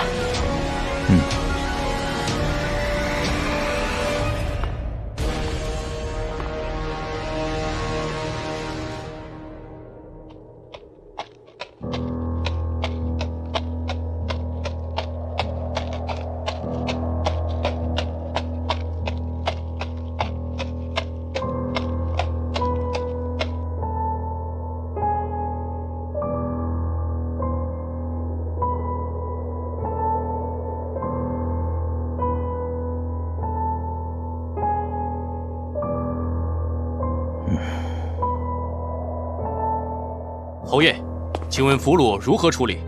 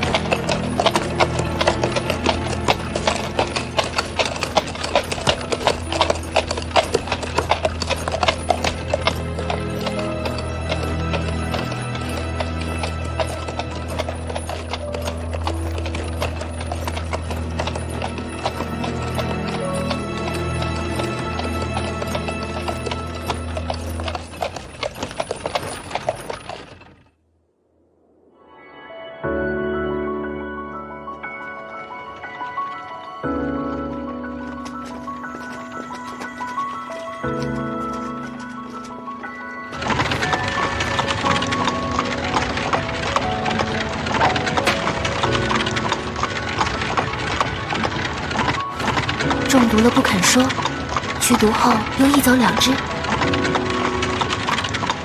派人来接我还不肯说，肯定是觉得被我救了没面子，又怕我收拾起来。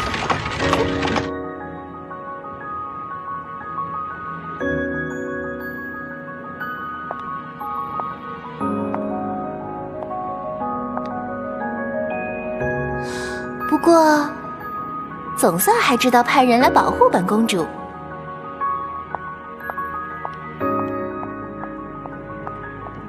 我就原谅你啦。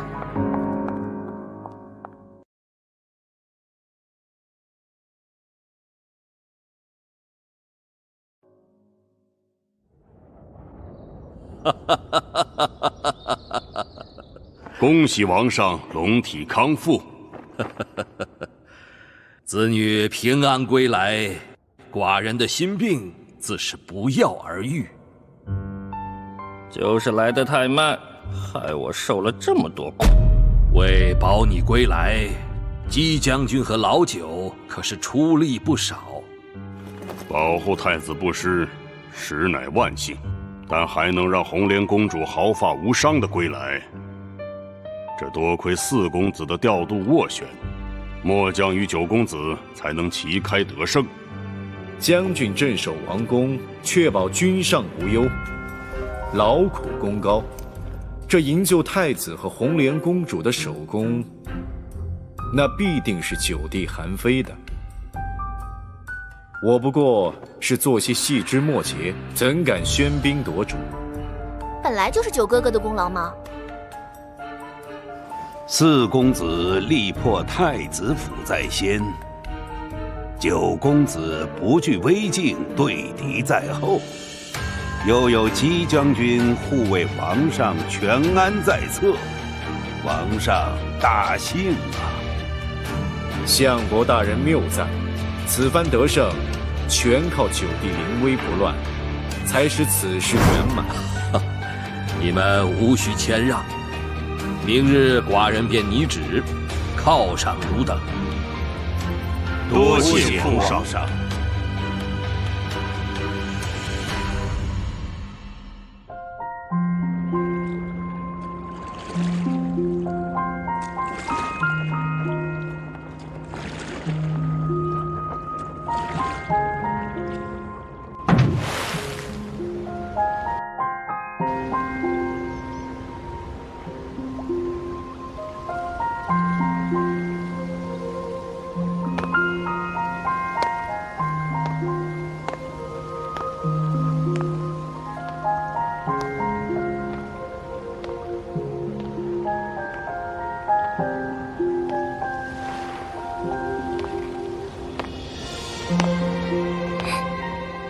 你来教我武功啦？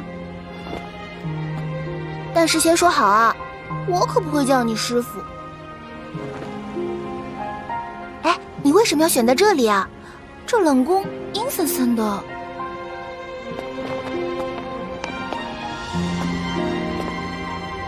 我从出生之日起，就在这座冷宫里了。在这里？你是宫里的人？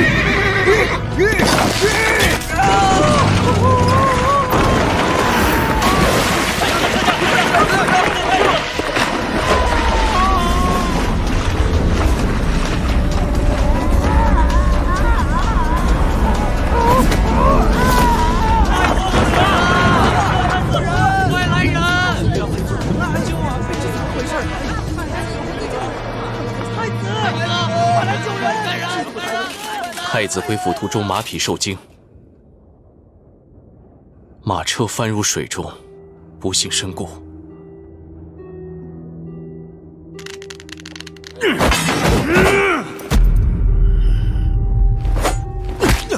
韩愈这个鬼狐狸，就是要让我没有其他选择。四公子是个生意人，他既然开出了价码，自然不会给将军太多还价的余地。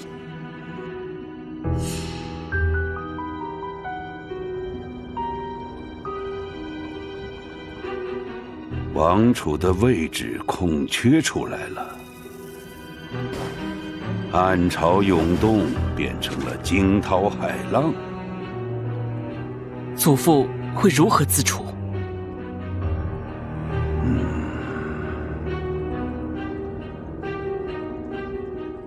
还以为湖面总算归于平缓，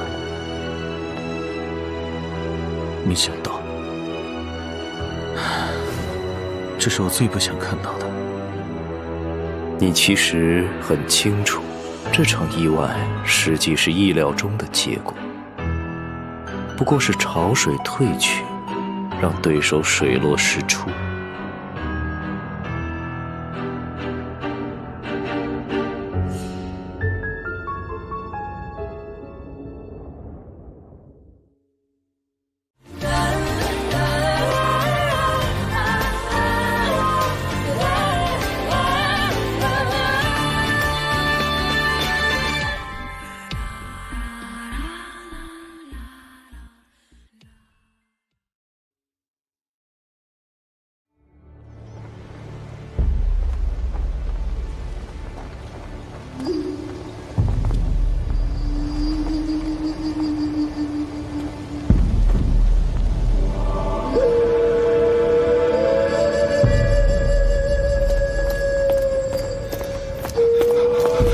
相国大人，秦国使臣到了。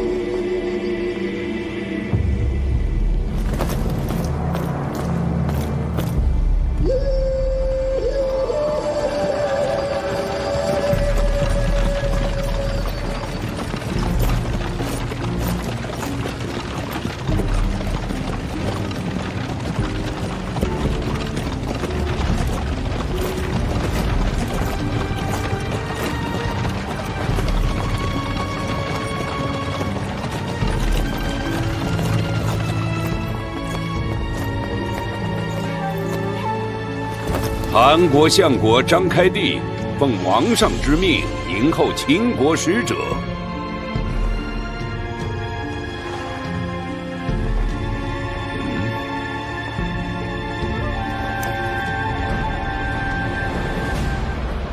韩国相国张开帝奉王上之命迎候秦国使者。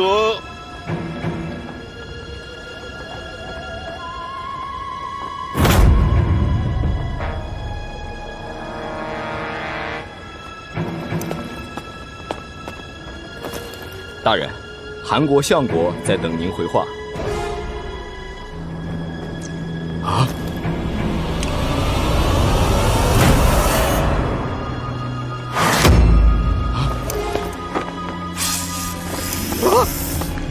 不好了，大人遇刺了！不好！快封锁周围！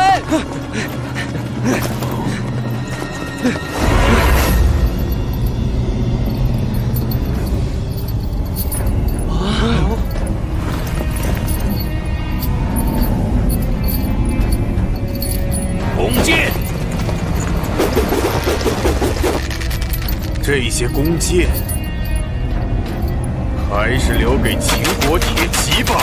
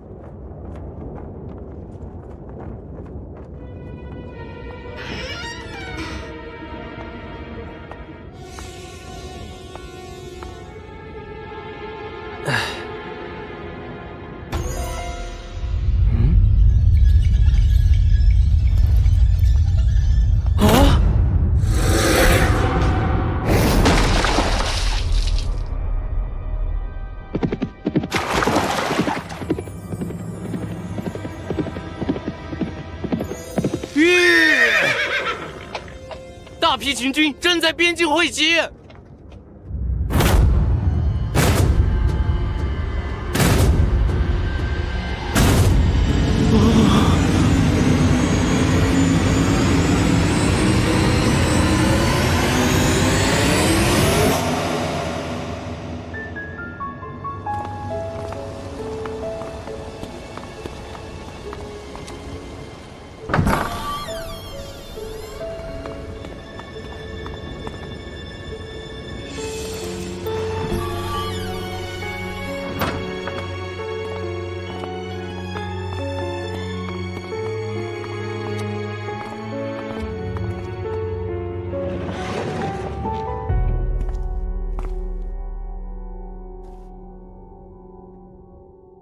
手段如此残忍，天泽是在向韩国示威。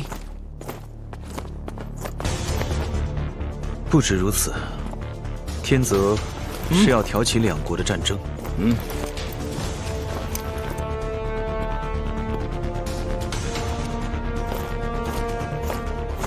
韩国与秦国抗衡，兵力悬殊，我们必须寻找别的途径。新的使臣已到达新郑，他与韩兄颇有些渊源。一个国家应寄希望于自身，而非他国的使臣。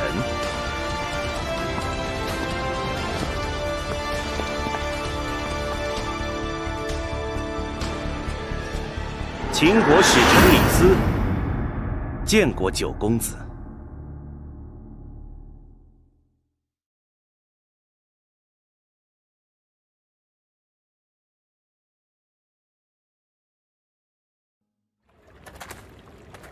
师弟对此案有何看法？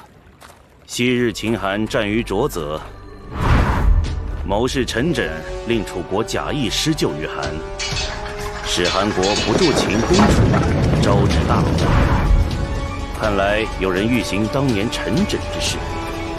当年韩国误信楚国的示好，如今韩国以诚相待，天泽的计谋怎会得逞？哈哈。若韩国做到了以诚相待，我又怎会站在这里，作为对手与师兄重逢呢？还记得当初你我分别时说过的话吗？不能因为顾虑同门而手下留情。哼！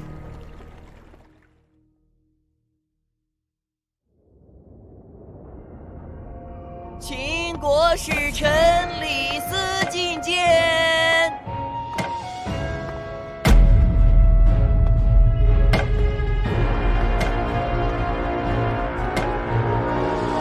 我由渡桥经西门入新郑，那里热闹不凡，似已无人记得前任使者秦国使臣正是在那里遇刺。韩国一向以礼事秦，这等意外绝非寡人所愿。凡诸侯之邦交，遂相问也，因相聘也，事相朝也。秦国遵循周礼，遣使相聘，韩国却未尽保护之责，这就是韩国待秦之礼。百越余孽善使妖术，我们必定倾力缉拿凶犯。哼！天泽入侵王宫，绑架太子和公主。公主虽然有幸得救，太子却依然丧命。姬大将军的亲力解决，听起来倒像拿天泽没有办法的借口。如果韩国无力单独剿灭天泽，大秦铁骑愿助一臂之力。故此聚兵边境，蓄势待发。韩国的事当然由韩国自己解决。秦军不邀而至，兵戎相交，帮忙示警，只盼反客为主是者。现今楚人虎视眈眈，如果秦韩交战，无异鹬蚌相争。使臣遇刺于韩，秦国若无动于衷，天下已为秦国可期。但是，如果王上愿意纡尊，亲送使臣遗体归葬咸阳，以表诚意，秦国可既往不咎。古语云：“诸侯相送，故不出界。”王上送秦国使臣归秦，与理不合。韩与秦并列诸侯，同为一国之主，岂能屈尊护送，为天下耻笑？虽并列诸侯，却有分别。为阙有巢，为纠居之。韩固然为国主，但联合赵、魏三家分晋地而得之。而秦王乃受命周天子封赐世袭王爵，贵为正统。天行有常，不为尧存，不为桀亡。晋之衰亡，韩魏赵三国立，非仁义，乃为天道。李大人虽宣扬秦国受周天子之正统，但大周却灭于秦。贵国文信侯吕相，可是亲手终结了大周的王脉。看来在秦国眼中，对这份正统，可谓弃如敝履。如果王上不愿屈尊入秦，那么还有一种方法。什么方法？当年齐桓公帮助燕国得胜后，燕庄公亲自送行，相谈甚欢，不觉送入了齐国边境。齐桓公深感失礼，于是将燕庄公走过的地方割让给燕国，传为家谈。韩国何不效仿五霸之典，允诺以秦国使臣遇害地点为界，割让土地给秦国？此等诚信，必能赢得天下美誉，平息兵戎之灾。割地。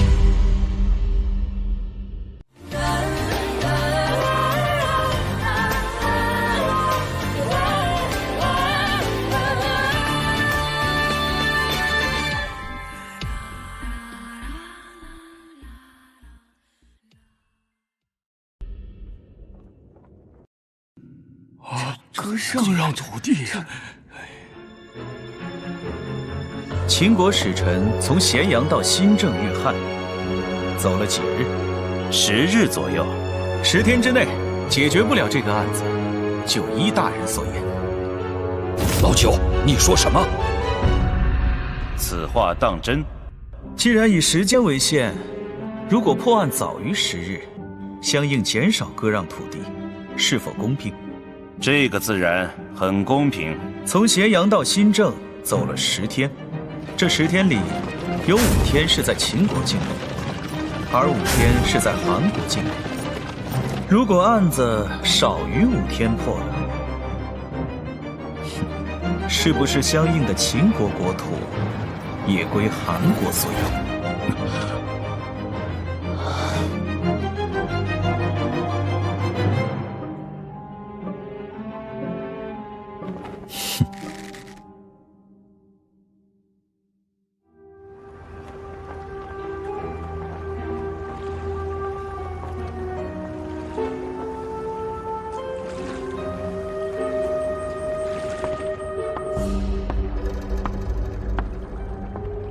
近日城里来了一群行踪神秘的外邦人，他们在秦国使臣前后进城，但又不像是同一行人。形不逢影，影不离形，一形一体，八面玲珑。八玲珑，八玲珑是秦国顶级的杀手团体，顾名思义，是由武功、外貌、个性迥异的8个人组成的。传闻他们之中，有人极其贪婪，每次杀人尽扫值钱之物；有人更以杀人为乐，活活折磨他人致死，尸体残不忍看。几年前，嬴政派异母兄弟程角领兵攻赵，想不到程角趁机造反，失败后逃往赵国。那时负责斩草除根的正是巴陵龙。哼，这么重要的人物不会轻易离开秦国。值得巴陵龙集体出动的目标，一定是个必须要死的人。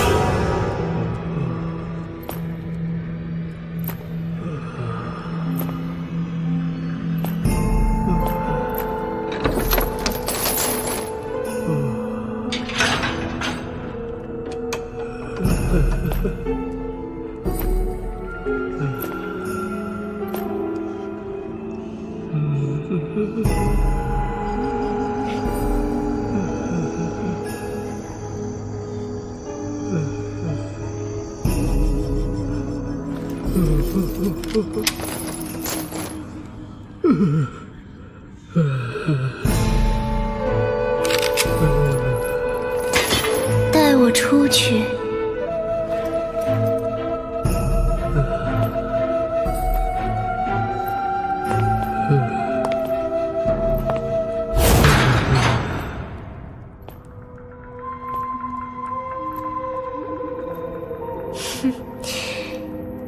你在那里多久了？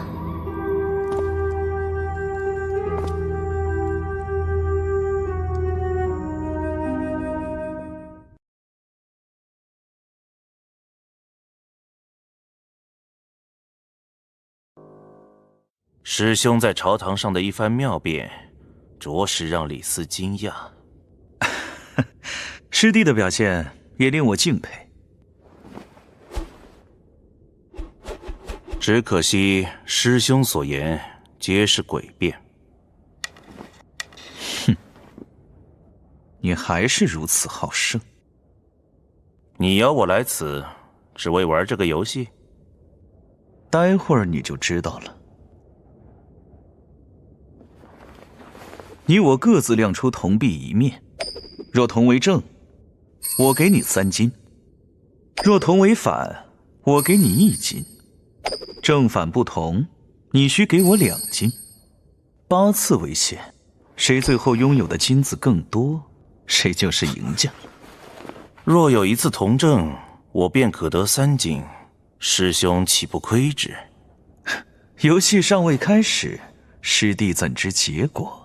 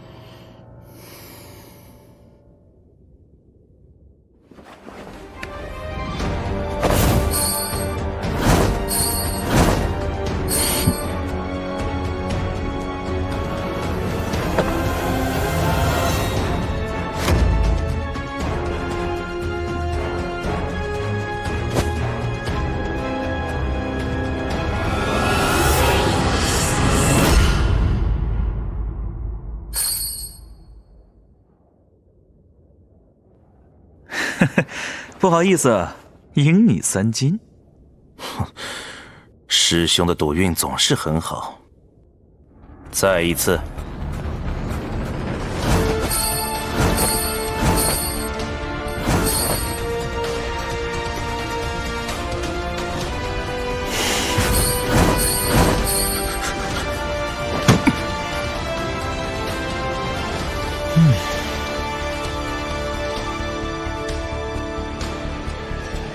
再次承让。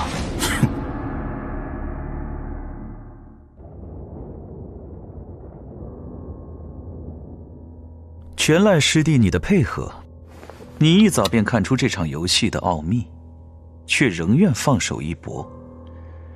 这个游戏名为不胜之胜。不胜之胜，颇有深意的名字。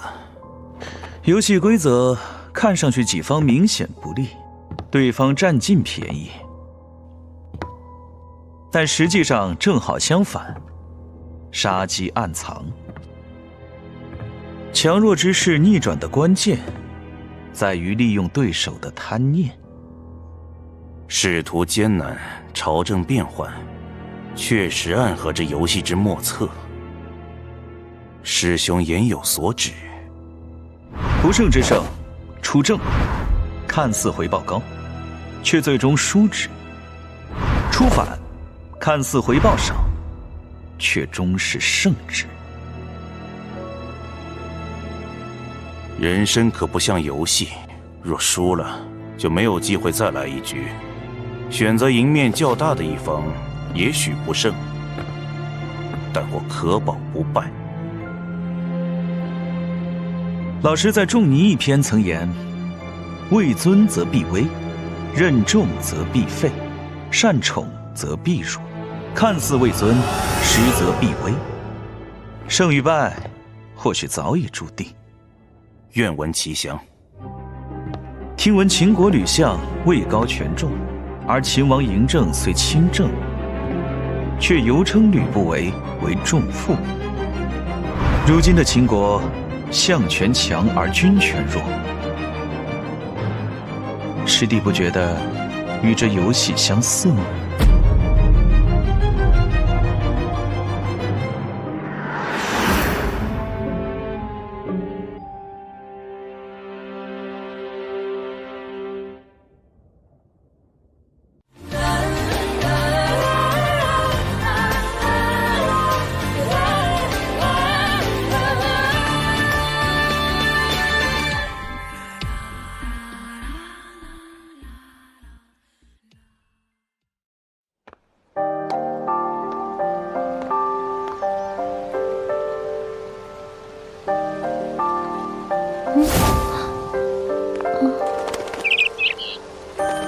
怎么还没来？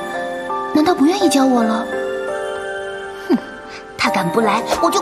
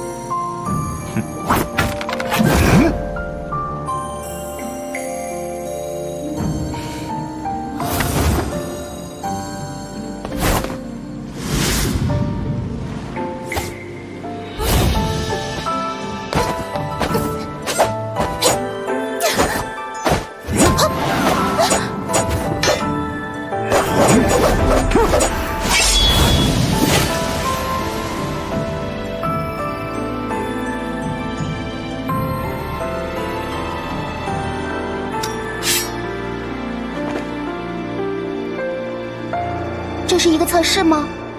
结果是不合格。我猜到是你啊，才没有防备。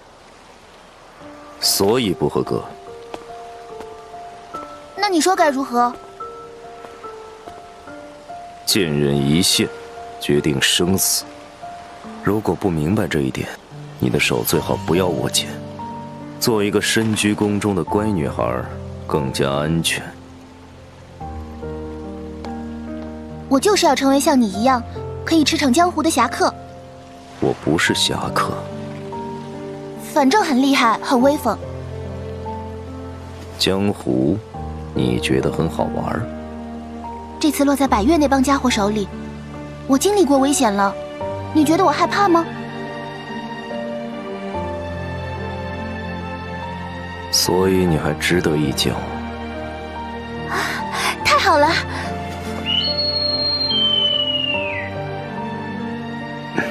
啊，怎么走了？刚刚不是说我值得一较吗？即使对熟悉的人，也要保持一份警惕，不能放松。这是第一课。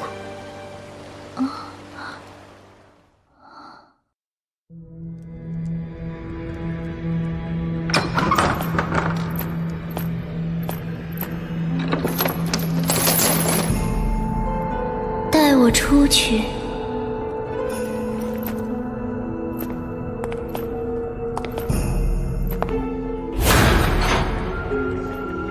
哼，你在那里多久了？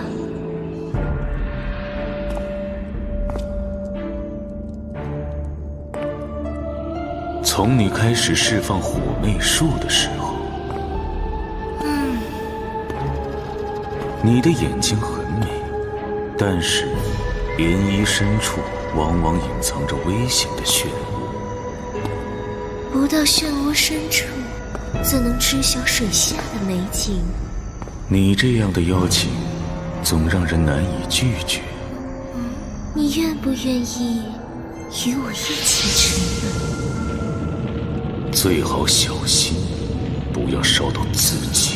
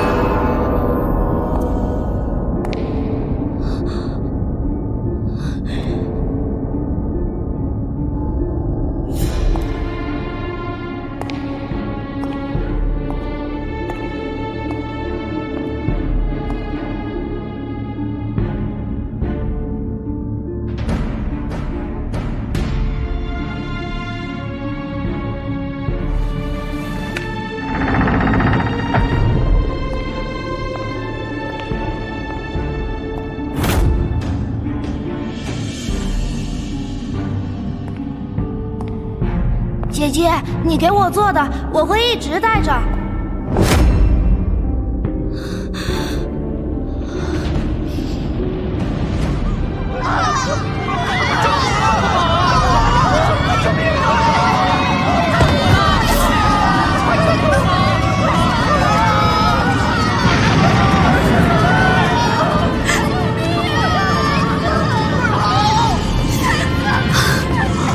不可能，这不是我。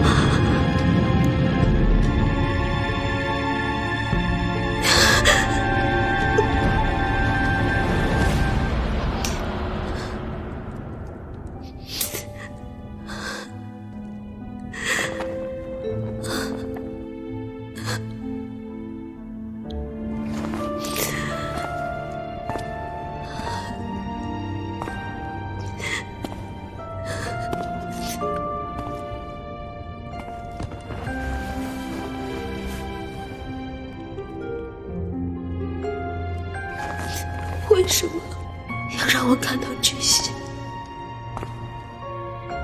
野心、妒忌、愧疚、贪婪，只要能够打开每个人心底那扇黑暗之门，操纵这整个世界，哼，也不过如此简单。你这么美丽的女子，应该被温柔以待。我会等你，告诉我你主人的下落。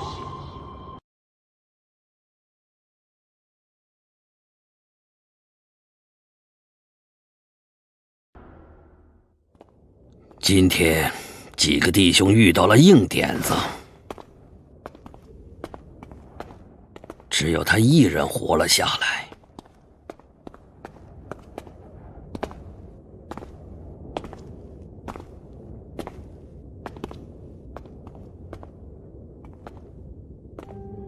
我们看到有几个外邦人形迹可疑，鬼鬼祟祟，想要去探探底。对方几个人？当时天色太暗，可能有4、5个人吧。出手的有几个？都出手了。你把他移到这边。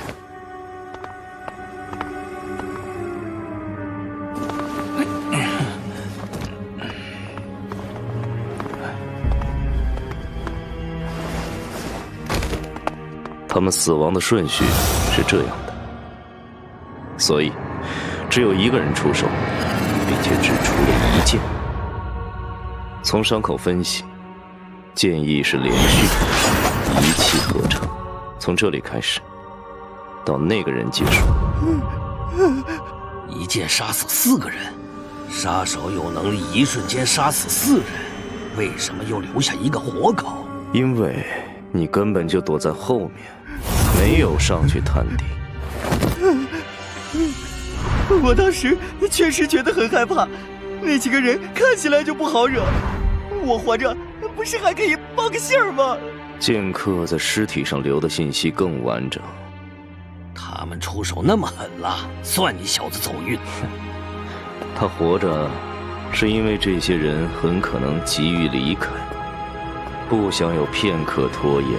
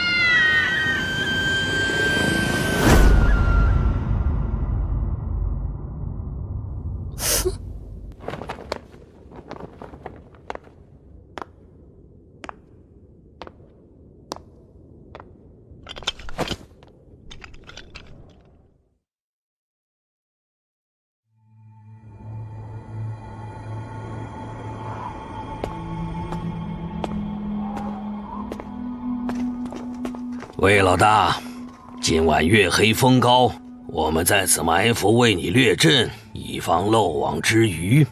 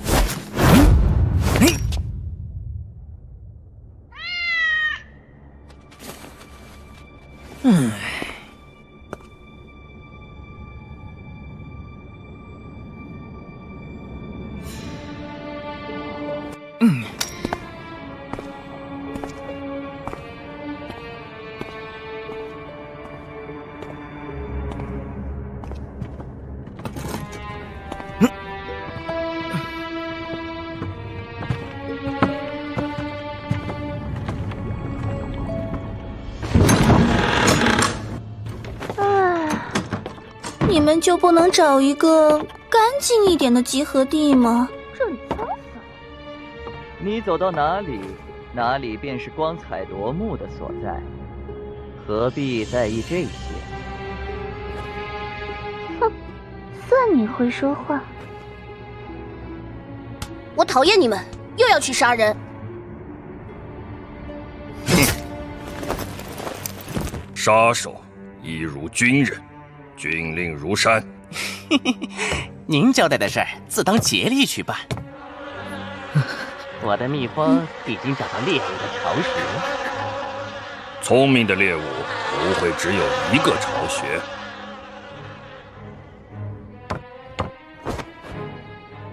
哎呀，点子都没踩好。就算是我这样的老手，也不敢贸然行动。老婆子，我费了不少心力调制的药，你的蜜蜂可别让我失望。我的曲子早已备好，你真的能完成任务吗？这么不信任我？嘿，李武姑娘，不如与我打个赌。赌什么？若我顺利完成了任务，就请李武姑娘为我献舞一曲，饱饱眼福。那感情好，一直听人夸赞你的舞姿，却没机会亲眼看看。像你这样的贼骨头，也配看我的舞？是，我这样的贱骨头当然配不上你。你们少来花样了。再说，屋外的那个小毛贼已经偷听了那么久，到底谁去处理下？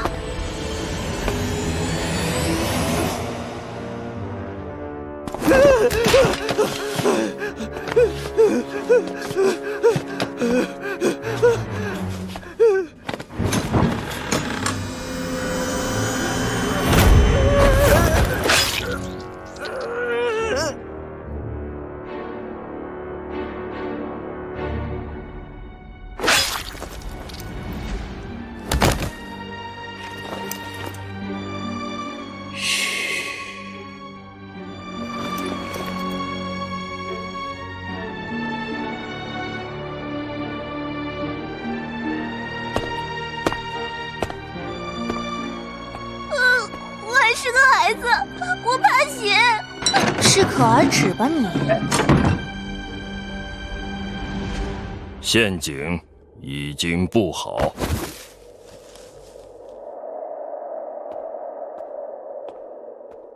扬动而行，因指而藏，扬动而出，因影而入。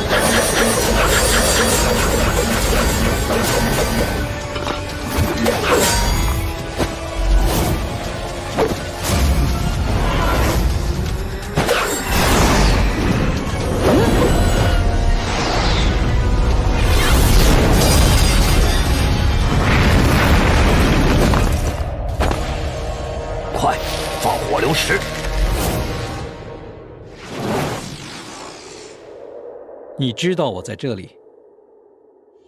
整座新政只有一处所在，可进可退，可纵可横，谓之天枢。只有这个位置才是天枢。天枢者，天道人刚，逆之，虽成必败。万世之先，元方门户，虽复能复，不失其度。师父的教诲，你没有怠慢。苍生涂涂，天下寥寥。诸子百家，唯我纵横。师哥，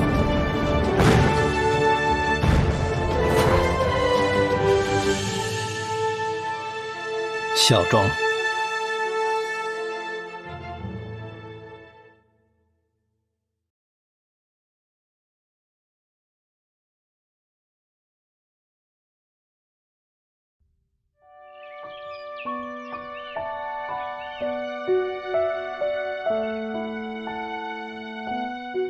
你在等我？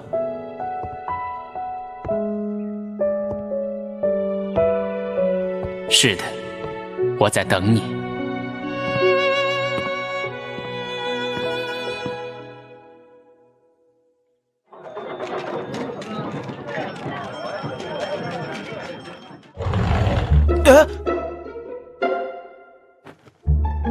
我要引荐一位朋友给你。你这么神神秘秘，到底要我见的人是谁啊？一个很久未见的朋友。莫非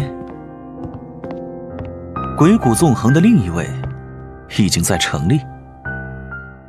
你的右边鞋子上有好几道擦痕，应该跟右手习惯用的那几招剑式有关。而且身上还有这种碎屑，哼，边城望楼横梁架构独有的楠木。你在那里跟人打过架吗？应该不是跟七绝堂起错。你气息略有急促，能让你这样，对方必定是高手。但心跳有力，所以不是生死相搏，而是切磋较量，棋逢对手的兴奋。而且我认识你那么久了，你这人根本就没有朋友，所以你要给我认识的人，必定是一位故人，并且大有渊源。啊，综上所述，只有你的师兄秦国首席剑术教师葛聂才对。哎，话说你到底赢了没有？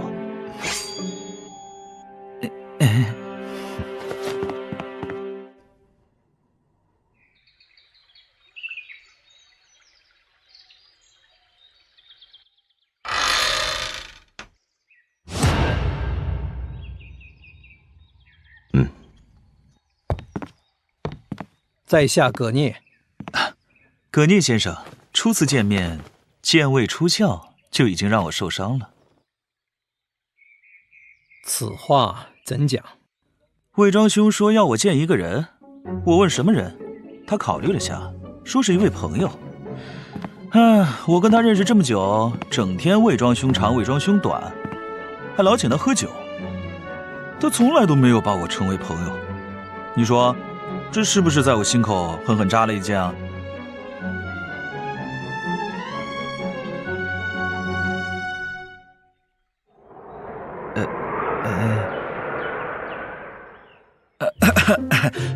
你们两位不愧师出同门，好像每次我想活跃一下气氛，都会冷场。鬼谷传人也可以成为九公子的朋友吗？那是自然。九公子师从小圣贤庄荀夫子，又对鬼谷传人称兄道弟，但是在阁下的五度一文中，儒以文乱法，侠以武乱禁这两句，可是历历在目。原来先生的致命之剑在这里啊！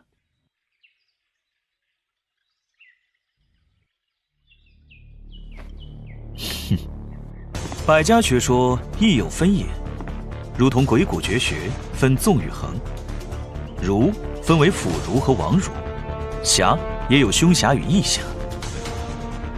请指教。辅儒一味求圣人治天下，轻视律法的疏导。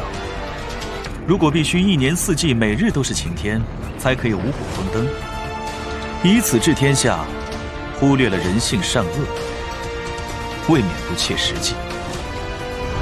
侠为仗剑者，凶侠以剑谋私欲，义侠以剑救世人。孟子曰：“虽万千人吾往矣，乃是儒之侠者。”看来九公子对剑也颇有研究。在两位面前论剑，岂非一笑方家？庄子有一篇说剑，倒是颇得我心。愿闻其详。剑分三等：庶人剑、诸侯剑、天子剑。行凶斗狠、招摇过市，为庶人之剑；以勇武为锋，以清廉为恶，以贤良为己，以忠胜为甲，为诸侯之剑；以七国为锋，山海为恶，治以五行，开以阴阳，持以春夏，行以秋冬，举世无双，天下归服，为天子之剑。九公子所主张的严刑峻法，也是一把治世的利剑。乱世重点，法可以惩恶，也可以扬善。剑是凶器，剑也是百兵之君子。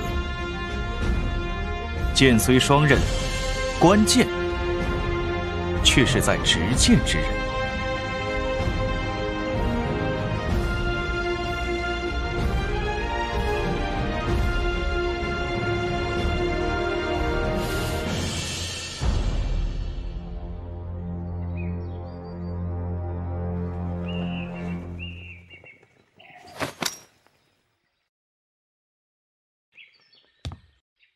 请。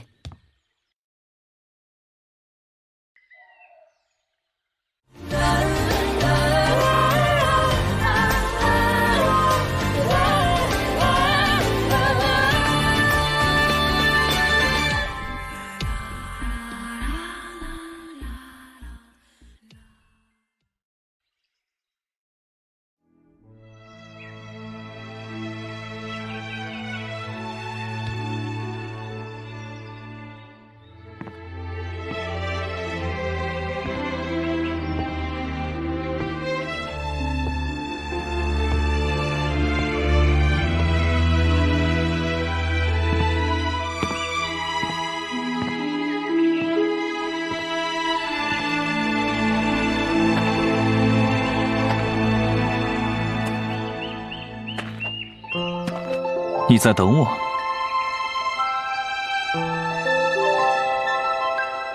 是的，我在等你。我曾经听人说过，身处井底的青蛙只能看到狭小的天空。我很好奇，在这样破败的庭院中，如何写出谋划天下的文章？有些人没有见过汪洋，以为江河最为壮美；而有些人通过一片落叶，却能看到整个秋天。所以，你是后者。行万里路，才能见天地之广阔。我曾经流浪。为什么流浪？难道家国不容？为了寻求一个答案。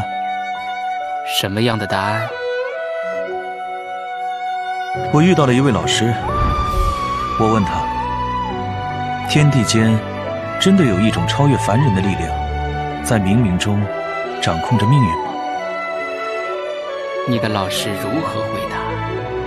老师说，有。那是一种怎样的力量？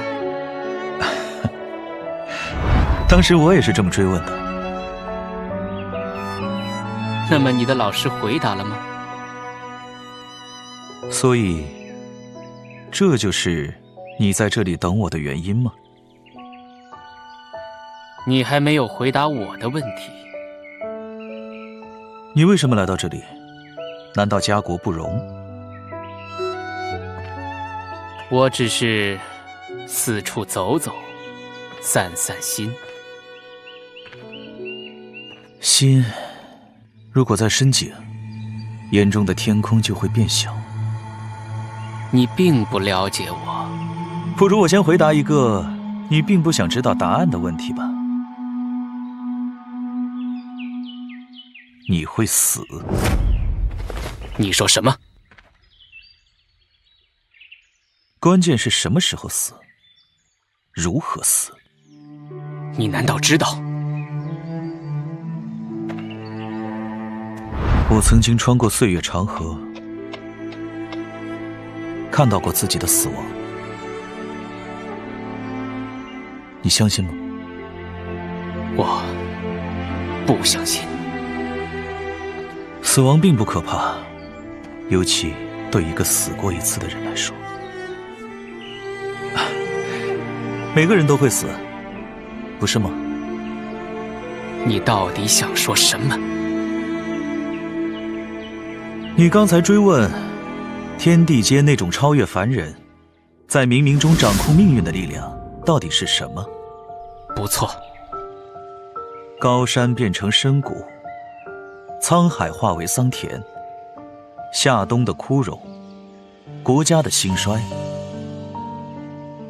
人的生死，真的是神秘莫测。10年可见春去秋来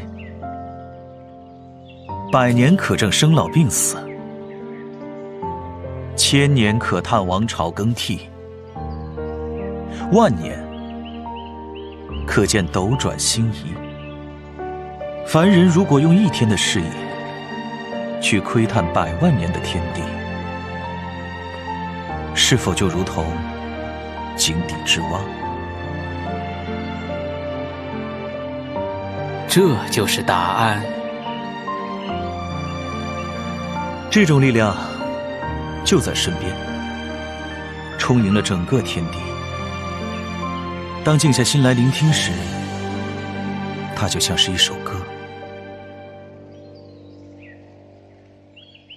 你听到了吗？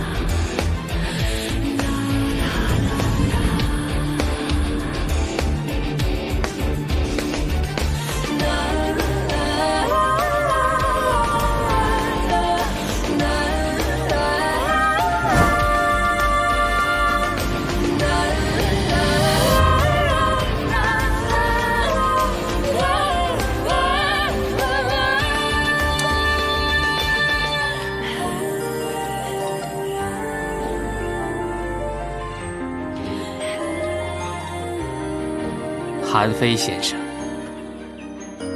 韩非拜见秦王。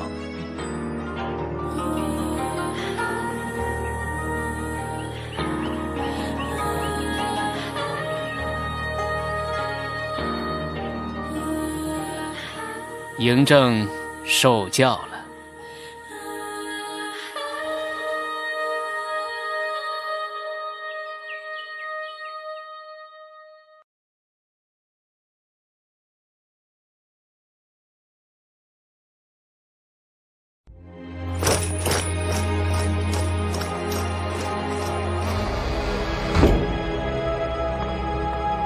吉大将军有令，今夜全城戒严。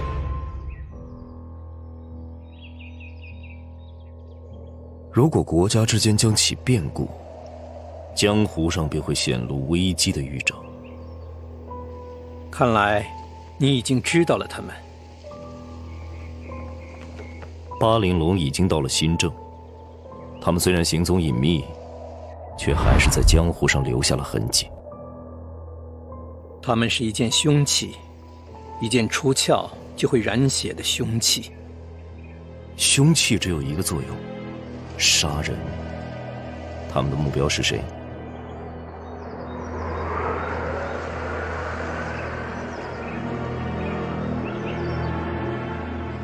起风了。风过无痕，而这风在大王心中却似乎起了涟漪。先生此言何意？风过而浪起千层，说明水面本就不平静，所以秦国并不太平，大王的处境也不太平。离开故国去见一个素未谋面的人，是更危险的。虽然素未谋面，但是读你的文章已经胜过千言万语。为这文章冒点风险，还是值得。大王谬赞。巴陵龙上一次集体出动，所猎杀的是长安军程角。这一次的目标，只可能比程角更加尊贵。他们背后还有一个庞大的组织。这个组织藏匿于七国的阴影里，须根遍布朝野，扎根极深。流沙早有耳闻，他们在韩国的根须也极为稳固，你们已经与之数次交手了。哼，夜幕，有趣。巴陵龙在韩国的刺杀，夜幕必然会提供协助。大王是一国之君，古人云：“千金之子，坐不垂堂。”而这万金之躯，离开了国境，犹如龙入浅滩。以韩非之见，大王此行是在将自己推向危险的悬崖。哼，不登上悬崖，又怎么领略一览众山的绝顶风光？大王果然胆识不凡，让韩非不禁想起当年一任赵国国君。先生是指赵武灵王？赵武灵王继位之后，孤身入胡，观察胡人民风军纪，后于赵国推行胡服骑射。虽受世俗礼法所不容，他却犹能全力推行。此令一出，国势立升，兵力强盛。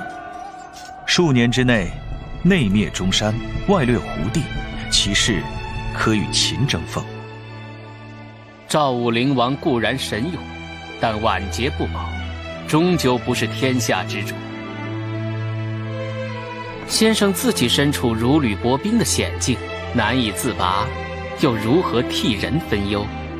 哦，愿闻其详。先生在《孤愤》一文中曾直言，一个国家最为忌惮的是臣子威望过高，君王又对左右近臣太过轻信。就寡人所知，现今韩国正是权臣当道，君王又没有主见的局面。眼下韩国在野有百越乱党危害一方，在朝太子心死，各方势力明争暗斗，在外我大秦铁骑将至，而无退兵之策。先生早已计穷于朝野，而受困于内外，却犹自在朝堂之上夸下海口，10日内不能破案，便割地让秦，岂非让人神笑？我的困局，大王洞察透彻，莫非有心要看看韩非是否只是夸夸其谈之辈？我很好奇。只需要大王答应帮我一件事。什么事？赦免一个人。什么人？暂时保密。不登上悬崖，如何领略绝顶风光？大王可信得过韩非？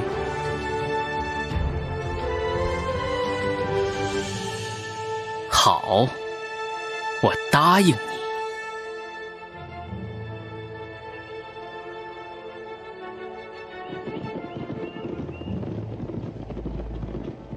姬无夜的禁卫军夜幕已经在行动了。皇上的行踪绝对不能暴露。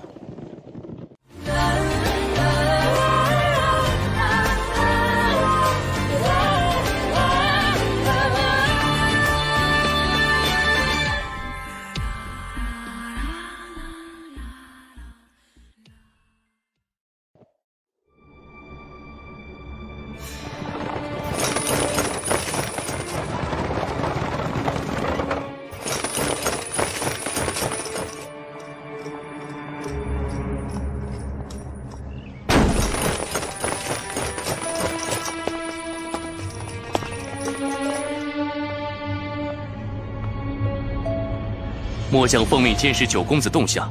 九公子进了这所院落后，我们就守候在院子周围，除了那2辆马车，没有任何人进出过。有无密道暗格？禀将军，没有发现。人一定在马车上，随我去接马车。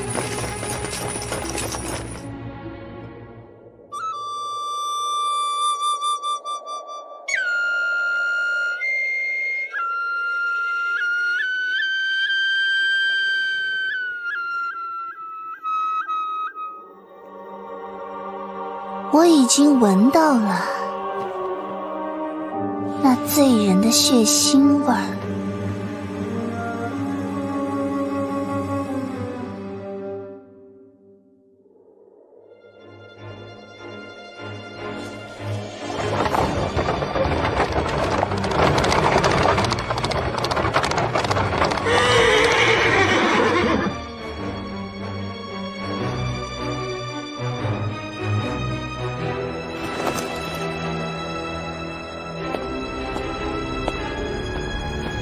出什么事了？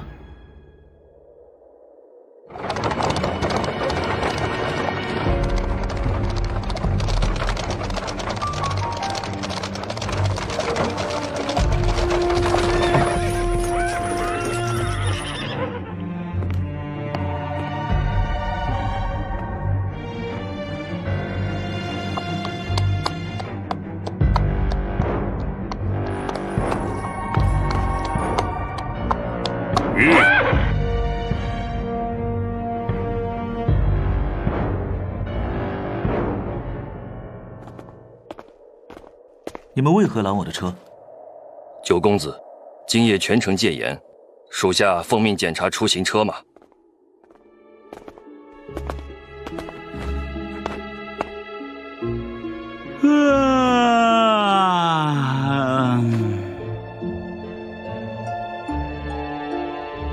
我的马车也要查？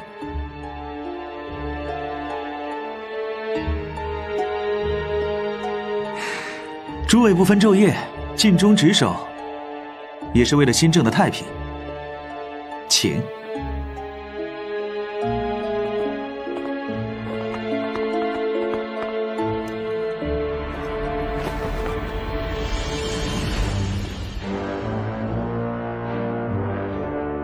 看来大将军要找的人，在另一辆马车上。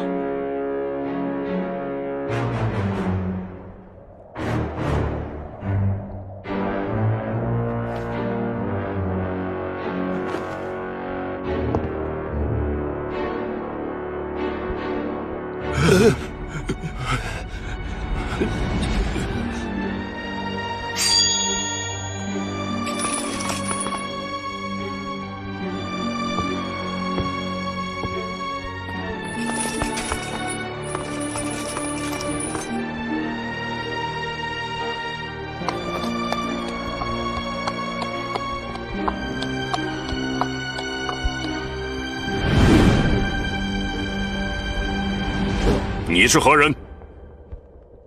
在下葛聂。是葛聂。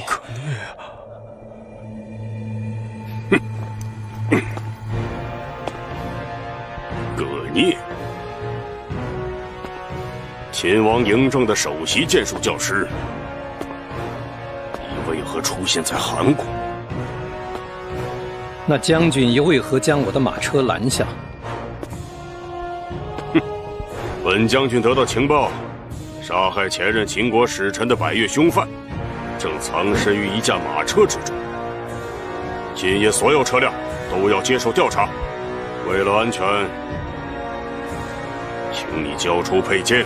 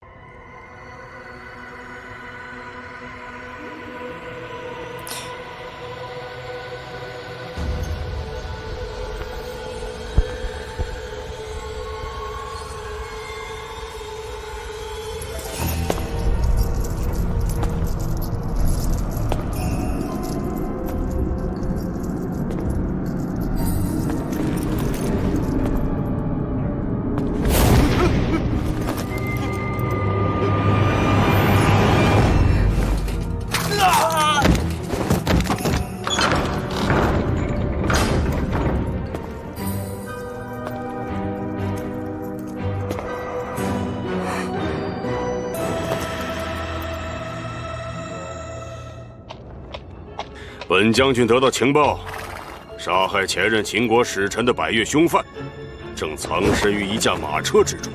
今夜所有车辆都要接受调查。为了安全，请你交出佩剑。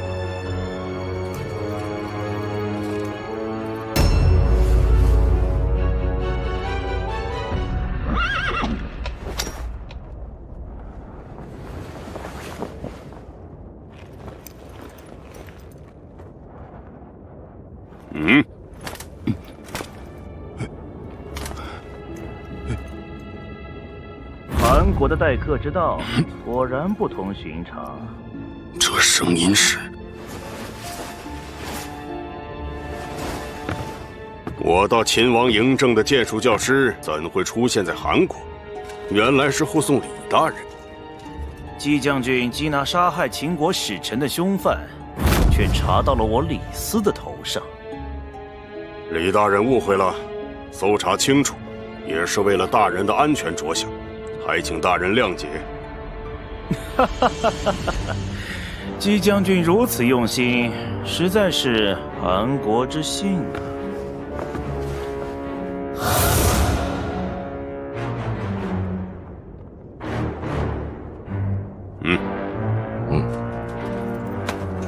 大人安全是重中之重，酒业不过是例行职责。很好，也请姬将军莫忘了10日之限，还请贵国亲力为之。请将军放行。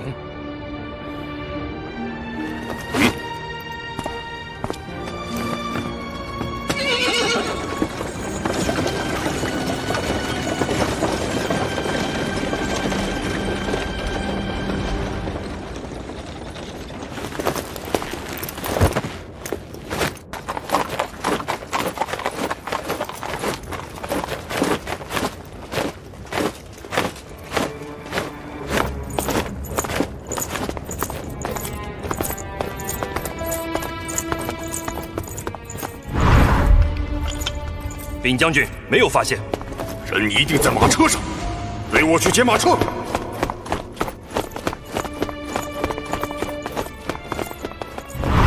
你如何确定？那就是我们的目标。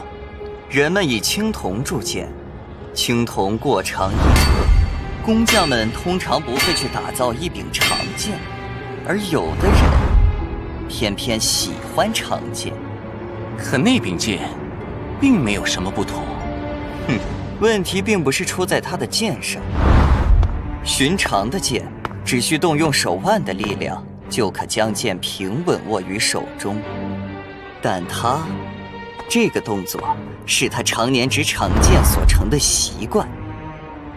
为了使剑身更加坚韧轻薄，工匠会以合金铸造长剑。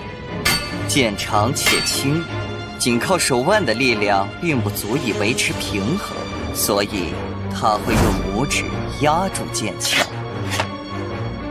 哈哈哈哈！这么说，只有你知道他的这个习惯了？是的，这是只有我才知道的秘密。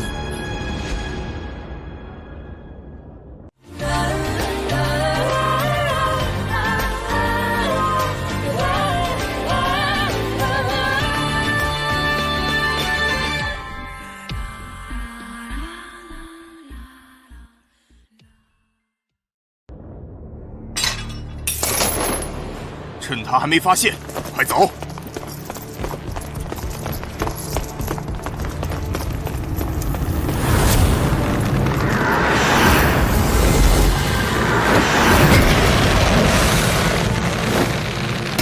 说。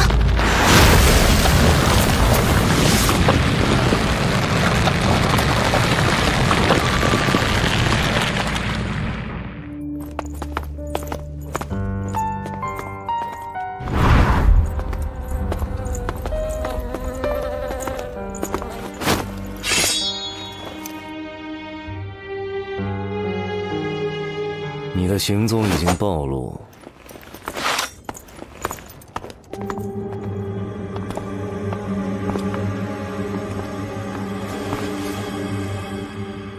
他们就在不远处。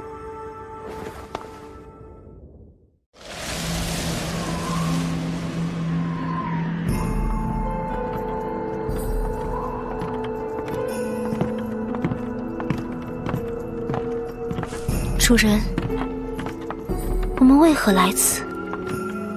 强大的野兽会给予猎物时间，来倾听猎物逃生时的绝望喘息。我们拥有的时间很短。血一吼很快就会追来。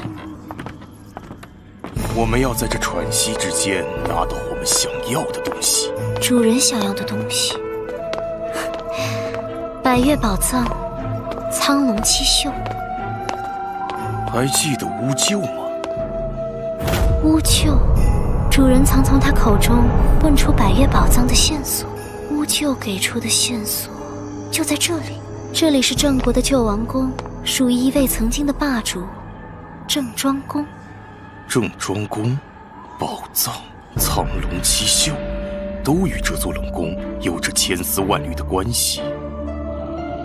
或许他们就埋藏在这座冷宫，而宝藏是揭露苍龙七秀这个秘密的钥匙之一。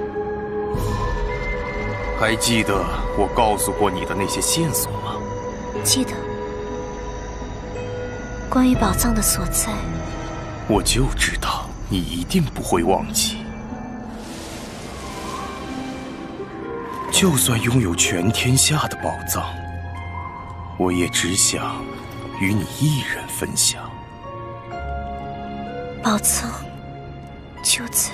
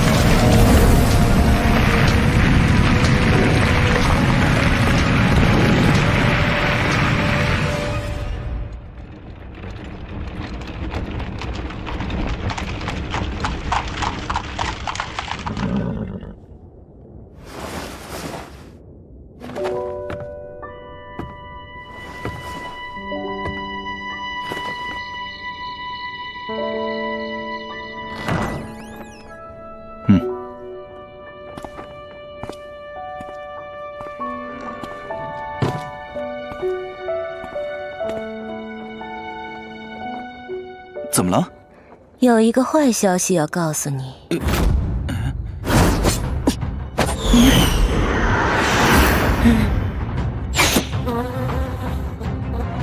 在蜜蜂回去之前，我们还不算暴露。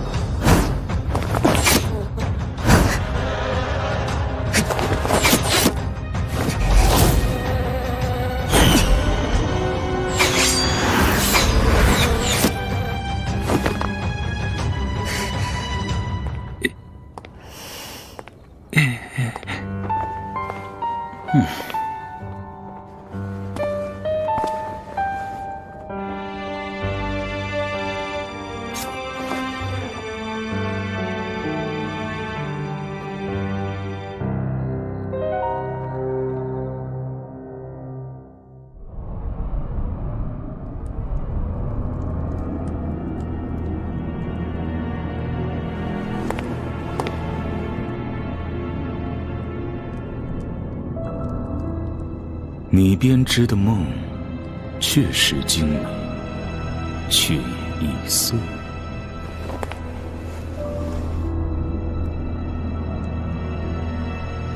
哼，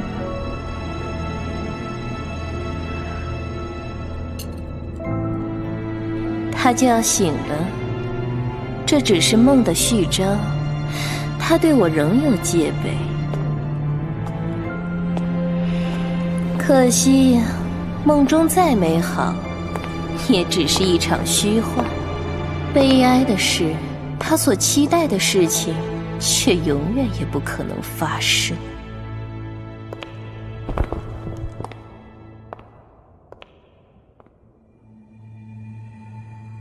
又是梦，还是不？这不是梦。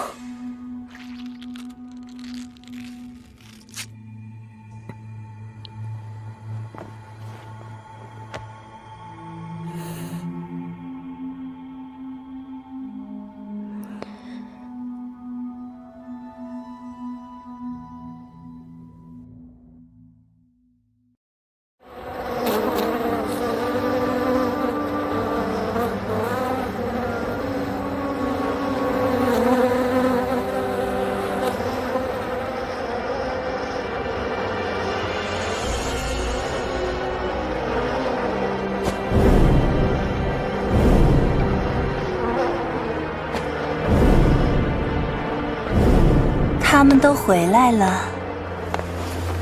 失踪了6只，他们的搜索区域是紫兰轩。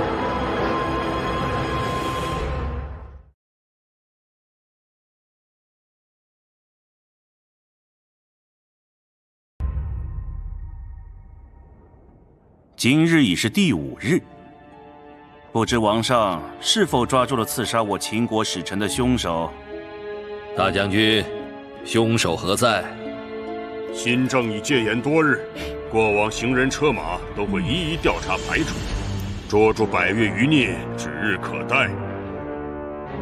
李斯先生，既然如此，缉拿凶手一事可否再缓解？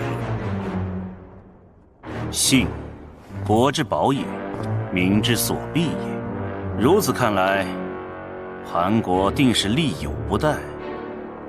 李斯这就派人通知边关将领，立刻调兵前来相助。调兵？李大人，请放心，我九弟一向智谋超群。当日朝堂之上，捉拿凶手一事便是九弟所提。九弟现在神态自若，想必对此已稳操胜券，是不是？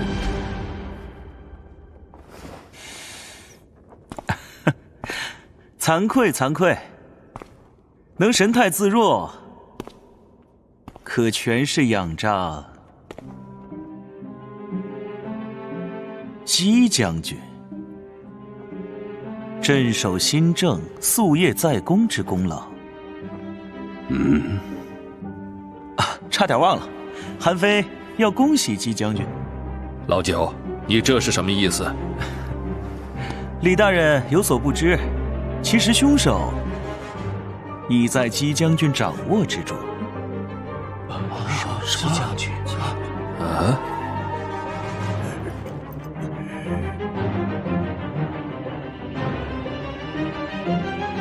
姬将军已经拿住凶手，怎么刚才却说还在调查中？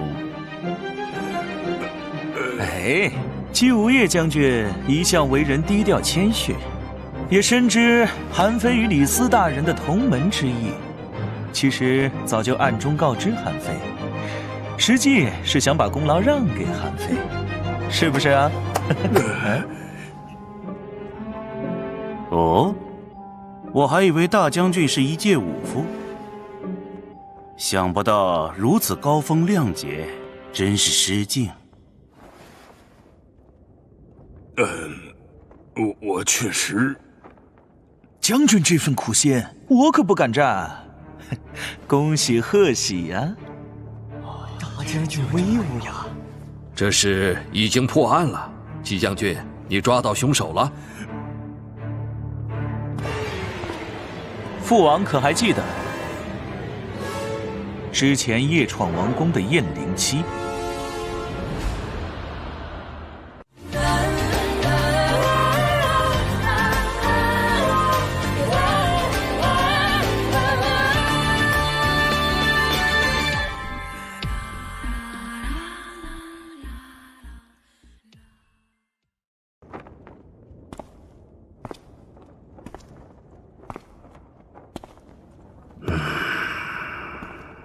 此女在众目睽睽之下杀我禁军，闯我王宫，更是天泽的心腹手下。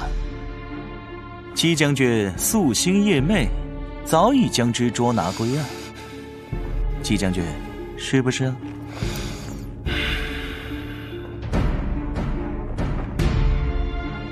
不错。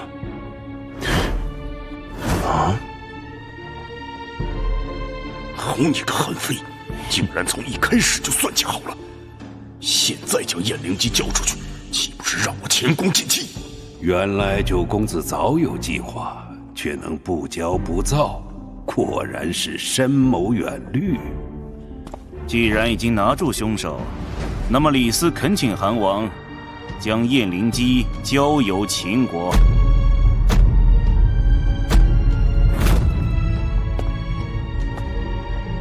燕灵姬善使妖术，交给李大人恐怕不合适。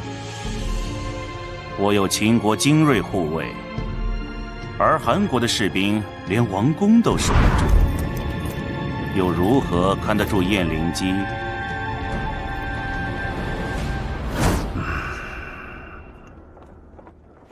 快，多说无益，马上交出此女。理解我韩国之为。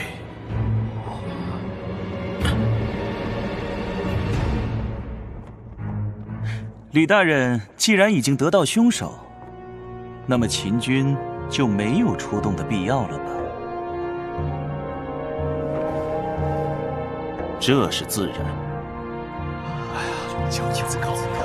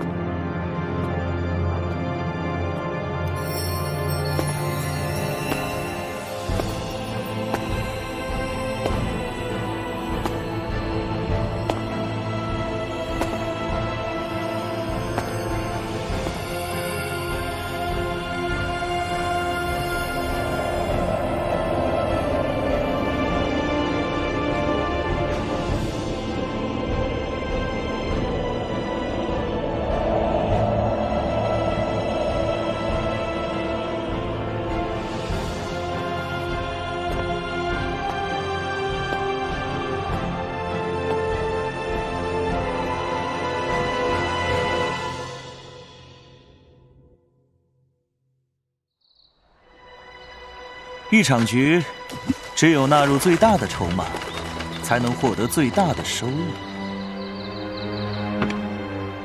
好一招一石四鸟。师兄妙计，李斯自愧弗如。我请你去见一个人，把刺杀秦使的罪责一律推给燕灵基。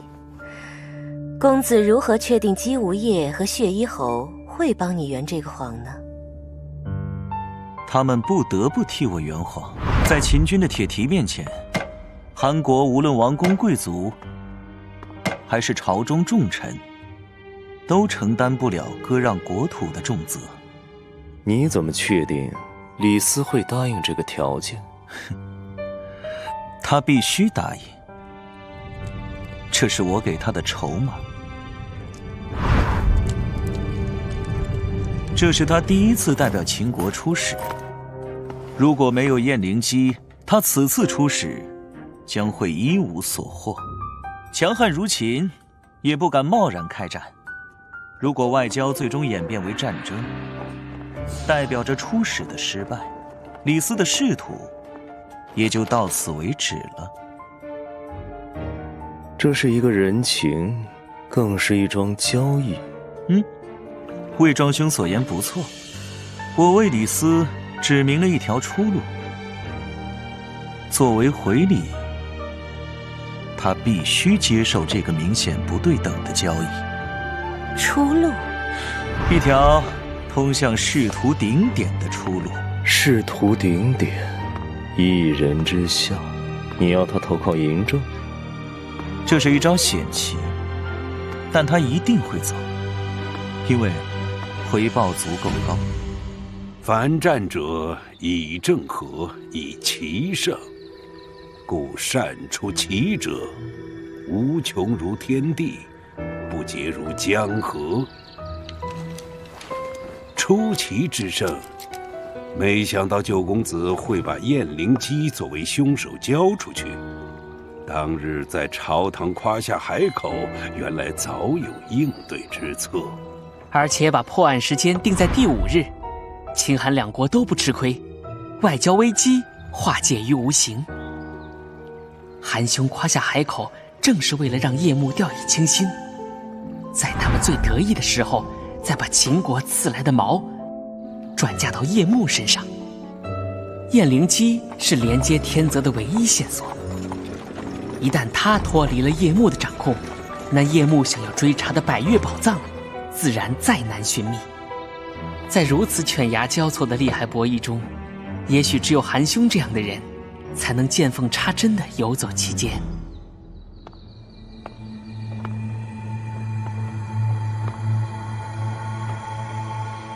李斯拜见大上公子。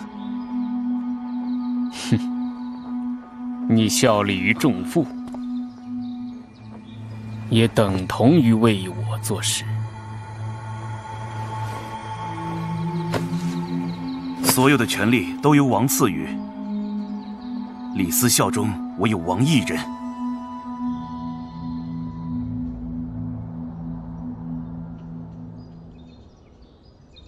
所以那个燕灵基，就是先生想要我赦免的人。正是。据闻燕灵基是百越贼首天泽的心腹，先生将他从叶幕手中救出，可是让天泽欠了你一个很大的人情。敌人的敌人就是朋友。上公子，您此前问我身陷困境当如何解脱，韩非今日给出的答案，你以为如何？不战而智退大秦100万雄兵，不抢而巧夺叶幕口中之食，不昧而结交秦国来使，不退而拉拢天泽为流沙盟友。先生之才，我很欣赏。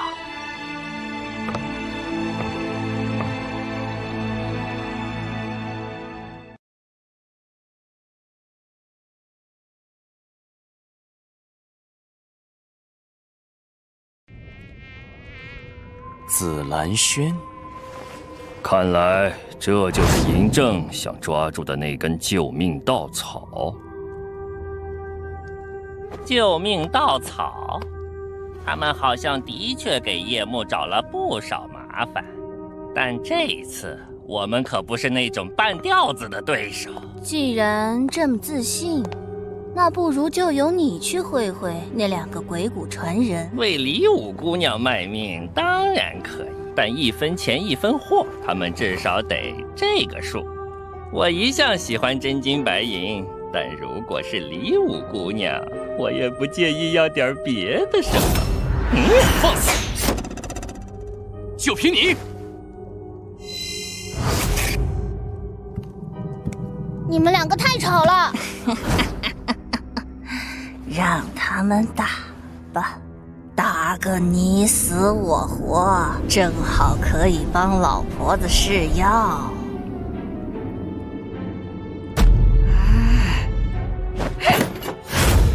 死小丽，要做什么？看来你们这次惹到小不点儿了。不许叫我小不点儿。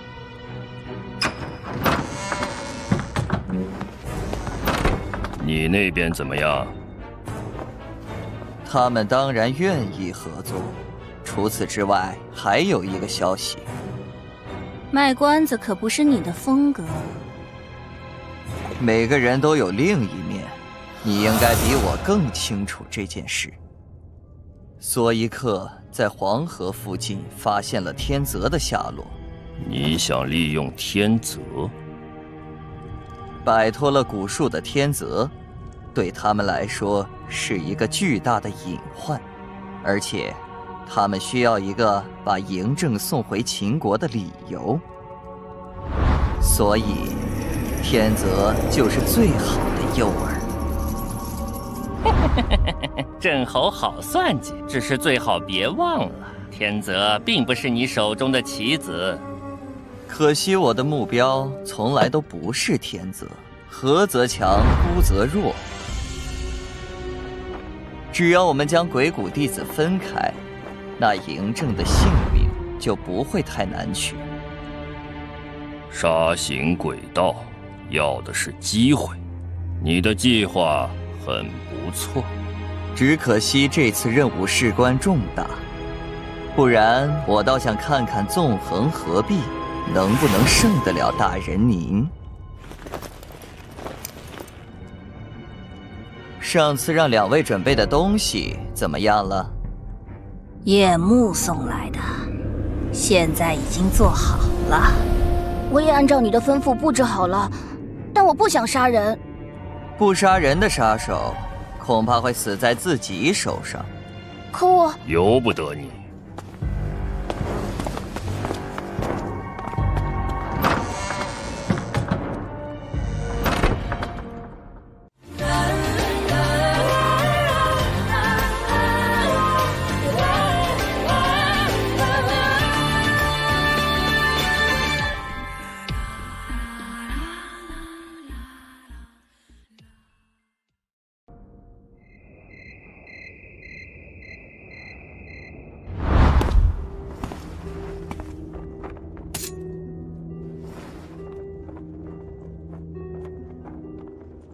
纵使蜜蜂悉数被除，巴陵龙找到紫兰轩也用不了多久，我们的处境依然凶险。九公子想到了什么？我在想，我们的计划究竟在哪一环露出了破绽？我们一定忽视了什么？一个转瞬即逝却被敌人牢牢抓住的破绽。寡人，上公子，依我所见，一切都合乎计划，并无破绽。上公子的握剑姿势似乎与常人略有差别。上公子似乎忘了，您现在所握着的，并不是日常佩戴的长剑，长剑不宜把持。是故您持剑时，有用拇指压住剑鞘，维持平衡的习惯。微小的细节在狩猎者眼中会放大1000万倍，细微的习惯也足以暴露行踪。敢问上公子，除了葛先生外，还有谁知道这个秘密？就我所知，绝无他人。上公子既然冒险入韩，还请不要对韩非有所隐瞒。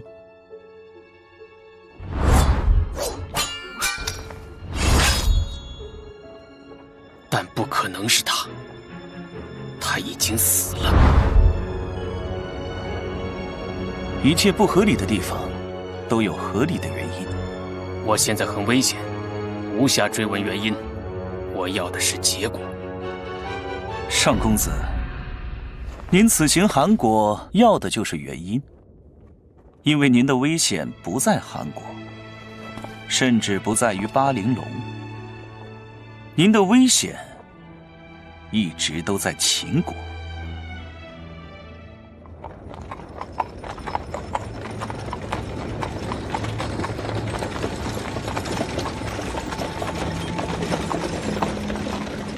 你要带我去哪儿？秦国驿馆。这么明显的陷阱，主人可不会上当。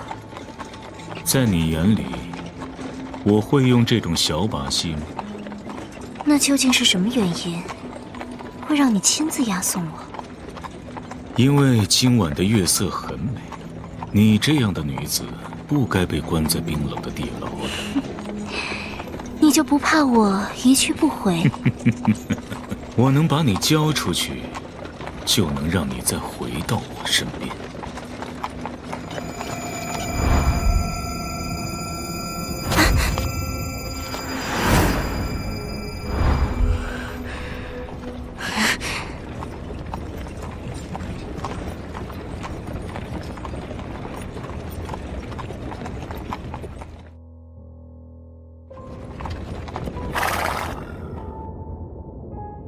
想不到侯爷亲自押送，李斯有失远迎。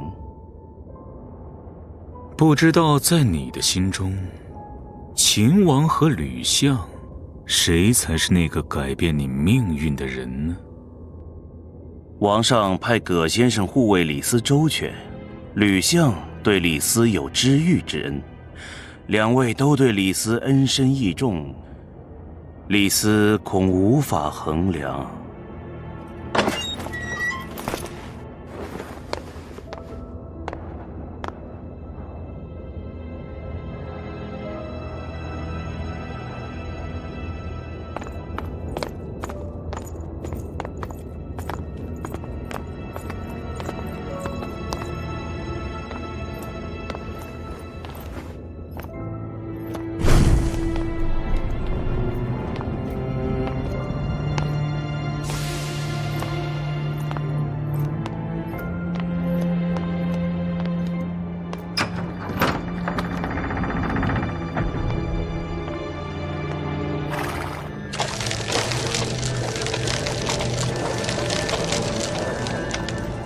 看来这条路远比我想象的要更加凶险。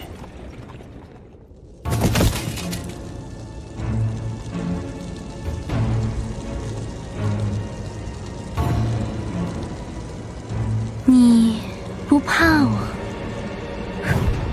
你知道关不住我。比起城内正在发生的事情，关不关得住姑娘并不重要。嗯？那你的性命呢？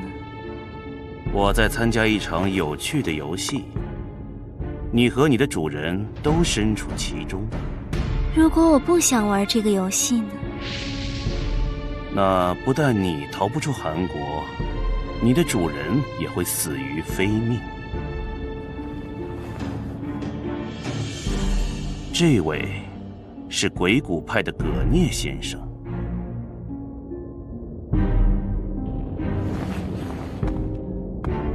你和韩非有点像，是个让人讨厌的聪明人。我不讨厌当个聪明人。但你知道你们最大的区别是什么吗？你只能随波逐流，而韩非会掀风起浪。或许你说的没错，但风浪转瞬即逝，逐浪而行，才能静水流深。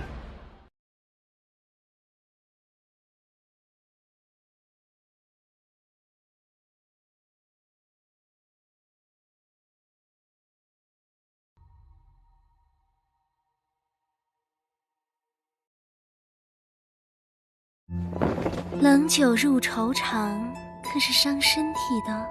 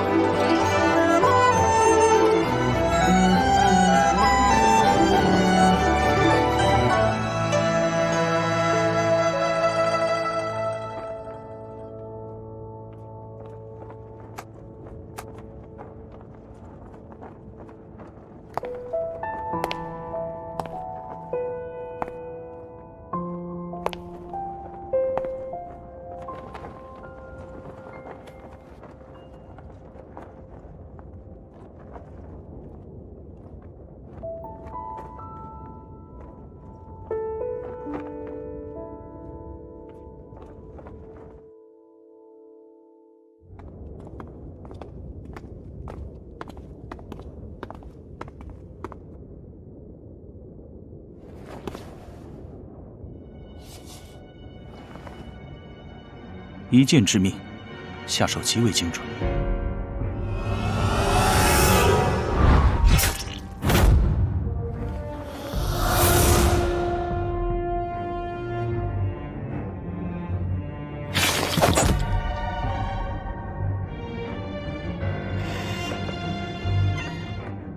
他临死前一定看到了什么。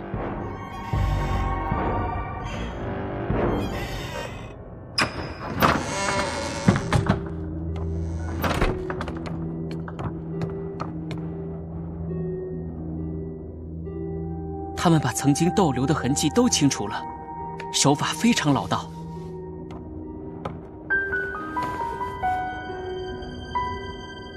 除了这个，这是他们故意留下来给我们看的。他们算准了1天之内，子奈就会腐败，因而我们不能从他身上获得任何信息。这是挑衅，有趣。或者他们想借子奈腐败的气味掩盖什么。啊切！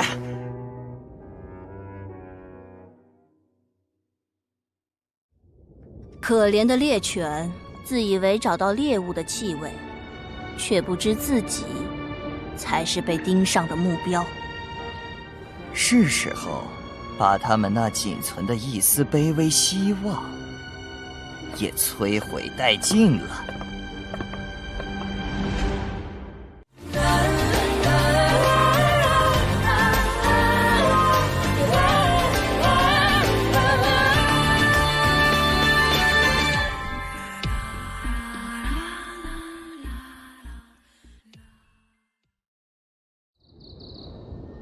我听韩非先生曾言，韩国张相国之尊，谦和儒雅，温文如玉。今日得见，果真如此。上公子过誉了，请。这是此茶淡而留香，真气之时白雾升腾，名曰雪顶银梭，是往日祖父于胡人客商处购得的。上公子有何疑问？我喝过这种茶。果然。不知上公子是在何处喝过这种茶？应该是在咸阳宫内吧。上公子恐怕有所隐瞒。梁受韩兄所托，调查巴陵龙的案卷材料。他们之前一次出手，便是长安君程角一案。卷宗记载，令弟长安君程角素来喜爱一种名贵茶叶，名字就是雪顶银梭。想不到张公子如此博学，不错。此前我确实在程角府上喝过这种茶，据传此茶颇为罕有，只有北方胡人之地才有产出。程角自幼喜爱此茶，常持重金于胡人处购买，我还为此呵斥过他耗费钱财。此茶原产秦地，后随客商流入西湖，胡人于西北苦寒之地种植此茶，茶叶因产地不同而成就了独有的清香。中原七国无一能够出产此茶。我曾在巴陵龙与新政逗留过的地方闻到过这种茶叶的清香。巴陵龙曾企图用此奈的腐烂气味掩藏其香气，不过我一早调查程角一案的卷宗，早已对雪顶银梭的独有香味了然于心。张公子的意思是，程角与巴陵龙存在某种秘密的联系。先前那个知道上公子握剑姿势的人，也是程角。也许他与巴陵龙的关系比我们想象的还要直接。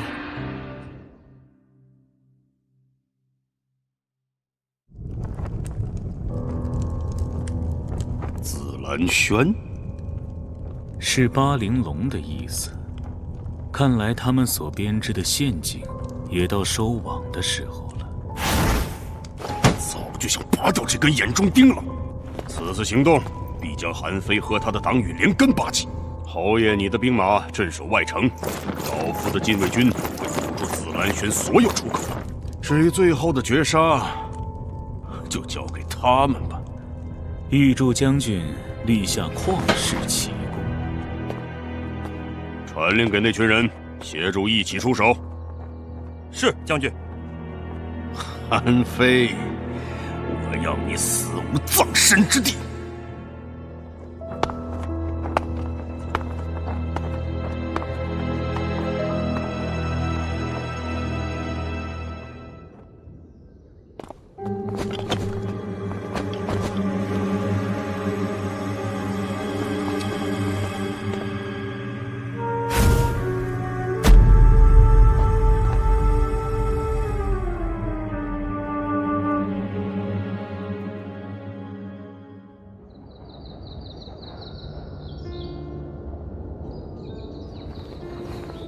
先生棋艺高超，寡人输了。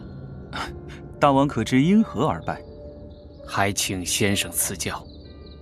参夷之事，乱之所由生也。乱而不慎，必败之。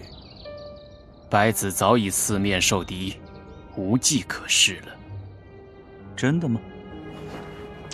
参夷之事，决之于内，而失之于外。资其轻者，辅其弱者，此谓妙功。妙功，这就是先生的术吗？只是谈何容易？进可攻，退可守，只是恐怕还不足以制胜吧。这只是改变局势的第一步，白子并非死局。想要困龙升天，就还需要一些特殊的办法。不仅如此，我们手中握有2把最强的剑。但我有一个问题，你们鬼谷传人为什么都喜欢倚在窗户旁边？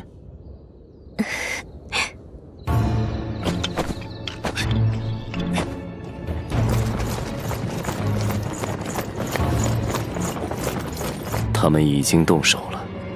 这么快？巴玲珑会是一个可怕的对手。紫兰轩已经暴露，且已无坚可守，我们必须尽快转移上公子。豆浆小心，担心自己比较好。九公子，宫内有人传召。这个时候，这是调虎离山。父王降诏，我不得不去。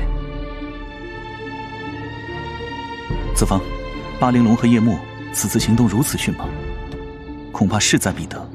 子房，这里就交给你了。韩兄，请宽心，良必然竭尽所能。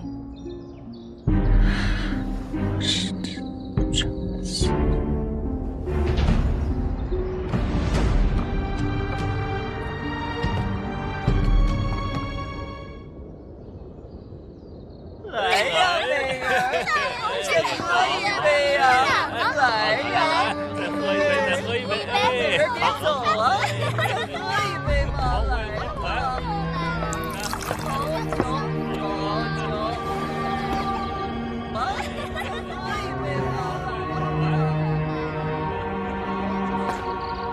九公子，王上降诏，请您即刻入宫。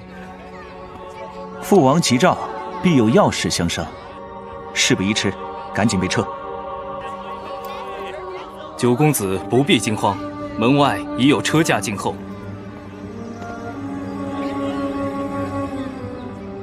哼，准备得如此妥当，你们真是用心良苦啊！这是在下分内之事。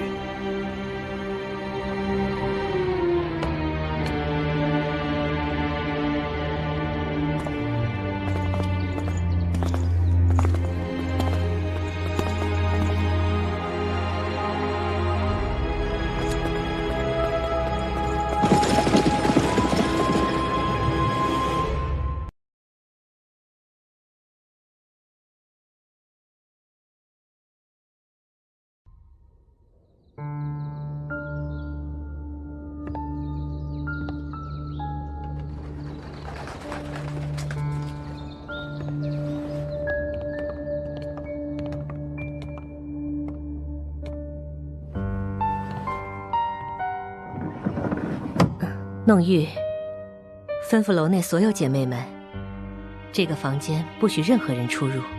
是。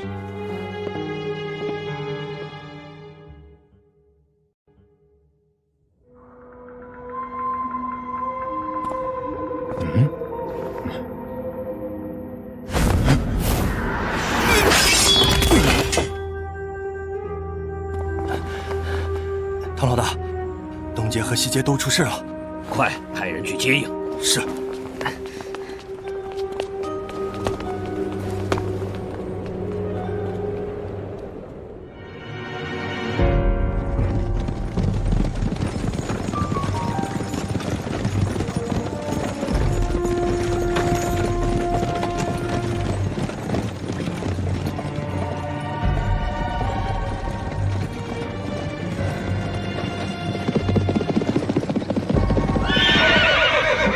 混账！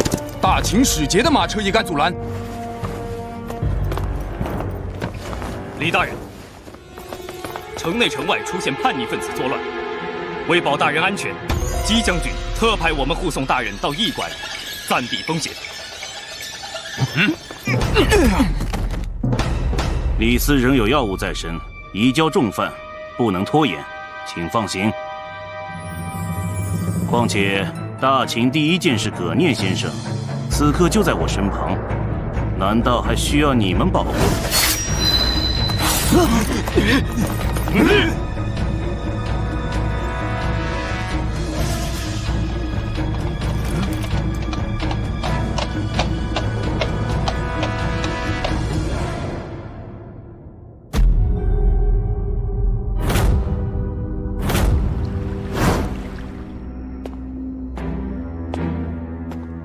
第7具尸体，有人在针对七绝堂，或是调虎离山，有趣。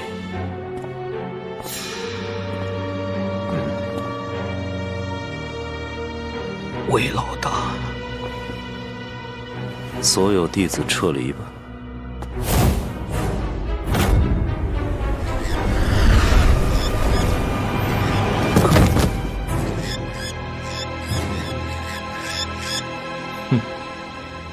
莫妖，七绝堂已经被清除干净了。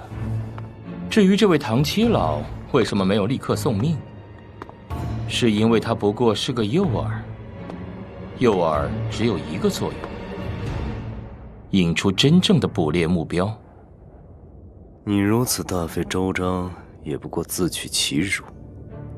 我怎么记得上次我好像并没有失败？夜幕降临，还不是最黑暗的时刻，因为梦魇还没有开始。哼，现在你的梦魇开始了。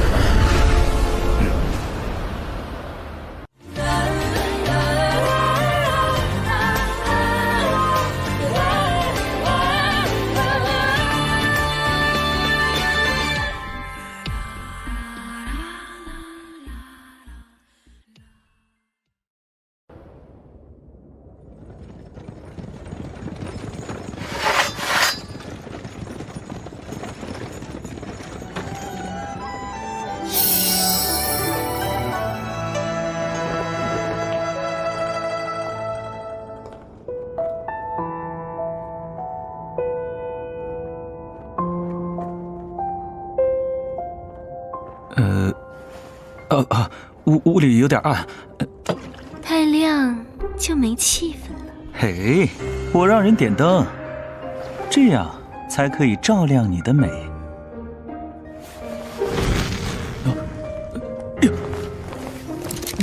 不行不行！你抱着这些书干什么？这里面有黄金珍宝，有美颜如玉，还有宇宙海天，很值钱的，而且都是易燃品。有没有如胶似漆？胶和漆易燃。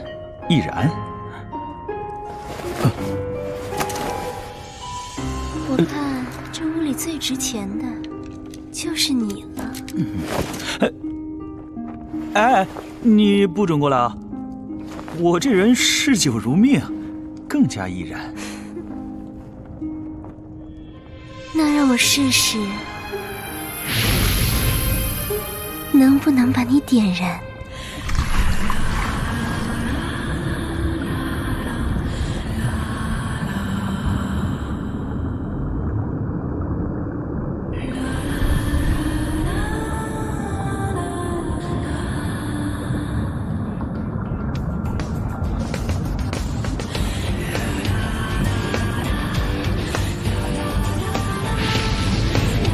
飞公子，你究竟隐藏了什么？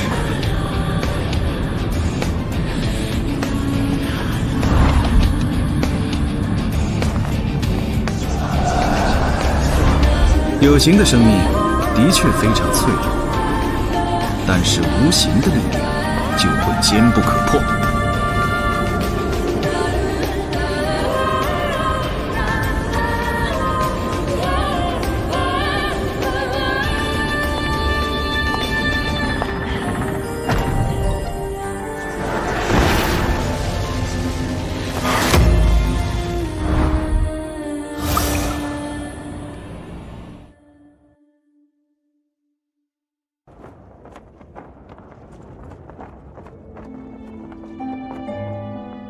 火魅术，我还以为只是2个人的小秘密，原来你还藏着一个秘密的朋友啊！三人行，必有我师吗？亦师亦友，逆鳞之剑。哦，剑是凶器，名剑更有灵性，需要选择强大的主人，这样才可以弑杀更多的生命，共剑饮血。而剑灵是这把剑的历任主人中最强大与最契合的一位亡灵。你懂得不少吗？主人天泽素好明兵利器，我也略懂1、2。这样的剑稀世珍贵，你为何会有秘密？快告诉我！喂，你就不管我了？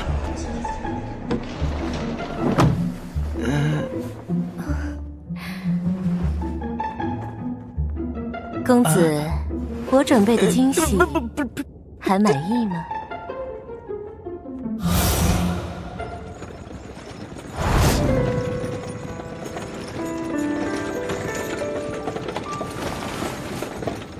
不是通往大殿或御书房的方向。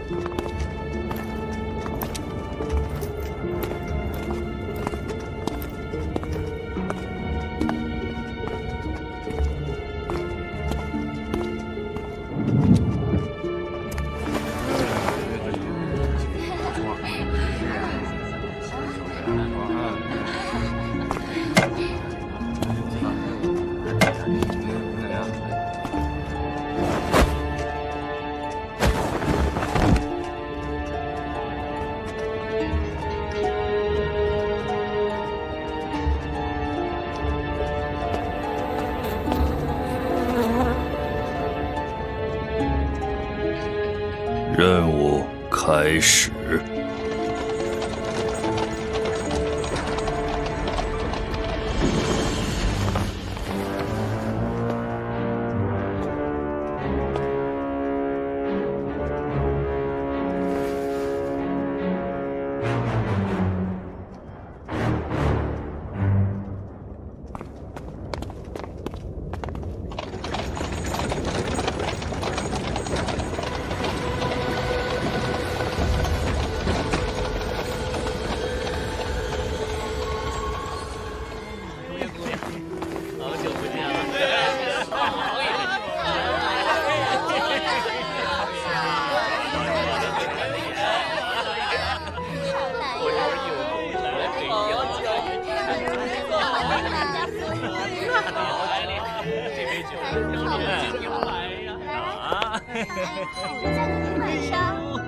公子，里边请。你陪我吧，怎么样？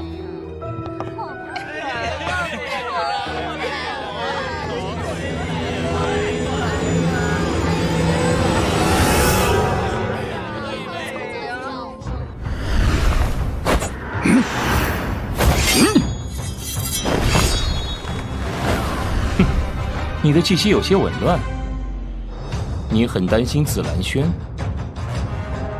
凭你也想困住我？鬼谷传人的能力，我已经领教过不止一回，所以，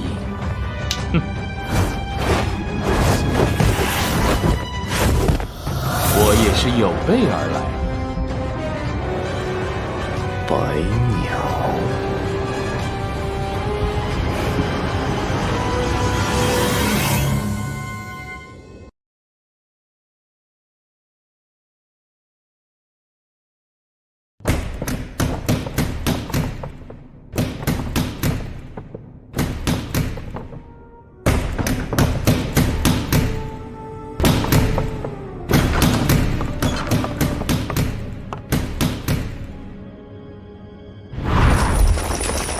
魏庄兄还没有回来，我派人去找他，却下落不明，而且七绝堂的暗桩已经撤离。如此紧要关头，他一定遇到什么麻烦了。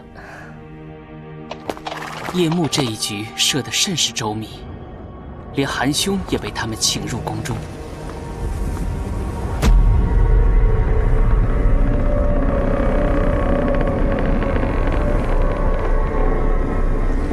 既然夜幕引开魏庄和九公子他们，孤立紫兰轩，那么夜幕的目标必然不在他们身上，而在紫兰轩内。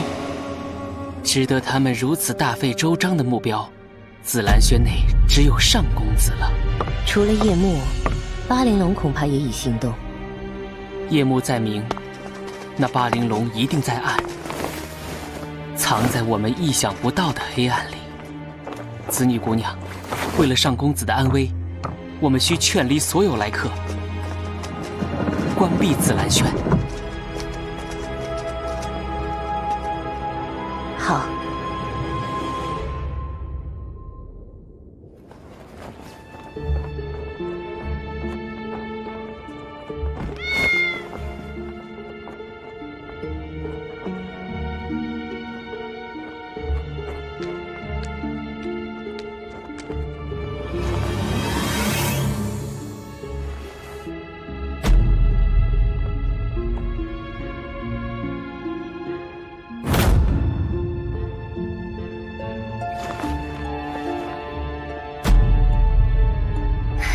公子，你怎么？今日想看什么舞蹈？《诗经》有言：“死难当头之际，最关切者莫若兄弟。”这话的确有理。不过我所关心的是，他如何死亡。公子怎么了？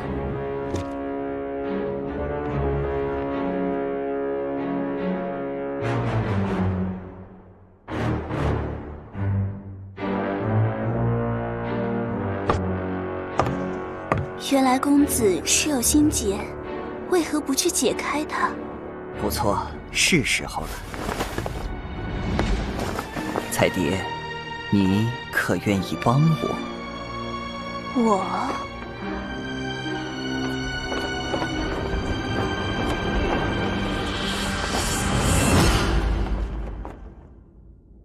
李斯仍有要务在身，移交重犯，不能拖延，请放行。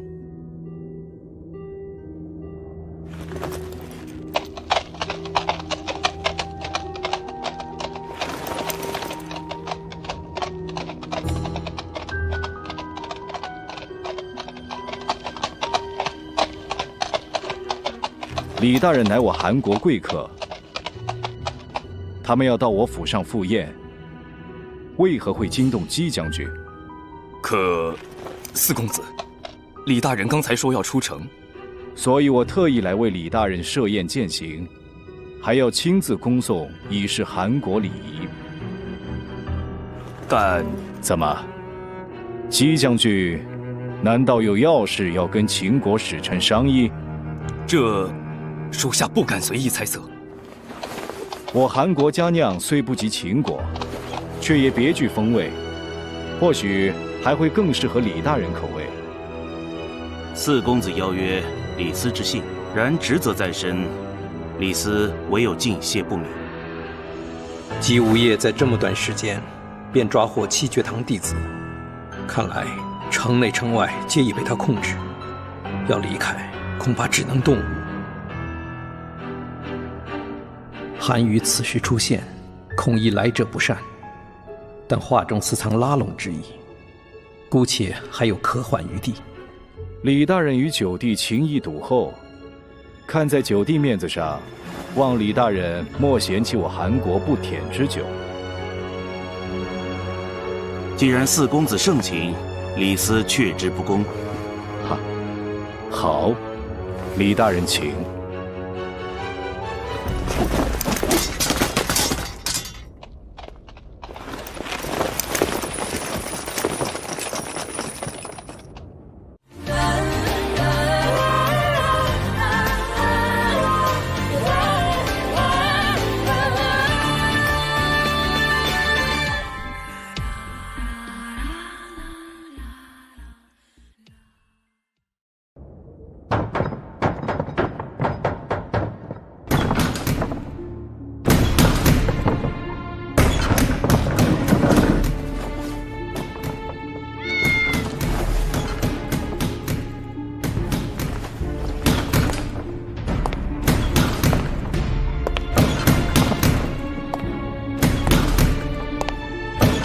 这是彩蝶姑娘。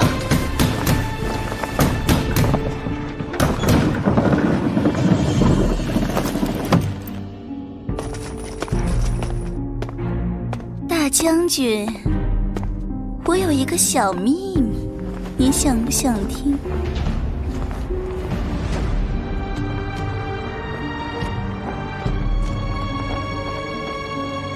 怎么回事？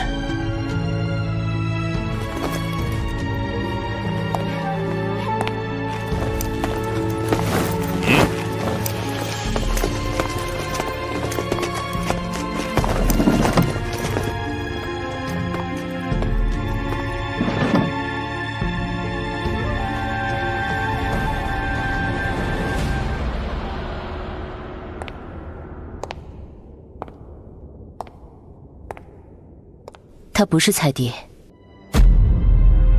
巴玲珑恐怕也已锁定了目标，紫兰轩此刻又被孤立，我们守护上公子的困难又加重几重。这是他的托付，即使骤雨忽至，有何所惧？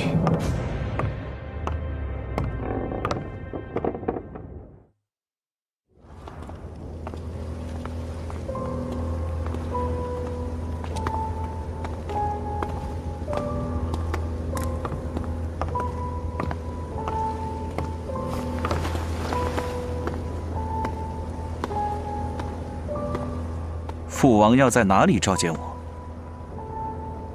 公子，就是前面偏殿，马上就到。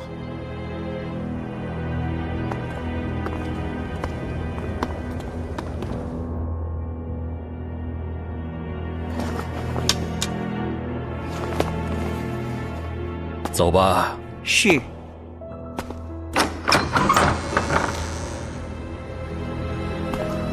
请公子稍后。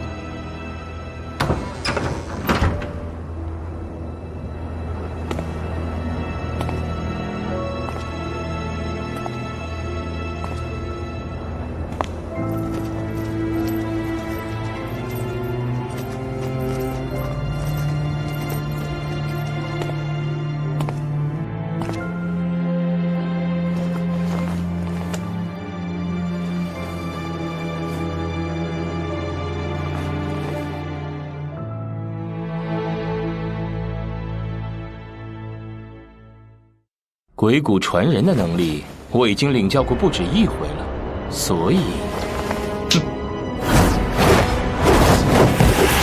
我也是有备而来。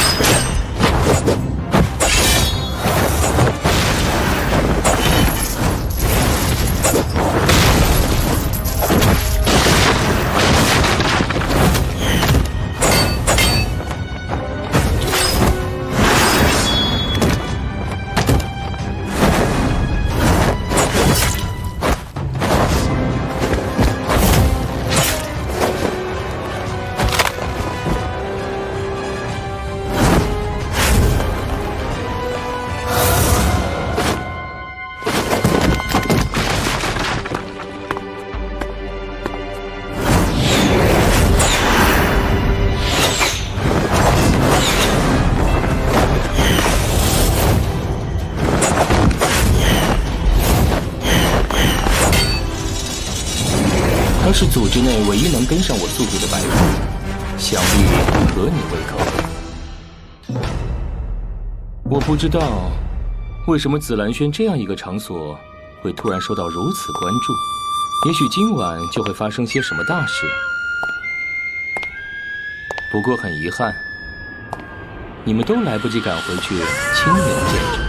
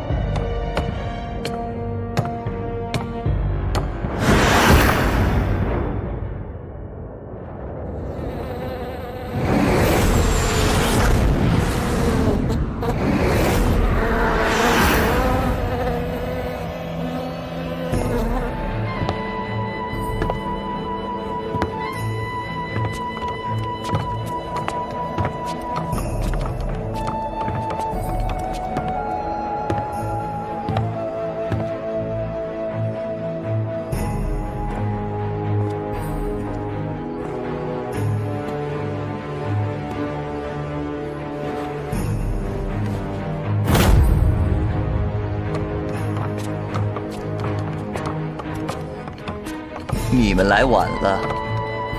对于杀人，我很在意要选一个吉时。这里已经被围得里三层外三层，他们跑不了，就像他当初对你那样。嘘，这是我预留的一个惊喜。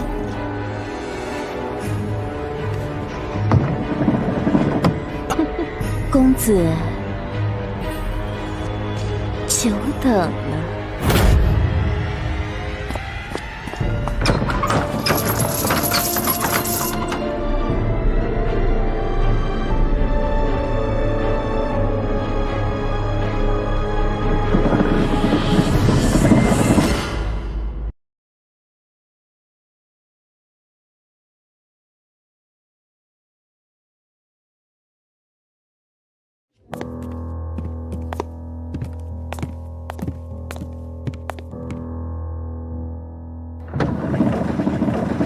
形不逢影，影不离形，变幻莫测，八面玲珑，果然出人意料。紫兰轩已被完全掌控，所有原路皆被截断，你们已经孤立无援。来者是客，无茶失礼，客人不妨先坐下，品一口香茗。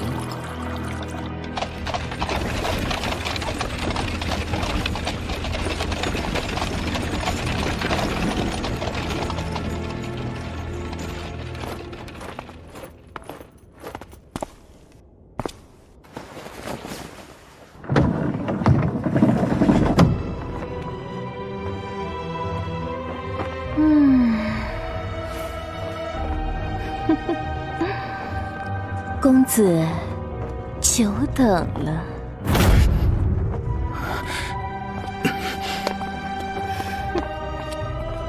你自以为聪明，却惹了你根本惹不起的。听闻李大人为秦国文信侯门客，此次出使顺利，李大人立了一功，回国后定是前途无量。韩愈在此先恭贺李大人。四公子说笑了，韩国还有四公子尽心辅政，杀气，可谓大幸。李大人别忘了我九弟。九公子学术专攻，应该还可是四公子的得力帮手。此人从我们进屋后，守自始至终没有松开过剑柄。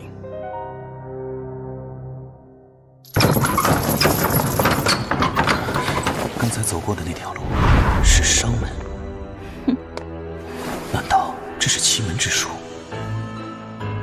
所以父王并没有要召见我。这个自然，你父王此时此地召见的是我，陪他赏月品酒。久闻公子足智多谋，既然大驾光临我这寝宫，要不要猜猜看接下来会发生什么？我猜接下来父王到达，见夫人带伤受到惊吓，衣衫不整，而我嘛，其实我只要是身在此处，便已是百口莫辩了。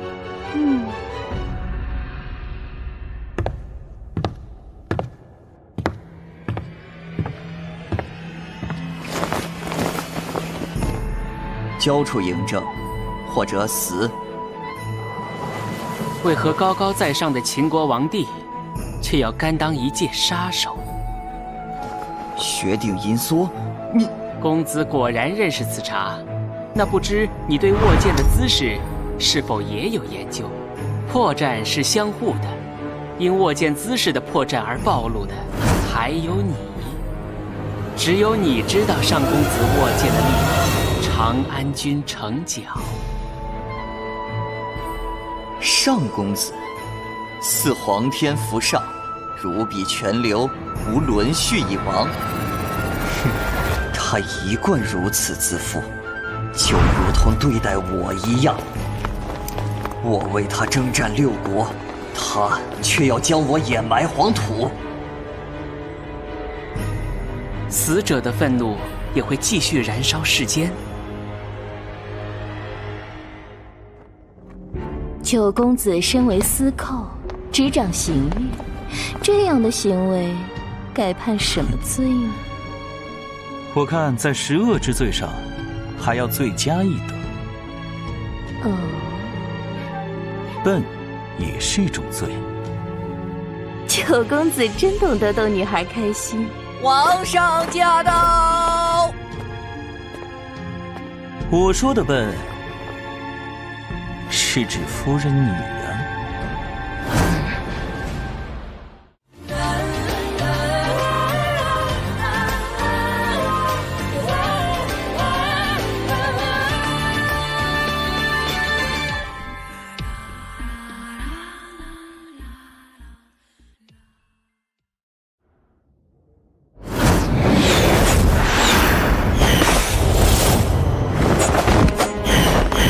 是组织内唯一能跟上你的白凤，想必得你胃口。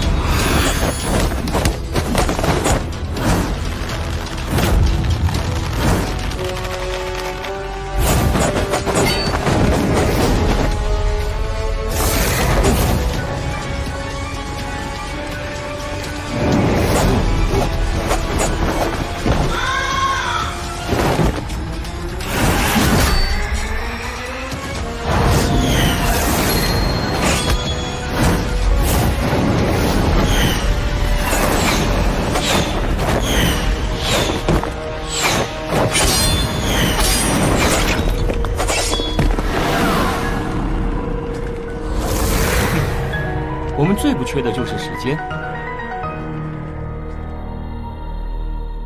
今日李斯能得四公子饯行，倍感荣幸。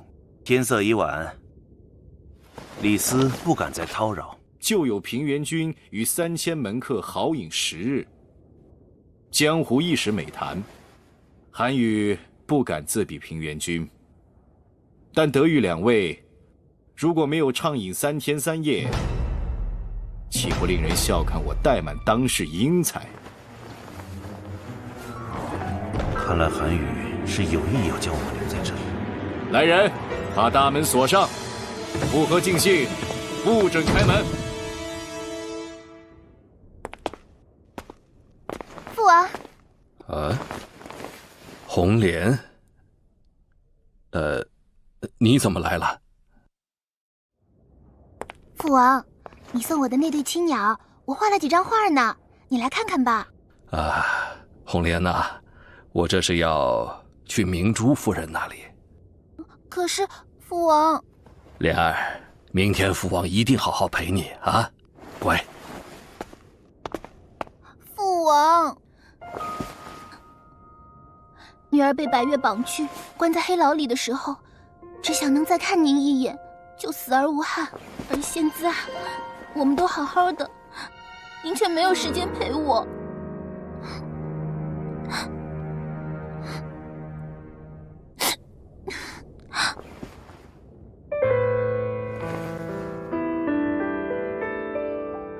红莲，父王也是觉得没有什么比你失而复得更珍贵的了。走，去看看你的画。啊，对了，红莲，你怎么知道父王在这里的？父王气场强大，我只要跟着宫中您散发的鹦鹉光芒，自然就能找到您啦。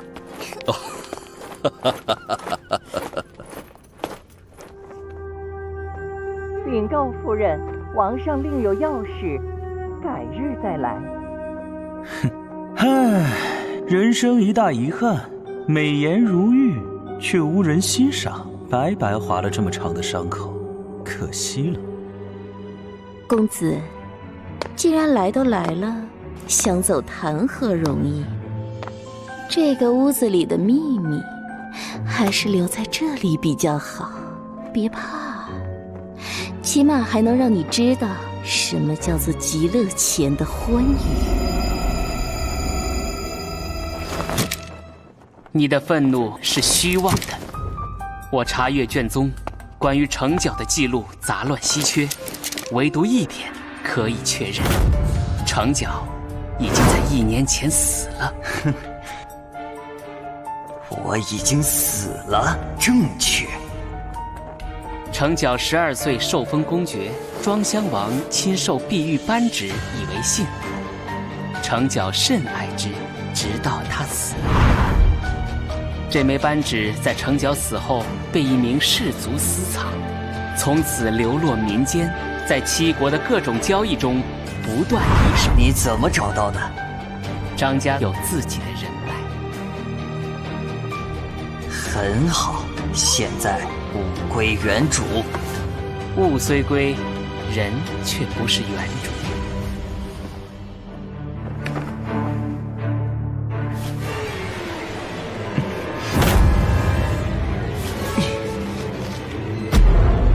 你这次行动是为了复仇，还是让你以为是复仇？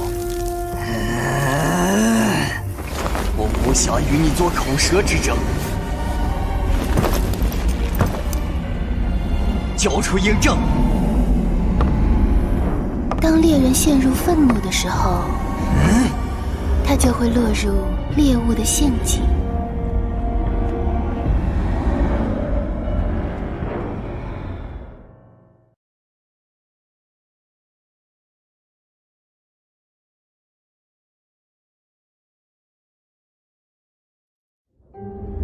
你不知道紫兰轩已经孤立无援了吗？那你的同伴又为何少了一个彩蝶姑娘？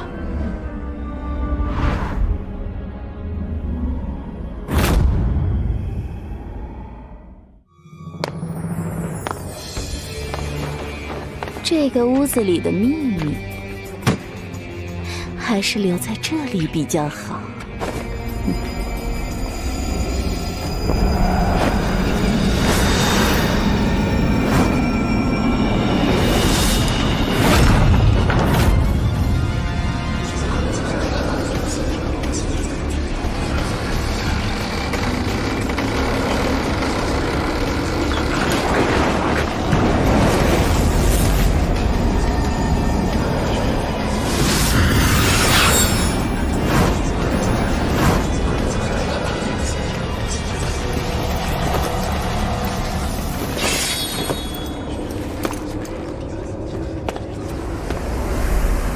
夫人留步。哼，韩非，你吊起了我的胃口，我要你拜倒在我的裙下。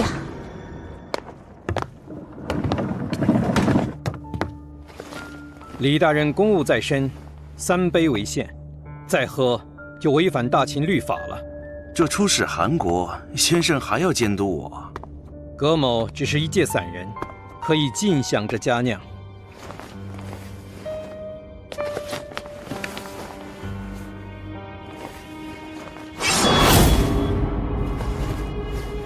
好剑，习武之人看到名气，难免忍不住一睹为快。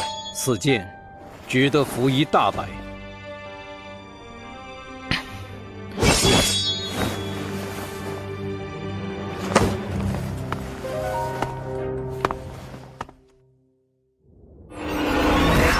彩蝶姑娘，不，你也不是彩蝶。你一直关注内室那道关闭的门，是不是已经猜到了里面是什么？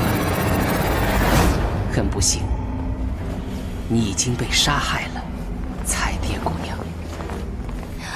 我为什么？原来被你们杀死的人，就有可能加入巴陵龙。我想，从一开始，你的同伴就都在这个房间里了。影子，不过是你们隐藏自己的一种方式。形不逢影，影不离形。你只是不知道自己已经死了。一旦知道，就会真正的死亡。明白的死去，总比不明白的留在这世间好。在下再敬四公子。公子身份尊贵，葛某以一杯对一杯，未免失敬。这样，千成兄，给我满上3杯。我只听闻葛聂先生为剑中豪杰，想不到还是酒中英雄。四公子，这样可算尽兴的喝法。这个自然。果然尽兴。既然尽兴了，那这大门就可以打开了。哎呀呀，葛聂先生，你喝醉了，太失礼了。李大人，你胡说，这酒才刚喝了一个开头，四公子还答应要亲自送我们出城，我们一路走，一路喝。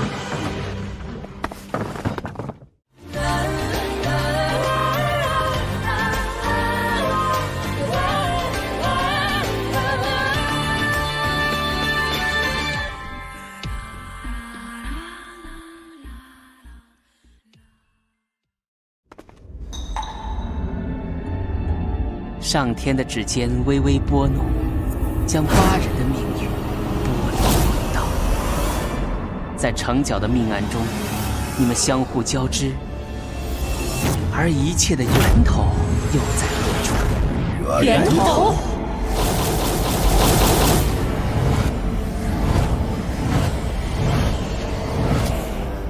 一切的缘起只在一个人的死亡，我的死亡。是的，我接到了杀死你的命令，军令如山。不，将军，你忘了吗？武曲在你最新杀伐时已经戛然而止。将军，你不过是城角府上一名无名的武姬，是蜂群中随时可以舍弃的，就像舍弃我一样。不要杀我，我还是个孩子。我是一个母亲，家人，我的孩子会做任何事戛然而止。大音希声，大象无形。原来你才是那个无声的源头。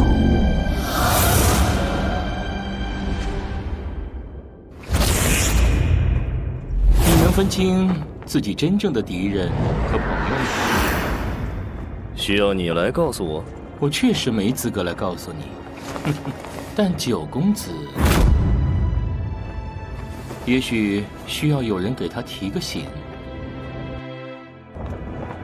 你跟九公子是基于利益的合作，你们之间的友谊，是否也如同建立在流沙上的高楼？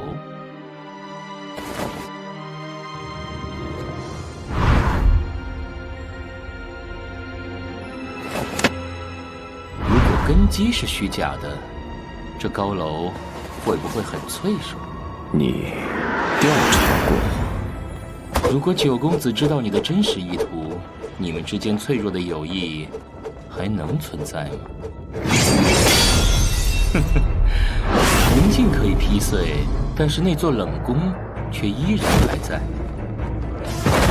夜幕不是你的敌人，而是你实现目的的最有力的方式。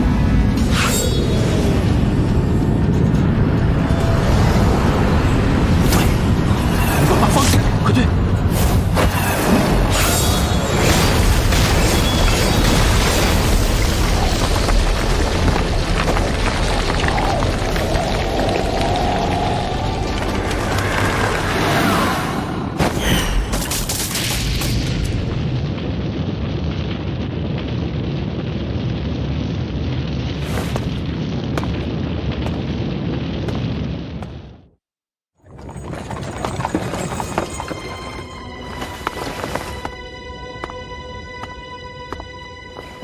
事已至此，请恕韩宇不再远送。算李斯欠四公子一个人情。今日酒后唐突，失敬于四公子。韩愈不过尽地主之谊，李大人车上押的重犯，可谓倾国倾城。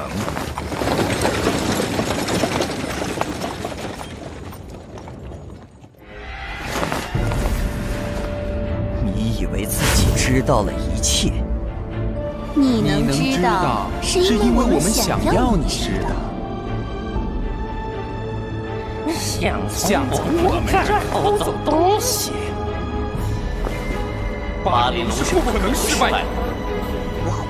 我做关心真相，不在乎生死，但很在乎你的死。我讨厌你们，我不想杀人。闭嘴！建议再杀你一遍。当初杀死他的是我。一夜可以障目，一夜亦可知秋。当初刺杀长安军城角的巴陵龙，其实是3个人：驻守屯留的秦军将领将军弼，潜伏于城角身旁的武姬李武，一心两念的刺客旋风钱沙。但是刺杀计划出了纰漏，李武对城角产生了感情，为此你们损失了艮师将军弼。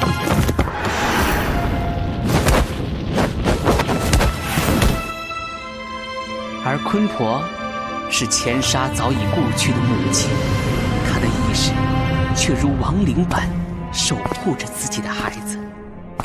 钱沙为了完成任务，杀死了知晓城角行踪的砍鼠。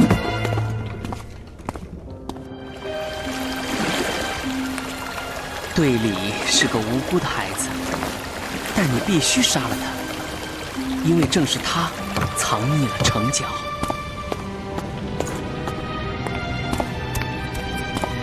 最终，你杀死了城角，或者说，城角成为了你们的一部分。形不逢影，影不离形，一心一体，八面玲珑。其实是一心一体，一体八面，八玲珑，只有一个人。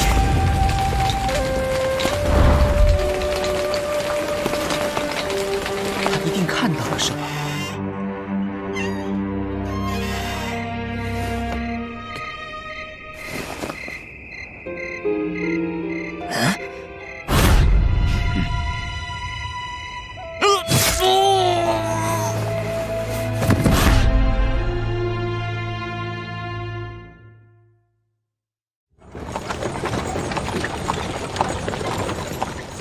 等你们很久了，再不来茶就要凉了。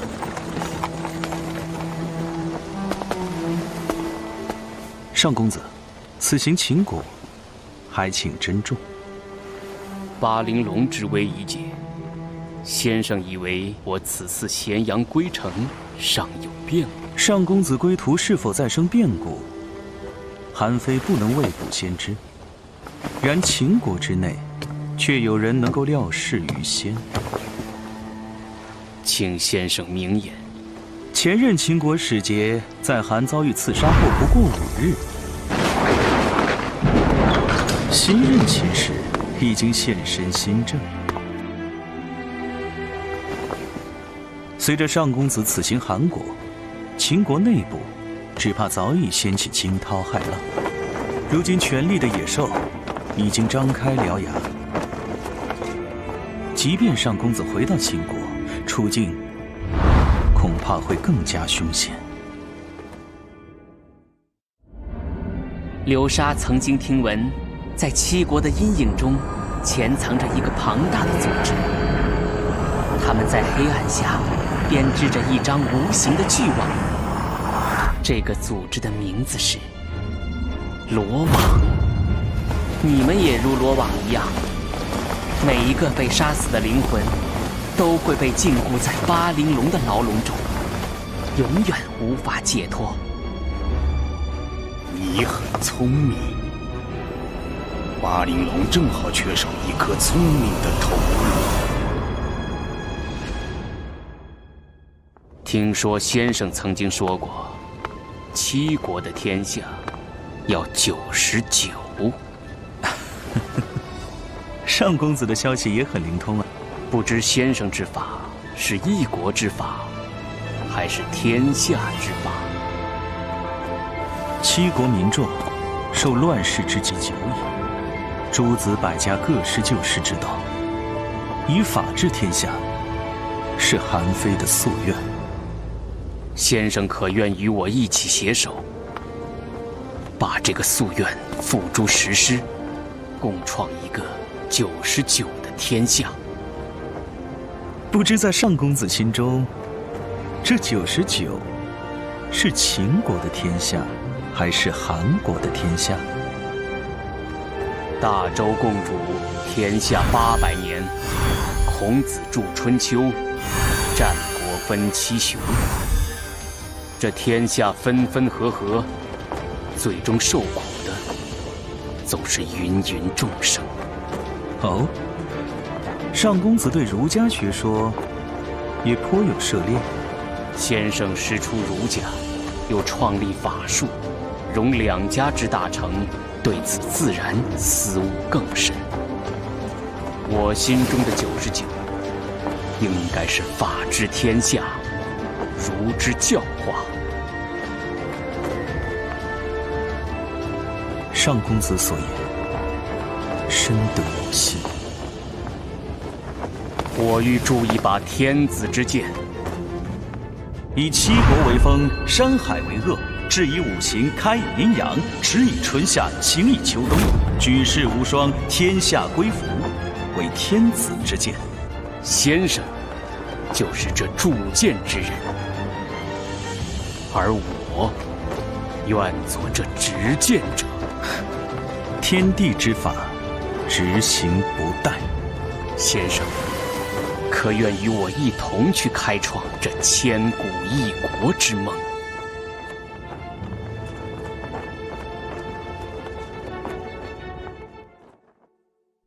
我已经破解了你们的秘密。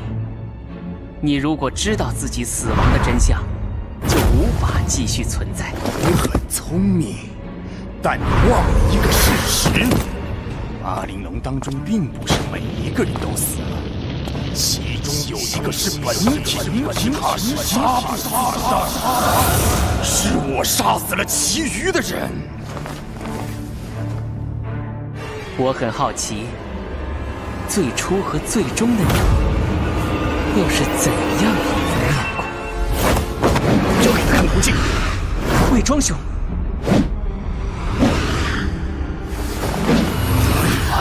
这会唤醒一个在他体内沉睡的人。想起来了，我已经死了。为什么？我不想死。天杀地绝，魑魅魍魉。罗网杀手一共8个等级，前杀只是杀自己的杀手，武器却是一件来自天自己的凶器。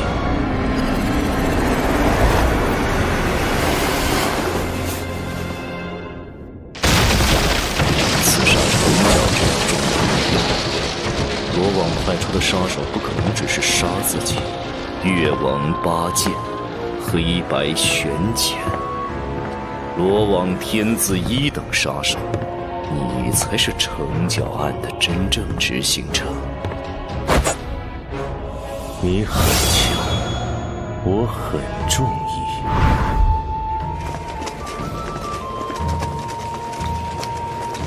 彩蝶已经死了。这是彩蝶姑娘。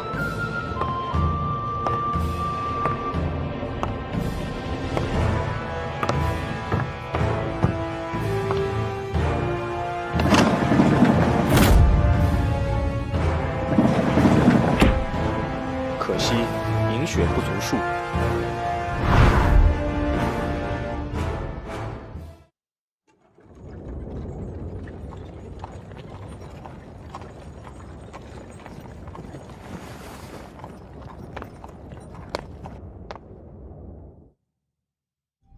这是把好剑，可惜饮血不足数，斩杀仇人的头颅太少，锋锐有余，杀意尚欠火候。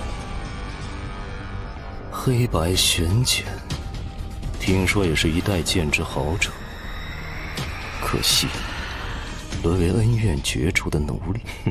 恩怨，恩怨。这柄黑剑为了复仇，杀死过136人。这柄白剑为了报恩，杀死过154人。为了修炼最强的剑道，黑白双剑下的伤残者更是数不胜数。我跟你无恩无仇，但既然你也是剑客，那就给我使一下剑，这是缘。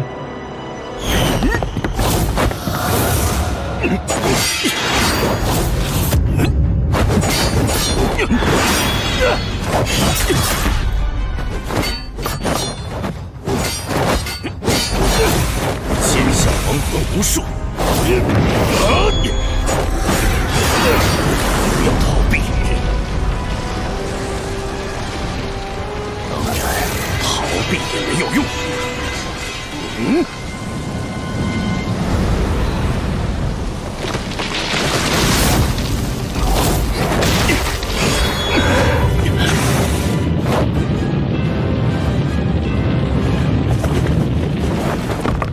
不含任何恩怨情仇的纯粹对决，我很喜欢。带他们走。独自面对恐惧，帅啊！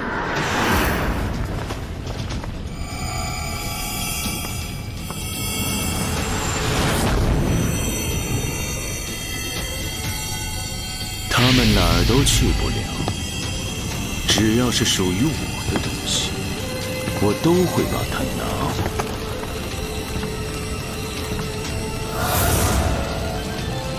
你说属于你的东西，就是我，你自己又是什么东西？你不配。我们已经给过你选择，可惜你没有把握住最后的机会。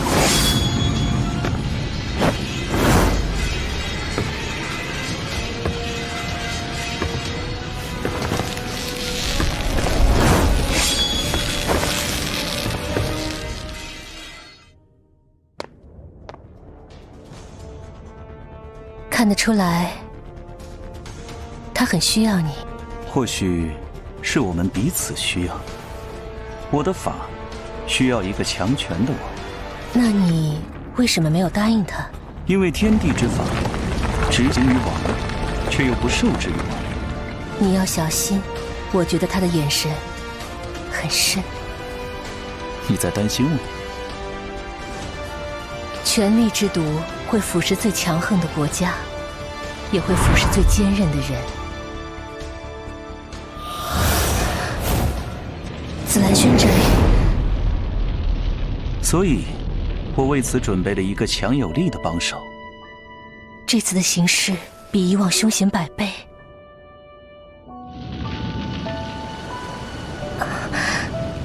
相识这么久，第一次看到你流泪。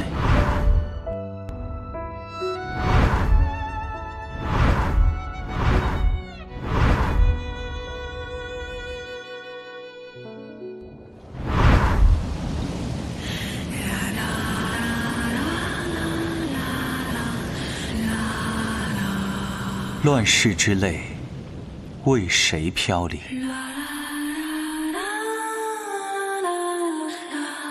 白日梦醒，蝴蝶飞远。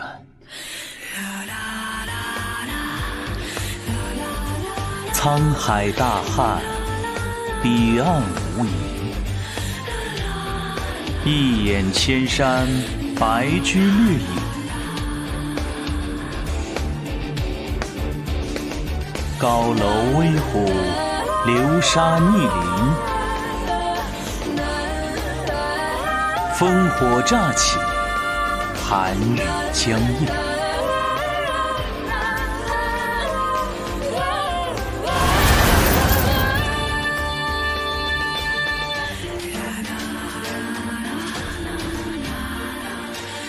黄金之月，白银星，冰心如玉，君自明。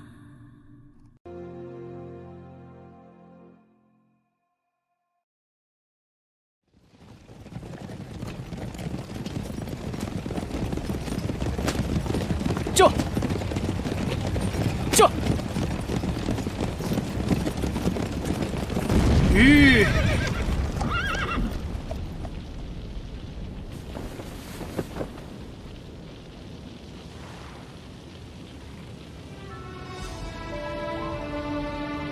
皇上似乎有所忧虑，是在担心韩非。我们都有各自的战场，兴亡成败，生死一线，除了获胜，都没有第二种选择。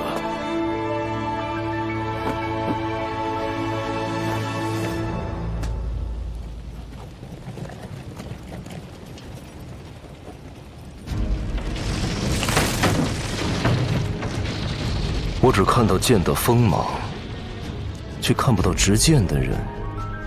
你已经沦为剑的奴隶。剑是为了达成杀戮的手段，你若成为我剑下的亡魂，两者又有什么差别？差别很大，这样的剑也不配杀我。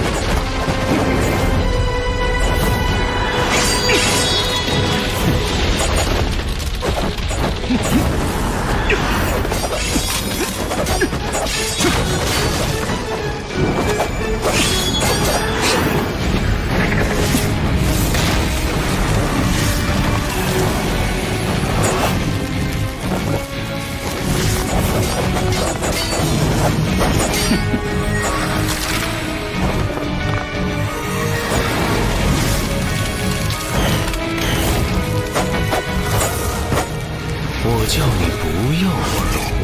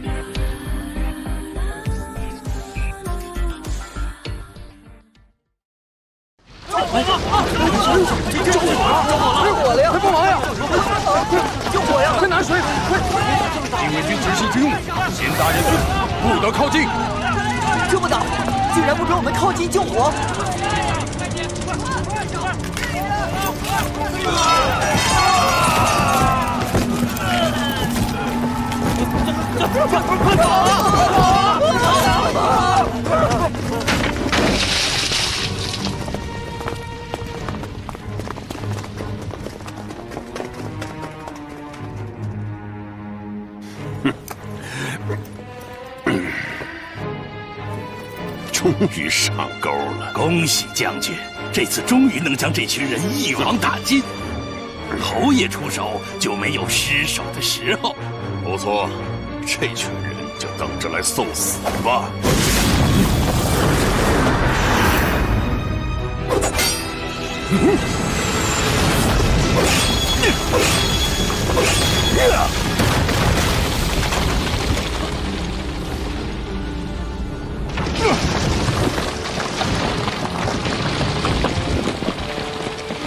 越王八剑，黑白玄解，果然没让我们失望。传闻越王八剑是当初越王勾践命人用昆吾山赤金打造的八剑兵器，今日一见，果然不同凡响。罗网这次真是借了个好帮手给我，他在罗网内部可是最高等级的天子1等杀手，天杀地绝，还真是杀意绝伦。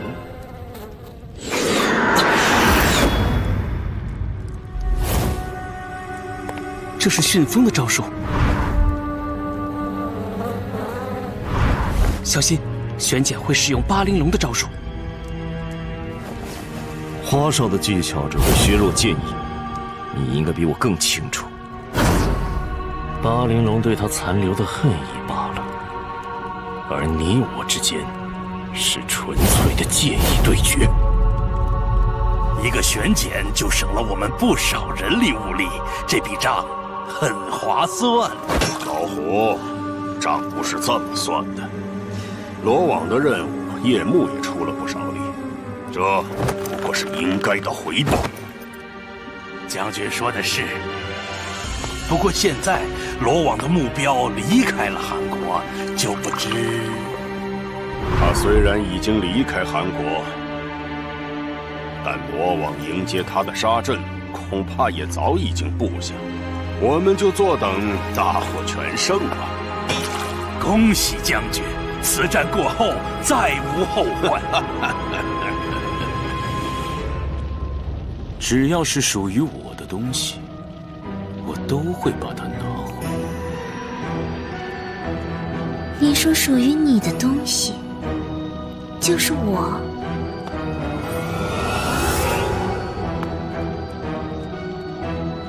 你自己又是什么东西？你不配。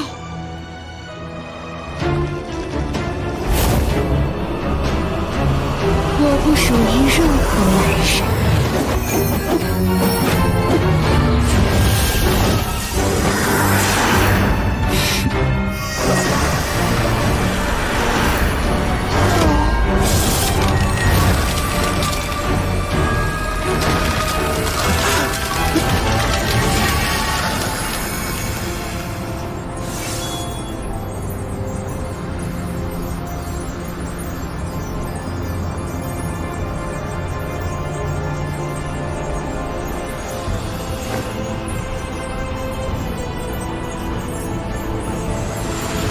你跪下祈求，得到的会更多；反抗，只会带来更大的伤害。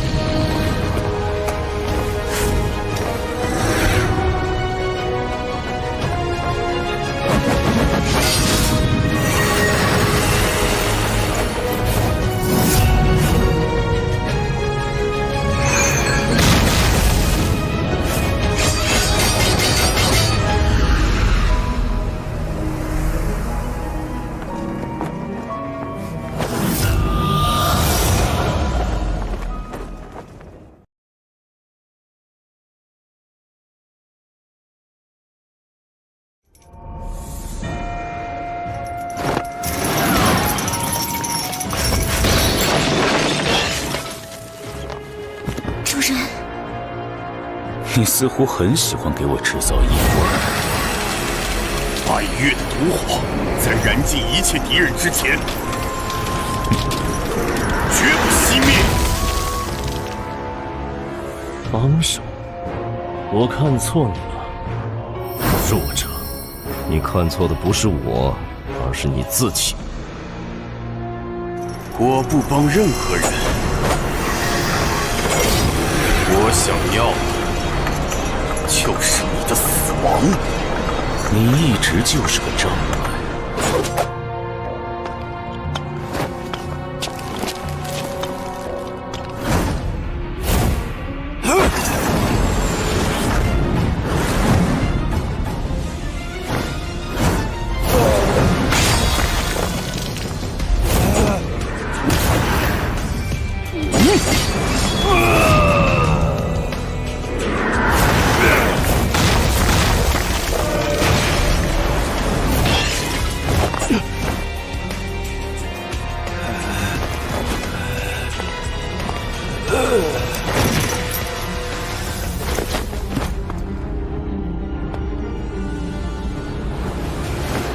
带他们走，不要在这里碍手碍脚。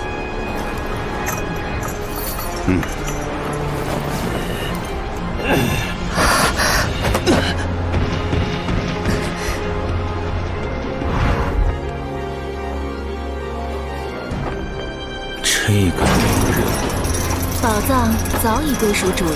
白月宝藏，果然是被天造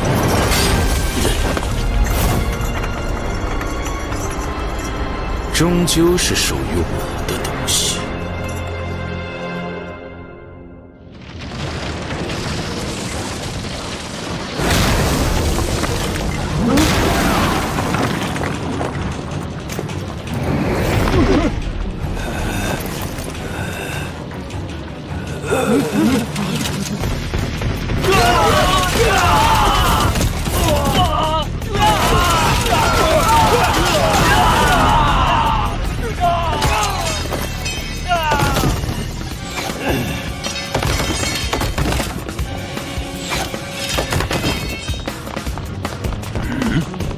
张开地之孙，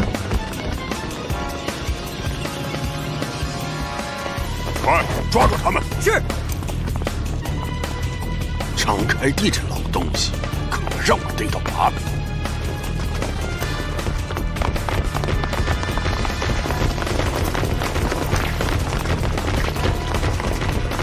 在这里，快抓住他！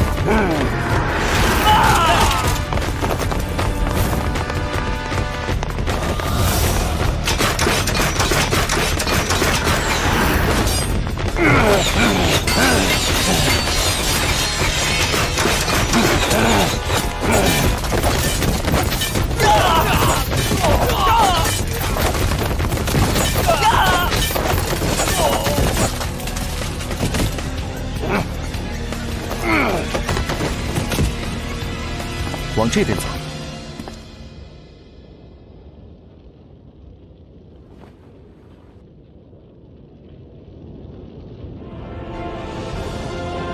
你只是一颗棋子，却想要扮演棋神，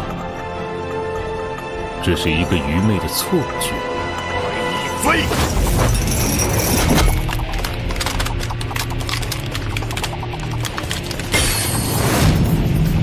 风骨消遣，气尽入，万魔停拳，威武证明。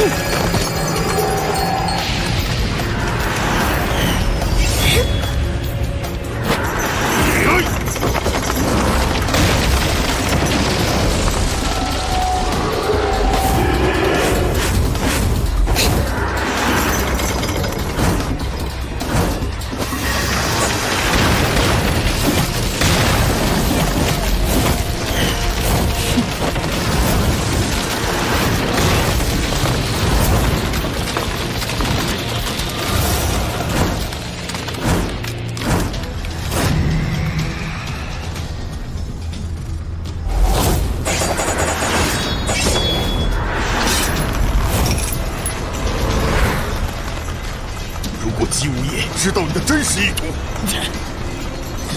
我就是夜幕。现在把我要的东西交出来。还在惦记着百月宝藏，它不是你该染指的。占据着无力拥有的东西，是一种悲哀。宝藏也不是你该图谋的。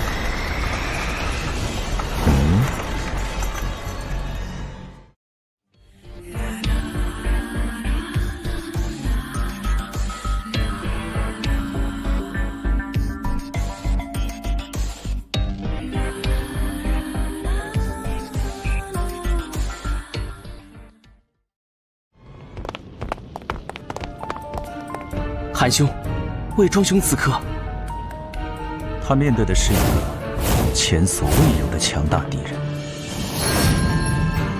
那我们赶快。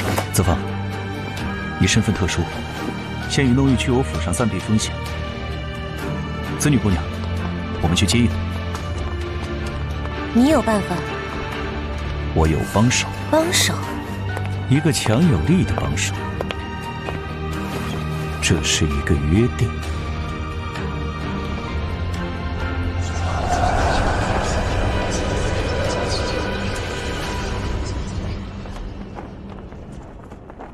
锋利的剑，只为掩护脆弱的心。你依然那么软弱。够了。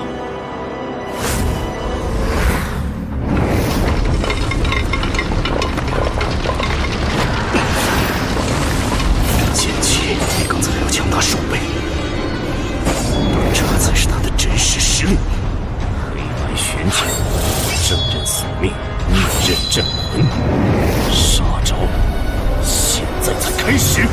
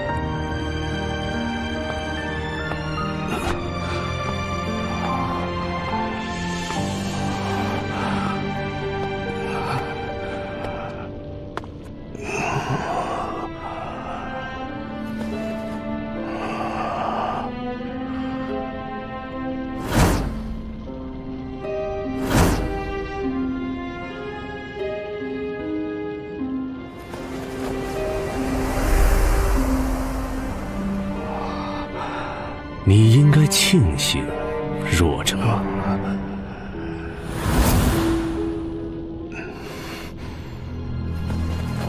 你将成为我灵魂的一部分，永久的活下去。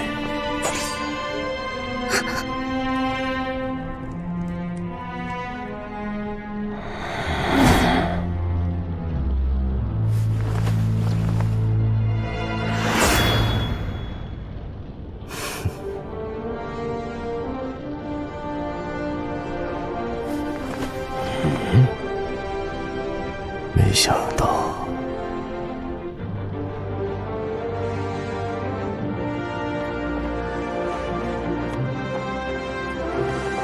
结果还是你。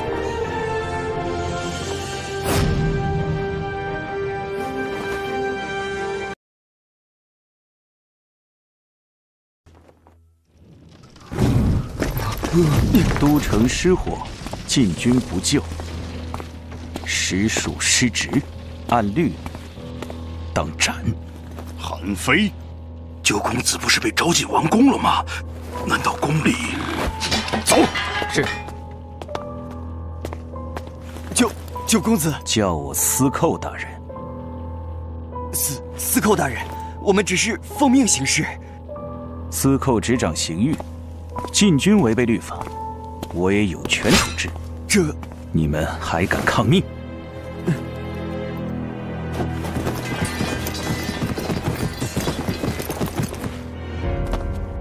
我当是谁这么威武？原来是九公子。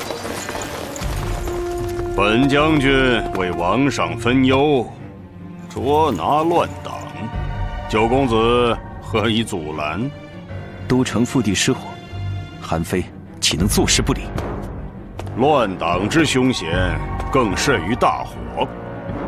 禁军自有本将军掌管，几时轮到司寇指挥？都城防务乃是大将军职责所在。若是渎职，当可上报弹劾。张相公，我刚才看到令孙张良与百越勾结，我看该被弹劾的是你吧？哦，子房。良此前正与紫兰轩饮酒，突发凶杀案情。死者名为彩蝶，凶手则是来自一帮恶名昭著的巴玲珑杀手团，血衣侯也在现场，可以作证。良正欲击凶，紫兰轩却突然起火。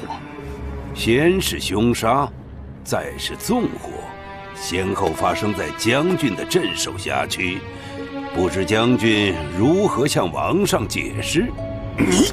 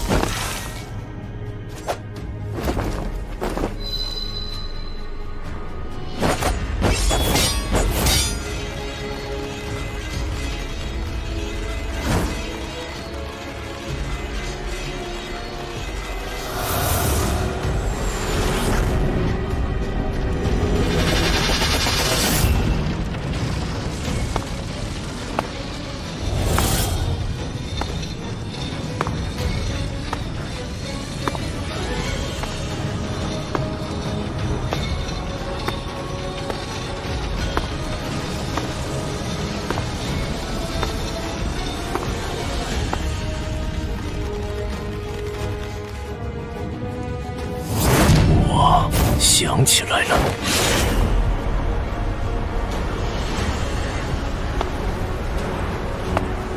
复仇是一杯毒酒，你一直没有醒来。让我记起，是你们犯的错误。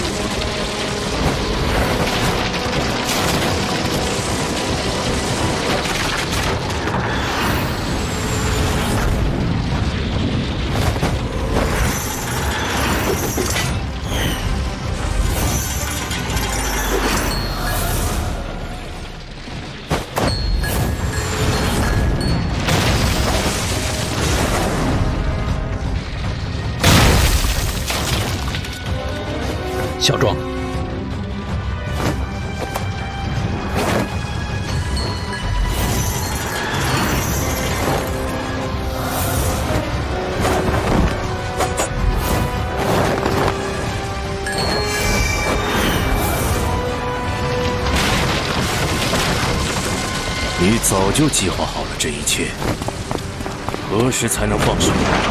单挑正面战。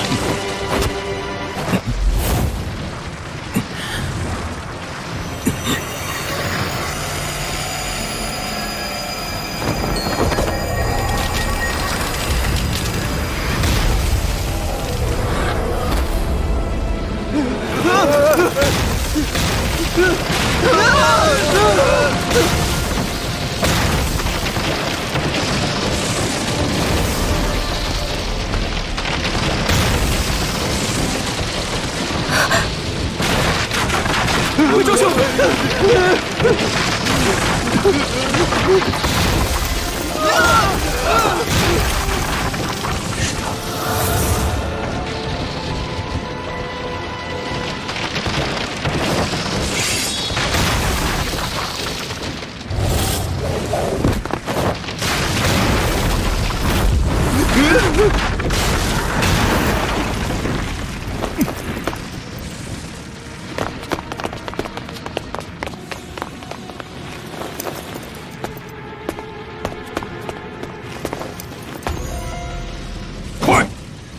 带人追捕叛逆！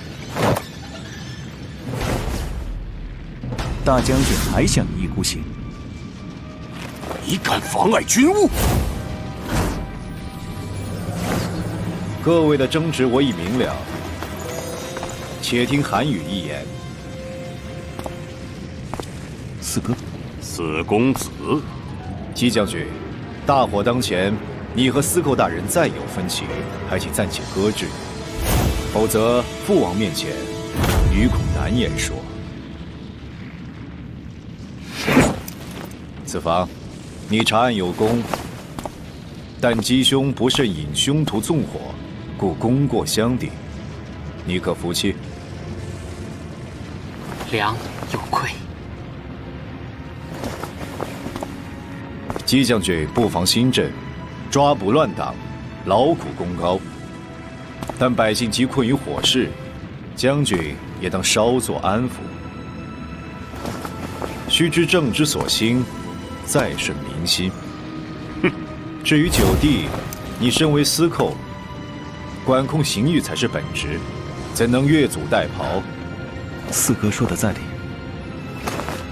任向外以制敌，向内却只能自伤。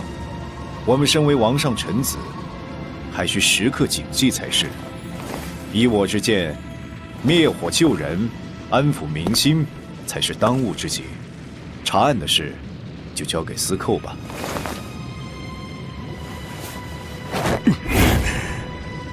将军，给我一个面子，韩语记下这个人情。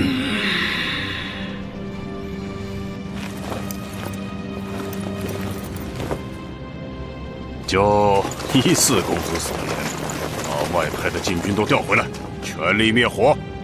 是。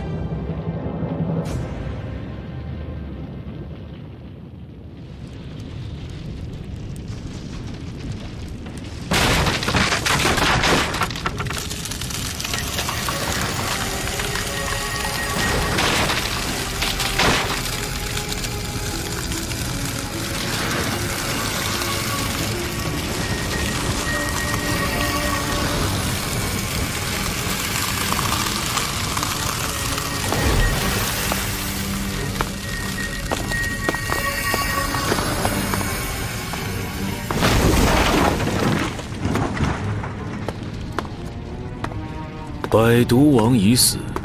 百毒王？那么说其他人？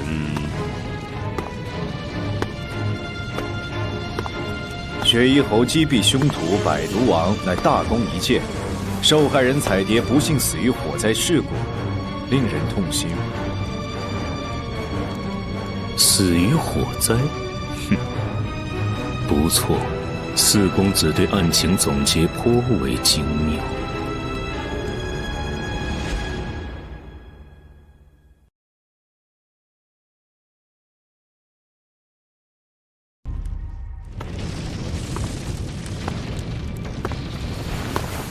百毒王已死。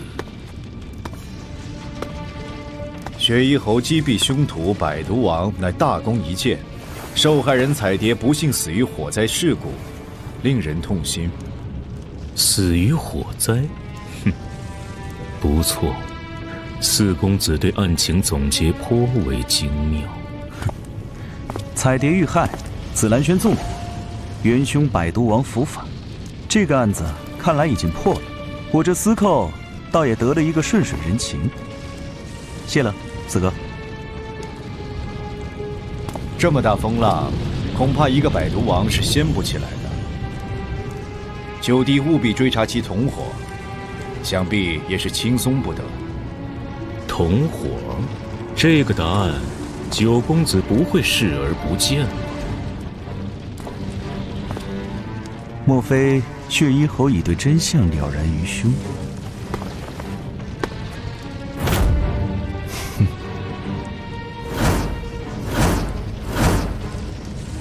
所有的冲突都源于利害，或争权，或夺利。有些秘密一旦揭开，恐怕会触目惊心。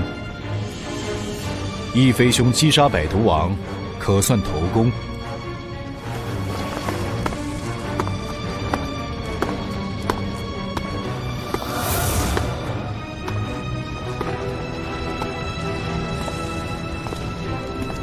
你可想清楚了？四哥费心了。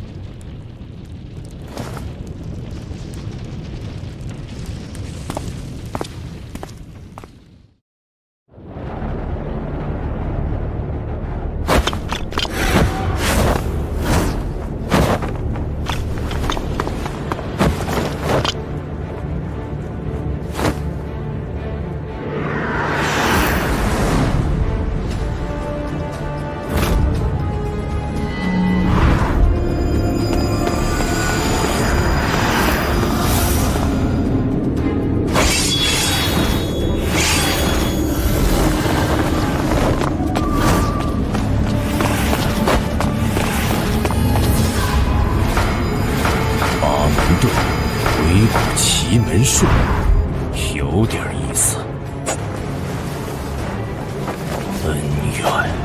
恩怨，我们之间的纠葛又多了一笔。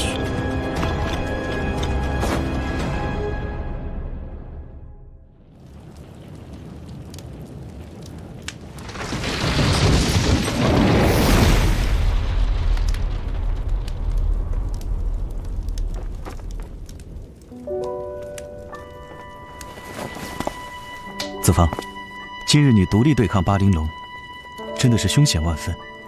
你这看似弱不禁风的儒雅之下，还真是有大将之风，为兄佩服之至。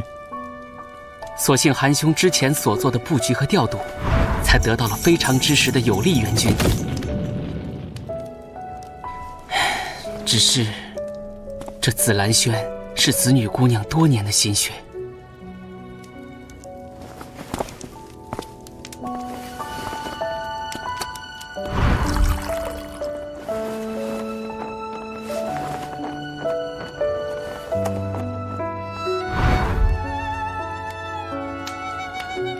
你欠了我一座紫兰轩。我已经看中了一处宅院，地段更好，景观上佳，风水一流。只是什么？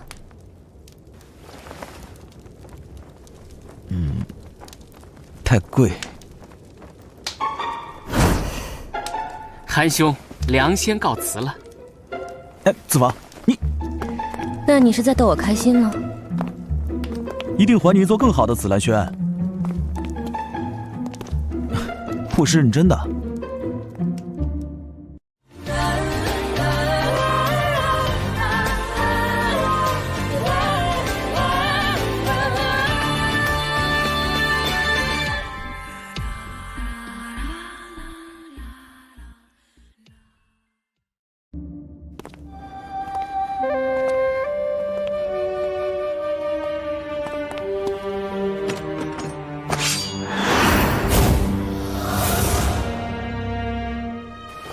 失礼了，葛先生，魏庄兄呢？难道？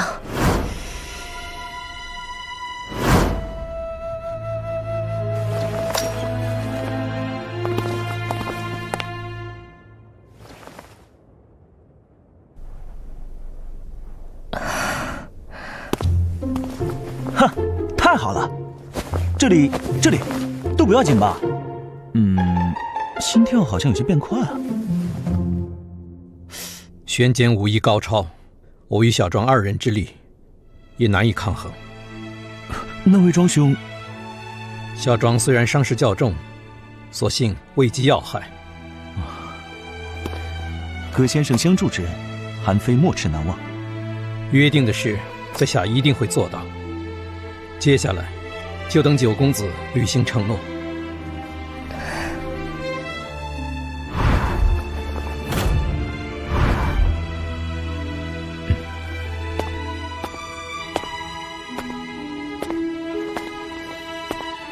在下告辞。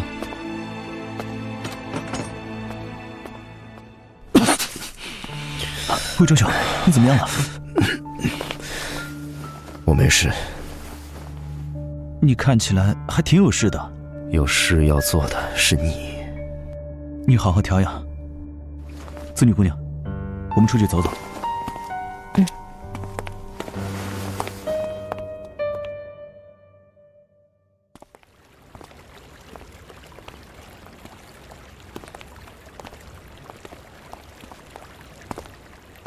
你又想在这喝酒？酒已备好，独缺饮者。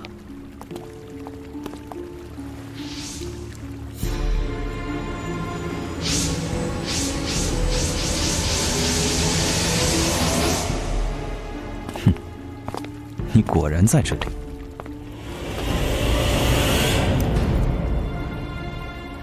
你不该出现在这里。其实是我们都不该出现在这里。哼，我们？韩国确实有亏欠百越，但是你和我应该互不亏欠了。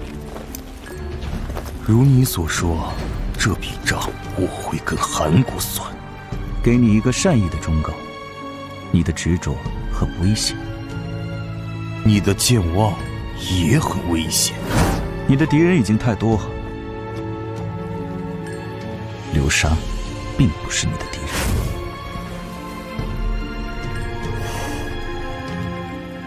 我们也不可能成为朋友。那么这一杯就敬敌人的敌人。哼，敌人的敌人。好，为这个喝一杯。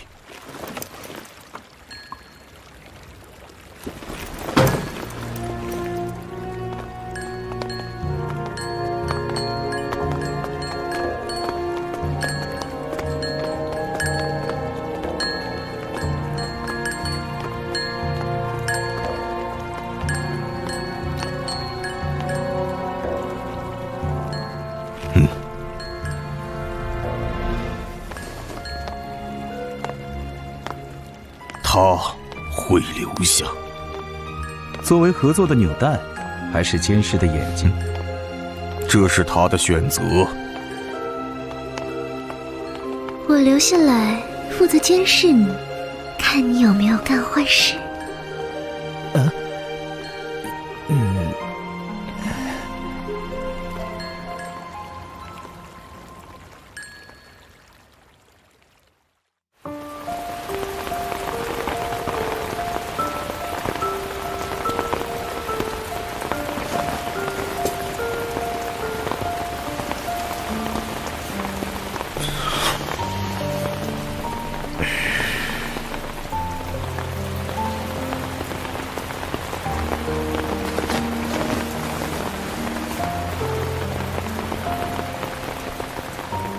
他是你的朋友吗？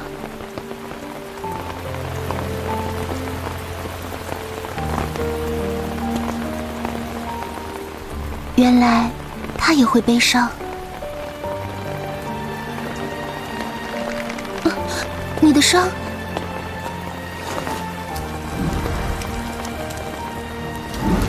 他说过，一个老兵不用被人记住名字，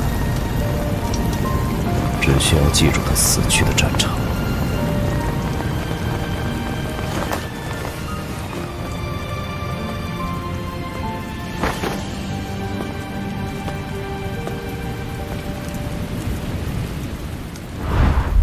杀招现在才开始，我的灵魂连同我的名字一样，都已经不存在了。你有谁能反抗魔王？无法挣脱的宿命，合纵连横。雨很冷啊。我正好需要。什么嘛！拿了人家的伞也不说声谢谢。我还准备了好多安慰的话呢。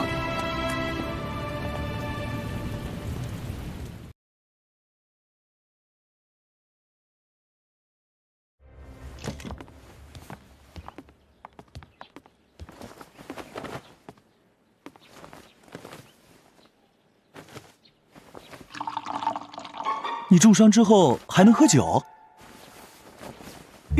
能，当然能。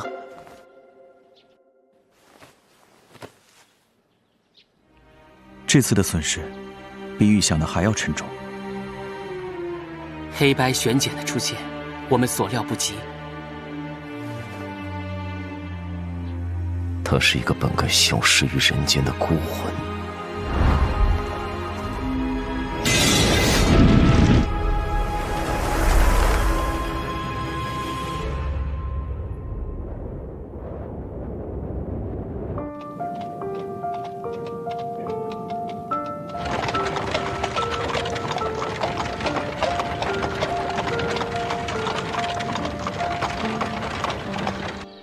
鬼谷绝学的最高要义，只有2个字：决与择。决断出价值高下，而后选择。我认为应先做出选择，再做决断。先决后择是为利，先择后决是为义。然大千世界中，利与义到底应该有怎样的先后轻重？这就是要考验你们的。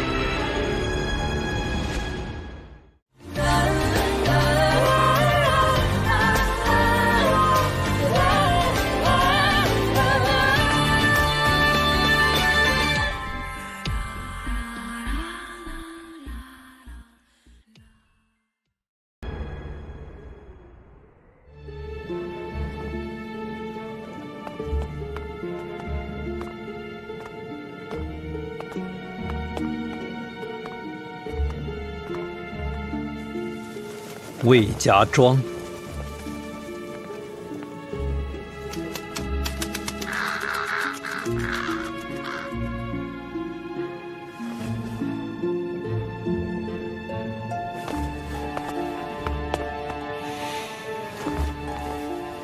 缎面平整光滑，是一气呵成。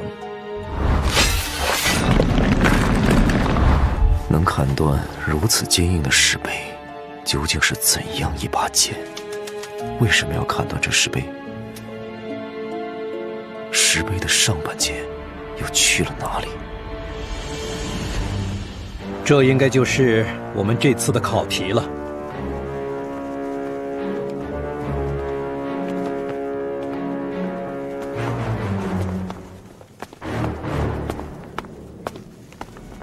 这庄子表面看似一座死城，藏在暗处的人却不少。庄外的山林杀气弥漫，庄内同样危机四伏。他们并不是同一路人，两伙不同的人，却都对两个陌生人怀有敌意。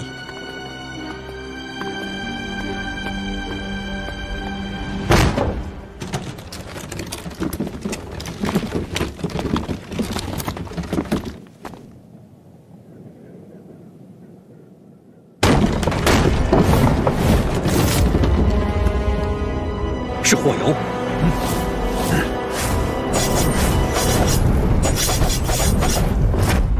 放箭！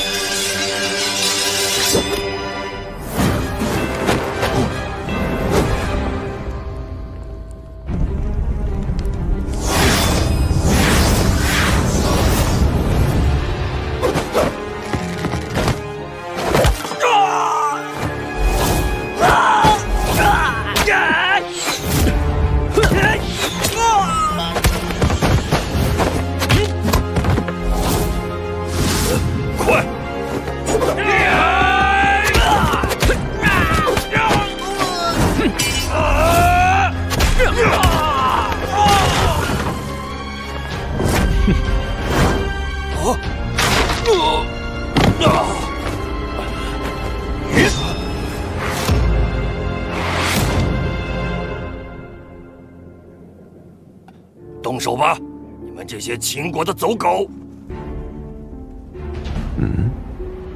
你以为我们是秦国人？难道不是？师哥，看来我们的考题虽然有趣，但却很蠢。是的话，我们现在已经是尸体了。你们到底是什么人？先给我们一个不杀你的理由。理由？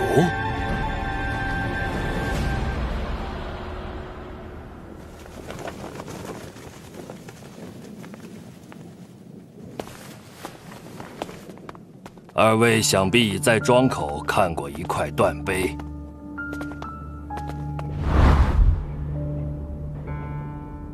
这就是被斩断的另一半。两位请看，这是庄内所有人的名字。不错，我是魏家庄的族长魏庸。有趣。从第一起命案发生起，庄口的石碑就被移来了这里，背面刻上了这些名字。人血。凶徒每夜潜入，只为杀人，然后划去人命。全庄的人都在他的死亡名单上。别无他求，只为杀人。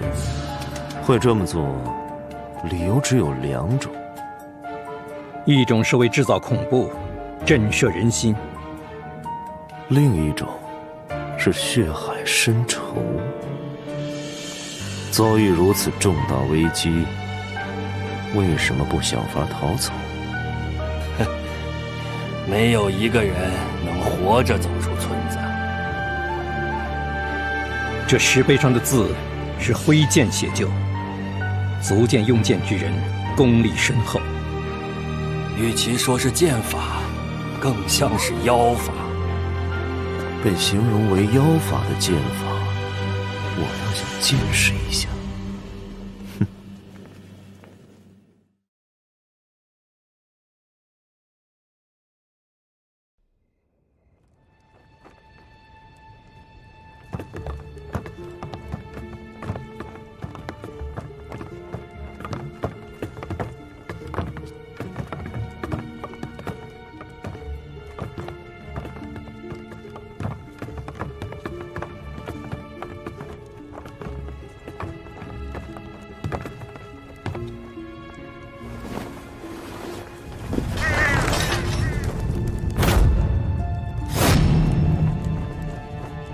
伤口细长笔直，深入骨髓，应该是一把极薄且极锋利的长剑。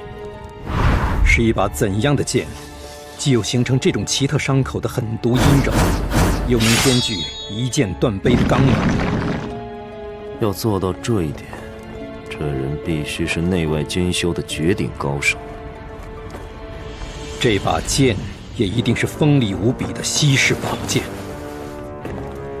你刚才说，明明看见人影还在10丈开外，庄民就已被杀。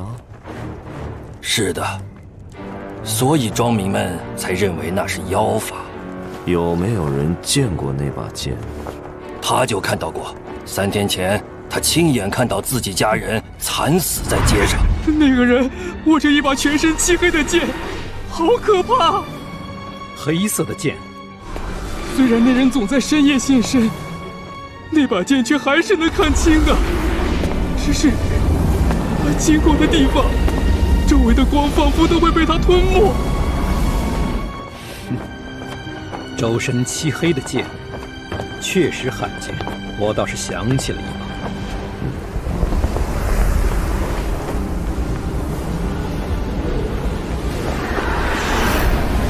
杀气！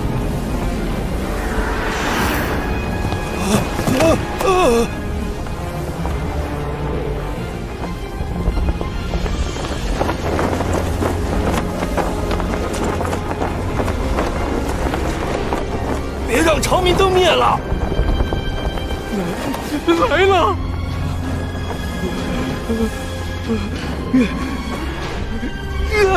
别动！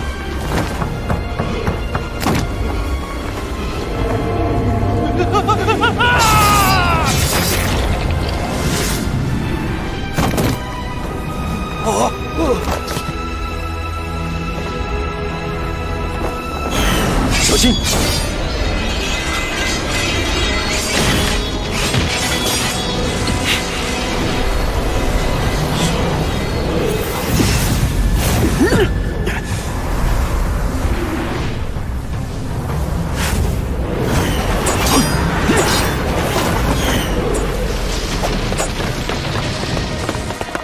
不能追！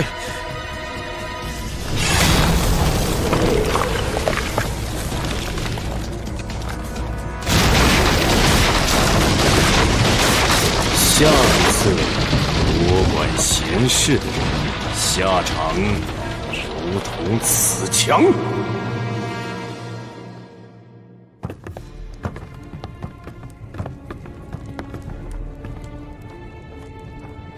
看到那把剑了。从剑身特性上看，应该就是你我所想的那把，只是不该只有一把黑剑。两位认识那把剑？一黑一白，悬剪双刃，正任索命，逆刃镇魂。玄剑出自欧冶子铸造的越王八剑，排名第4，有黑白2剑，黑色的为玄，白色的为简。你有没有注意到那人的手背？罗网特有的蜘蛛纹身，玄剑的持有者，相传是江湖上闻风丧胆的大盗。10年前，他忽然音讯全无，看来是加入了罗网。你一开始就把我们当成秦国人，莫非罗网是为你而来？你到底是什么人？实不相瞒，老夫乃魏国大司空。近年来，秦国几次新兵来犯，都因老夫坐镇帷幄，运筹引渡，才令秦军无功而返。秦国恐怕早就是老夫如眼中钉，肉中刺。只因如此，那为何罗网对你族人如此了解？凶手在石碑上所刻的族人名字，既能做到无一遗漏，就必定是对你们极其熟悉之人。如果罗网要杀的只是你，又何必大费周章折磨你全族？这杀手手段残忍，说不定是故意为之，要让6国看看与秦国对抗的悲惨下场。如今能与罗网杀手抗衡，救我族人于危难的，恐怕就只有2位了。还请2位少侠施以援手，救我族人，匡扶正义。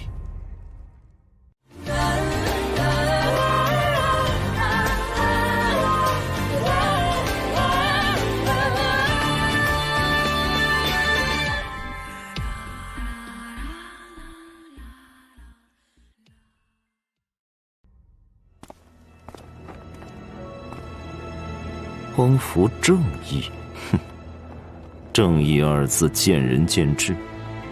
况且这4个字最容易让人自以为在做正确的事情。留下来帮助他们，你认为会是个错误的决定？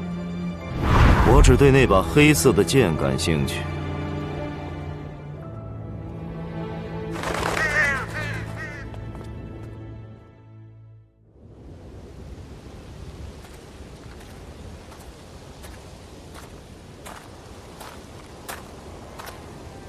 剑如果闲得太久，就会减弱锋芒。哼，剑下的亡魂多了，就会有更高的境界。玄简大人也说过，一把好剑不仅要锋芒锐利，更要饮血足数。所以，玄简大人才是天子1等。罗网的杀手成百上千。能成为天子级的却寥寥无几。除了级别最高的6剑奴玄简大人，另外还有2个人，他们也都拥有当年欧冶子所铸的越王名剑。我听说每个天子1等的杀手，在加入罗网前，都是名动一时的剑客，有着一段只属于自己的故事。玄简大人他。可惜，每一个知道他故事的人，都已经成了死人。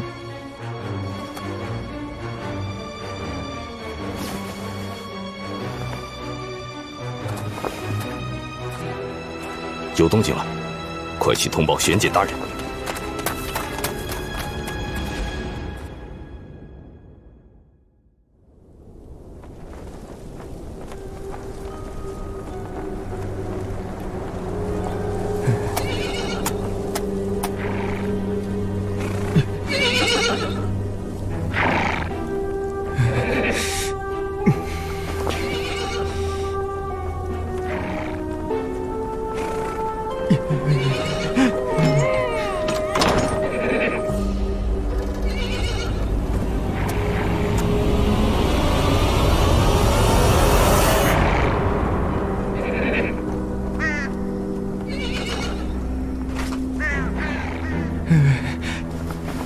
还不下令？哼，你就这么急着想遇见他们？我。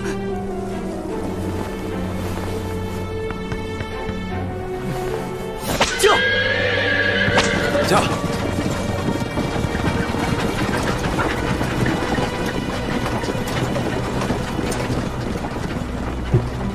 他们开始行动了。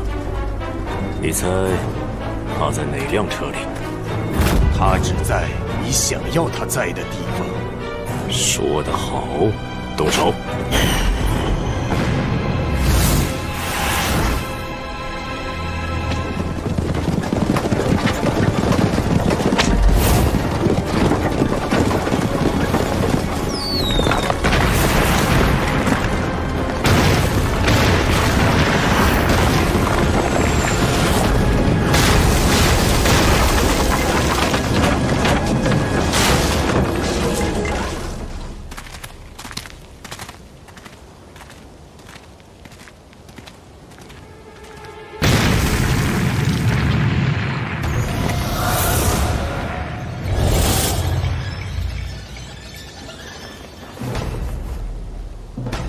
魏大人，你现在是个死人了。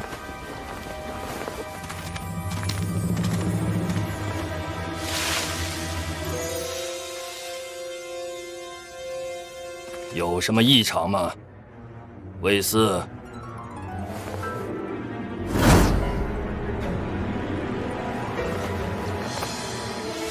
我算不算？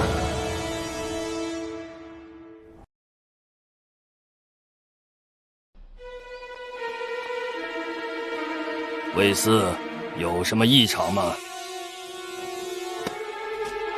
我算不算？啊！你，魏大人，你们这招金蝉脱壳实在太拙劣了，我都不忍心拆穿。这就是鬼谷的兵法？不拙劣，怎么引你上钩？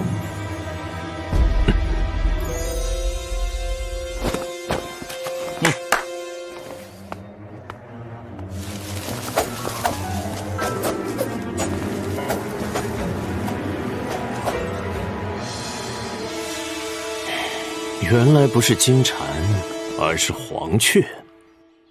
玄简，此事束手，犹为未晚。束手？那得看谁才是那只螳螂。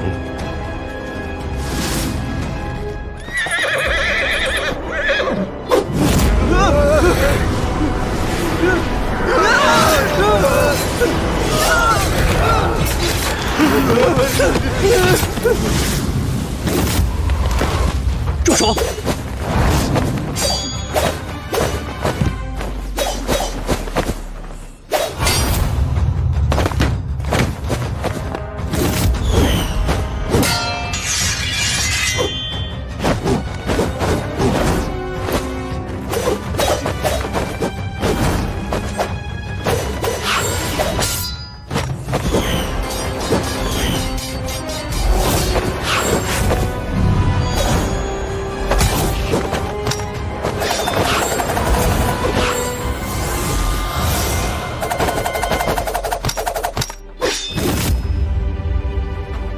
离开这里，这是最后的警告。我们需要一个真相，一个值得信服的真相。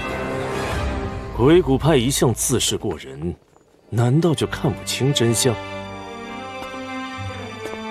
事实上，我们有一个真相。这个真相，与你多年前的离奇消失有关，也与你此刻的突然现身有关。黑白玄剑，逆刃镇魂。白剑原本是一把守护之剑。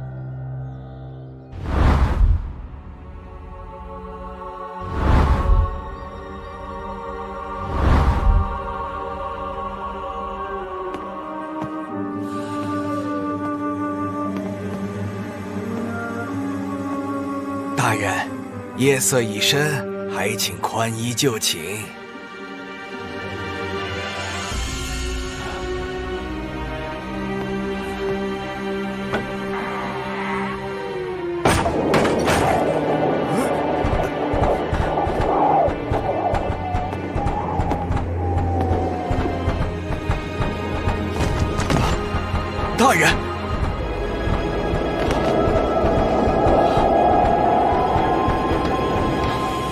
又是黑白悬捡。连日劫拿无功，寡人要你们何用？如今前线战事吃紧，朝中重臣又接连遇害。大司空，你有何见解？王上，魏武卒的顽强令秦军吃了不少苦头。臣下得到情报，秦国把我国的文武肱骨之臣都列入了死亡名单，由一个名为罗网的暗杀组织执行。这明枪易躲，暗箭难防，这可如何是好？报！启禀王上，前线战报。快宣！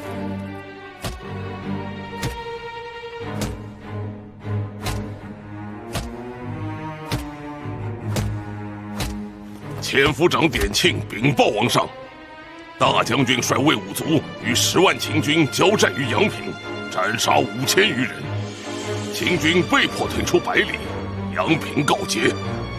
好，我魏武卒能外有大将军，内有大司空，魏国能有这2位忠臣良将，实在是大幸啊！虎狼如秦，又有何惧？典庆，将寡人佩剑带去，赐予大将军，以彰大魏军威。将军，太好了！王上英明。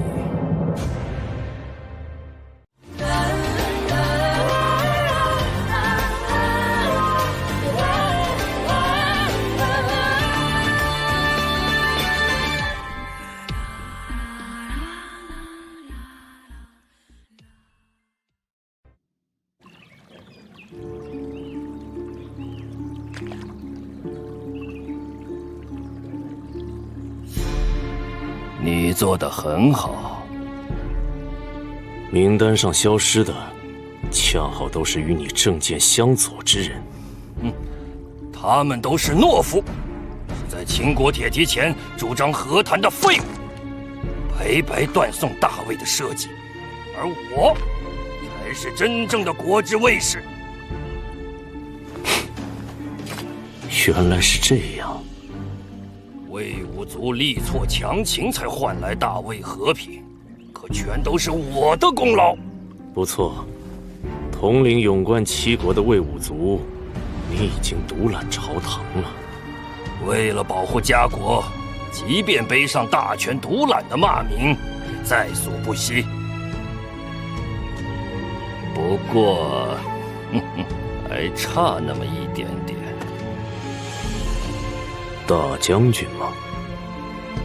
他和你都已经被罗网视为眼中钉，你不怕我也杀了你？魏大司空，如果有这样的指令，我应该已经死了。但是你并没有出手，莫非是因为你已经爱上了我的纤纤？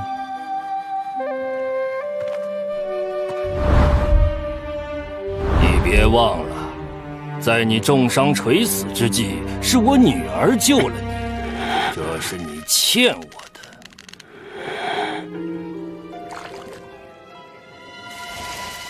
去吧，这是下一个目标。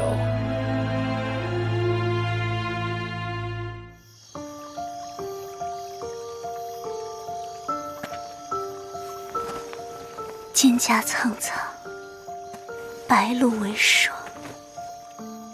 所谓伊人，在水一方。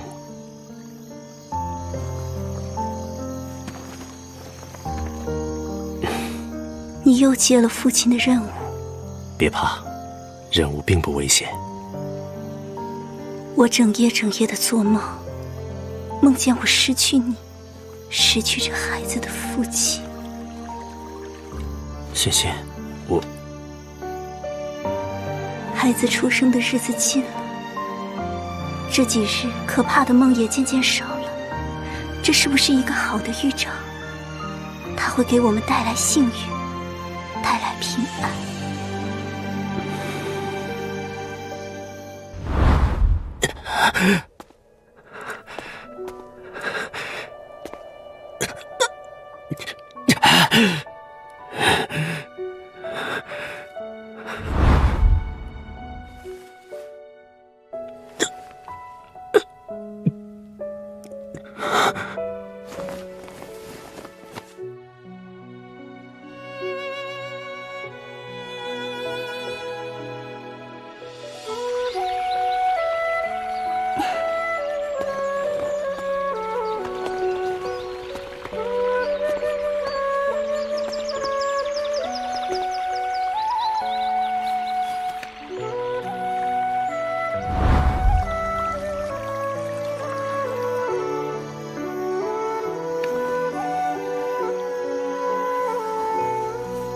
我答应你。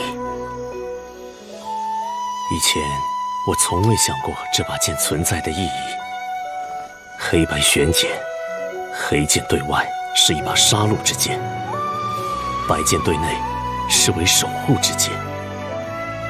我会用这把剑一辈子守护你。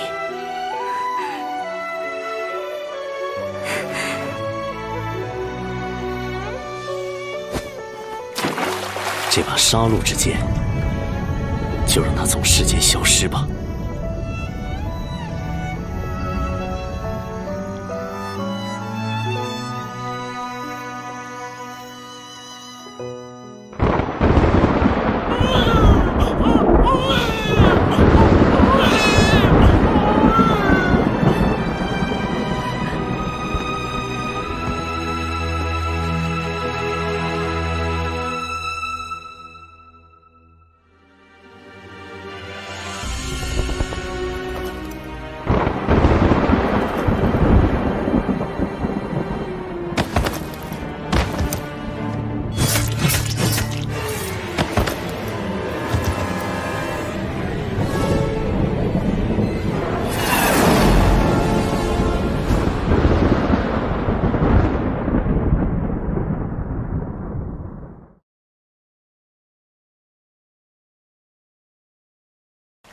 没有过人的头脑，在险恶的乱世中如何立足？你想测试一下自己吗？这是我从赵国购来的桃花酿，真是芳香拂面，清新醉人。哎，怎么酒消失了？我还没来得及喝呢。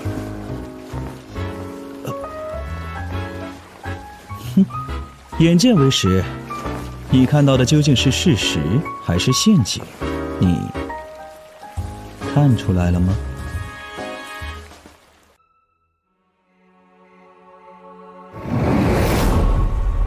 你想摆脱我？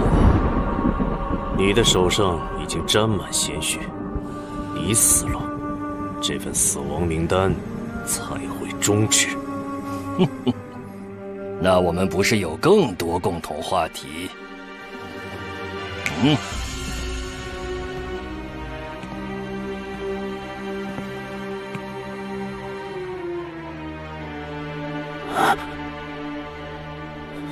你知道这个孩子是谁的吗？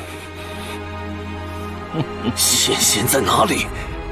我听说这把白色的剑为了报恩而杀人，这很好。你可以带着仙仙离开，死亡名单也可以终止，只需要再加最后一个人。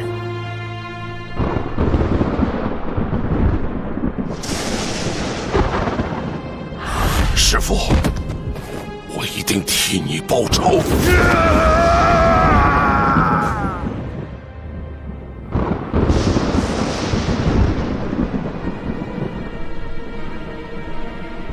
要变天了！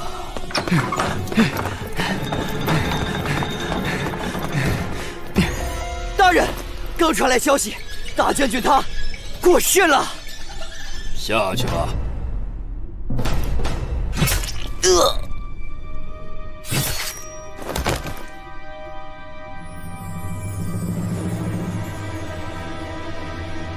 你果然来了。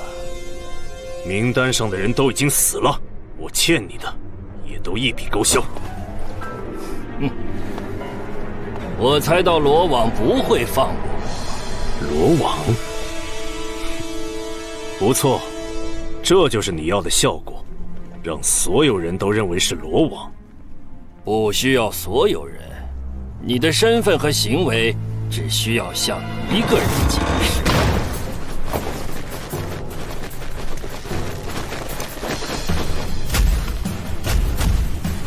大将军的爱徒，魏武族的第一勇士千夫长铁庆。披甲门的人，他很想听一听你的故事。他的剑士与师傅的伤，如果不是因为与秦军浴血奋战受了伤，你的剑又怎么可能伤得了大将军？执剑之人对剑以外的任何事物所起的贪欲，都会成为他的弱点。不要，仙仙！难道你还要在仙仙的眼前行凶？放下你的剑！不要！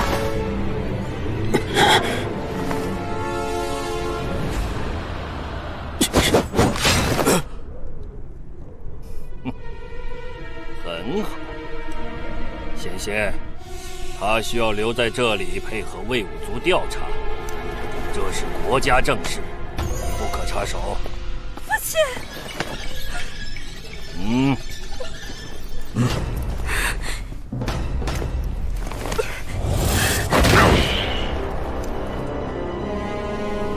此人是秦国爪牙，暗杀6位大臣与大将军的凶手，将他捉拿，如果违抗，就地处决。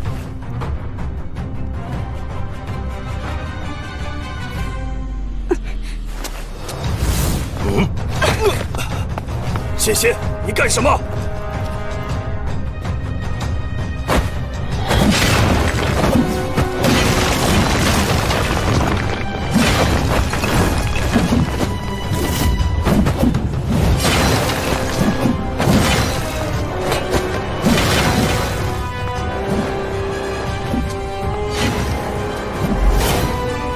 你的剑！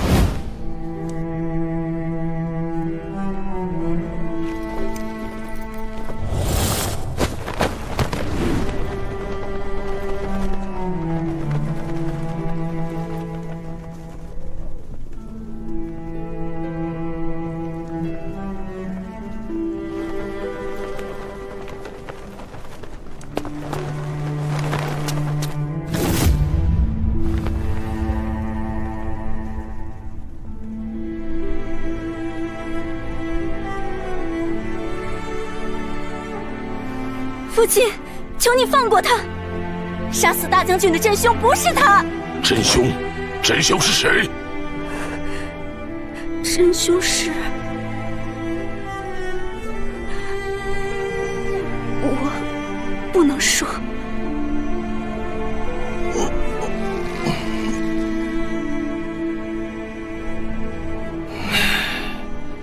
我这个女儿串通敌人，是家门不幸。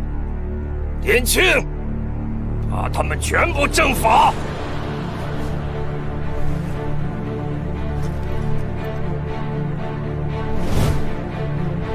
破坏那个机关，大门就能打开。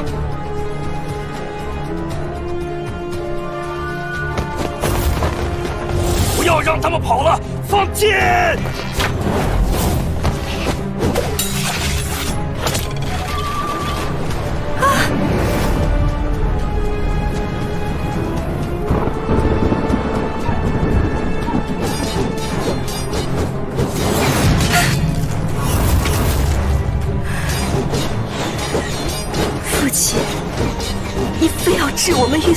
气吗？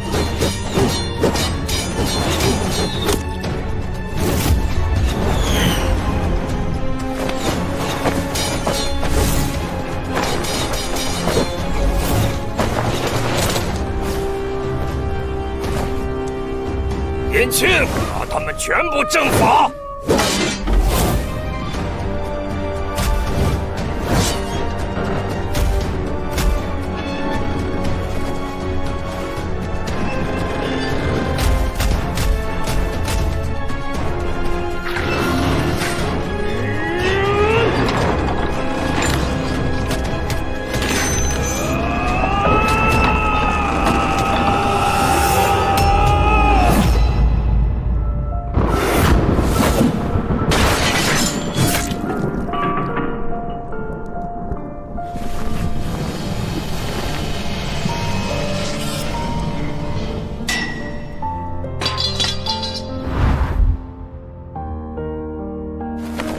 仙仙，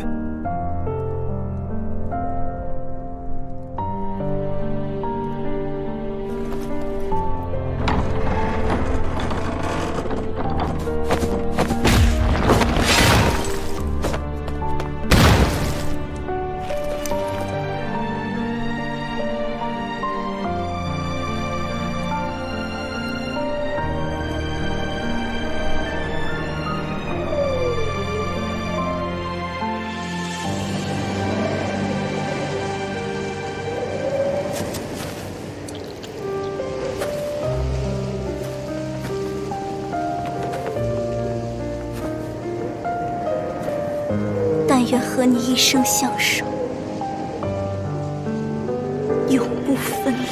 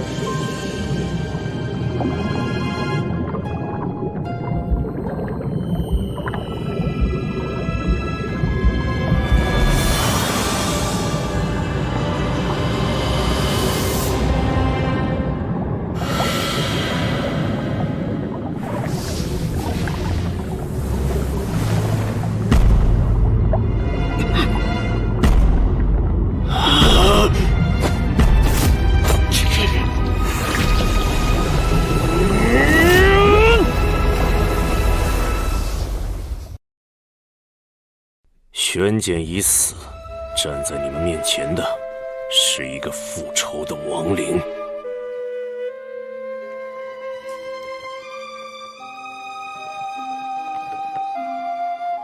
逝者已逝，无论你夺走多少生命，也无法让死者复生。可笑！我的灵魂连同我的名字一样，都已经不存在了。这把剑就是我，它只能杀戮。而我只有复仇。师哥，他的仇恨已经深入骨髓，你我都没可能改变。既然你不会再重拾守护之剑，那么由我来。可惜，谁都守护不了。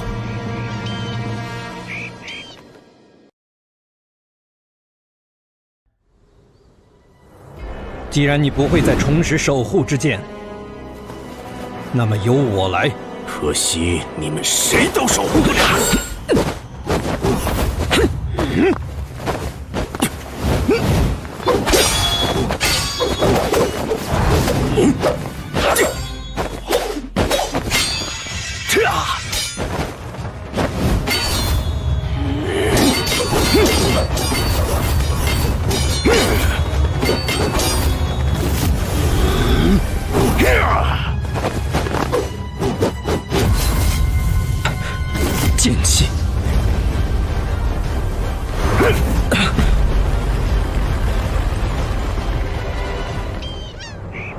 你们要阻止我，我偏要你们做我复仇的见证者。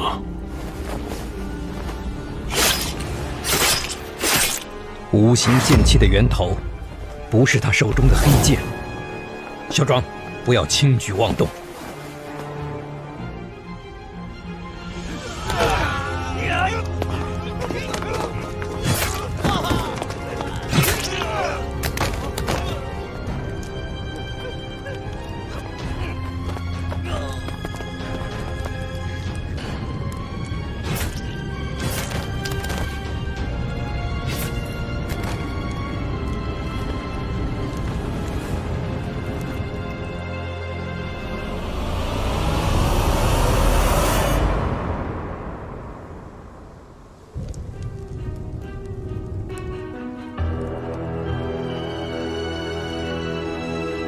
两处伤口，方向、角度、深度完全一致。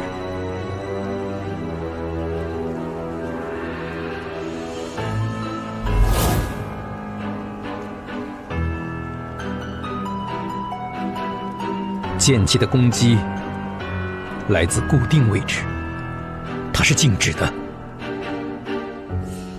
我们被误导了。我们一直以为是玄剑用特殊的剑法杀死庄民，杀伤你我。其实，这根本不是剑法，这是一座事先布置好的精妙剑阵。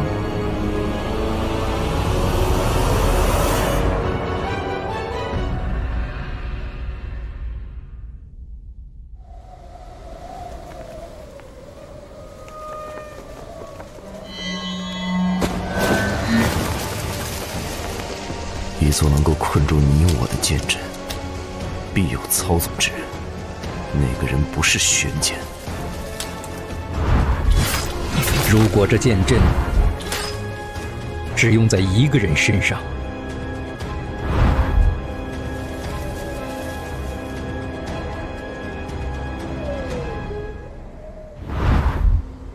楚国杀手独治，他的死状确实与他们有些相似。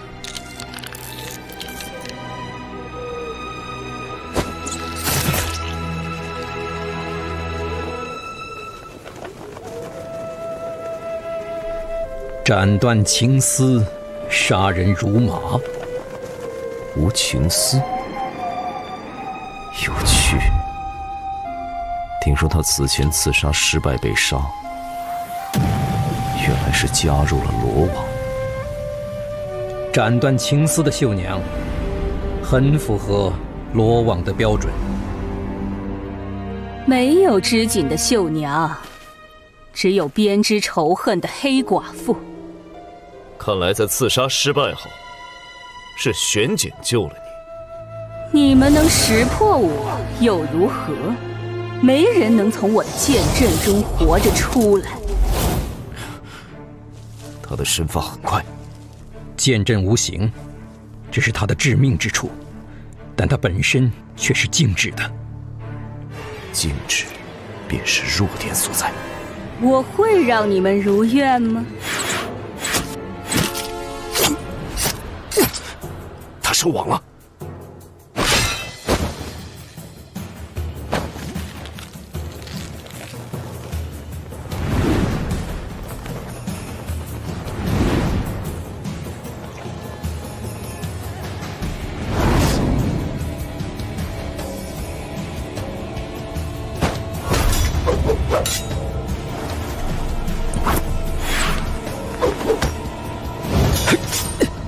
就是此时。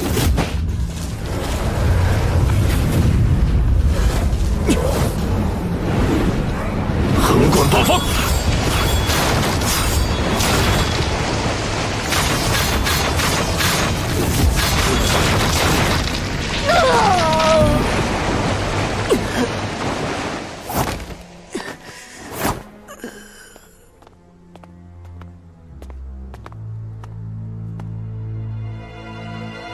走。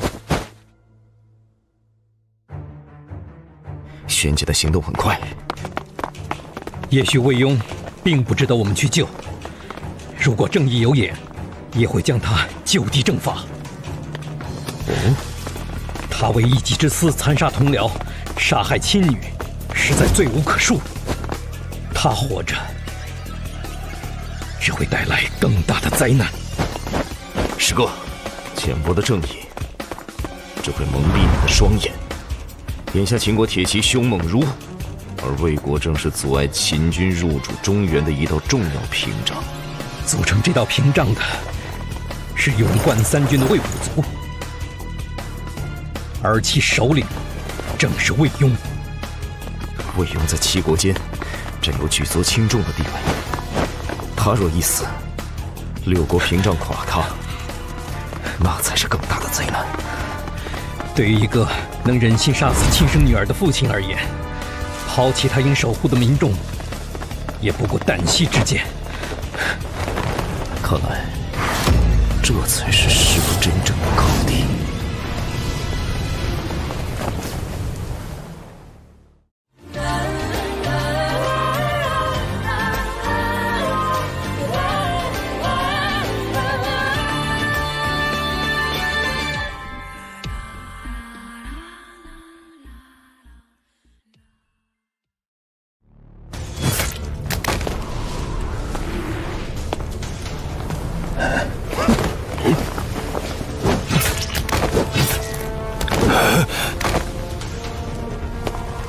魏庸，这是我们最后一次见面了。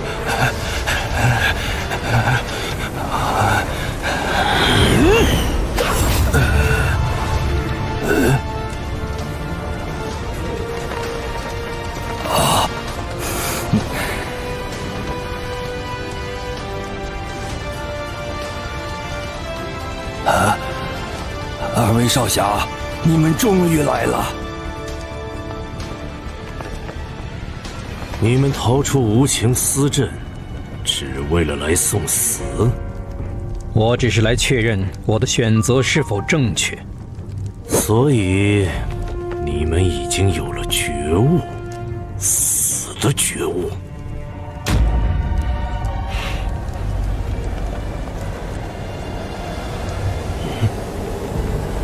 好强的杀气！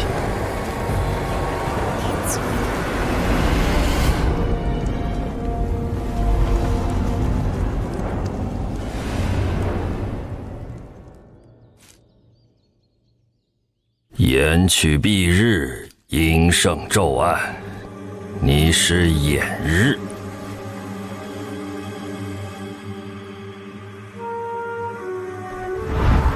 天杀地绝，魑魅魍魉，罗网杀手8个等级，你是与玄简并列的天字1等。没想到来的会是你。你对罗王很了解。选择你们前，魏某当然需要了解罗网的能力。你的选择很明智，不过你根本没有第2个选择。我被罗网盯上这么多年，虽然还活着，但已经老了。那你知道自己还活着的原因吗？目标也可以成为凶器，只要它还有价值。证明给我看。我准备了一份罗网一直想要的见面礼。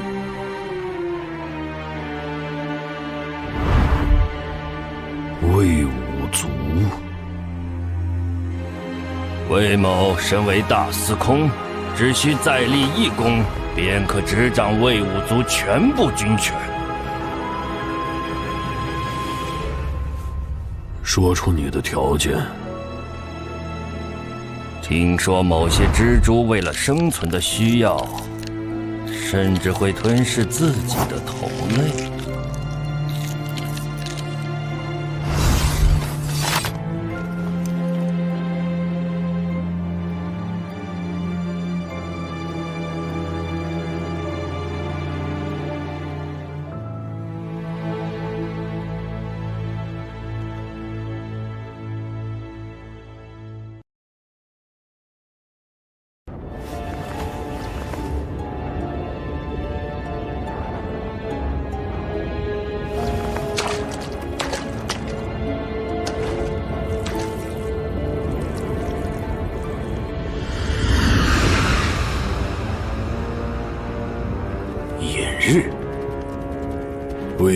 不能死。你的任务是杀死鬼谷纵横，保护魏庸。保护他？罗网对魏庸一直都是斩杀的决策。只要利益一致，敌人也能变为朋友。魏庸与我只能是敌人。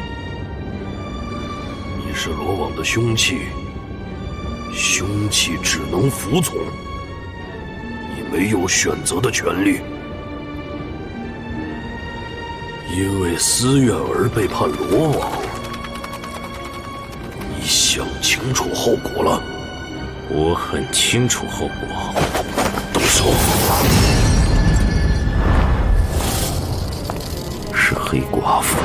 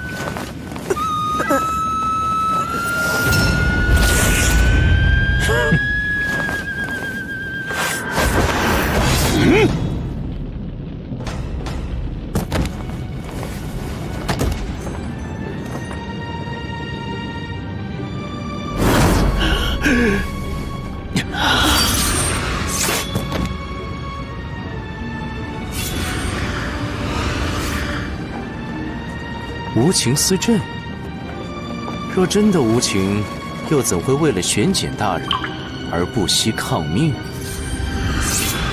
没有谁能反抗罗网，这是你无法挣脱的宿命。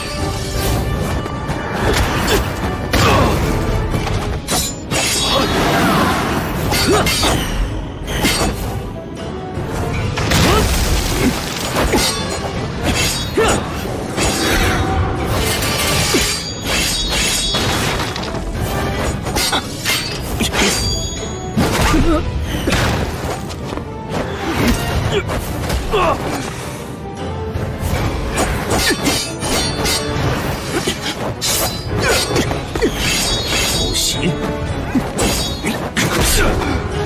你们配合简直是漏洞百出！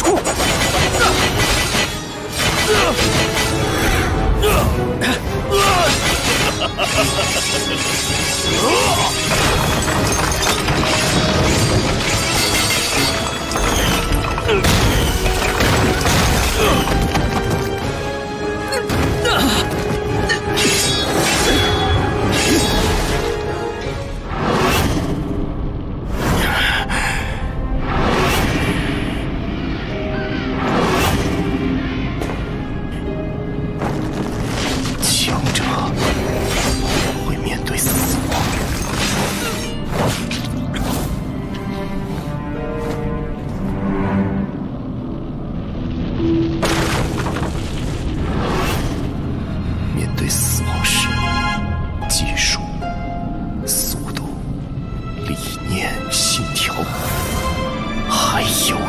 么？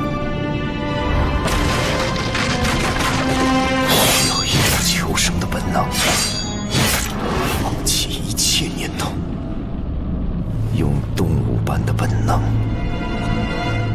活下去。因为活下来的就是强者，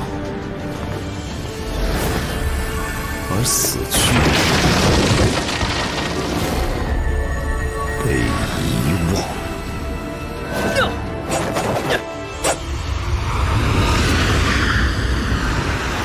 合纵连横。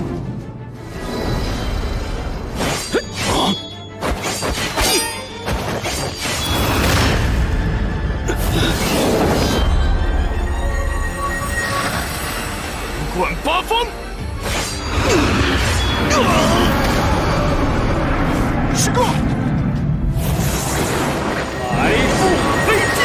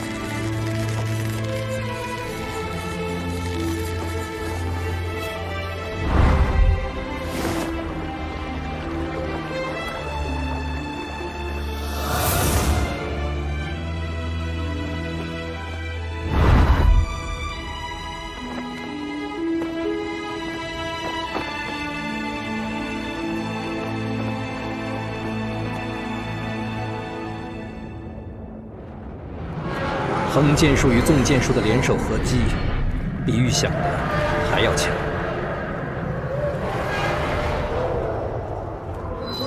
偶尔游戏一下。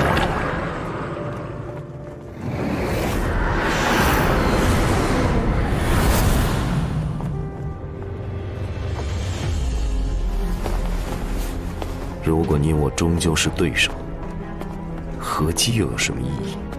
对手。是的，鬼谷100年不变的规则。师哥，你也别摆出一副感叹惆怅的样子。我们本次的修行，除了解读师傅的谜题，最重要的一点就是与你的对手保持最近距离的观察。你一直在观察吗？你不也是？所以我在叹息。哦，为什么？你这么好胜，如果败了，会不会很伤心？如果你胜了，证明鬼谷又多了一个强者。不过你不会胜。为什么？因为我已经发现了你的弱点，我会利用这一点。你不怕？我是故意让你以为这是个弱点的。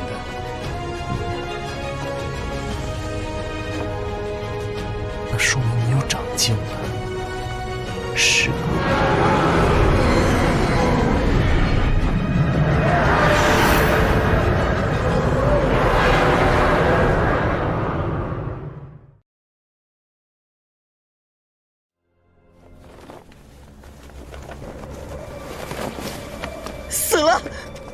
恶魔终于死了！太好了，他死了，死了，他终于死了，他终于死了！英雄，这是我们的救命人呐！谢谢你们上谢谢英雄。二位少侠，多谢救命之恩。魏某代表我魏家庄上下，感谢厚恩。王上特使到。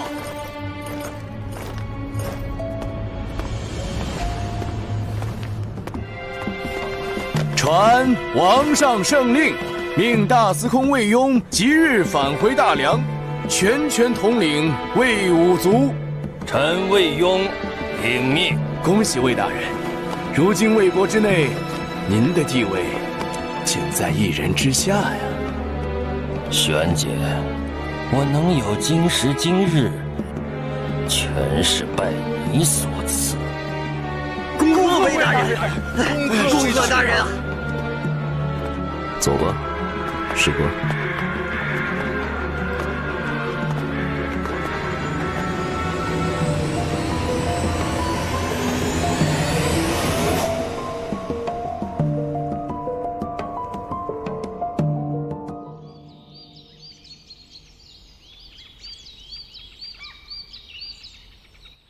这次修行的题目，你们有何感受？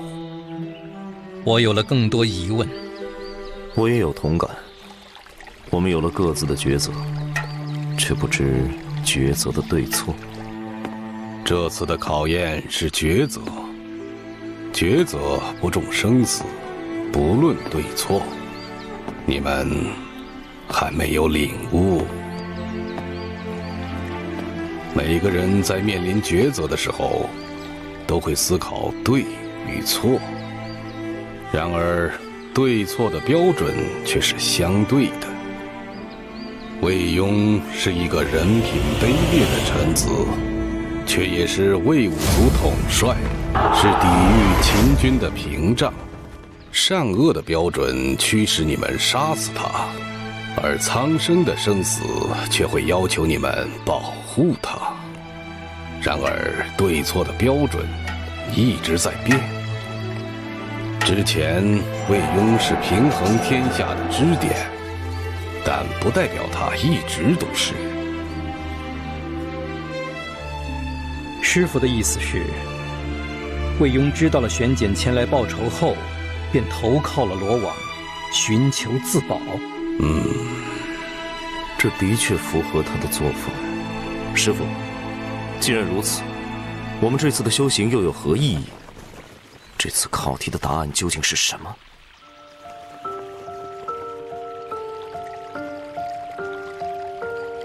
为什么你们认为一道题目的背后必定会有一个答案？寻求答案，就是等于让他人来帮你做选择，而你放弃了自己的选择。放弃了自己的选择？为了获得老师的赞赏而寻求的答案，那么老师的高度就限制了你们的视野。为了寻求世人的认同而寻求答案，那么世人就会在你们身边围起一道道高墙。寻求答案能重复先辈上一次的正确，但是永远无法走出一条新路，也永远无法走出一条自己的路。未解的题目便存于乱世。我们的鬼谷之道，就是要给世界创造答案。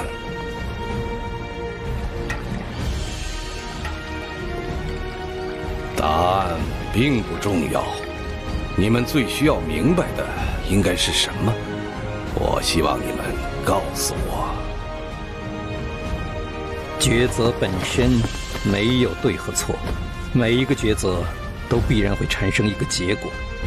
我们要明白的是，在做出抉择后将要面对的结果。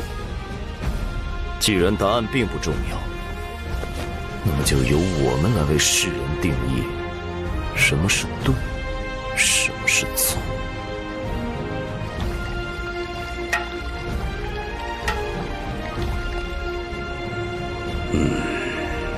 这堂课到此为止，你们退下吧。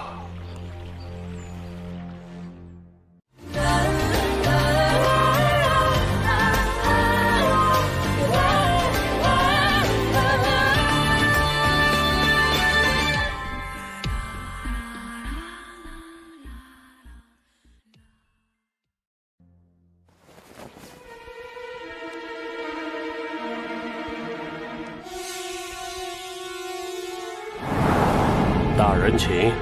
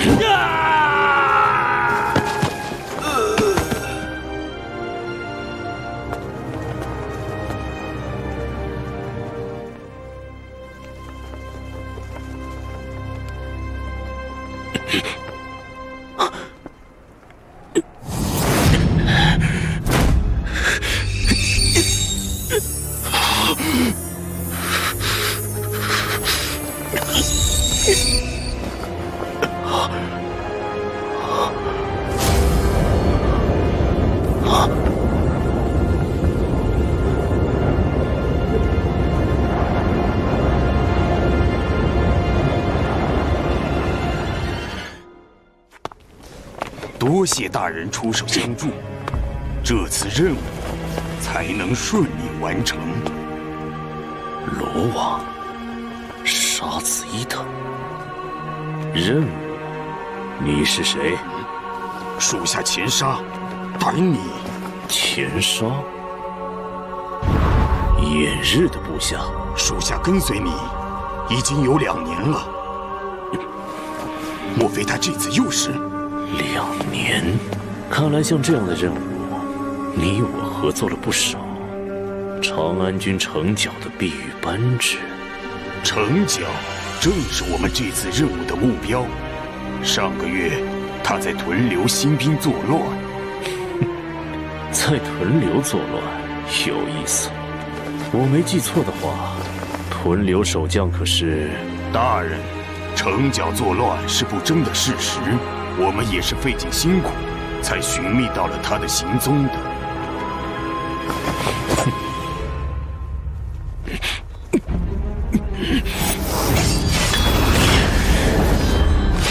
可你伪装！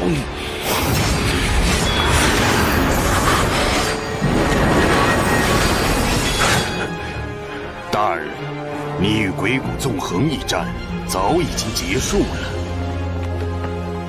是吗？我输了。那一战成就了如今的你，如同这把白剑，经历破碎重铸，才能所向披靡。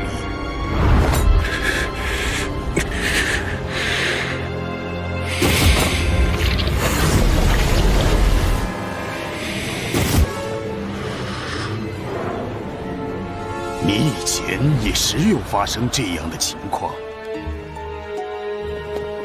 休息一会儿便能恢复。是吗？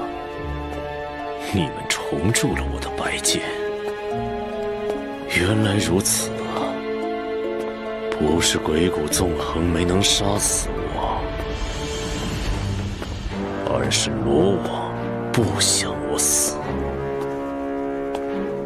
为了让杀气再度散发雄光，不惜将我重铸。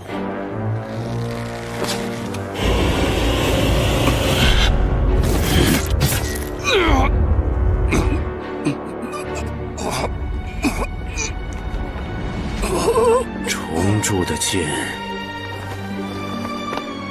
是需要强者的血来实践的。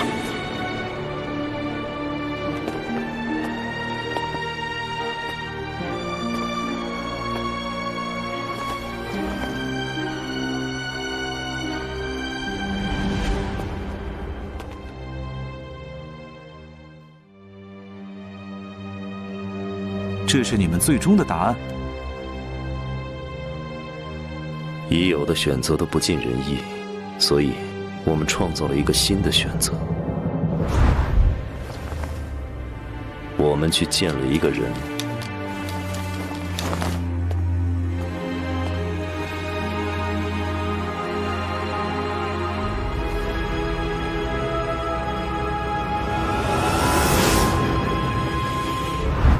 这位公子，我猜居住在杏林。不错，就是魏无忌，他接受了魏武族。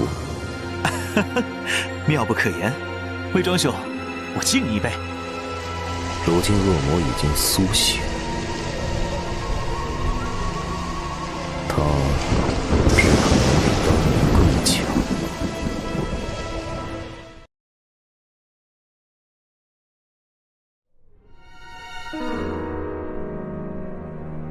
为了护送上公子，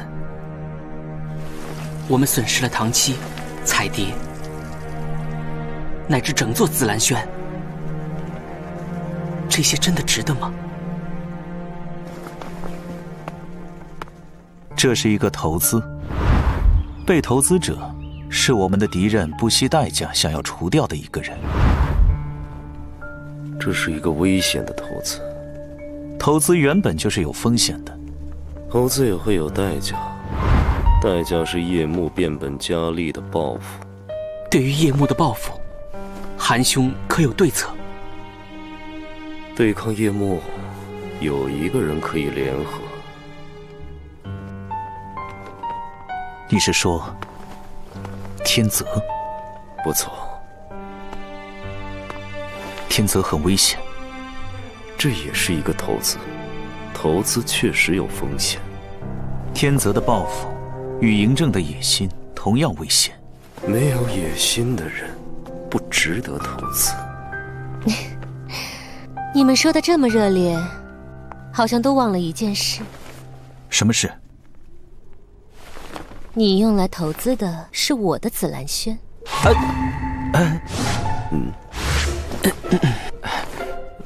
不是我们的紫兰轩吗？此事可从长计议，不如先去喝一杯。你只会挑一个地方喝酒吗？我很喜欢这里，见证王朝更迭，沧海桑田，如同世上每个人的命运。你喜欢多变。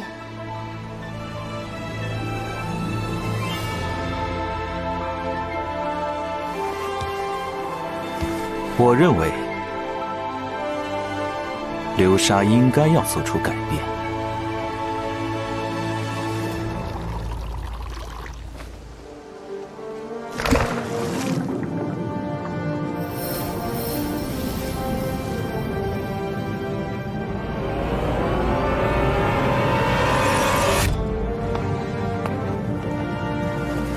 流沙的未来应该更加远大。韩兄的意思是，皑皑血衣红，石上翡翠虎，碧海潮女妖，月下蓑衣客。叶幕的势力不外乎财、军、政、谍4个方面。流沙想要对抗叶幕，就必须先从这4个方面入手。有趣。首先，我们需要构建一个横跨7国的商业组织，进行合法的交易。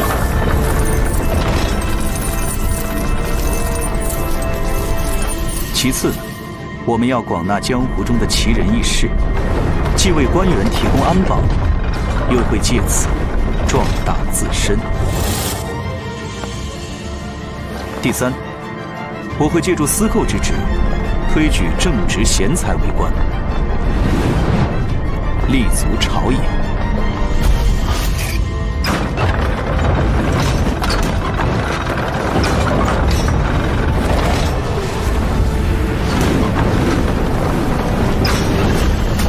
最后，我们要组建自己的情报部，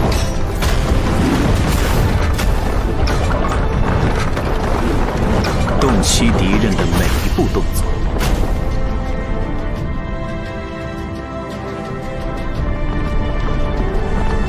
这也将是我们开启全新韩国、改变格局的第一步。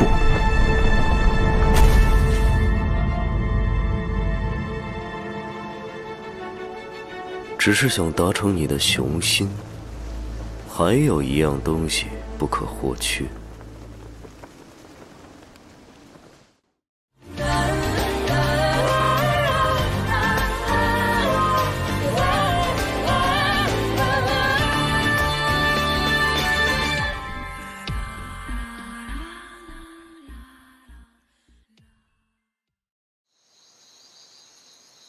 原来这不可或缺的东西，竟然是钱。这也是一项投资，而且利益丰厚。你的投资永远带着血本无归的风险。这次夜幕加上罗网八玲珑倾情上演一幕大戏，却颗粒无收。血本无归的人是他们才对。你觉得我说的有道理吗？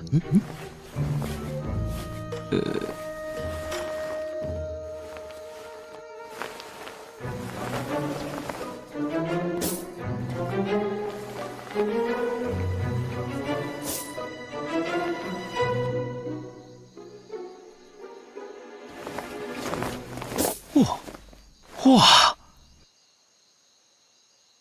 魏庄兄收取气绝堂的上贡钱，也是收益颇丰。哼，你看他的衣服，一看就是有钱人。希望你的钱和你的废话一样多。那他就不是九公子了。哎，既然连弄玉都开始针对我了，你到底有多少钱？不让我说话，还要我的钱？魏庄兄，你好无情啊！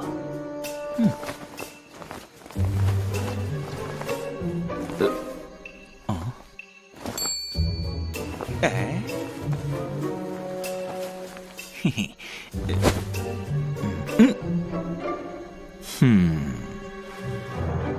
只有1斤，我还想留着买酒喝呢。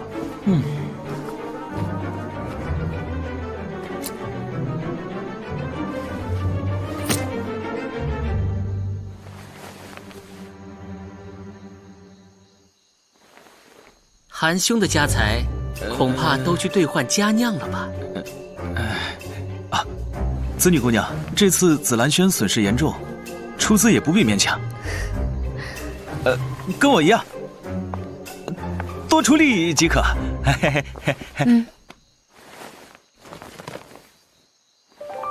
那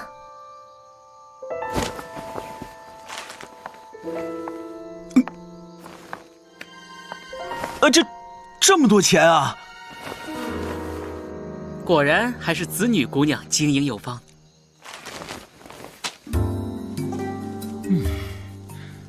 子女姑娘可还记得我说过的那座宅院？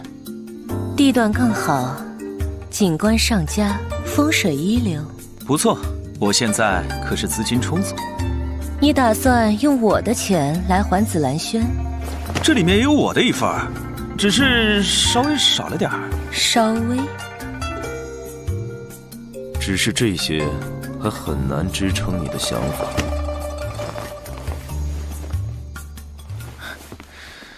也许我们所需要的很快就能得到。哦。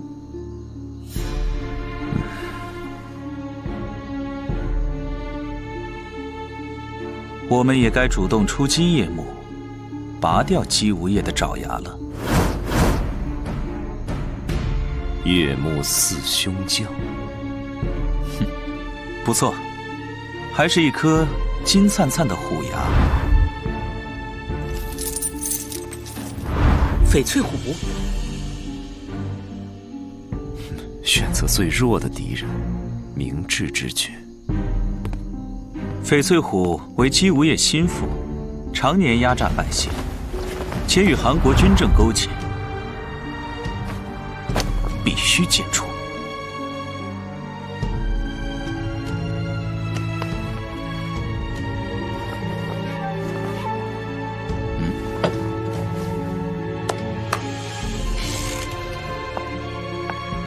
最重要的是，他庞大的不义之财是流沙所急需的，这绝不是件易事。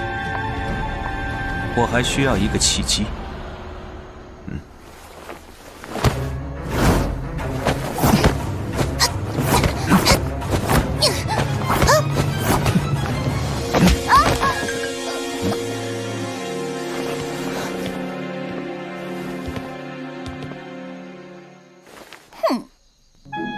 啊！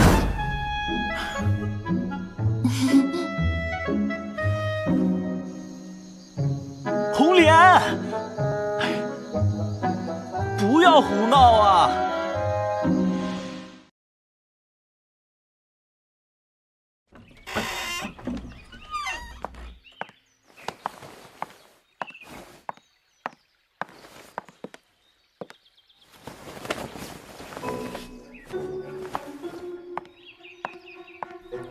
别再胡闹了！哼，我才没有胡闹呢！我要加入流沙，我要成为七国最传奇的女间谍，去潜伏、跟踪、营救、暗杀，就像专诸刺王僚，要离刺庆忌。专诸被剁成肉泥，要离自残躯体，你也愿意？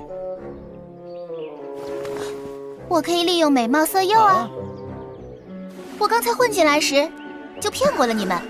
如果茶里有毒，你，还有你，都已经死了。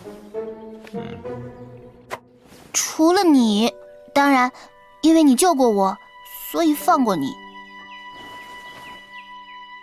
刺客并非这么儿戏的事，你还差得很远。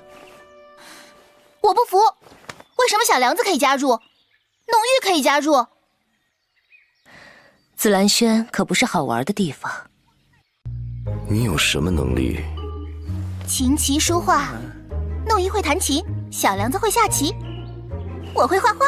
我下棋不是卖艺啊！我还可以提升紫兰轩的经营品味啊！红莲贵为公主，公主可不能为所欲为，未来可是要嫁给王子将军呢。我自己的命运自己掌握，想嫁给谁就嫁给谁。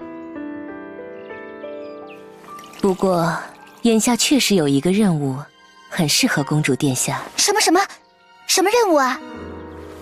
调查朝女妖。不行。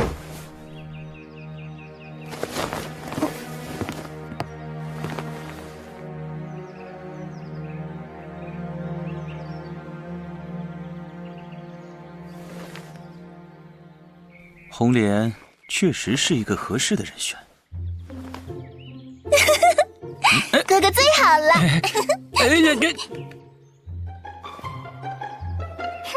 既然我现在是流沙的间谍了，间谍都是要有代号的。你都是从哪里听来的传闻啊？我的代号就是……我的代号就叫痴恋好了，又美艳又狠毒，江湖上很快就会传颂起这么一个杀人不眨眼的美女蛇了。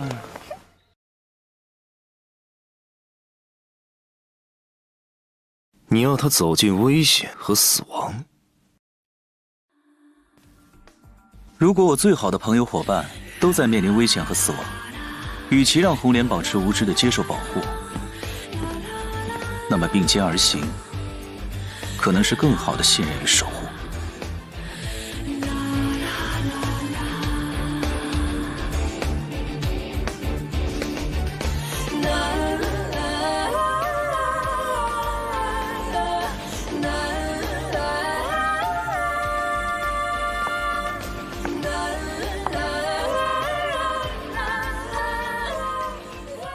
其实，你也根本管不住你妹妹，是吧？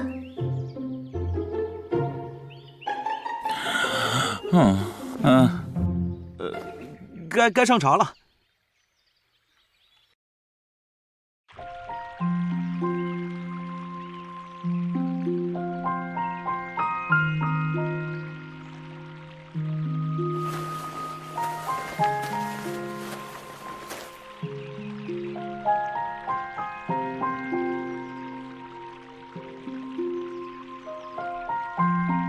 这把剑适合你。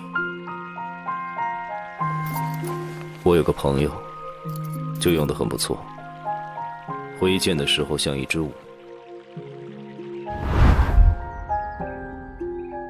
你要教他。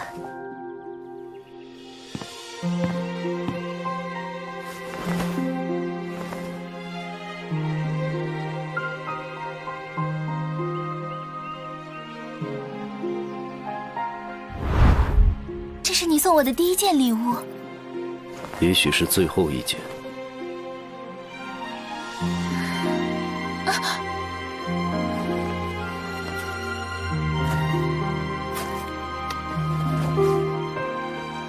用它很容易伤到自己。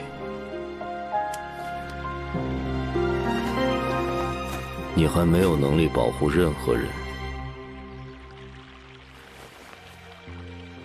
但是可以学着先保护自己。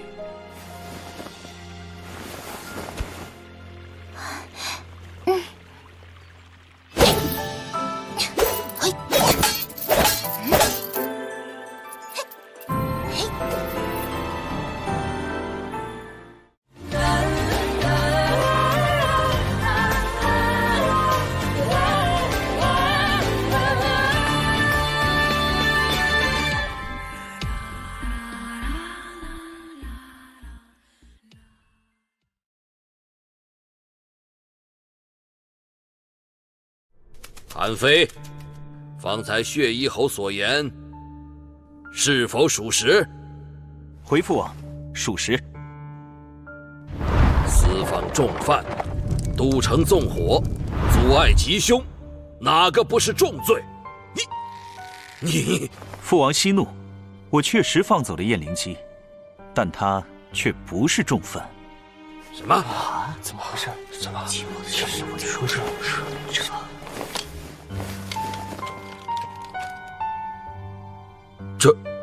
这是秦王的赦免文书。回父王，正是。燕灵姬已是无罪之身，不知二位大人还有什么疑问？韩非，你够了！朝堂之上不是相互推诿的地方。报！启禀王上，南阳附属2县发生旱灾。发生旱灾啊！我还需要一个契机。张相国、姬将军，随我于内殿议事。先是一案刚结，南阳灾情又起，国事纷乱，寡人实在有些力不从心呐。太子亡故久矣，寡人又年事已高，国事操劳，渐感不支。卿等可有良策？早朝之后，父王与张相国、姬无业商议的，竟是立储之事。从叶幕打探来的消息，不会有误。此女姑娘还有别的眼线？要在黑暗中洞若观火，只有一双眼睛怎么够用？王上圣哲，韩国政事只怕没有谁能代为操持。王上一向对王权极为看重，此时骤然提出立储，也许你应该把握住这次机会。张相国此言差矣，四公子韩宇多次辅佐王上，处事有方，大可。姬将军之意是可以提拔老四？臣并非此意，臣以为既然四公子多次辅佐王上处理政务，王上也大可观察其余公子。张相国以为呢？臣以为诸位公子各有所长，狭于相限，实在难以定夺。立储夺嫡历来凶险，一步走错，再难回头。也许你父王提出立储，并不意味着他想放权。哦，也许他只是在试探。张相国和姬无业一直是朝中权力天平的两端，而诸位公子正是影响其平衡的砝码。只怕张大人心中早已有合适人选了吧？哦，是谁？据臣所知，张大人之孙张良与九公子韩非可是私交甚密。子房与九公子君子之交，绝无夹杂他意。借立储之意来看清权臣与公子间的战队，看来你父王还不像我们想象的那般昏庸。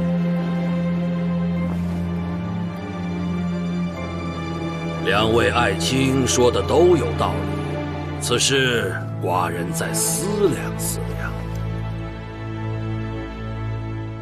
九公子，王上召请。这个时候，父王可还召请了其他人？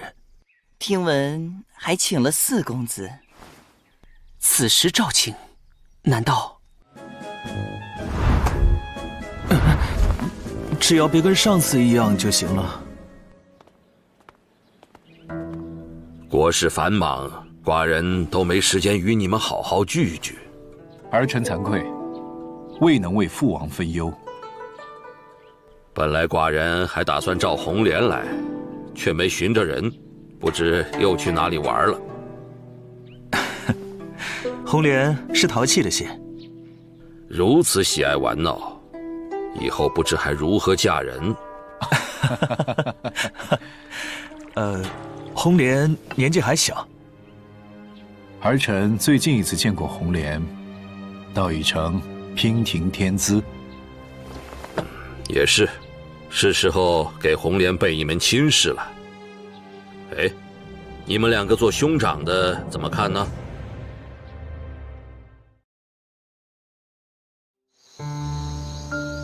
是时候给红莲备一门亲事了。你们两个做兄长的怎么看呢？以眼下韩国处境，公主出嫁当应和亲，首选自是秦国。秦国国力强盛，可保韩国平安。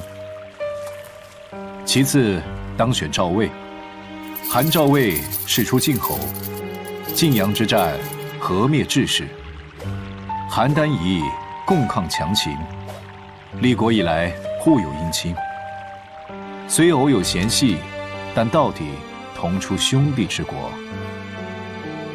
四哥有心了，我看以红莲的玩闹心性，还不到远嫁的时候。如不远嫁，许知国内重臣，巩固朝中关系，倒也不错。此事倒也不必急于一时。父王，儿臣还有一件事启奏。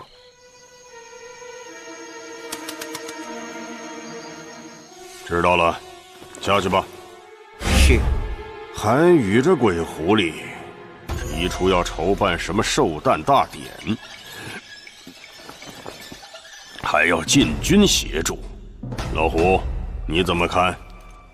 依我看来，此事与我们倒也有利可图。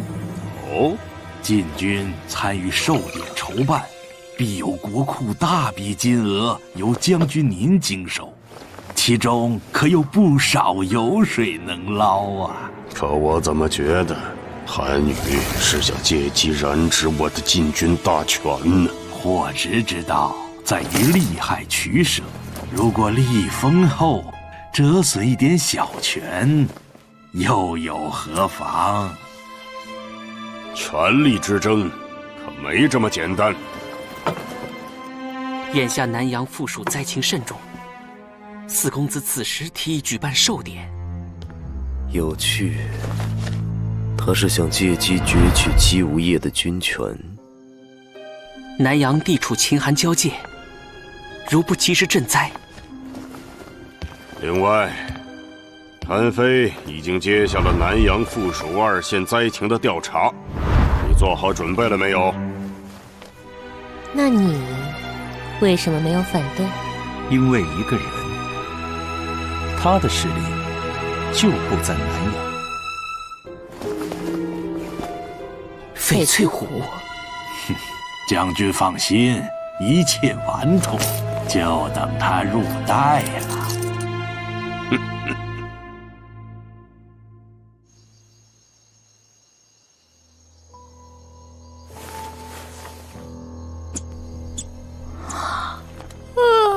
有关南阳的资料我已尽览，记录混乱，残缺不全，再难审查。线索断了，立储之意悬而未决，南阳突起灾情，只怕都意有所指。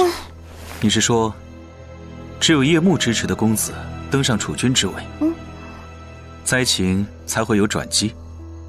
那才是韩国最大的灾难。那么登上储君的交换条件是什么？叶幕会进一步蚕食寄生的这具国家躯壳，直到它彻底被吞噬。流沙必须出手。我前往南阳一探究竟。魏庄兄，流沙重大事项的执行由你负责。子女姑娘，流沙的经营你来主持。子房，你来进一步调查案卷资料。那我呢？我的任务呢？红，赤练，你负责暗中调查叶幕4凶将之一的潮女妖。真的吗？哥哥果然最好了。我流沙的赤练终于要开始我的第一个任务了，调查潮女妖。这名字一点也不气派。本公主取的名字可比她好听多了。不如让我来给流沙所有人取代号吧。小梁子，你的代号就叫小梁子。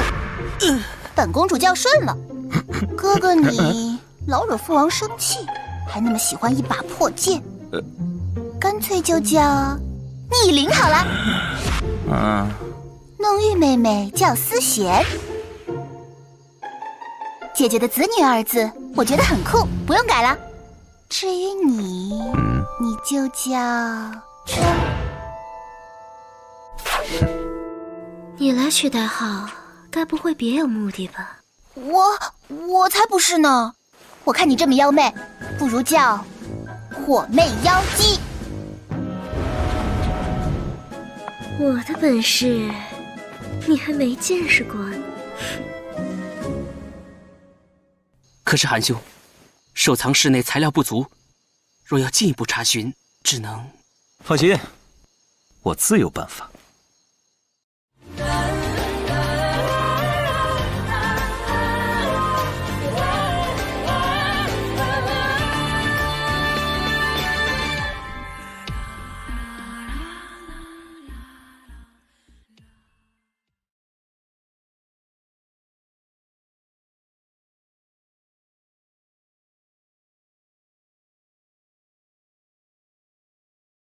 国事繁复，故儿臣举荐张相国之孙张良来担任内史。内史一职事关重大，岂能儿戏？张家五朝为相，子房亦多承张相国教导，加之年少有为，为何不能担此重任？张良年岁尚浅，恐难胜任。子房虽然年少，但才思敏捷，尤胜老夫。张相国真是举贤不避亲，此前鬼兵劫饷案，张大人力荐5名主审，一事无成不说，还都无故允你。儿臣以为，张良确为内史，何氏人选？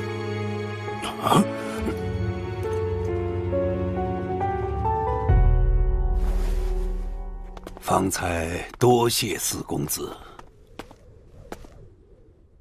张家世代世寒，忠心耿耿，与没有不推举的道理。何况与有一事不明。前日王上召见我与姬将军，似乎别有所指。先太子故去已有些时日，王上先问朝臣，再召公子，似乎试探的意味更大些。灾情和寿宴，便是进一步的试探。老夫不敢揣度。四公子还请仔细思量。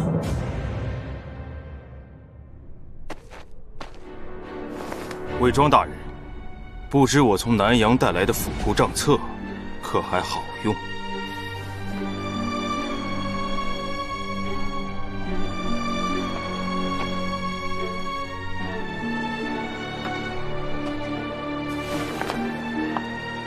我的条件，你考虑的如何？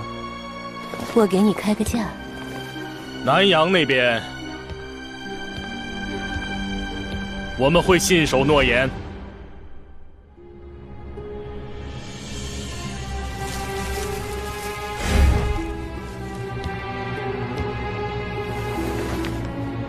你做的不错，现在回南阳待命吧。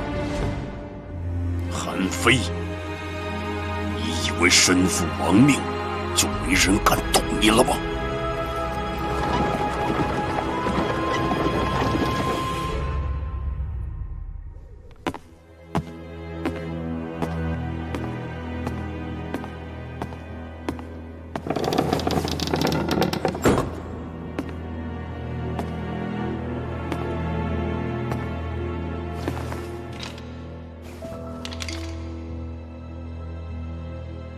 奇怪，近几年南阳人口怎会锐减得如此厉害？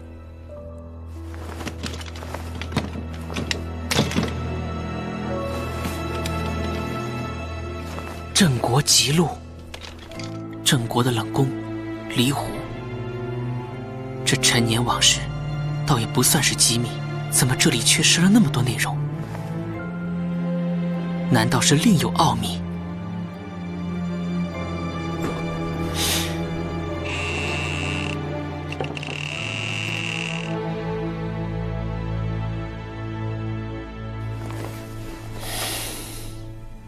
张内史，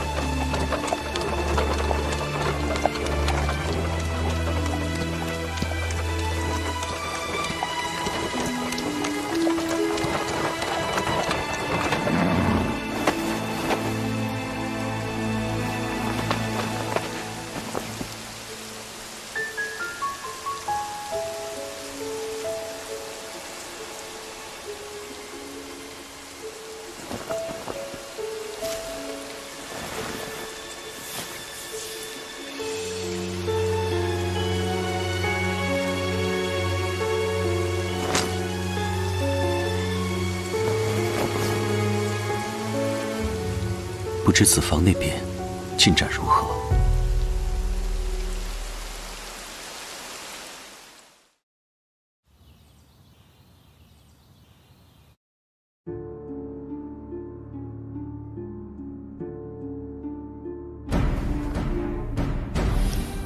张内史，明珠夫人，本宫想找张内史抄些文案，如何？这个时候，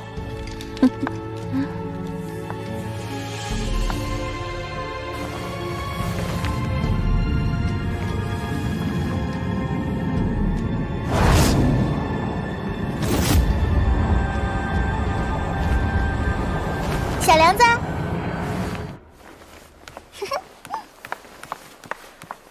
红莲公主怎会来此？哟，明珠夫人也在这里呀！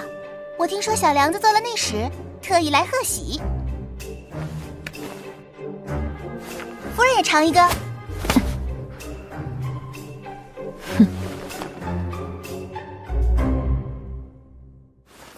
本宫就不打扰二位了。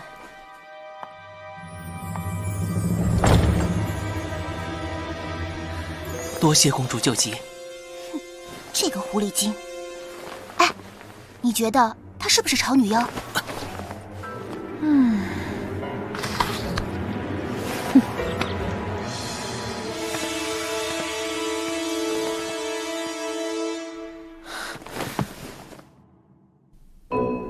那，本公主看小梁子查案辛苦，特意来犒劳你啦。这是南洋名桃鹿月白。是啊，今年南洋进贡了好多呢。粮食折损大半，桃子却安然无恙。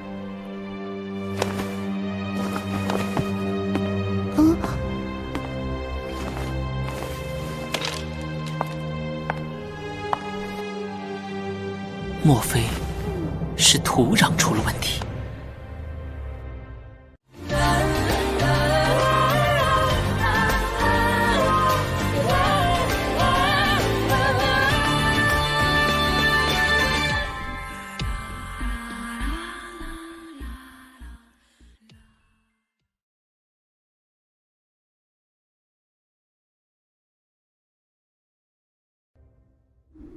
王上听闻南阳灾情，特命司寇大人前来赈灾查案。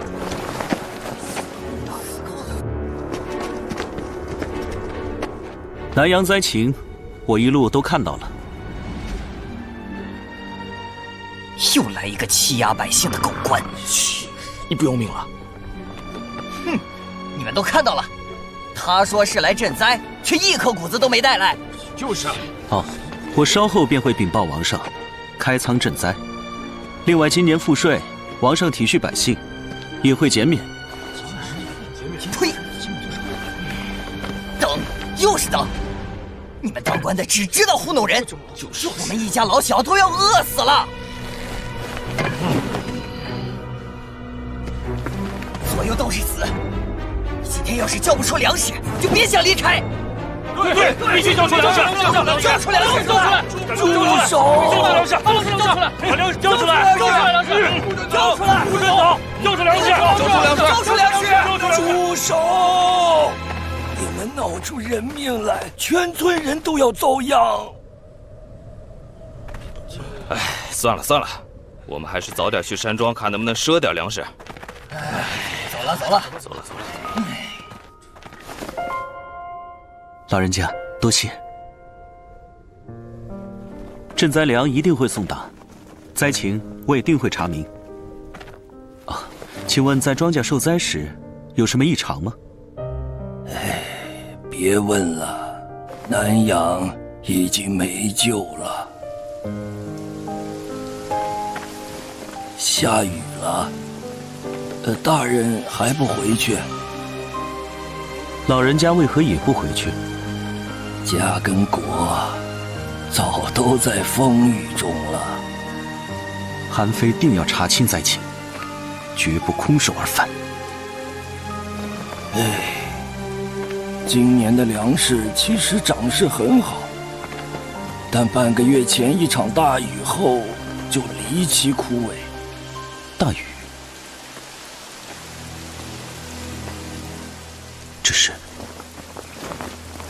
烫伤的痕迹。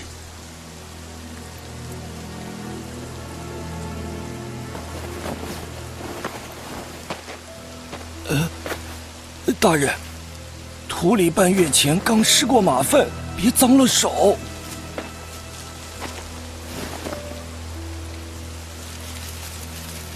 南阳土地肥沃，还需另外施肥。哎，肥沃的土地都被那些富商霸占了，我们只能开垦些贫瘠的土地，不施肥根本长不出好庄稼。那这些肥料从何而来？南阳方圆100里的肥料都被一个人控制了，其他人都不准出售。哪一个人？难为娘娘有心提醒，你们办事也利索些，别辜负了叶幕的栽培。大人放心，人都召集好了。韩非呀，韩非，你的聪明用在生意上不是更好？偏要挡人财路。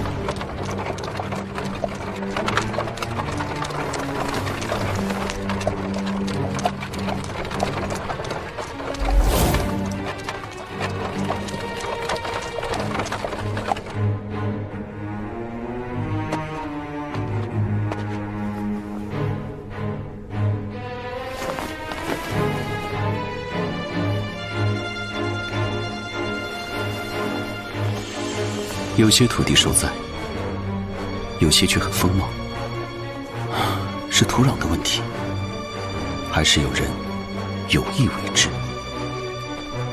九公子，我家主人有请。你家主人？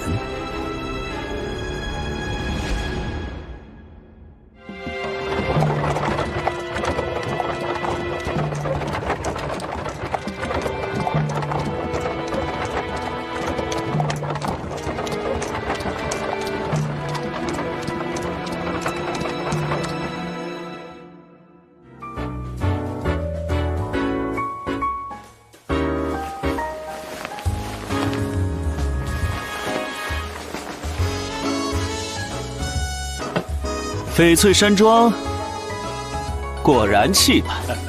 翡翠山庄地段上好，景观绝佳，风水一流，随时欢迎九公子莅临。不知这秦国名酒柳林醉还合九公子口味吗？酒是好酒，但真正名贵的是这青玉龙颜樽。九公子好眼力呀！这青玉龙颜樽采用上好龙颜玉精心雕琢而成，与柳林醉是绝配呀！区区酒樽都是珍品，翡翠虎大人还真是富可敌国。韩非对大人的生财之道，倒也颇为好奇呢。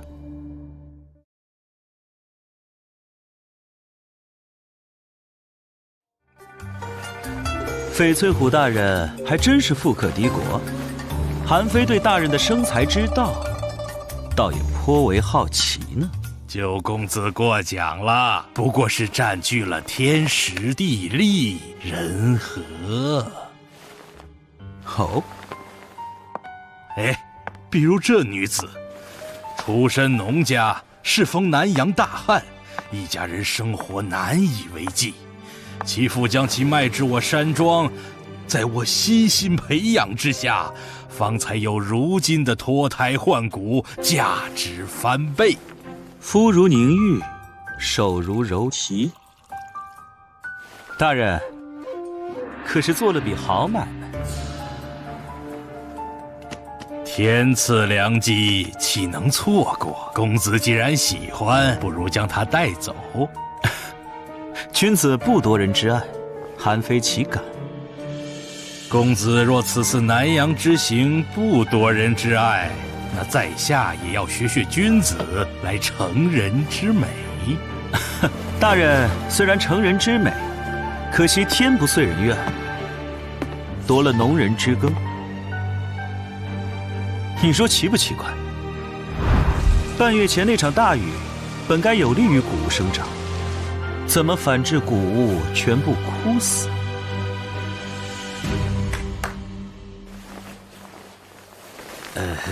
这务农的道理是卑贱下人的事情，恕在下不知。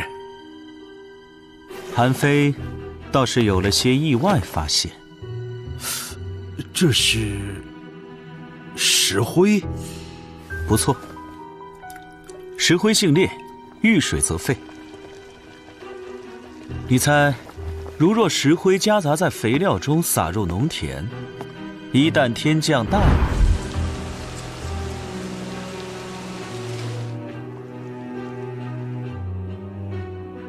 九公子以为南阳旱灾是有人有意为之？我听闻此前南阳伏牛山一带有一石灰石矿，囤积甚多，却无人购买，现在却已经是翡翠山庄名下。九公子消息够灵通啊！大人的脸色怎么如此苍白？石灰是上好涂料，太平盛世，我这翡翠山庄当然要好好粉饰一番。哦，果然，翡翠山庄这墙壁确实好白，比大人的脸色还要白。哼，韩非告辞。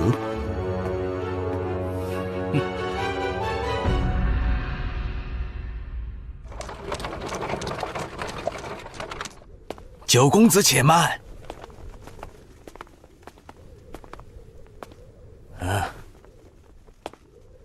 这是我家主人馈赠公子的心仪之物。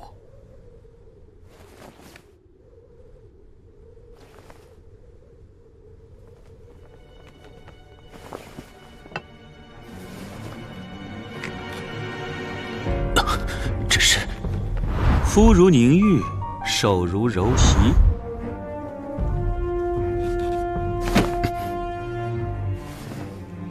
这是何意？主人说是给公子预留着，这是定金。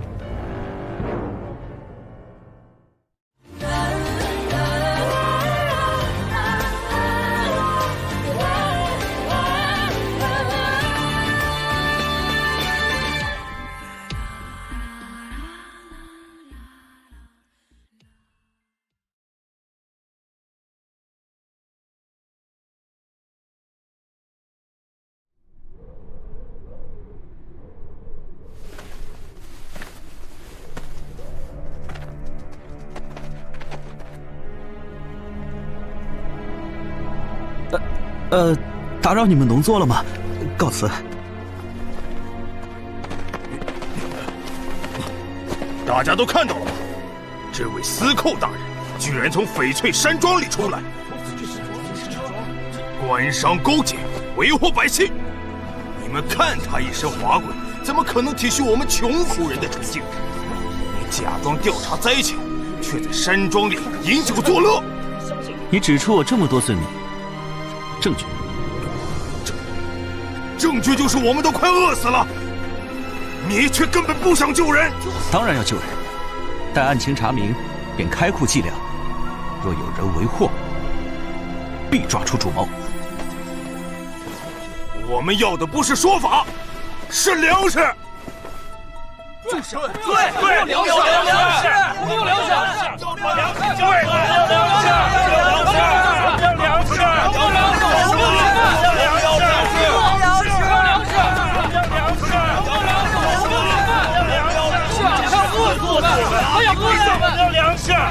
司寇大人，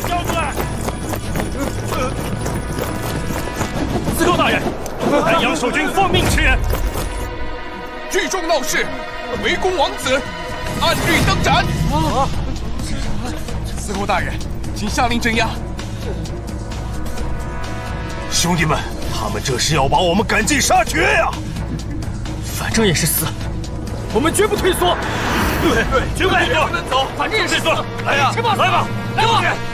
韩非，你自持法家风度，却不知对将死之人而言，法是最没用的约束吗？你一旦动手，自己辛苦建立的法就会荡然无存。住手！司寇大人，退下。可是，司寇掌管刑狱，不听号令者斩。若不动手，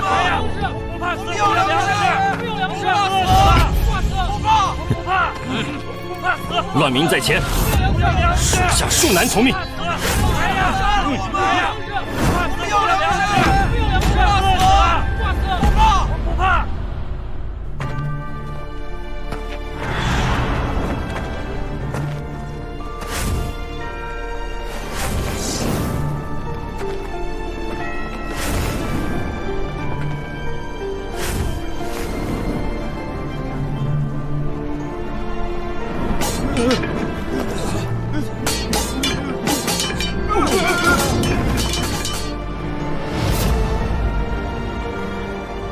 看来你没能控制全局。是你？怎么，想我了？你是怎么找到这里的？主人发现有一批死士突然向南阳聚拢。原来担心我的人是天泽。你希望是我吗？别让他跑了！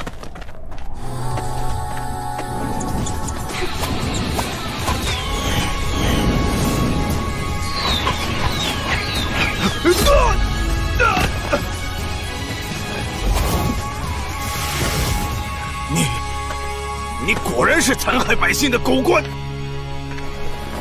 我虽谈不上什么好官，但你也并不是什么穷苦百姓。你也等着赈灾粮食，也是受灾百姓。我当然是。你衣衫整洁，脚不沾土，脸上的泥是临时抹上去的。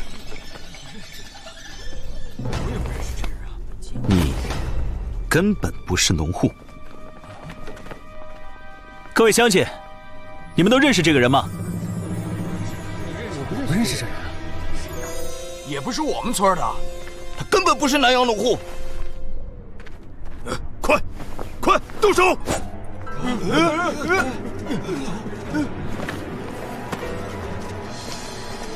是夜幕精心培养的杀手。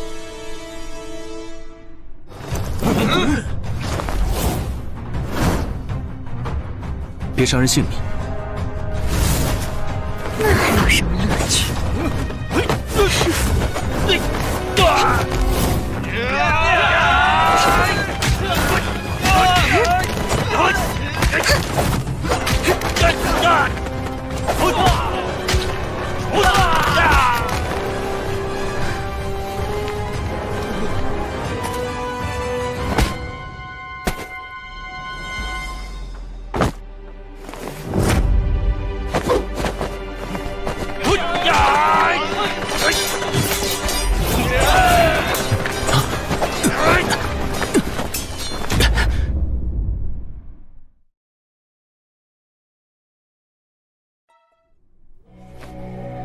别伤人性命。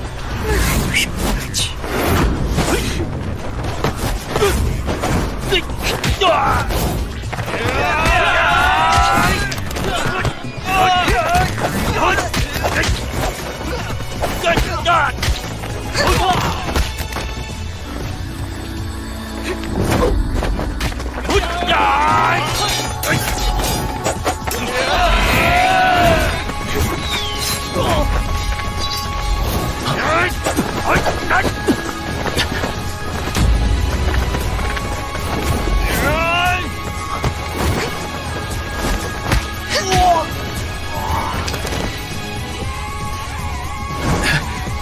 我身为司寇，能不能给个面子？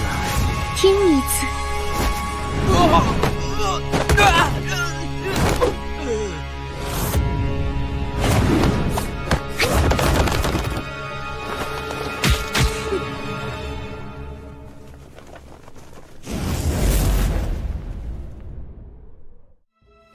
如此训练有素，叶幕是怎么培养他们的？你不会想知道的。大伙别怕，我韩非言而有信，允诺你们的赈灾之物一定双手奉上。啊，真的吗？太好了，终于有粮食了。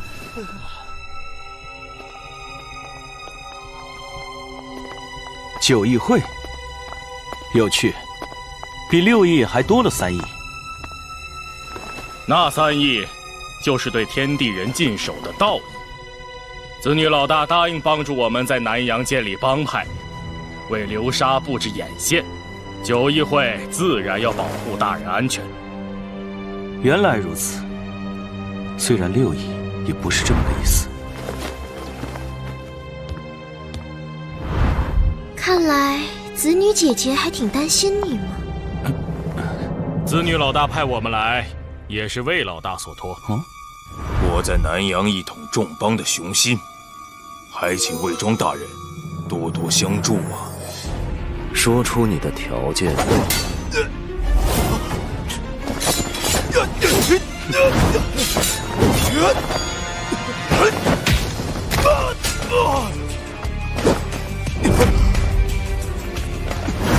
大人饶命！我只是听说毒邪门和七绝堂先后被灭，想着能够借此机会把生意做到新正里来。实力愈野心不服是一件可悲的事情。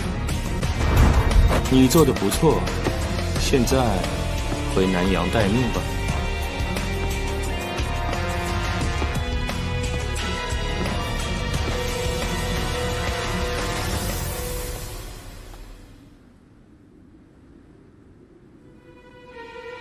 守正出奇，视若已虚。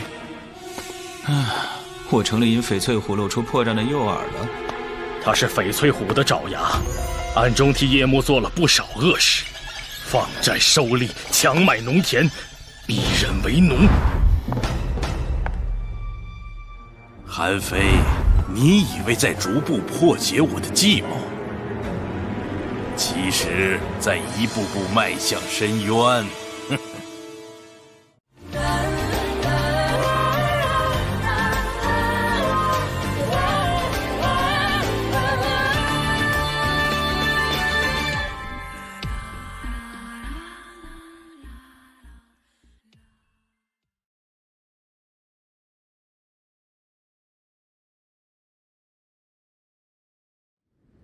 什么？不足3成？这些存粮大多是新征的军粮，所以能调用的只有3成。军粮？南阳灾情不可拖延。既然如此，当立即动用国库存款，去市面上集购粮食。韩非，这就上书父王。九公子且慢。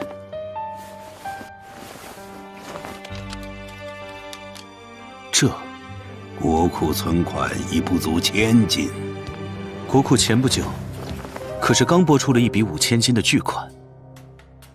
这笔钱已用于王上寿宴，由4公子亲自调度。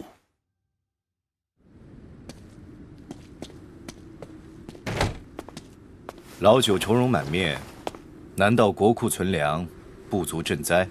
唉，国库存粮不足，只好另寻他法。四哥，你这里怎么样？国库拨款5000金，目前还在筹算中，想必是足够了。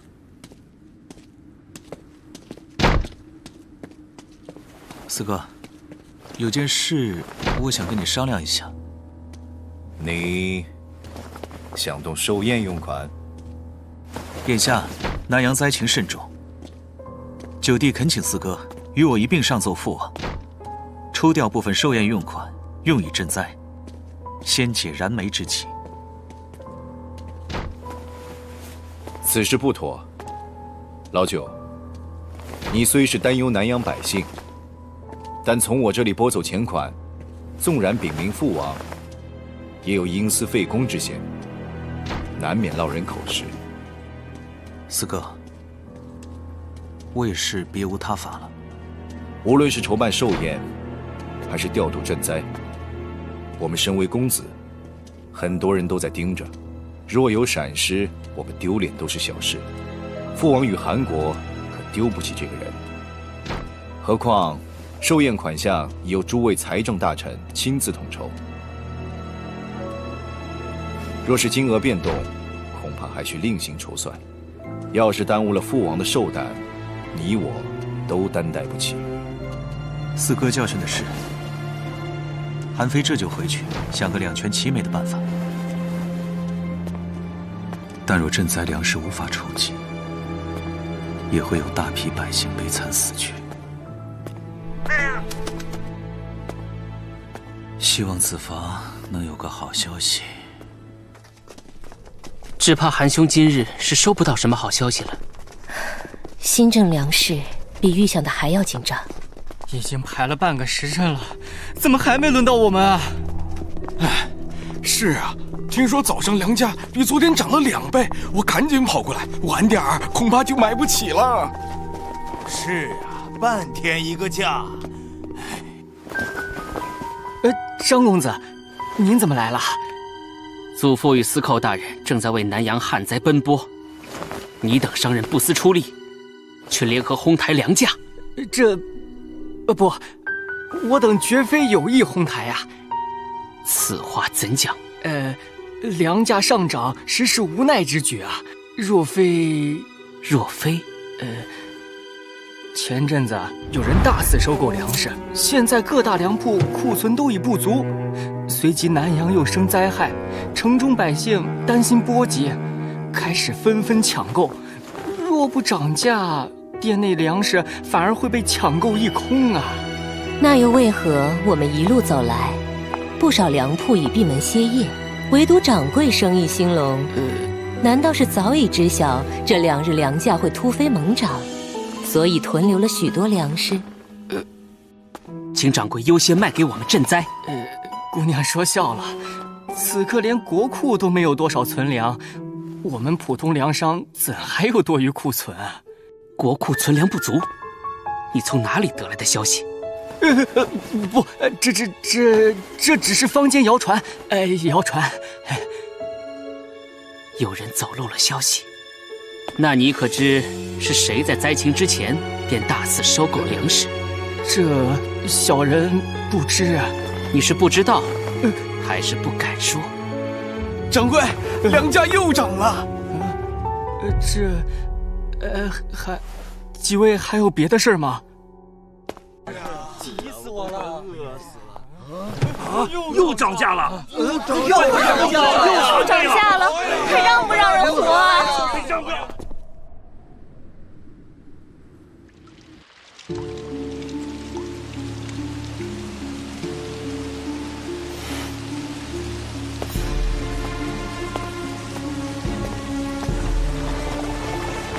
驾！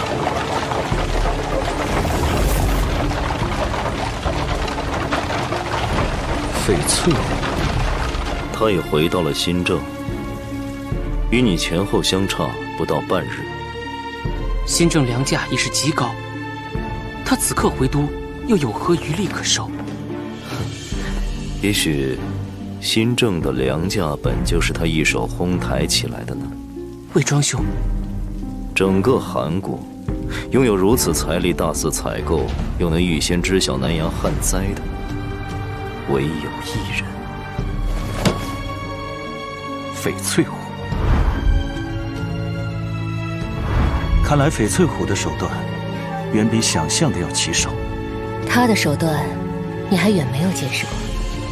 哦，你在外游学那几年，翡翠虎通过买通军政、控制市场等手段，数年间就成为韩国首屈一指的巨富。仅仅数年？3年前，你王叔景伦君便与之斗富。如何？不过10日，就让景伦君败去所有家产，连封地都被翡翠虎强行买走。景伦君贵为宗族，他的封地岂能被轻易买走？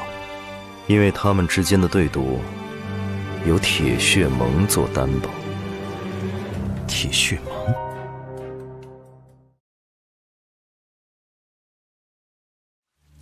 翡翠虎通过买通军政，控制市场等手段，数年间就成为韩国首屈一指的巨富。此人生活穷奢极欲，引起王室贵族好胜之心。3年前，你王叔景伦君便与之斗富。如何？翡翠湖以金玉为屋，珍珠铺路，锦衣做柴。不过10日，就让景伦君败去所有家产，连封地都被翡翠湖强行买走。景伦君贵为宗族，他的封地岂能被轻易买走？因为他们之间的对赌，有铁血盟做担保。铁血盟？它是一个强大且隐秘的组织，以庞大的财力和人力为7国间各大赌约进行担保。你的王叔虽然贵为宗亲，却也不能违背赌约。竟有这等组织？昔日魏国公子康仗着甲兵众多，违背赌约，不出3日便被枭首挂于城墙示众。铁血盟的实力深不可测呀。原来此前景伦君被王上贬为庶人，不久在穷困交加中死去，还有这层缘由。如此，翡翠湖蓄意哄抬良家，恐怕不只是借国难谋利这么简单。叶幕从来都不只是攫取利益这么简单。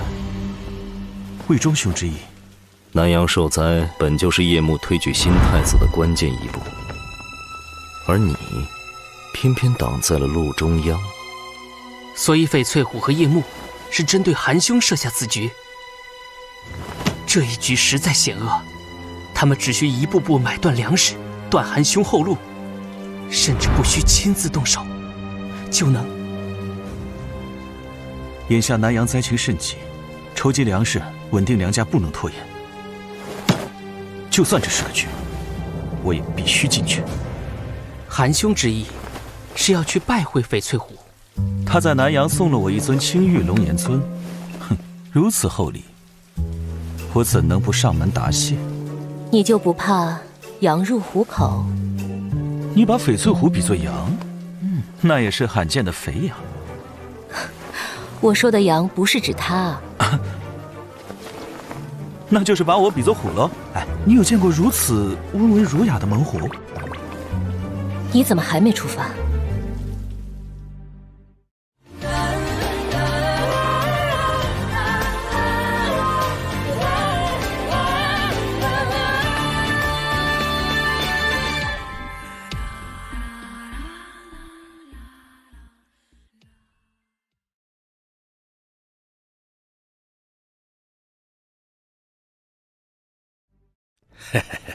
九公子真是稀客，在下有失远迎。不知上回赠送的礼物，可还算满意？这样的礼物，韩非是一定要回礼的。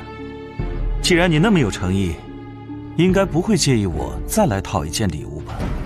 哦，究竟是什么礼物，值得九公子亲自上门？粮食。九公子果然是懂行情，这粮食现在可是炙手可热呀。不是给我，是给灾区百姓。如今南阳天灾，粮价飞涨，听说你买了很多，所以来找你借粮赈灾。皇上和九公子固然是一片人心，不过老话说得好，授人以鱼不如授人以渔。这些穷人老是靠国家救济，也不是个长久之计。要让他们多努力劳作，不要没米下锅。若跟国家伸手，那么这个礼你是不肯松了。我这不也是为朝廷的难处着想吗？民以食为天，粮食乃民生大计，重要无私。你不怕我治你囤货居奇，操纵粮食之重罪，再将你囤的粮食全部充公？哎呀，司寇大人误会了，我大量采购不假，但也都是为朝廷效力。为朝廷效力？因为我有军方的征粮契约。军方征粮？南阳大旱，粮食欠收，唯恐军心不稳，所以军方指派我买进粮食，充实军粮储备，以稳军心呐。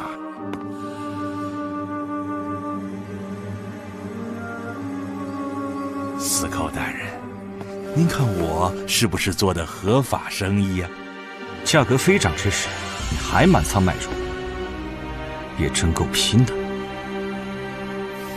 所以说，九公子啊，您看看，我这不也是为了国家的安危操碎了心，一腔热血，皇天可见。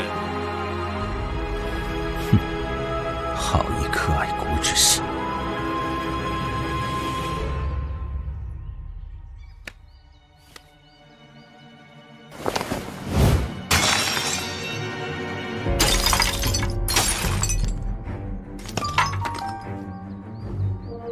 哎呀，唐突公子了！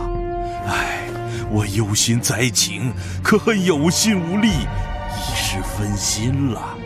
这翡翠虎究竟想做什么？可惜了这上好的青琼浮玉丛。这青琼浮玉丛全套6只，摔了1只，还剩下5只，呈上来。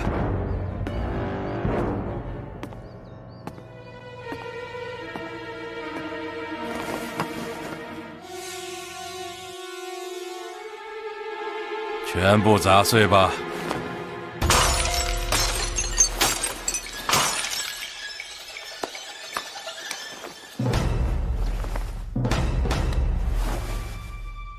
这又是哪一出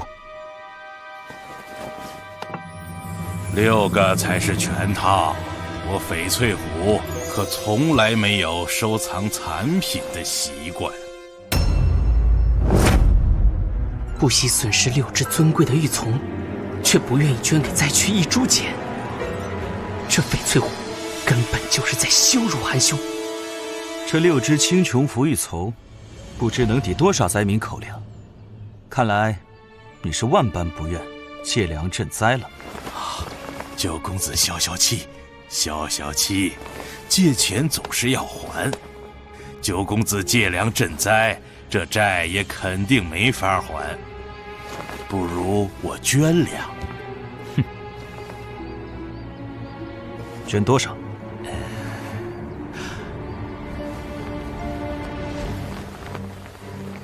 ？1壶。哦，1壶，好大的手笔啊！九公子啊，毕竟我这里的都是军粮。如果是我个人的粮，九公子开口，我定当全部捐献。有1粒谷，我把人头呈上。说粮食而已，怎么还弄出人命来了？更何况是你这样一腔热血的爱国商人，你这人头得留好了，我还有事情请教。哪敢哪敢，九公子随便指示。以我的判断，这行情定能缓解。市场价格涨涨跌跌，有涨必有跌。我看目前也是到头了，估计要不了8、9日，应该会跌。九公子贵为王祖，这种市井货币小事哪里入得了您的眼？我们平时倒是买进卖出，也算是个内行。依我判断，别说8、9日，就是10几日，也还是涨。那是笑我外行喽。我游遍千山万水，见过星辰奇观，亦见过人间奇景。莫说区区商贾之道，纵使天地变幻，我也略知一二。经商之道本就依循天时，依我所见，梁家在短期内断不会降。韩非敢断言，梁家在10日内必降。九公子这么乐观，也不是坏事，随您说了。那你就是不信了。我跟你打赌。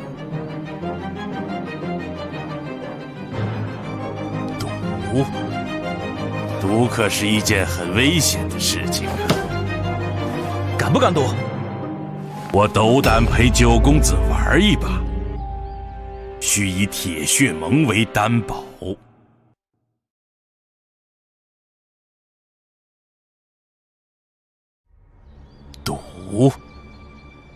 赌可是一件很危险的事情啊！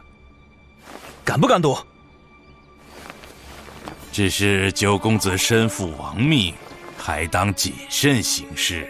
那你不敢赌？九公子坚持，我却之不恭。只不过，赌可是要有赌注的。你怕我支付不起赌资？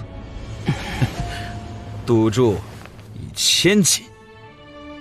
韩兄，你喝醉了。九公子当真要赌？当真。以1000金为注，赌10日内粮价涨跌，我斗胆陪九公子玩一把。大人，今日还有公务，不如改天。你们都别拦我，今天我一定要让他服气。九公子是贵人，我怎敢跟您评论？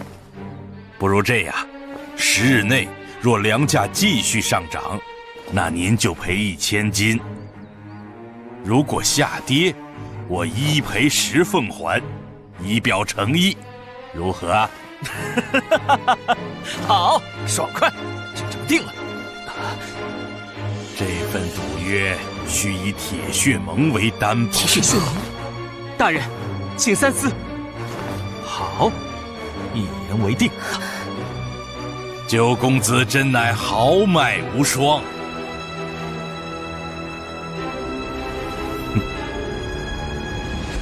不可能，这是流沙的钱，不是用来让你赌的。我也有流沙的一份啊。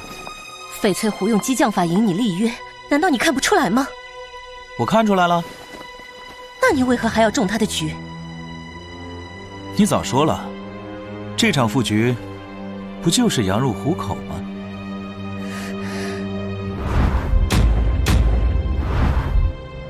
你不知道陷入铁血盟之局，再无翻身可能了吗？子女姑娘，你放开我！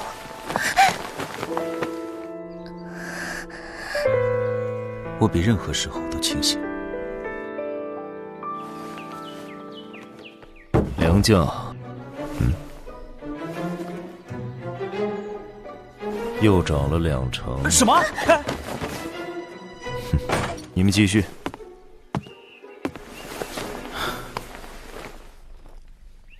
相信我。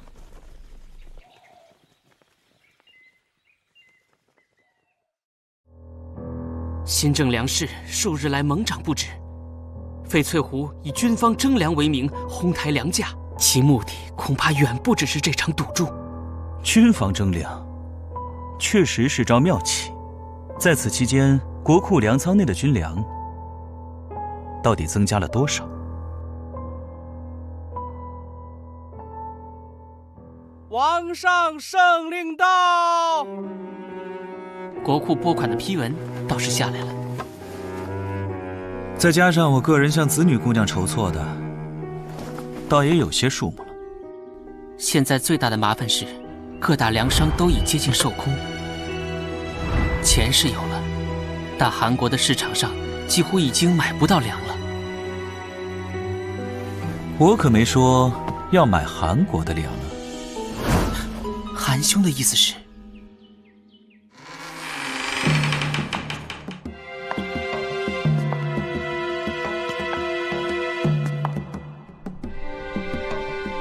启禀太后，韩国九公子韩非于宫门上夜求见。让他等着吧，今日不见。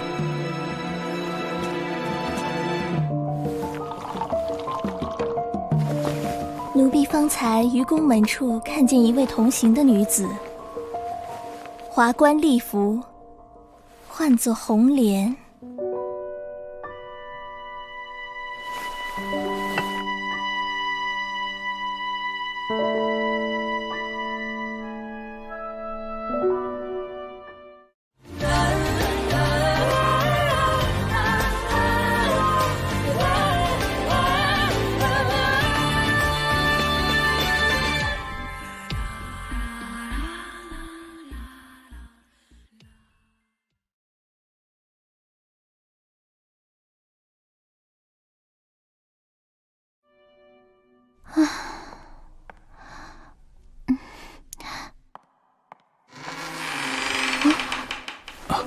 参见太后。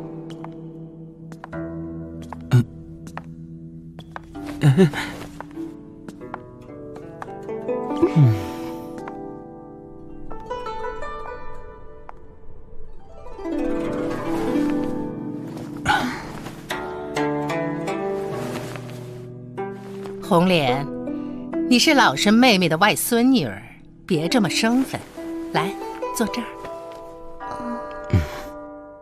父王敬重太后，叮嘱红莲要守规矩，红莲不敢妄为。哪有这么疏远？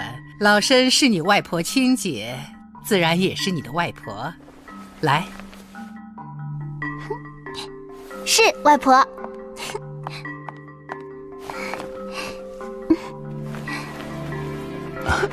太后，都出落得这么漂亮了。小时候，我常听外祖母提起您呢。她说您自小英气豪迈，连男子都不及。你父王也真是的，这么多年都不派个信来，让老身好等。外婆，您这也没个消息。要不是这次哥哥带我过来，我还以为您把红莲给忘了呢。韩非，听闻你整日喝酒作乐，不务正业，竟是结交三教九流、闲杂人等，怎么现下倒也求得了个一官半职吗？太后教训的是，听闻你四哥韩宇还算有所作为，他不来，你倒来了，到底有何贵干？不瞒太后，韩非此行正是为赈灾一事，向魏国购粮。看来此次南阳旱灾来势汹汹啊！你都把主意打到老身头上了。哼，趁天色未晚，早点回去吧。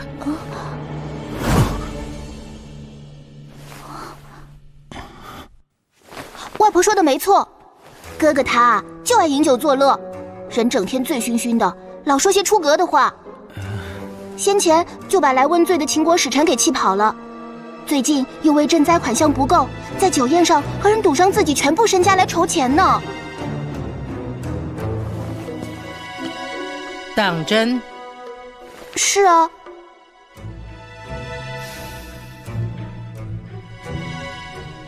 如此，倒是老身偏听命言了。韩非，如今韩国货市粮价已经高达1斛2斤，老身是魏国太后，断不会给魏国做亏本买卖。太后明鉴，韩非既诚心相求，断不会让太后为难。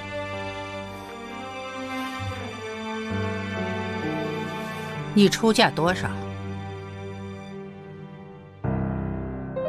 ？1斛2斤半，够2000斛。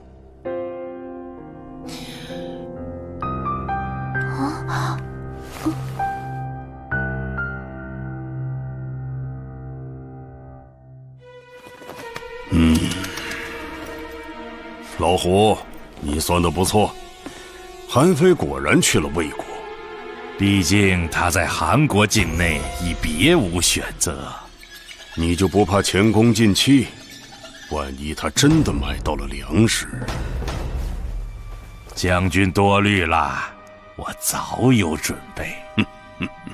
这个价格确实让人难以拒绝。不过今日却还有一人问价于我，把人带上来。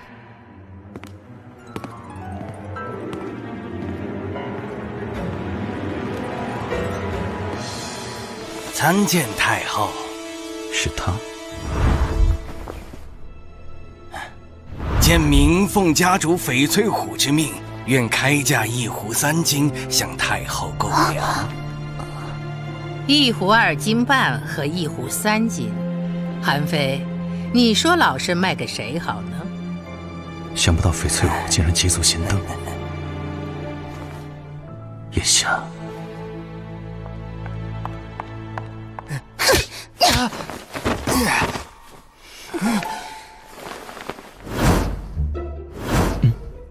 哥哥买粮是为了救济灾民，你家胖老虎买粮要干什么？军粮不足，家主是奉命筹措。不足？那为什么粮仓还有占70%的军粮？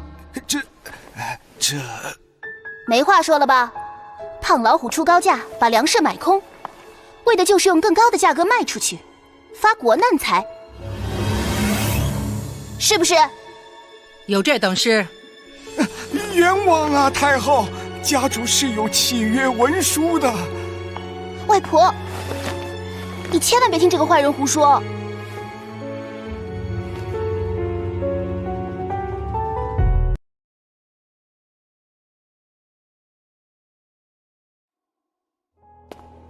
太后容禀，翡翠虎毁坏庄稼，哄抬粮价，任由灾情蔓延到如此地步，此等国之蠹虫，对魏国又当如何？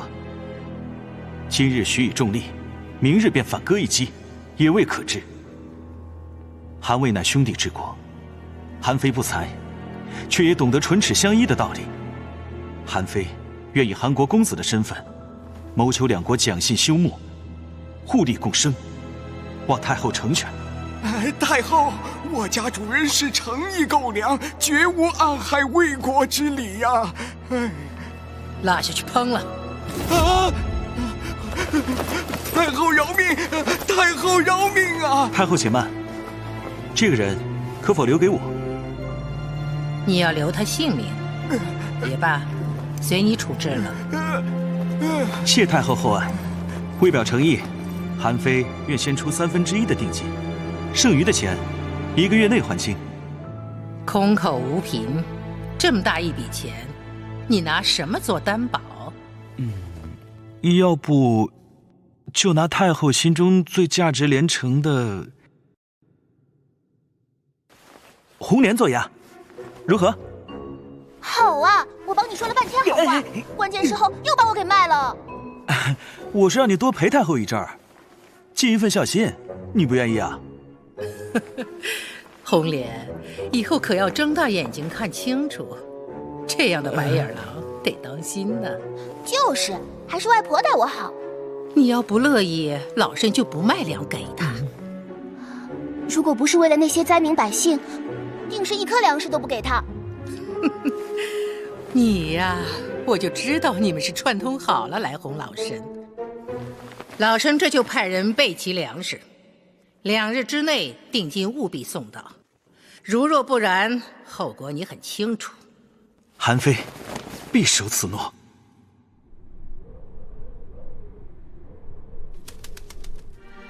如果韩非真从魏国买来了粮食，那恐怕……将军放心，以乐陵太后的脾气，且不提韩非能否买到粮食，纵使买到了，以他的财力，又能买进多少？而且，若是他真买到，对我们更有利。哦，你为何要以比韩国还高的价格从魏国购粮？其实这个价格已非常便宜。你……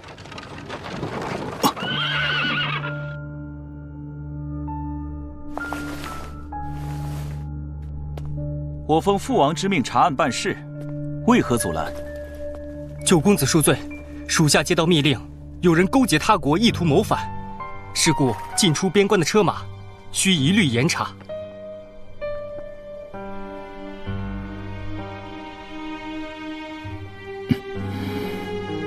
若韩非真的携粮入关，将军就再无后顾之忧了。老虎，你还打着什么主意？粮草辎重乃行军打仗重中之重，韩非从他国转运粮草，正好参他一个谋反死罪。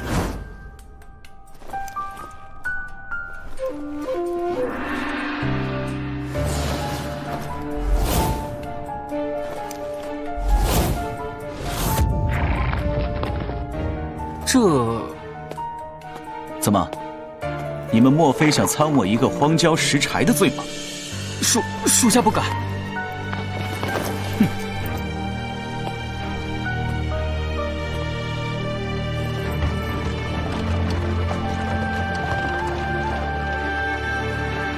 你说的不错，玉木不会放过任何置我于死地的机会。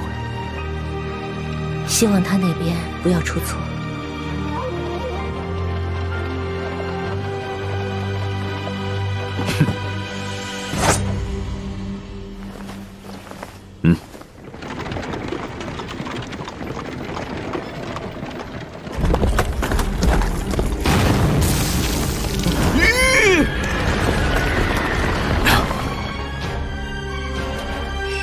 梦魇已至，你不会以为我连这点计谋都看不透了吧？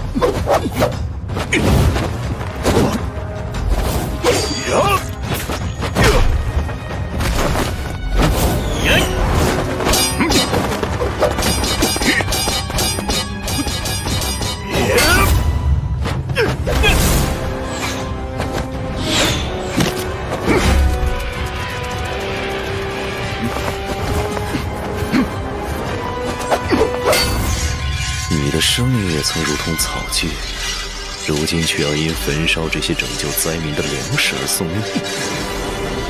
妻子的悲哀，就是只有沦为弃子，才能获得真正的自由。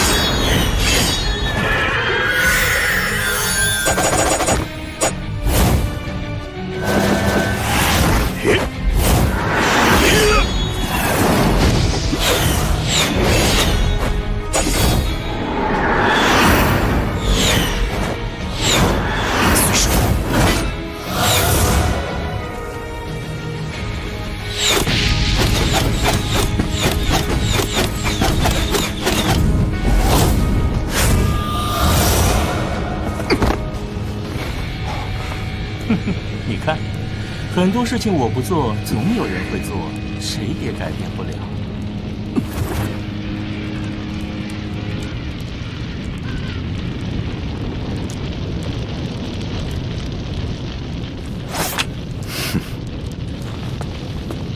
夜幕在我们运粮南下新政的路上，必是设置重重关卡，恐怕……谁说粮食是南下了？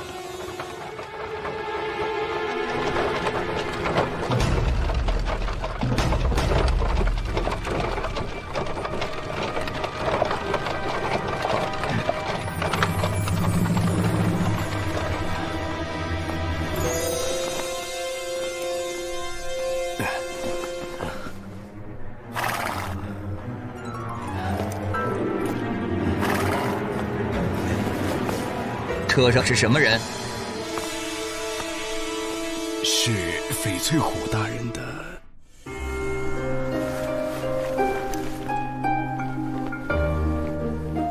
翡翠虎说媒要把我嫁入将军府，有享不尽的荣华富贵。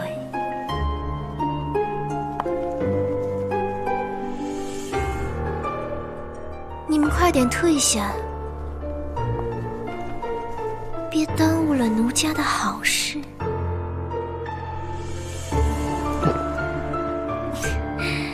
看傻眼了，别痴心妄想了。快点开棺放行，否则我一句话让你调去边塞。是。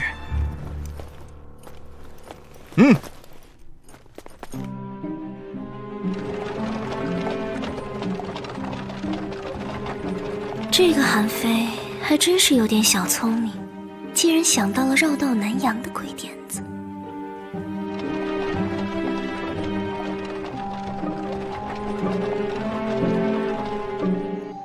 什么？韩非回新政了？是的，他此刻正在府中饮酒。饮酒？莫非他把粮食运回来了？为操办父王寿宴，大人主持内务，辛苦了。哎，分内之事何谈辛苦？他也许还真有什么后手。你现在就带人出发，我倒要看看，待会儿韩非是怎样一副脸色。是。水面的涟漪虽然暂时消散，思念却如清风，从未消失。扫描这个二维码，新的角色设定解析，新的剧情抢先看，新的福利周边免费拿。哪怕高山变成深谷，沧海化为桑田，我也会在天行九阁官方微信等你。你可愿走进我的心房？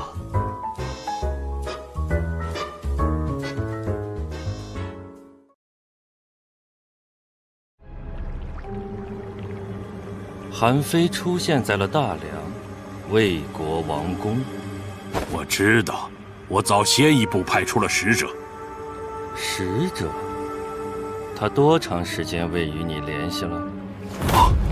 难道韩非已经从魏国买到了粮食？为操办父王寿宴，大人主持内务，辛苦了。哎，分内之事何谈辛苦？倒是九公子几日来四处筹粮，颇为不易。我等皆为人臣，报效王上自当亲历。只是眼下情形，九公子，王上寿宴是重中之重，我身为内务大臣，切不能私下行事。说得对。韩非请大人来，只为替四哥略表谢意。我们只喝酒，不谈国事。那我再敬公子一杯。大人，请。今日大人可是贵客。是啊，真是难得。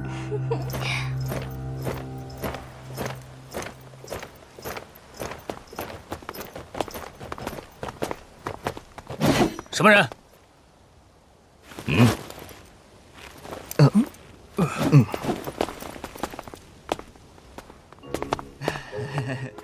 哎，大人小心！九公子，告辞。大人喝醉了，竟将这个遗落在了屋内。我的官印。天色已晚，大人还请早些回府。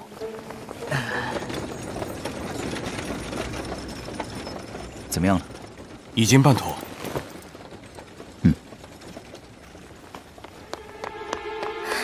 刚得到消息，粮仓失火了。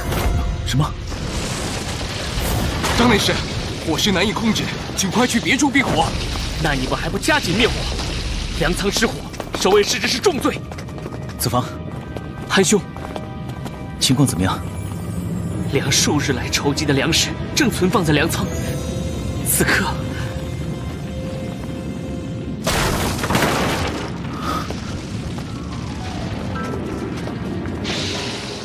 是姬无业统领的王公带甲进军。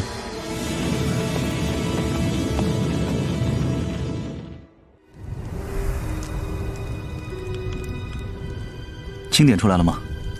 回九公子，烧毁了3间杂库。前2天张公子筹集的粮食也全被……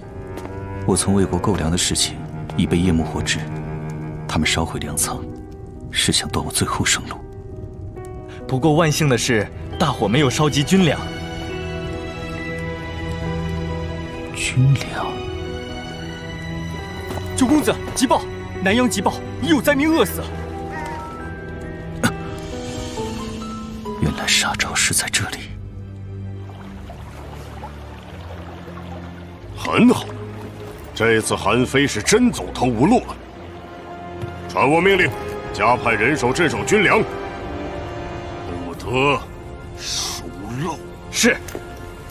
叶幕这是断绝所有退路，故意留下非走不可的死路。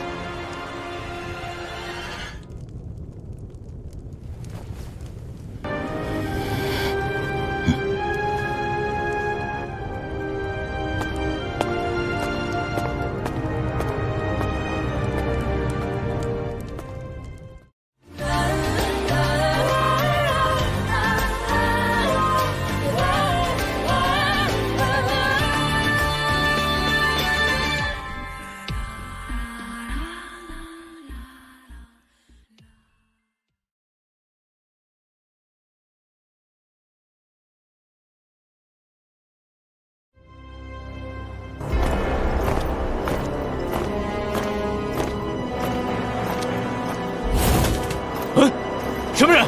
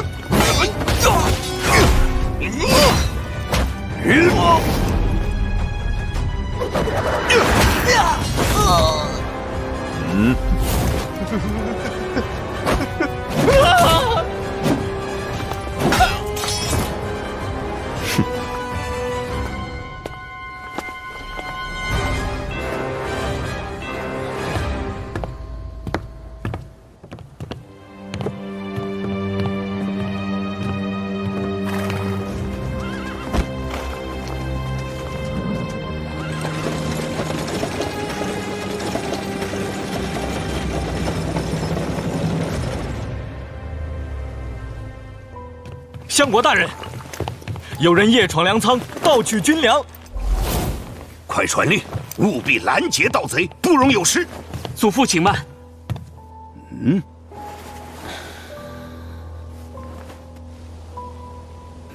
难道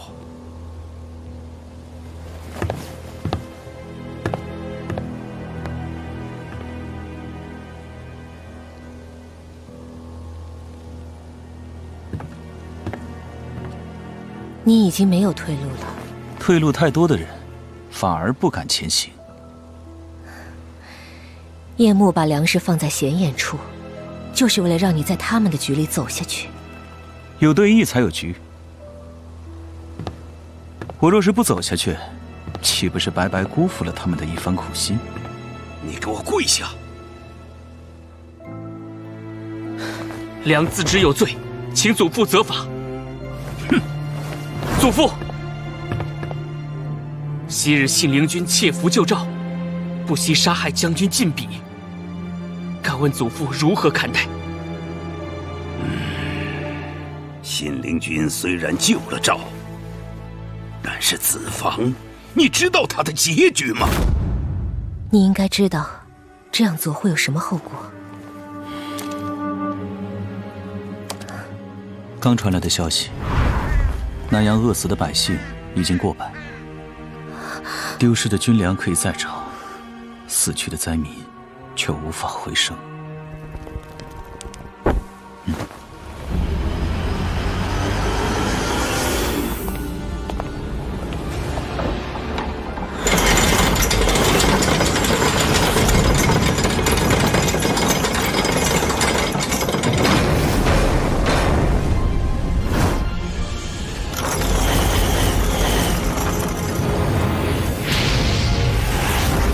铁以为信，血以为印。铁血之阵，死生无阻。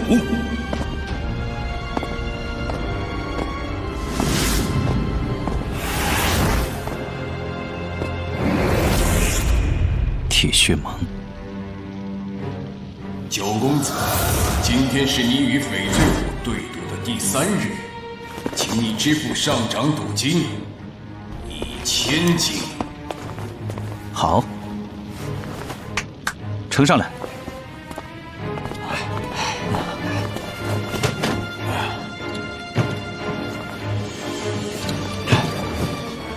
公子信义，就此别过。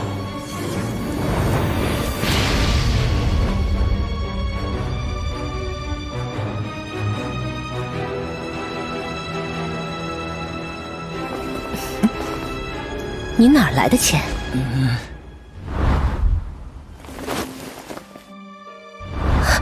你挪用？你可知道这是多重的罪？身为司寇，我实在太知道了。上天哪！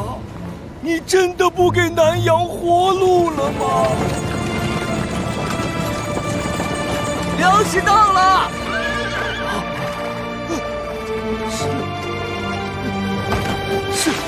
是粮食！就是粮食，有粮食，有救了！到了，有救了！粮食到了，终于有粮食了！真的是粮食啊！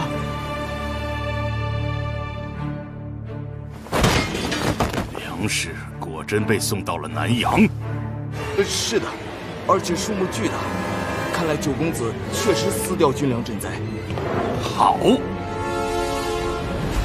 ，2000户，他的钱应该已经消耗殆尽了呀。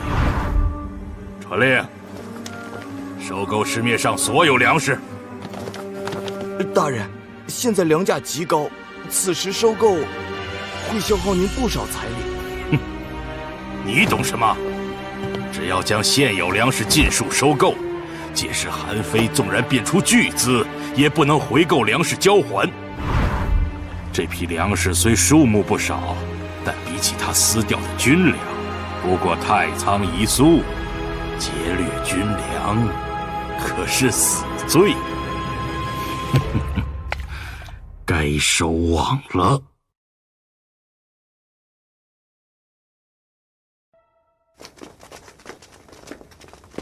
奉大将军之令征收军粮，店家，你全部余粮一并征收。全部征收？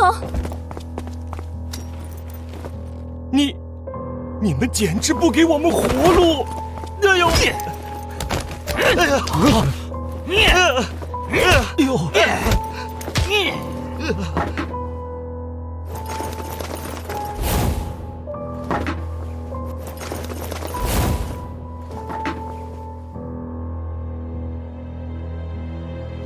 今天就是赌约的第10日，让我看看你还有什么手段，韩非。大人，刚得到消息，今日新政开市后，粮价有所回落。什么？城门刚开，一批粮食忽然涌入市场，数目巨大。给我度息重金，全部买进。这不过是韩非的垂死挣扎。这批粮食卖多少，我们就买进多少，绝不能让粮价降下来。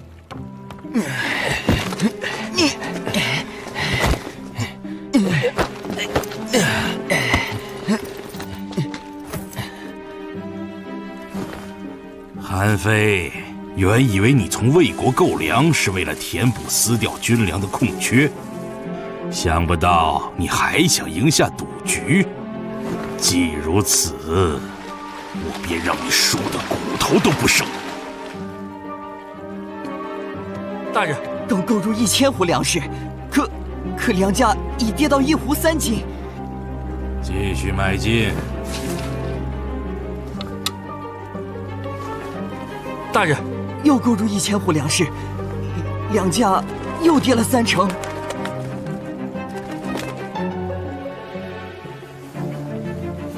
如此时刻，怎能轻言收手？侯爷未免太谨小慎微了。韩非从魏国只买了2000斛粮食，现已全被我买尽，再掀不起什么波澜了。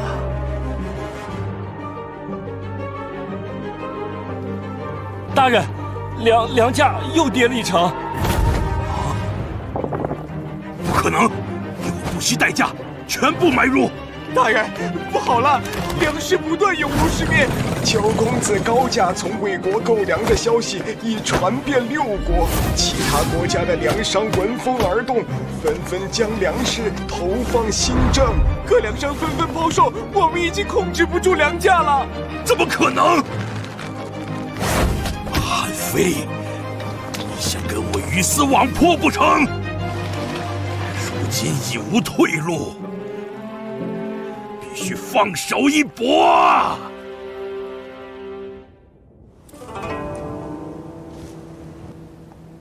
韩兄，新政粮价已回落至1斛200铢，还在继续下跌，不消多久就能回到正常价位。辛苦子房数日奔波调度，此刻是时候了。老九，父王传令，让你入宫。有劳四哥了。韩非本也准备入宫。韩非，王上已经知晓你几日来的所作所为，想必你也做好准备了吧？九弟所为，难道就是先前所说的两全其美的办法？这次我可能帮不了你了。子房，接下来靠你了。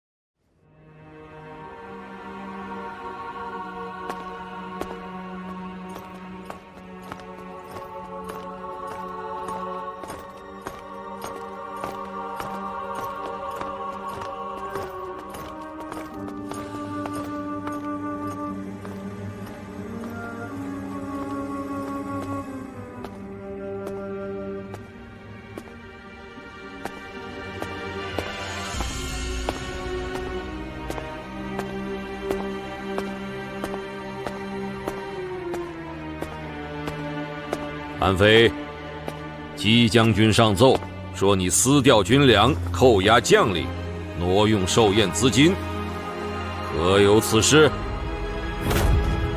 回父王，姬将军所言无误。逆子！来人，拖下去！父王且慢。韩非虽调用军粮未及禀报，但也绝无僭越职权。你都承认私调军粮了，还想狡辩？韩非只是转移军粮，并无私自挪用。只是转移？此刻，军粮已送还粮仓。送还？王上，方才军粮送还粮仓，清点无误，分毫不差。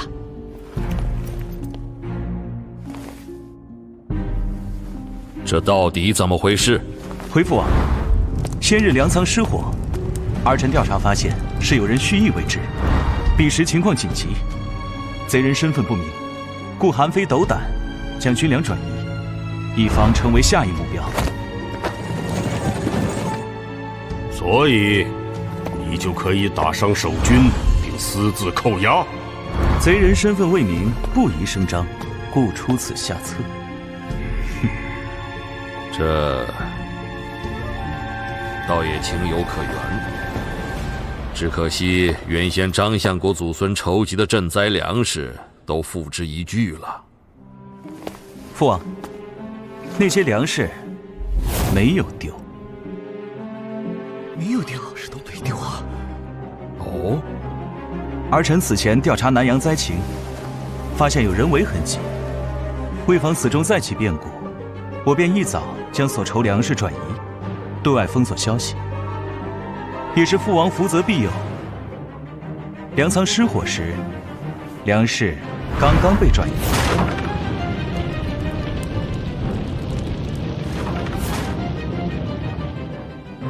就算如此，赈灾粮食也远远不足数。你既然没有撕掉军粮赈灾，那你用来赈灾的粮食，韩非用来赈灾的粮食，正是军粮。确切点说，是假的军粮。假军粮。前日与张相国清点粮仓时，儿臣发现有人竟以军方名义私藏粮食。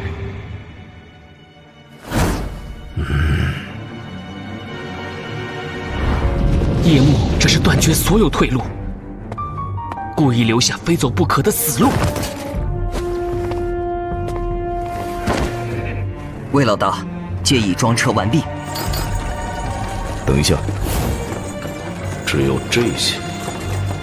南阳受灾以来，市面上也有大批粮食被翡翠湖以军方征粮的名义强行买走，但军粮账目却没有丝毫增加。没有被记录的征粮去了哪里？怎么回事？我明明早上才查看过。将军，军粮被抢了。谁干的？属下没看清，只看到一把很奇怪的剑。韩非。最危险的陷阱，往往意味着最意想不到的出路。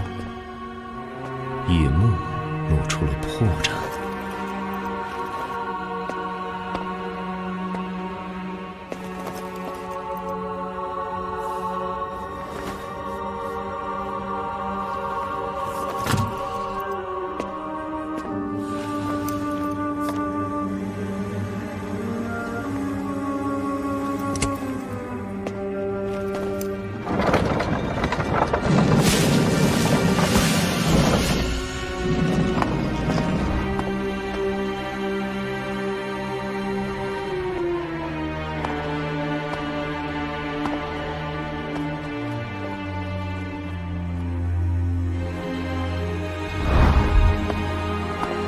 原来所有没有记录在册的粮食，全都藏在了这里。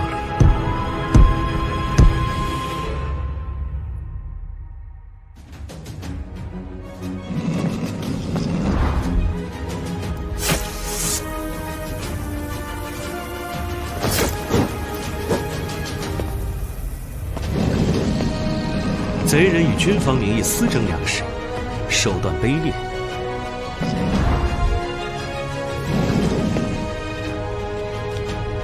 但他既敢在此国难之际违逆韩律私征粮食，我奉王命，理当收缴。究竟是何人，竟敢在寡人眼下私藏粮食？儿臣也不清楚，但此人能甘冒风险，在父王眼下行此违逆之事，想必对都城防务十分了解。姬将军，你可有怀疑人选？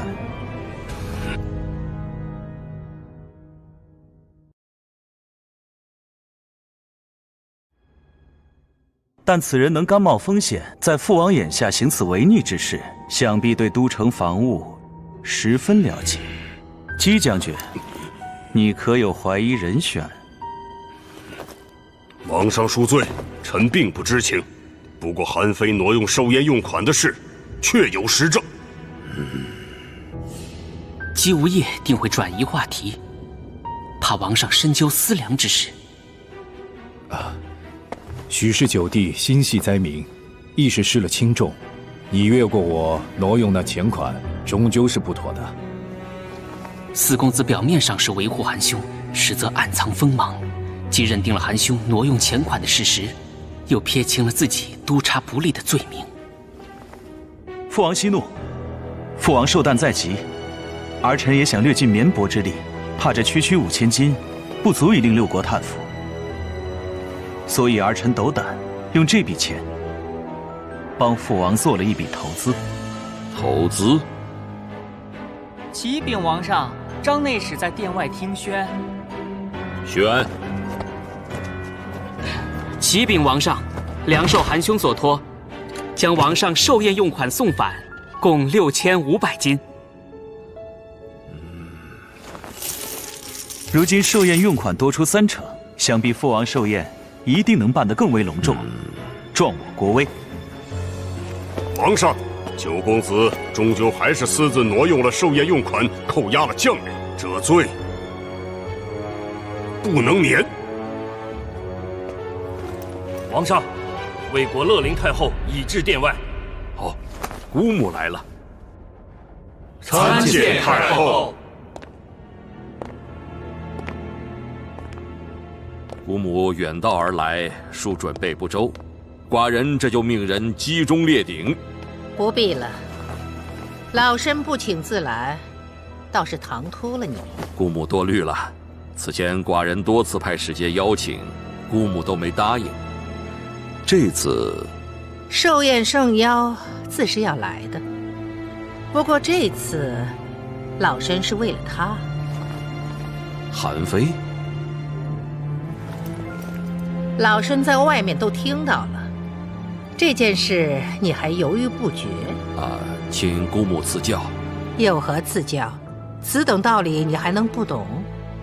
红莲，你说与父王听。父王，外婆以为哥哥当然没有错啦。哦，南阳受灾严重，国内粮价大涨，哥哥救济灾民，仁义在先，岂会有罪？哥哥从魏国购来粮食，以解南阳之危，不仅救下南阳百姓，还稳定了粮价，在父王您寿宴之际，令韩国国泰民安。您说是不是有功？不仅如此，哥哥还加强了魏韩两国的兄弟之情，连外婆都很佩服呢。可你买粮的钱从何而来？回父王，这便是方才韩非所说的，为父王做出的投资。寿宴用款5000金投在了此处。正是。还有，这次哥哥把外婆也请来赴宴，让父王寿宴更添光彩。您看，能不能记哥哥一功呀？好。韩兄从魏国购粮不过是虚言，流沙的目标一直是翡翠湖。因为我有军方的征粮契约。军方征粮，敢不敢夺？韩兄一开始就注意到了南阳灾情的化解，关键不在于国库拨款，也不在于魏国购粮，而在于翡翠湖的私藏粮食上。韩兄从魏国购粮，原来设了3重陷阱：一，避实就虚，韩兄购粮于魏，叶幕必然以为他已无退路，从而将注意力集中在魏国购来的粮食上，反而暴露了私藏粮的破绽。二，诱敌深入，2000户粮食对南阳而言不过杯水车薪，叶幕自认韩兄不会用其赈灾，而是用于平衡粮价。翡翠湖本优势巨大，更不会细究粮食来源的调查。3. 反戈一击，在翡翠虎急于给韩兄致命一击时，他自己的私藏粮已悄然落入韩兄手中。这批粮食投入市场，不仅大幅打压粮价，更将其暴敛的财富收于韩兄手中。而此前韩兄向魏国高价购粮，飞涨的粮价引来各国粮商入局，新政粮价便可一日之内得以骤降。用暴敛最多的钱买囤积最多的粮，无异于以最锋利的矛对最坚固的盾。韩兄这招以彼之矛攻彼之盾，让叶幕忙中出乱，自毁了局面。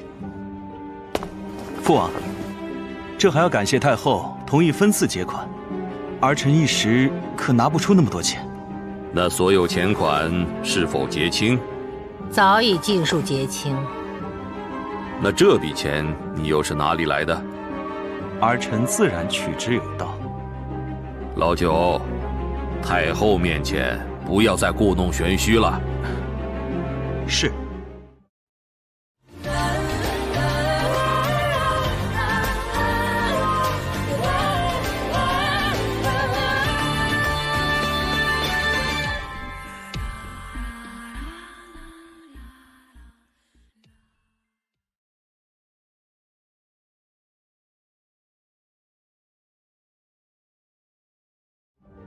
子方，你可听过无限生财之奇术？这是囤于新政粮仓的巨额军粮。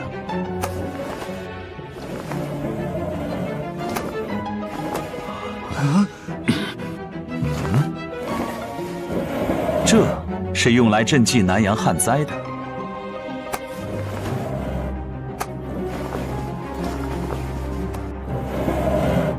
这是用来平衡新政粮价的。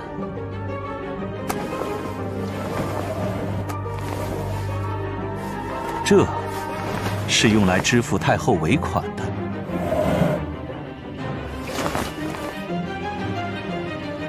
金砖本身大小不变，如何凭空多出这几小块？这到底是怎么做到的？父王莫急，儿臣这就为您拆解。这是一个巧妙的骗局，但这骗局却轻易不可能被发觉，因为多出来的军粮本来就没有记录在账目上。韩兄的无限生财奇术，粮叹服。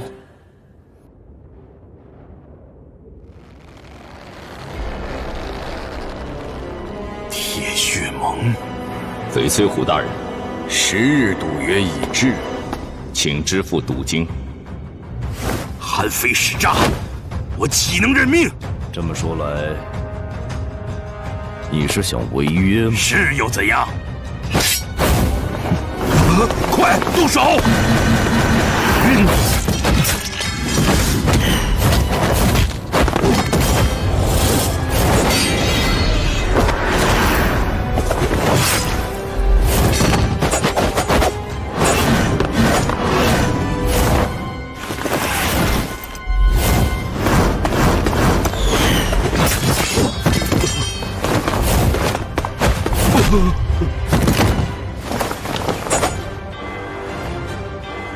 请支付赌金。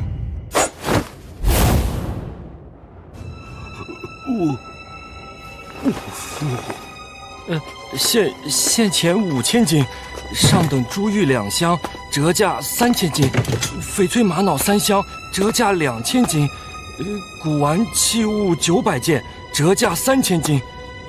不够，你在对赌中曾加注1倍，赌金也请翻倍。哥，我所有钱已尽数用来购入粮食，我已无余钱了。赌局险恶，押的就是你的性命。把房产田契也拿来。大人，全都拿来。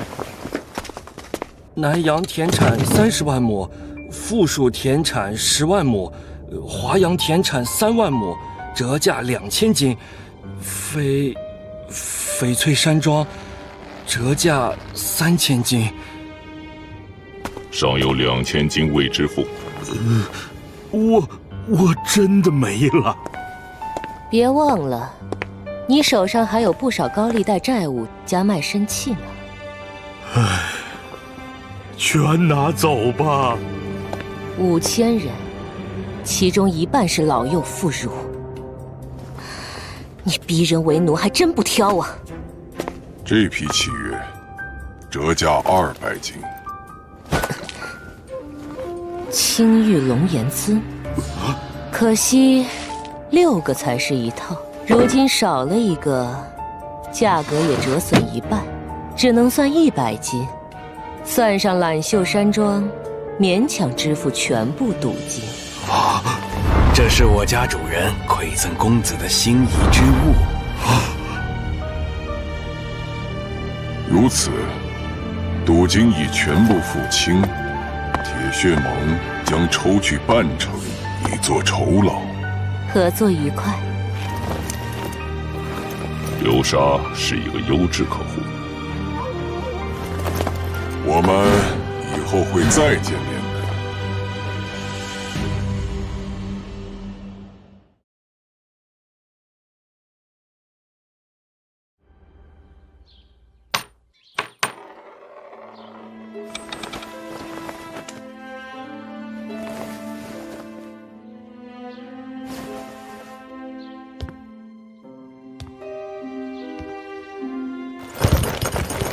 奉王上圣谕，监赏翡翠虎私屯军粮粮仓纵火，一律羁押黑铁狱，明日问审。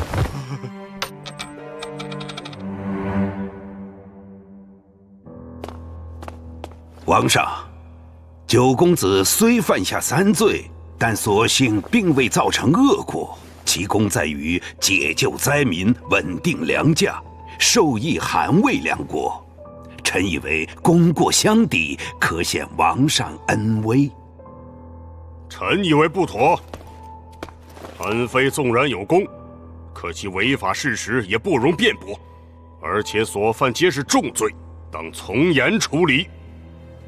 九公子一向主张严刑峻法，难道自己犯法就可无论对错，网开一面？韩兄所犯3罪。 其中私调军粮实为转移，且已奉还；扣押将领是火灾隐患未除，不得已临机处置，都不足为虑。只是这挪用寿宴用款，其中还牵连了盗取朝廷命官官印的重罪。虽已超额返还，但此举确实已然违背韩律，且已触及王权底线。如果翡翠虎没有罔顾南阳百姓性命，一再咄咄相逼。 如果四公子没有只顾自身权利而漠然置之的话，韩兄又怎会行此非常之策？父王，所谓刑不上大夫，九弟身为公子，虽然处事不当，儿臣以为也应另作处置。可笑！韩非此次化解危局，与韩魏2国皆有大功，难道不该褒奖？一群臣子却在妄议处罚。 荒唐！姑母说的是，那不妨不妙。太后此言虽然公允，但其魏国太后的身份，难免会让王上心中起疑。若父王想赏赐韩非的话，就请赏韩非一顿重责。哦，你这是何意啊？儿臣触犯韩律，就算依相国大人所言功过相抵，也不该受赏。 况且儿臣身为司寇，理应罪加一等，还请父王惩戒。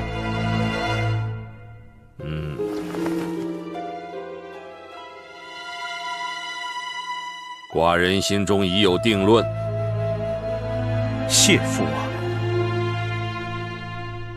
韩非犯下3条重罪，念在其能亡羊补牢，故罚鞭刑300。 以示惩戒。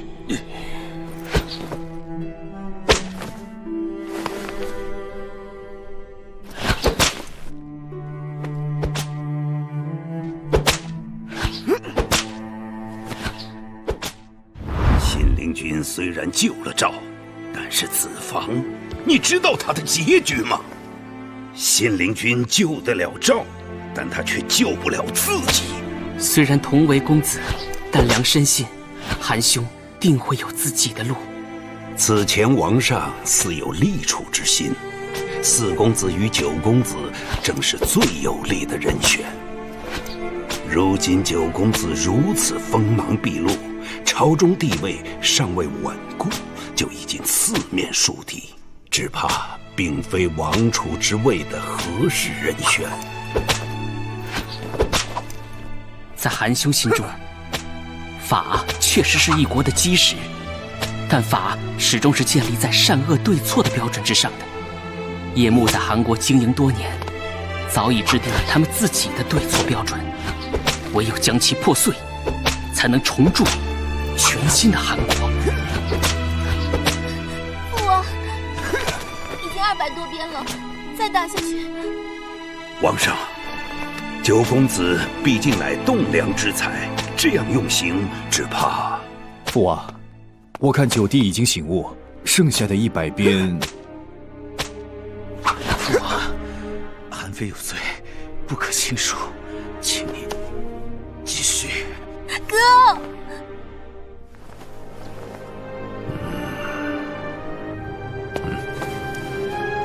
让他们下手轻点。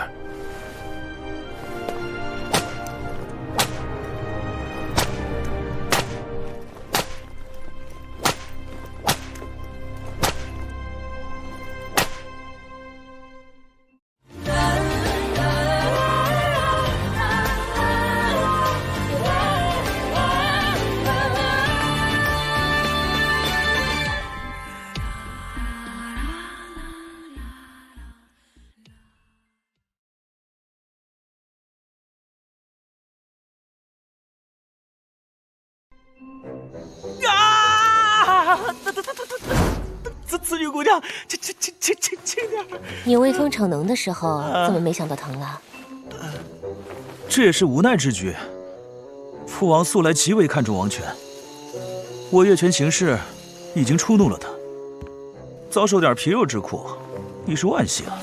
你伤还没好，又要出门啊？哼，要是晚了，那个老朋友，怕是见不着面了。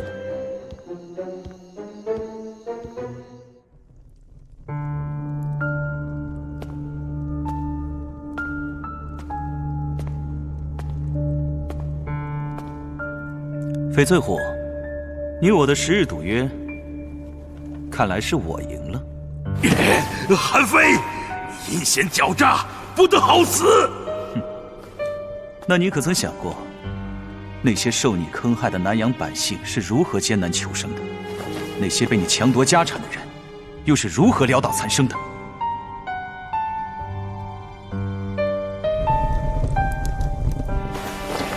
我只恨没有早日看破你的奸计，也是酿成今日祸患。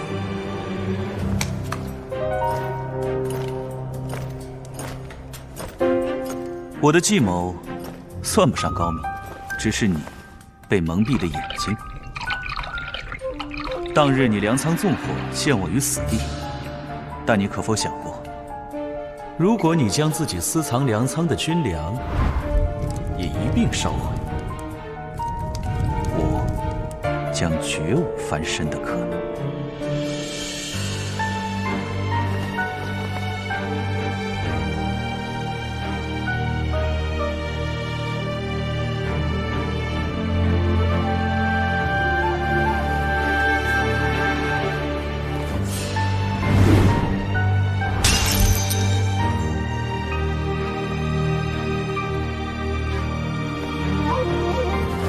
一切都只怪你太贪心。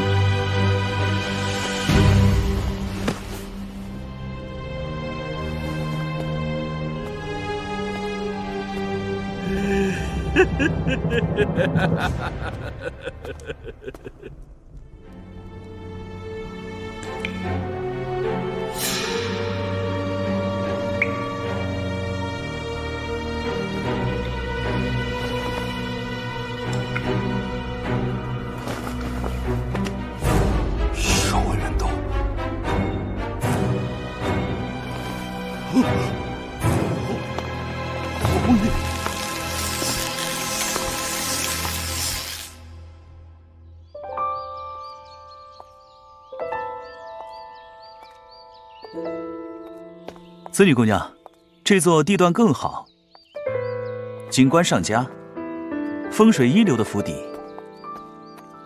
你可还满意？若不是你有上佳的运势，也不见得能赢。并不是运势，我有帮手。帮手？如此巨量的粮食，想要顺利转移，没有得力的人手怎么行？难道？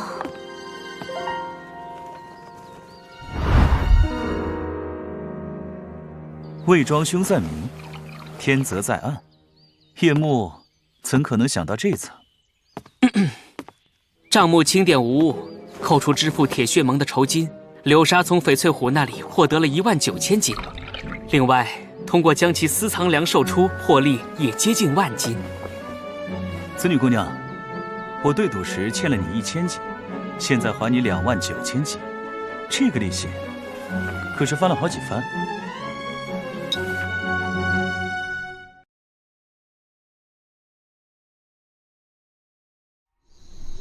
老虎这次惹上大麻烦了，侯爷以为该如何解决？北铁狱乃是死牢，戒备森严呐。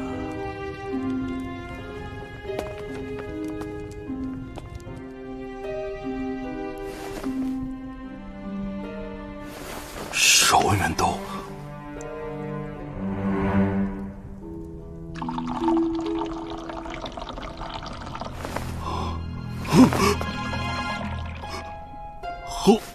侯爷，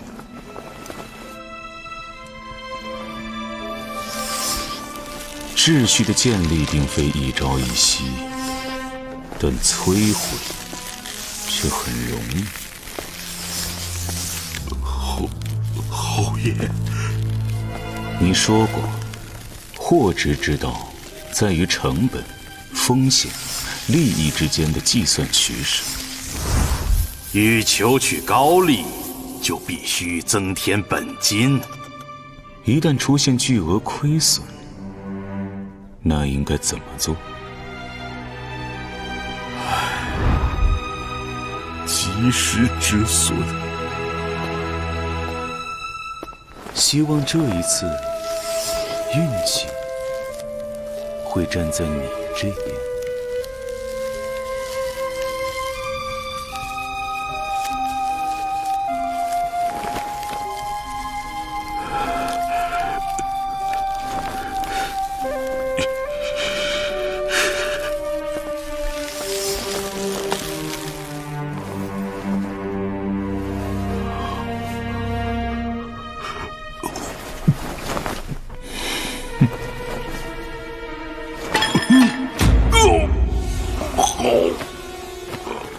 侯爷，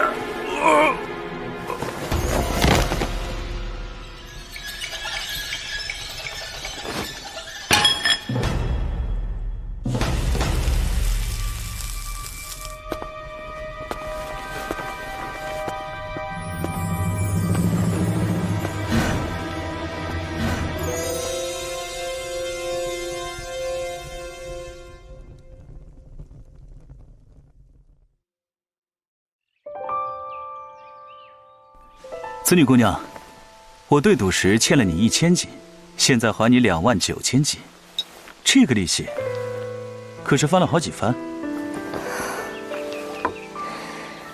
这些都是不义之财，沾染了不知多少鲜血。这些沾染鲜血的钱，在流沙手上，能帮助很多人。南阳百姓刚刚经历大难，眼下他们的卖身契田契接到了流沙手里。我已免除其1年店租，翡翠湖所放的银钱，我也不再追回。南阳百姓如此苦难，我们应该免除其全部租金。不，这与法不合，店租还是应以正常利息收回。恩师荀子以为，人心向恶，故必须以法匡之。没想到你还有那么多小心思。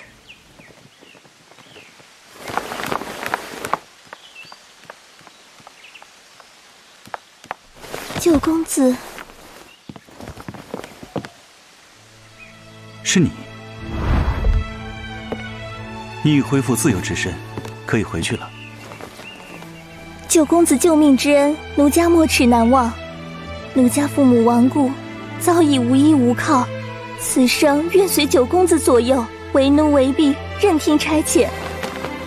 我好不容易还了你自由，你还想当奴婢？奴家，他一没了家人，二断了右手，好在还有歌舞技艺，倒不如留在紫兰山庄，也算有个照应。也罢，奴婢多谢九公子。魏庄兄，你故意放他进来的吧？刚得到消息，翡翠湖已自牢中神秘死亡。叶幕竟如此狠辣！如今叶幕财路被断，四兄将也只剩下3个。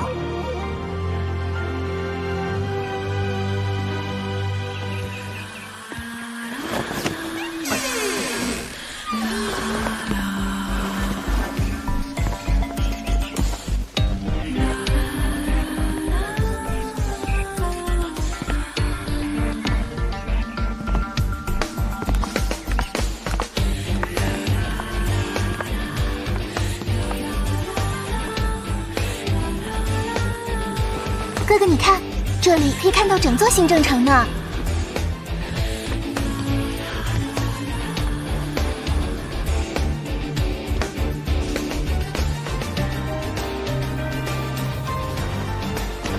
这座新紫兰轩可以纵览整个齐国。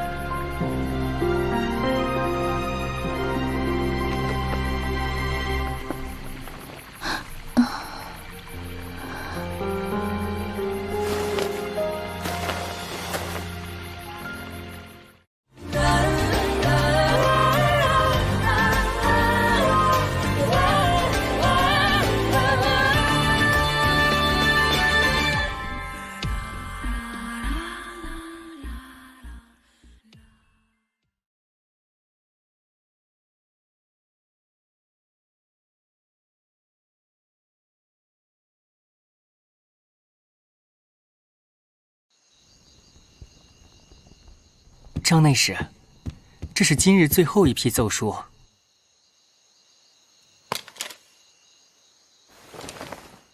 祖父的字迹。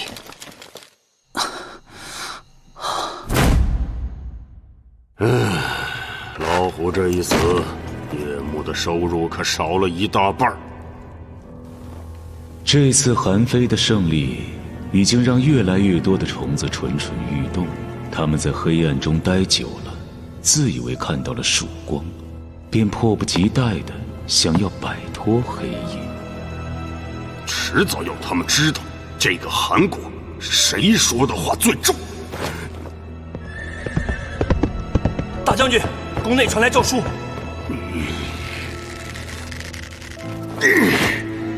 欺人太甚！张开地这老东西，竟然将司隶也一并弹劾了。将军，四公子到了。韩宇，他来干什么？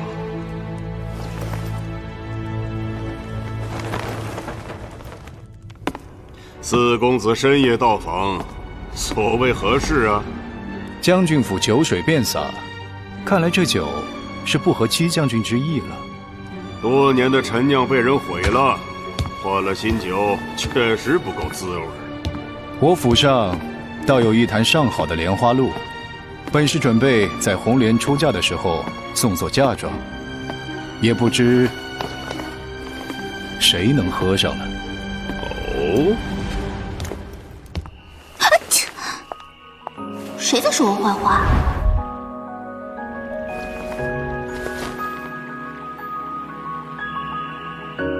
公主殿下，方吩咐御膳房给本公主准备一份红枣莲子羹。啊切，要热的。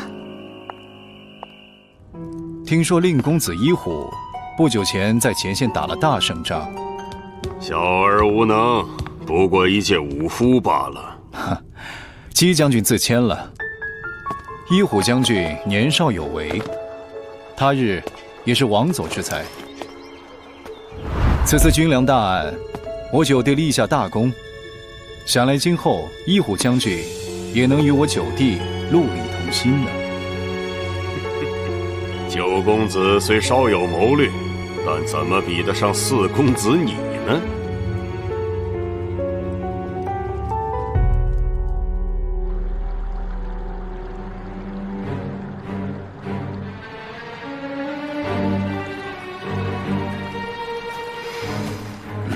什么情报？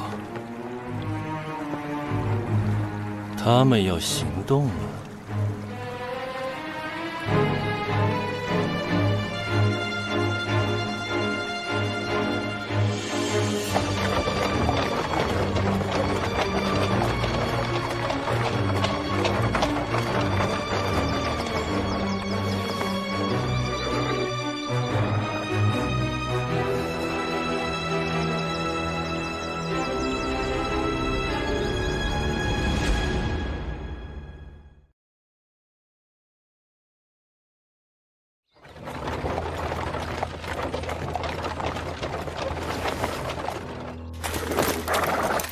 朝上何人？胆敢私闯秦军领地！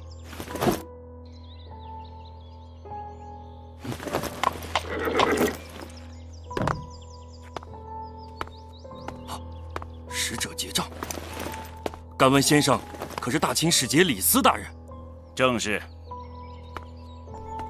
是边关士兵。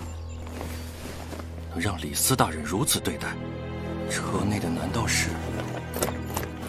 拜见王上。前方何处关隘，由何人镇守？启禀王上，前面是边关5岁，由左庶长王乙率平阳重甲军镇守。王乙将军，带我前去。是。此行机密，切不可泄露王上真实身份。违者，斩。是。即时起，诸位须称王上为上公子。是。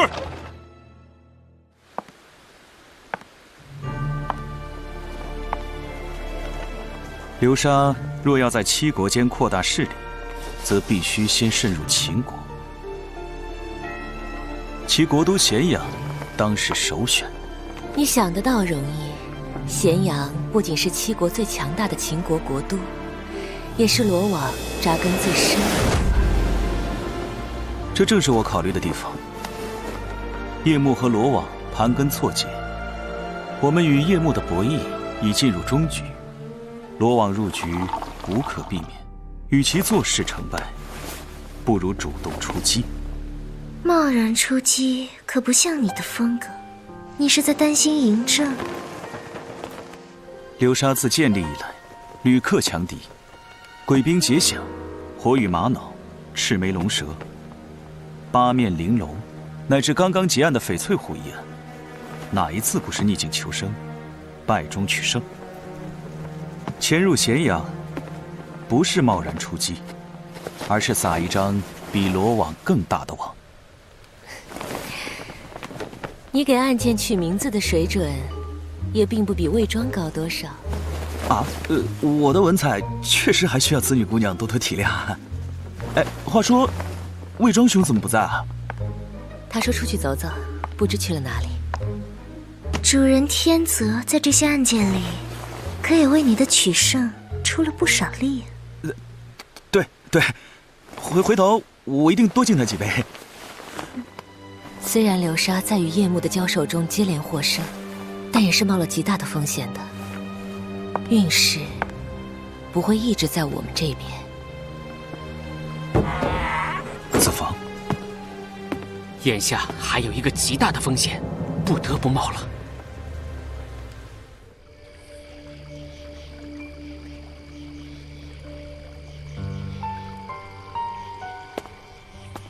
我当就我有这心情来这里饮酒赏月，想不到魏庄兄也有着闲情逸致啊。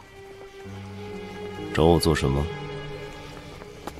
魏庄兄可曾记得我此前给你允诺过什么？姬无业不除，韩国必亡。我想让你取代他。如今韩国私立一职出现了空缺，没兴趣。私立虽位居九卿之下，却是韩国军政体系中至关重要的一环。叶幕把持韩国军政多年，如今终于有了缺口。叶幕势大，魏庄兄如能顺利进入韩国军政，虽多受牵制，却也同样能牵制叶幕。司隶是监察国都军政的重要职位，届时整个新政的防务都会经过你的眼睛，包括王宫。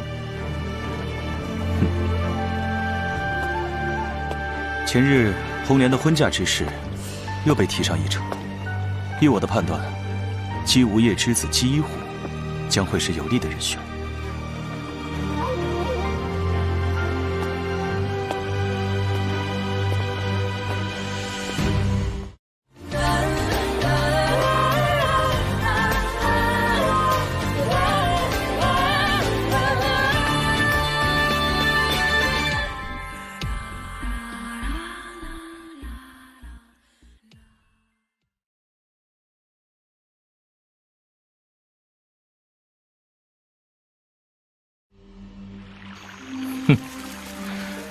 夜幕笼罩的韩国，又岂止王宫布满了眼睛？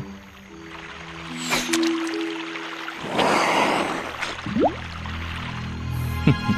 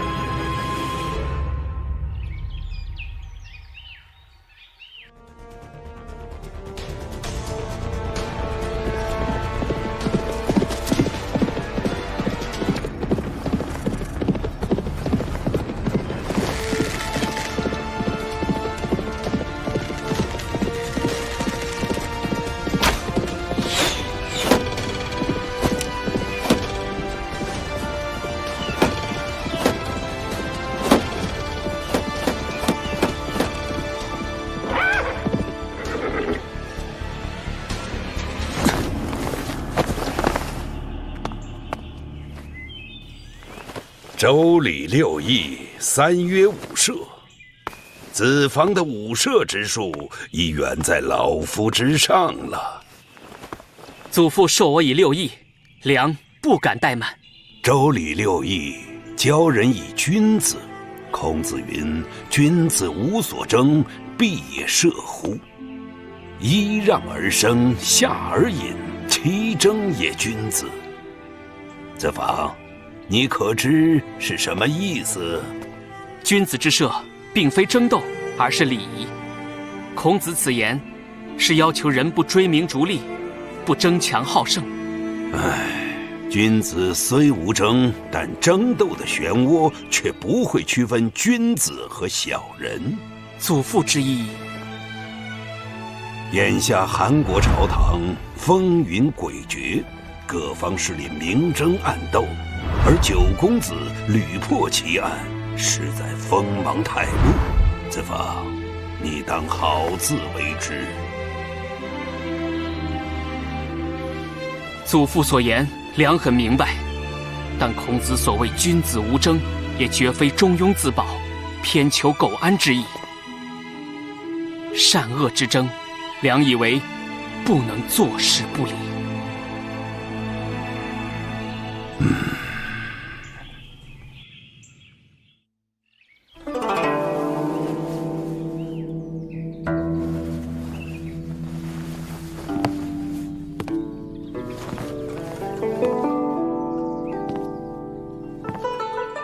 禀四爷，王上今晨已罢免了司隶的官职。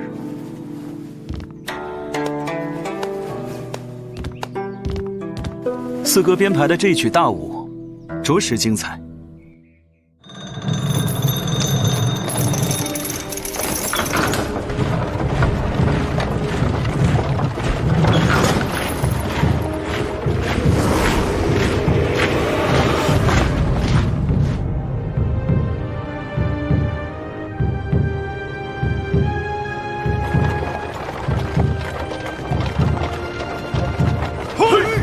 下这就去禀报将军。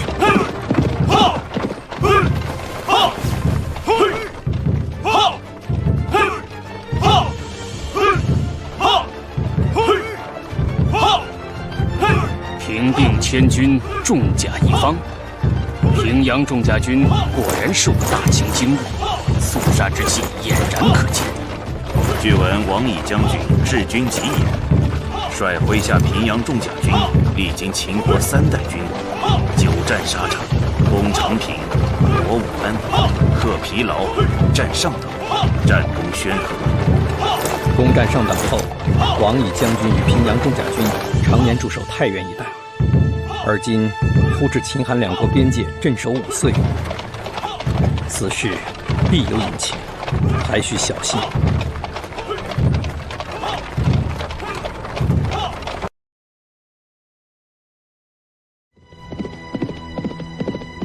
上公子，将军此刻不在中军，通知您先去军备营帐等候。身为人臣，竟敢无礼！公子恕罪，请移步军备营帐。上公子，我们姑且见机行事。这套乐舞是准备在父王寿宴当天献于6国宾客的，可怠慢不得。只是以韩非浅见，大武虽位列6岳，却是演绎武王伐纣、内含杀伐之意，用在寿宴之上，似有不妥。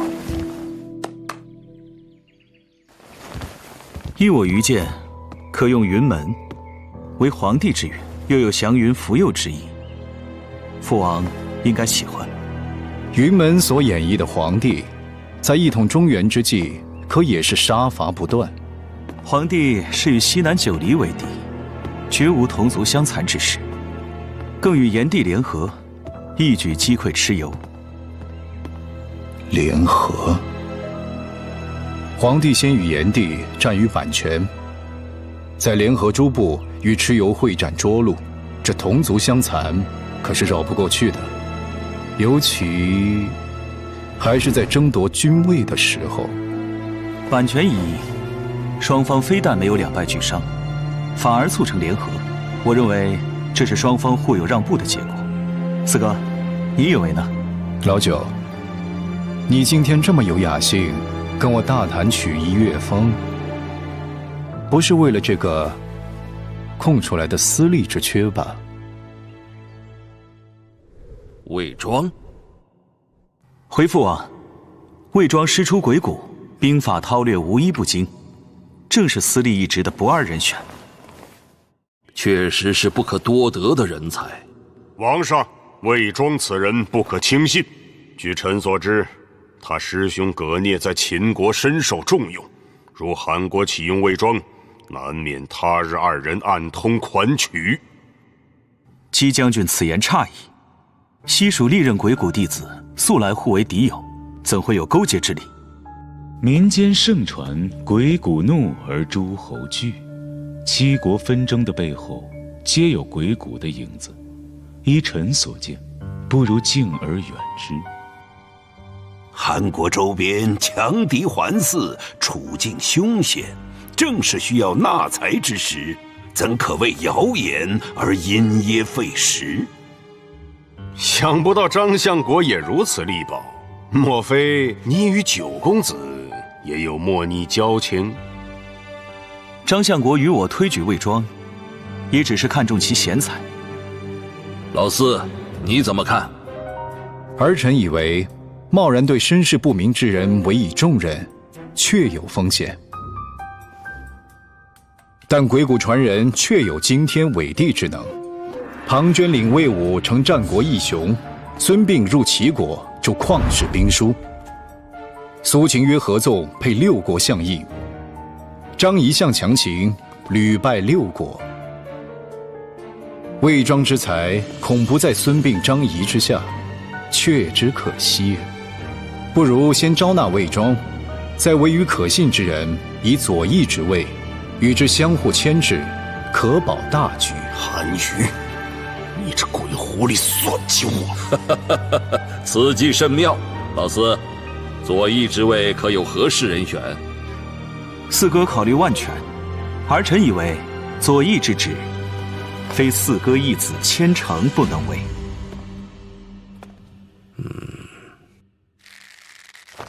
报！秦将王已陈兵边关，恐将发韩。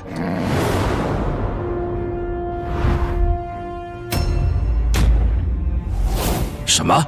王乙？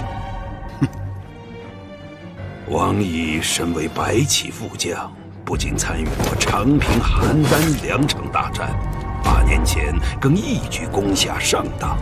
秦国此次动用这等名将，恐怕是哪一座边关？是与南阳隔水相望的5岁。5岁？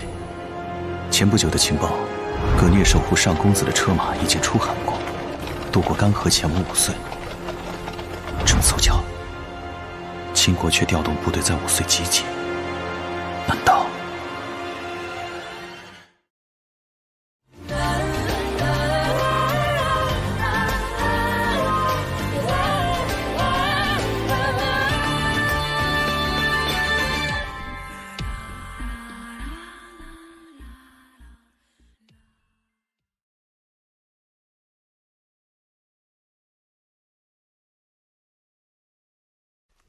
上公子，前方就是军备营帐。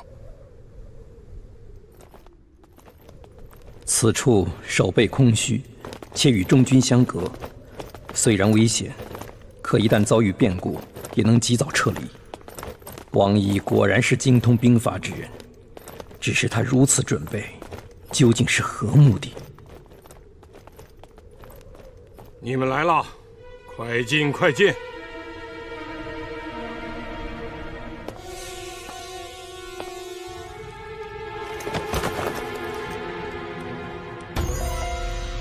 你们几个做得很好。来，这是我敬你们的。属下惶恐。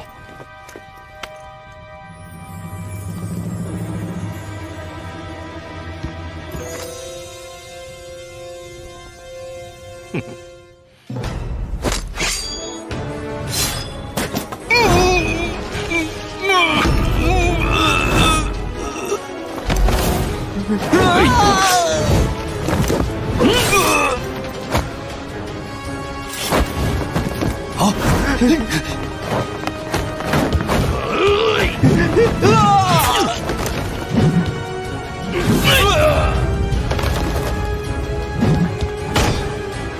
王乙，你左庶长王乙，不得已冒犯王长，甘受重责。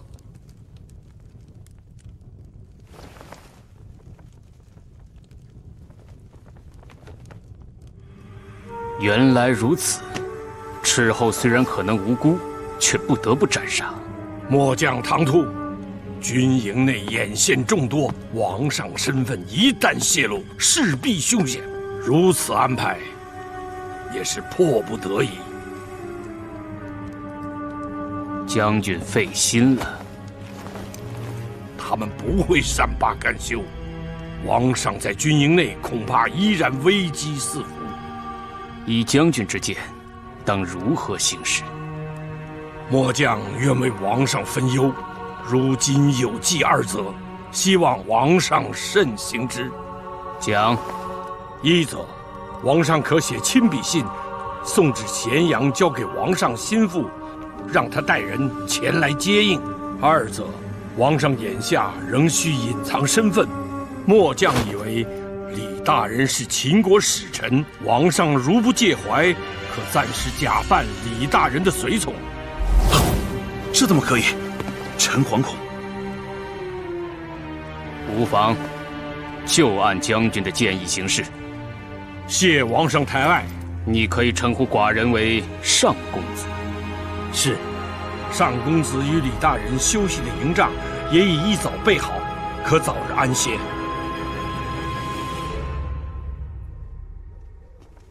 千丈大人，今日军中名册已查点完毕，请您过目。今日竟有一队斥候全员死亡，说是他们在外遭遇突袭，尸首已经运回军营。何处遇袭？敌人是谁？有无备战需求？这，属下也不知。死因如此含糊，你随我来。是。该换岗了。千长大人，今日寅时有一队斥候离开军营巡逻，你可曾看到？是，属下见到过。他们寅时离营，卯时过一点就回营了。回营了？他们回营时可有异常？他们回营时带回了一队车马，看上去像是别处过来视察的官员。你没核查他们的身份？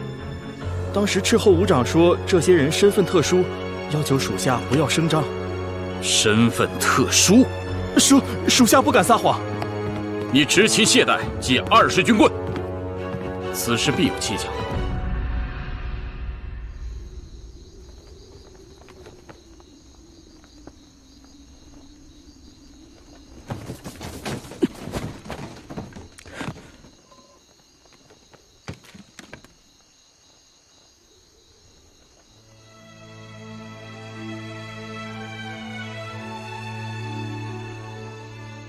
上公子，信已写好，但我却不知该。母亲太后重负相国，一众文臣武将，这封信我该发给谁？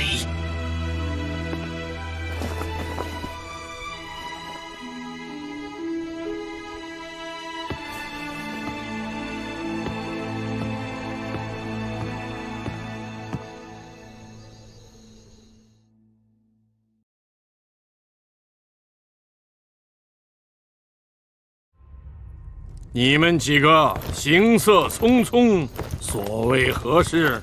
参见将军，属下今日查点名册，发现一队斥候死因有异，特来调查。此事我已知晓，我也觉得奇怪，已派专人去查了。将军，他们不仅死因有异，而且死亡记录也疑点重重。而且属下刚刚询问岗哨，得知那队斥候回营时带来了一队人马。这队人马并没有记录在册。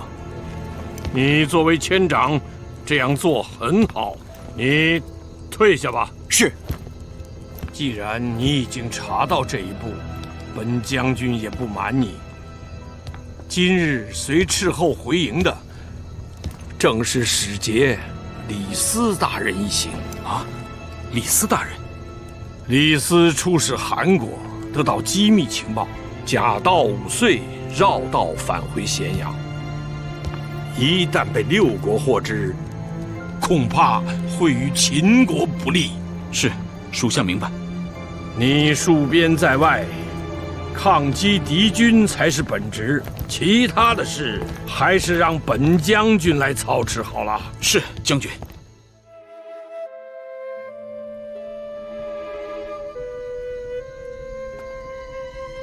我欲铸一把天子之剑，可愿与我一同去开创这千古一国之梦？李大人，左庶长有请。王乙，树木可清点完毕。今已清点，树木与昨日分毫无差。分毫无差。如此说来，斥候小队确实是回营之后。司马瑟夫，斥候队今日卯时带回的车马现在何处？今日未曾见过外来车马呀。没有马车。深夜调马，所谓何事？千长大人，是王乙的亲兵。属下奉左庶长之命，送一封急信出营。急信？送往何人？左庶长密令，属下不便透露。左庶长命令虽然要紧，但大秦律也规定，营门一旦闭合，如无战事，不可擅自开启。这信是要送往咸阳，耽误不得啊！咸阳？不，属下是说，此信是左庶长亲自命令属下送的，怪罪下来，属下担待不起。你很懂马，挑了一匹最快的马。这果然是一个非常紧急的任务。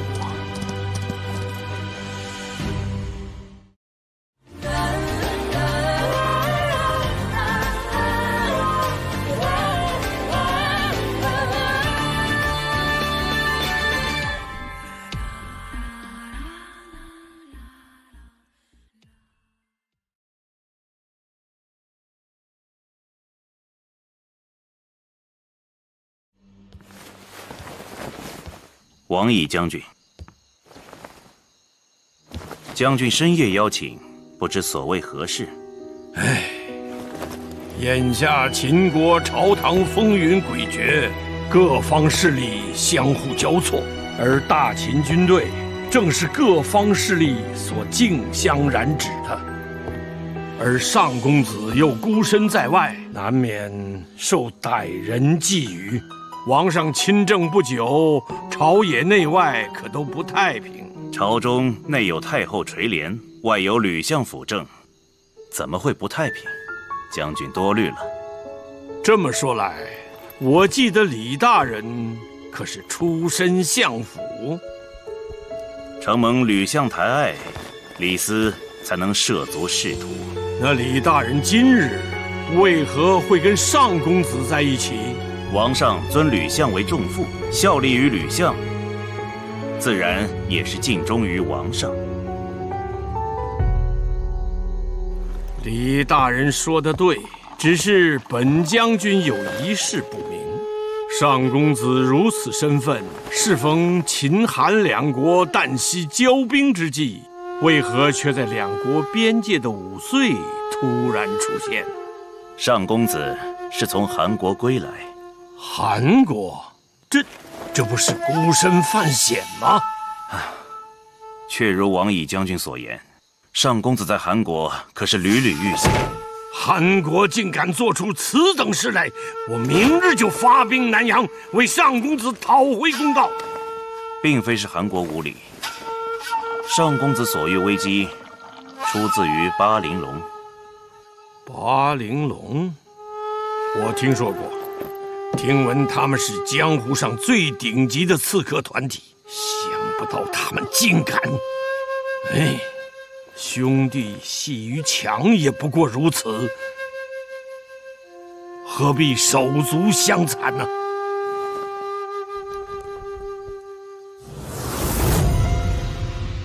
手足相残，他知道成角是巴陵龙之一的镇侯。王乙将军镇守边关，对韩国发生的事，倒也所知不少。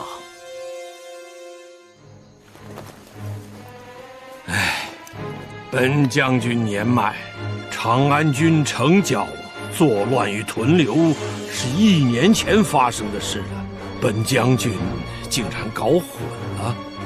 将军操劳军务，一时记错也是正常。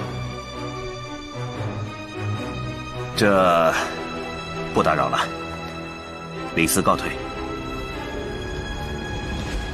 李大人此前曾言效力于吕相，也是尽忠于王上。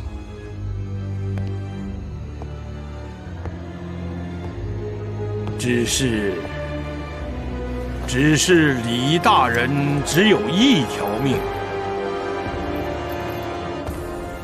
却准备如何护住2个人呢？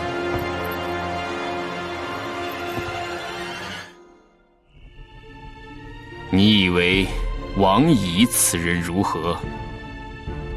王乙以往作战凶猛，用兵多谋。邯郸乙，王乙久攻不下，其军功却不降反升。他得知上公子消息后，即可安排在别帐营后，秘密斩杀迟战，又接连献上计策，步步设局，环环相扣。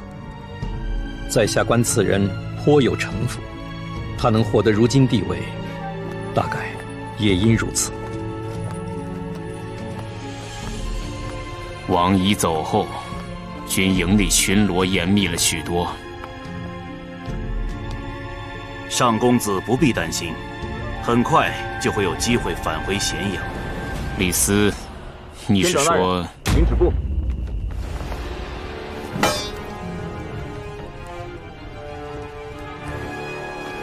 左庶长有令，任何人不准出入此帐。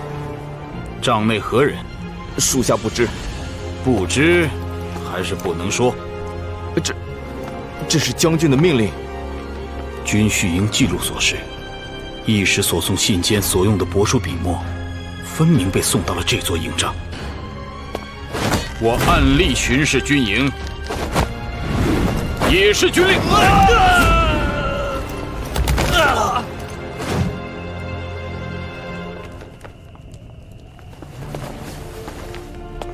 请止步。你是？在下葛聂。葛聂，王上首席剑术教师，为何来此？此剑为王上亲赐。我身为大秦千长，巡视军营，乃职责所在。大人的职责应该去问左庶长。哼。任何人不准出入此帐，也包括我。原话确为任何人。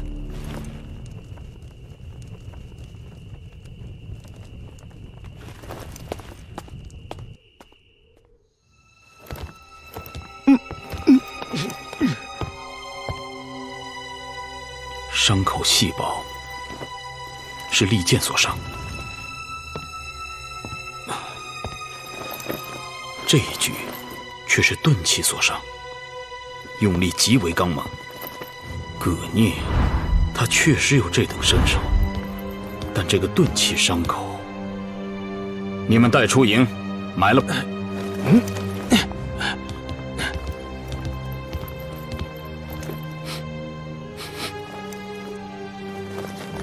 酒。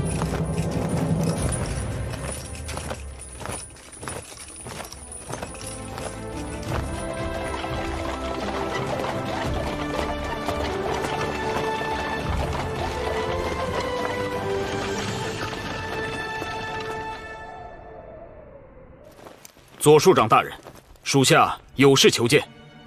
进来。左庶长大人，属下今日巡视营帐，发现诸多可疑之处。名册记录斥候在外遇袭，但军营内马匹数目却分毫无差。恐怕斥候之死，并非这么简单。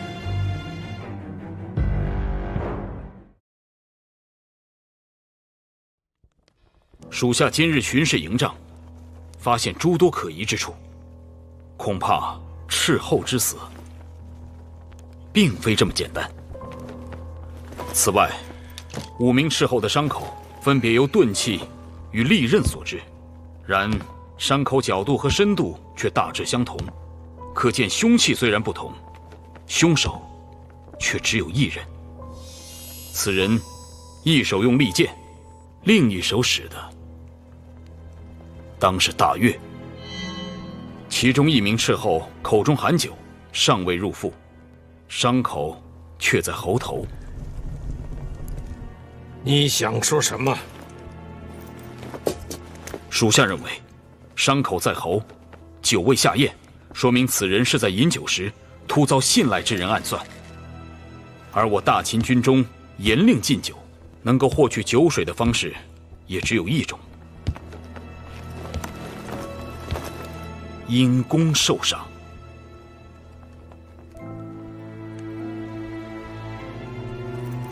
很好，观察竟细致入微，你不愧是将门之后。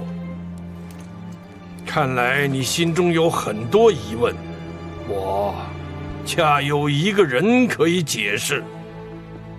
王乙将军，李斯求见。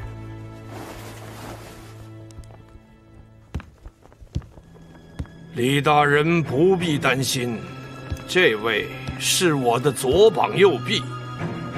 既然你已察觉，我也不再隐瞒。不错，5名斥候是我杀的。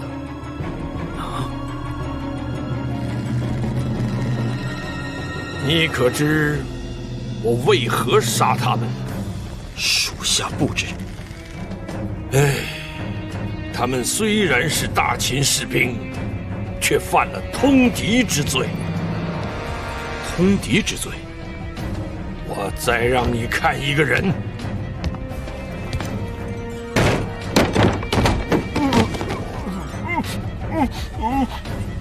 是你？此人不是左庶长您的亲兵吗？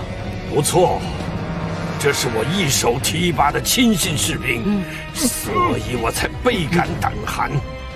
即使在我的亲信死士中，也有敌人奸细存在，这座军营只怕早已布满眼线。说吧，到底怎么回事？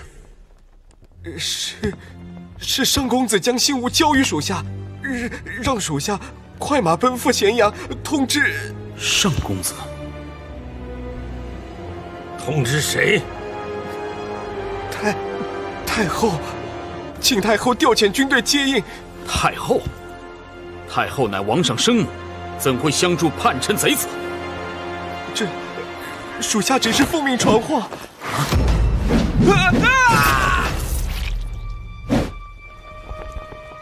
左庶长大人，为何杀死证人？此种谣言已涉及王上太后，其严重性想必你也明白，所以他不是证人，而是妖言惑众之辈。这名上公子此前巧言获得李大人信任，王上首席剑术教师葛聂为其同党，可见这位上公子的身份不一般。大人的意思是，他们要对王上不利？如有太后支持，他们的计划确有成功的机会。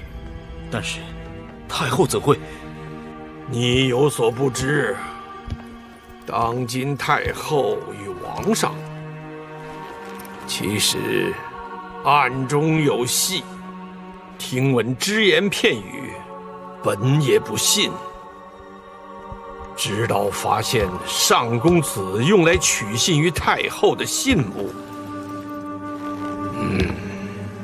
若非从义使身上搜出此物，我也不敢相信。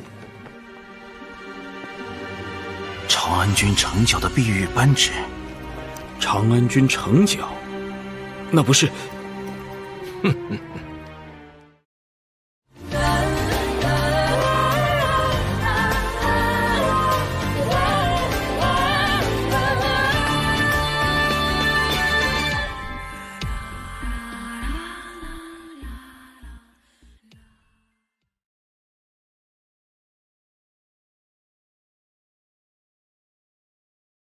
贼人处心积虑，然而当今王上圣者又怎会觉察不到？难道数日前，王上早已传来密令，令我在上公子的接应队伍到来前，将其诛杀。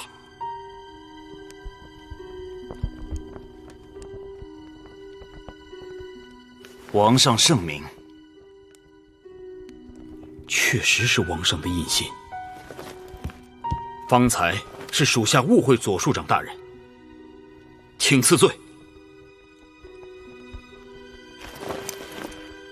千长不必自责，这也是你职责所在。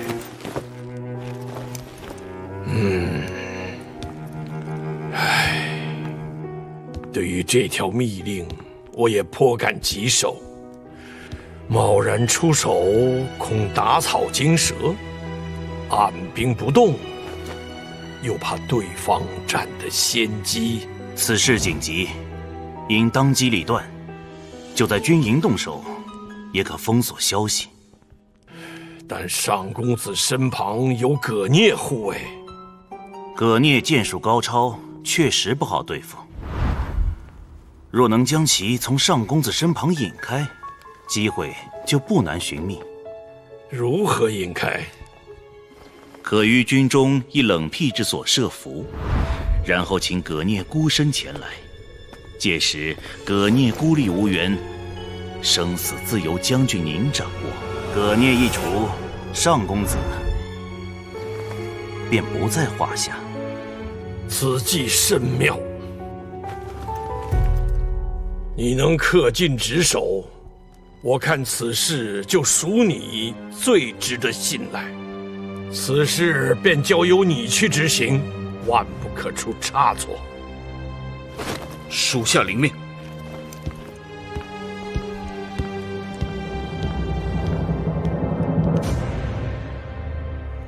如此时刻，独邀你一人前往，王乙恐有异心。用兵之法，备则分之。王乙是想分开我们各个击破，当如何应对？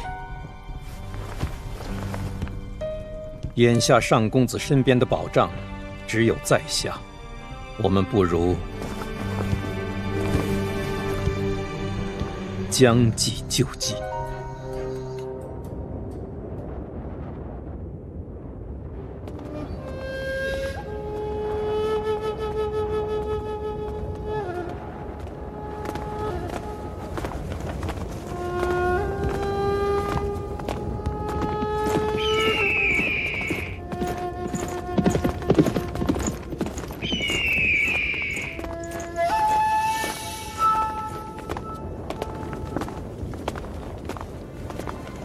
怎么回事？上公子也来了。这位就是上公子。难道他们已有察觉？葛聂剑术高超，若死力反抗，那就将他们就地诛杀。他们已有准备，仓促动手，恐怕与我们不利。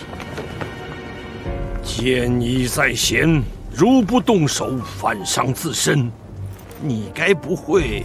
李斯并非此意，我以为葛聂一身武艺都在其剑上，若能解除其佩剑，很好。有你我二人，加上众多亲兵埋伏，不怕不能成事。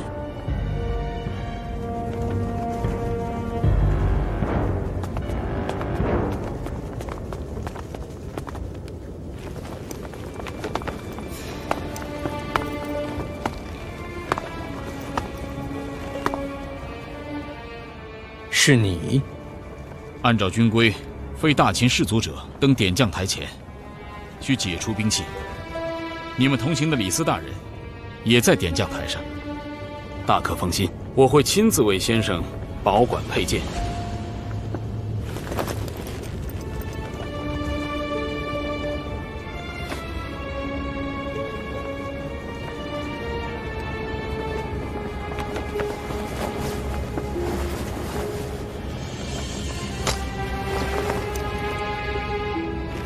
请随我来。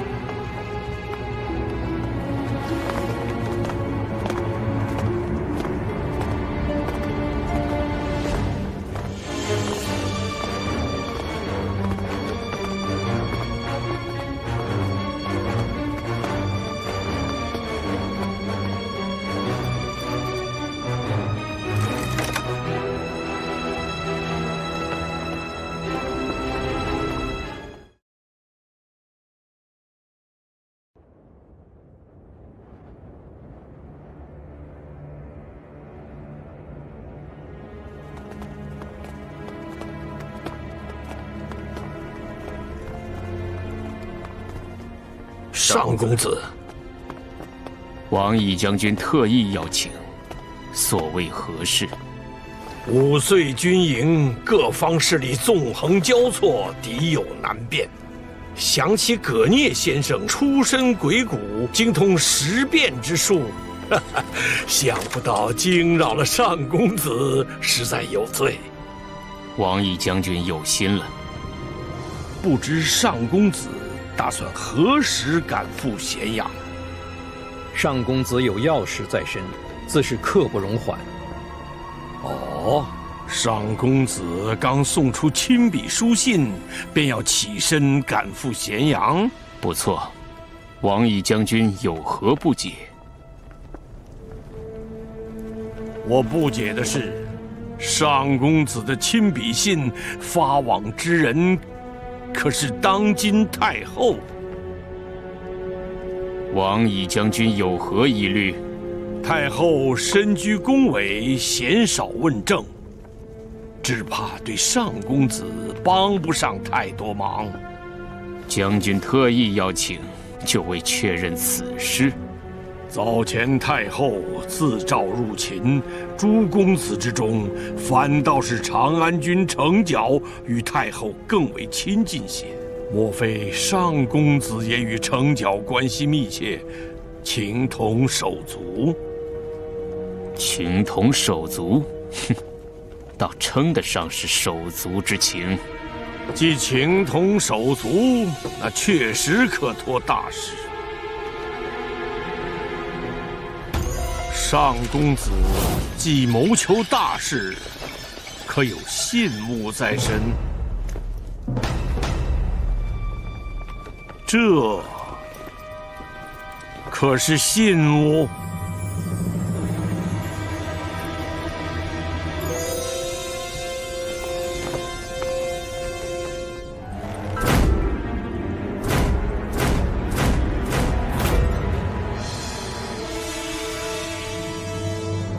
拿下！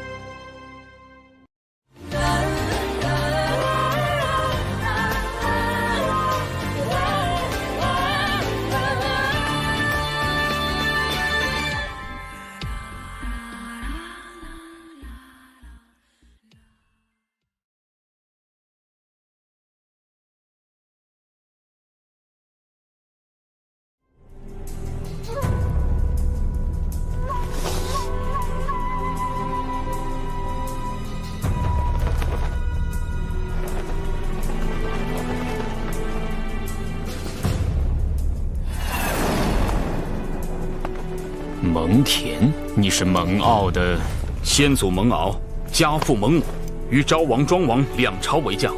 蒙恬，你背叛我！蒙恬从来都效忠王上，谈何背叛？你是如何得知我身份的？回王，上公子，此前末将曾与马厩撞见一名义士，奉王乙之命，急送一封密信出营。这名义士是王乙亲兵，但你却谎称他是受益于上公子之命。他所牵之马四足强健，视为快马，但体型较小，耐力有限。如此战马适合速去速回，却不能长途跋涉。此信真的要送往800里外的咸阳？这是其一。其二，你此前在我面前展示王上密信，信笺上确有王上印信，应该是真实的。如此重要的密信，理应绝对保密。在你确认信中内容之后，就应该立即烧毁，以防泄露。但是你不仅随身保留，还将密信向我展示。展示之后却急于焚毁，显然此信是特意保留给我看的。这只有一种解释：信虽然是真的，但其中的密令却是假的。第三，军营内所有公文都记录在案，我查过，7日之内并无来自咸阳的公文。如果这封信不是从军营外送来的，那就只可能诞生于军营之内。此信盖有王上印信，说明密信确实出自王上亲笔，而王上的印章必然随身携带。所以也就只有一种可能，王上此刻就在这座军营。7日以来，唯一进入军营的外来者，只有使者李斯大人的车队。车队之内确有一身份不明的上公子，而上公子身旁偏偏还有王上的首席剑术教师在。因此，结论也必然只有一个：上公子就是当今王上。王乙，你设计骗取王上亲笔密信，却假传圣意，派出义士送信，不过是演绎出假戏给王上看。蒙氏一族又出了一位少年奇才。寡人最后问你一句，你是功勋卓著的老将，大秦待你不薄，你为何要背叛？待我不薄，大秦待武安君又当如何？白起，昔日赵王兵伐邯郸，武安君苦谏3次，赵王不听而致大败，结果武安君反被赐死，服毒而亡。一生未尝败绩的名将，却死在了一场从没参与的战争中。武安君，你已负皇权，末将生死相随。自尽了。李斯，我计陷为难，你却毫无作为，李斯为王仪所挟，虽可以死明志，却陷上公子于危难。成教班智的出现，说明王仪与罗网关系甚密，上公子与葛先生却不知情，所以李斯必须苟全性命，引诱王仪露出破绽。若能将其从上公子身旁引开，此计甚妙。独邀你一人前往，王仪恐有异心。与其为了镜中的清明毫无作为的死去，宁愿背负不忠的污名，向王上示警，保留哪怕一丝生机。此前葛先生不待佩剑登台，我已料想蒙千长必有作为。不错，千长大人此前硬闯上公子营帐时，在下便已发觉大人不在王仪的计划之内。我会亲自为先生保管佩剑，所以，在下选择相信大人。先生果然精通识变，看出蒙恬心中所想。如大人确有杀心，上公子未来就可能少了一员猛将。谢先生手下留情。很好，我身边能有如此能臣智将，何愁大事不成？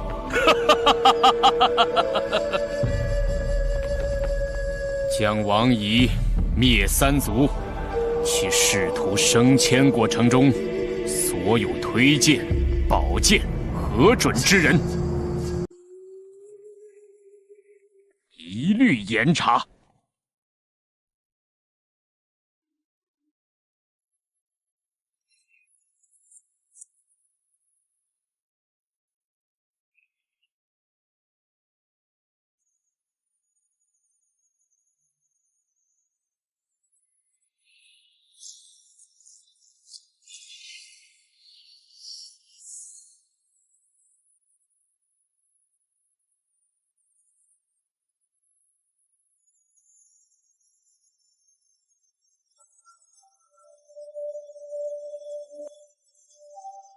问风人间，掩映出多少乾坤？问天下苍生，何日逢春？问千山路，遥相望，穷尽何处？自征程。且将明月，邀我成剑之利刃，历经苍狼奔腾，天子中心，听潮声。可安听闻，海啸一曲催离人，花开千转梦吟一生。在西域问天下，回首月如花。千里路马，也不忘一曲朝霞。千水不堪浊酒洒，千手一别天涯。惊鸿芳华，是最后放心一刹那。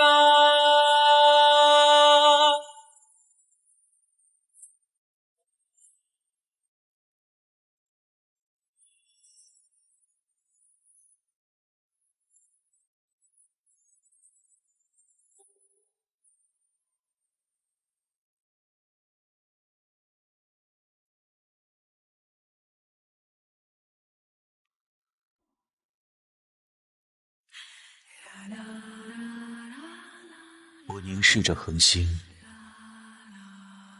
期待着那场风暴。我已经准备好了。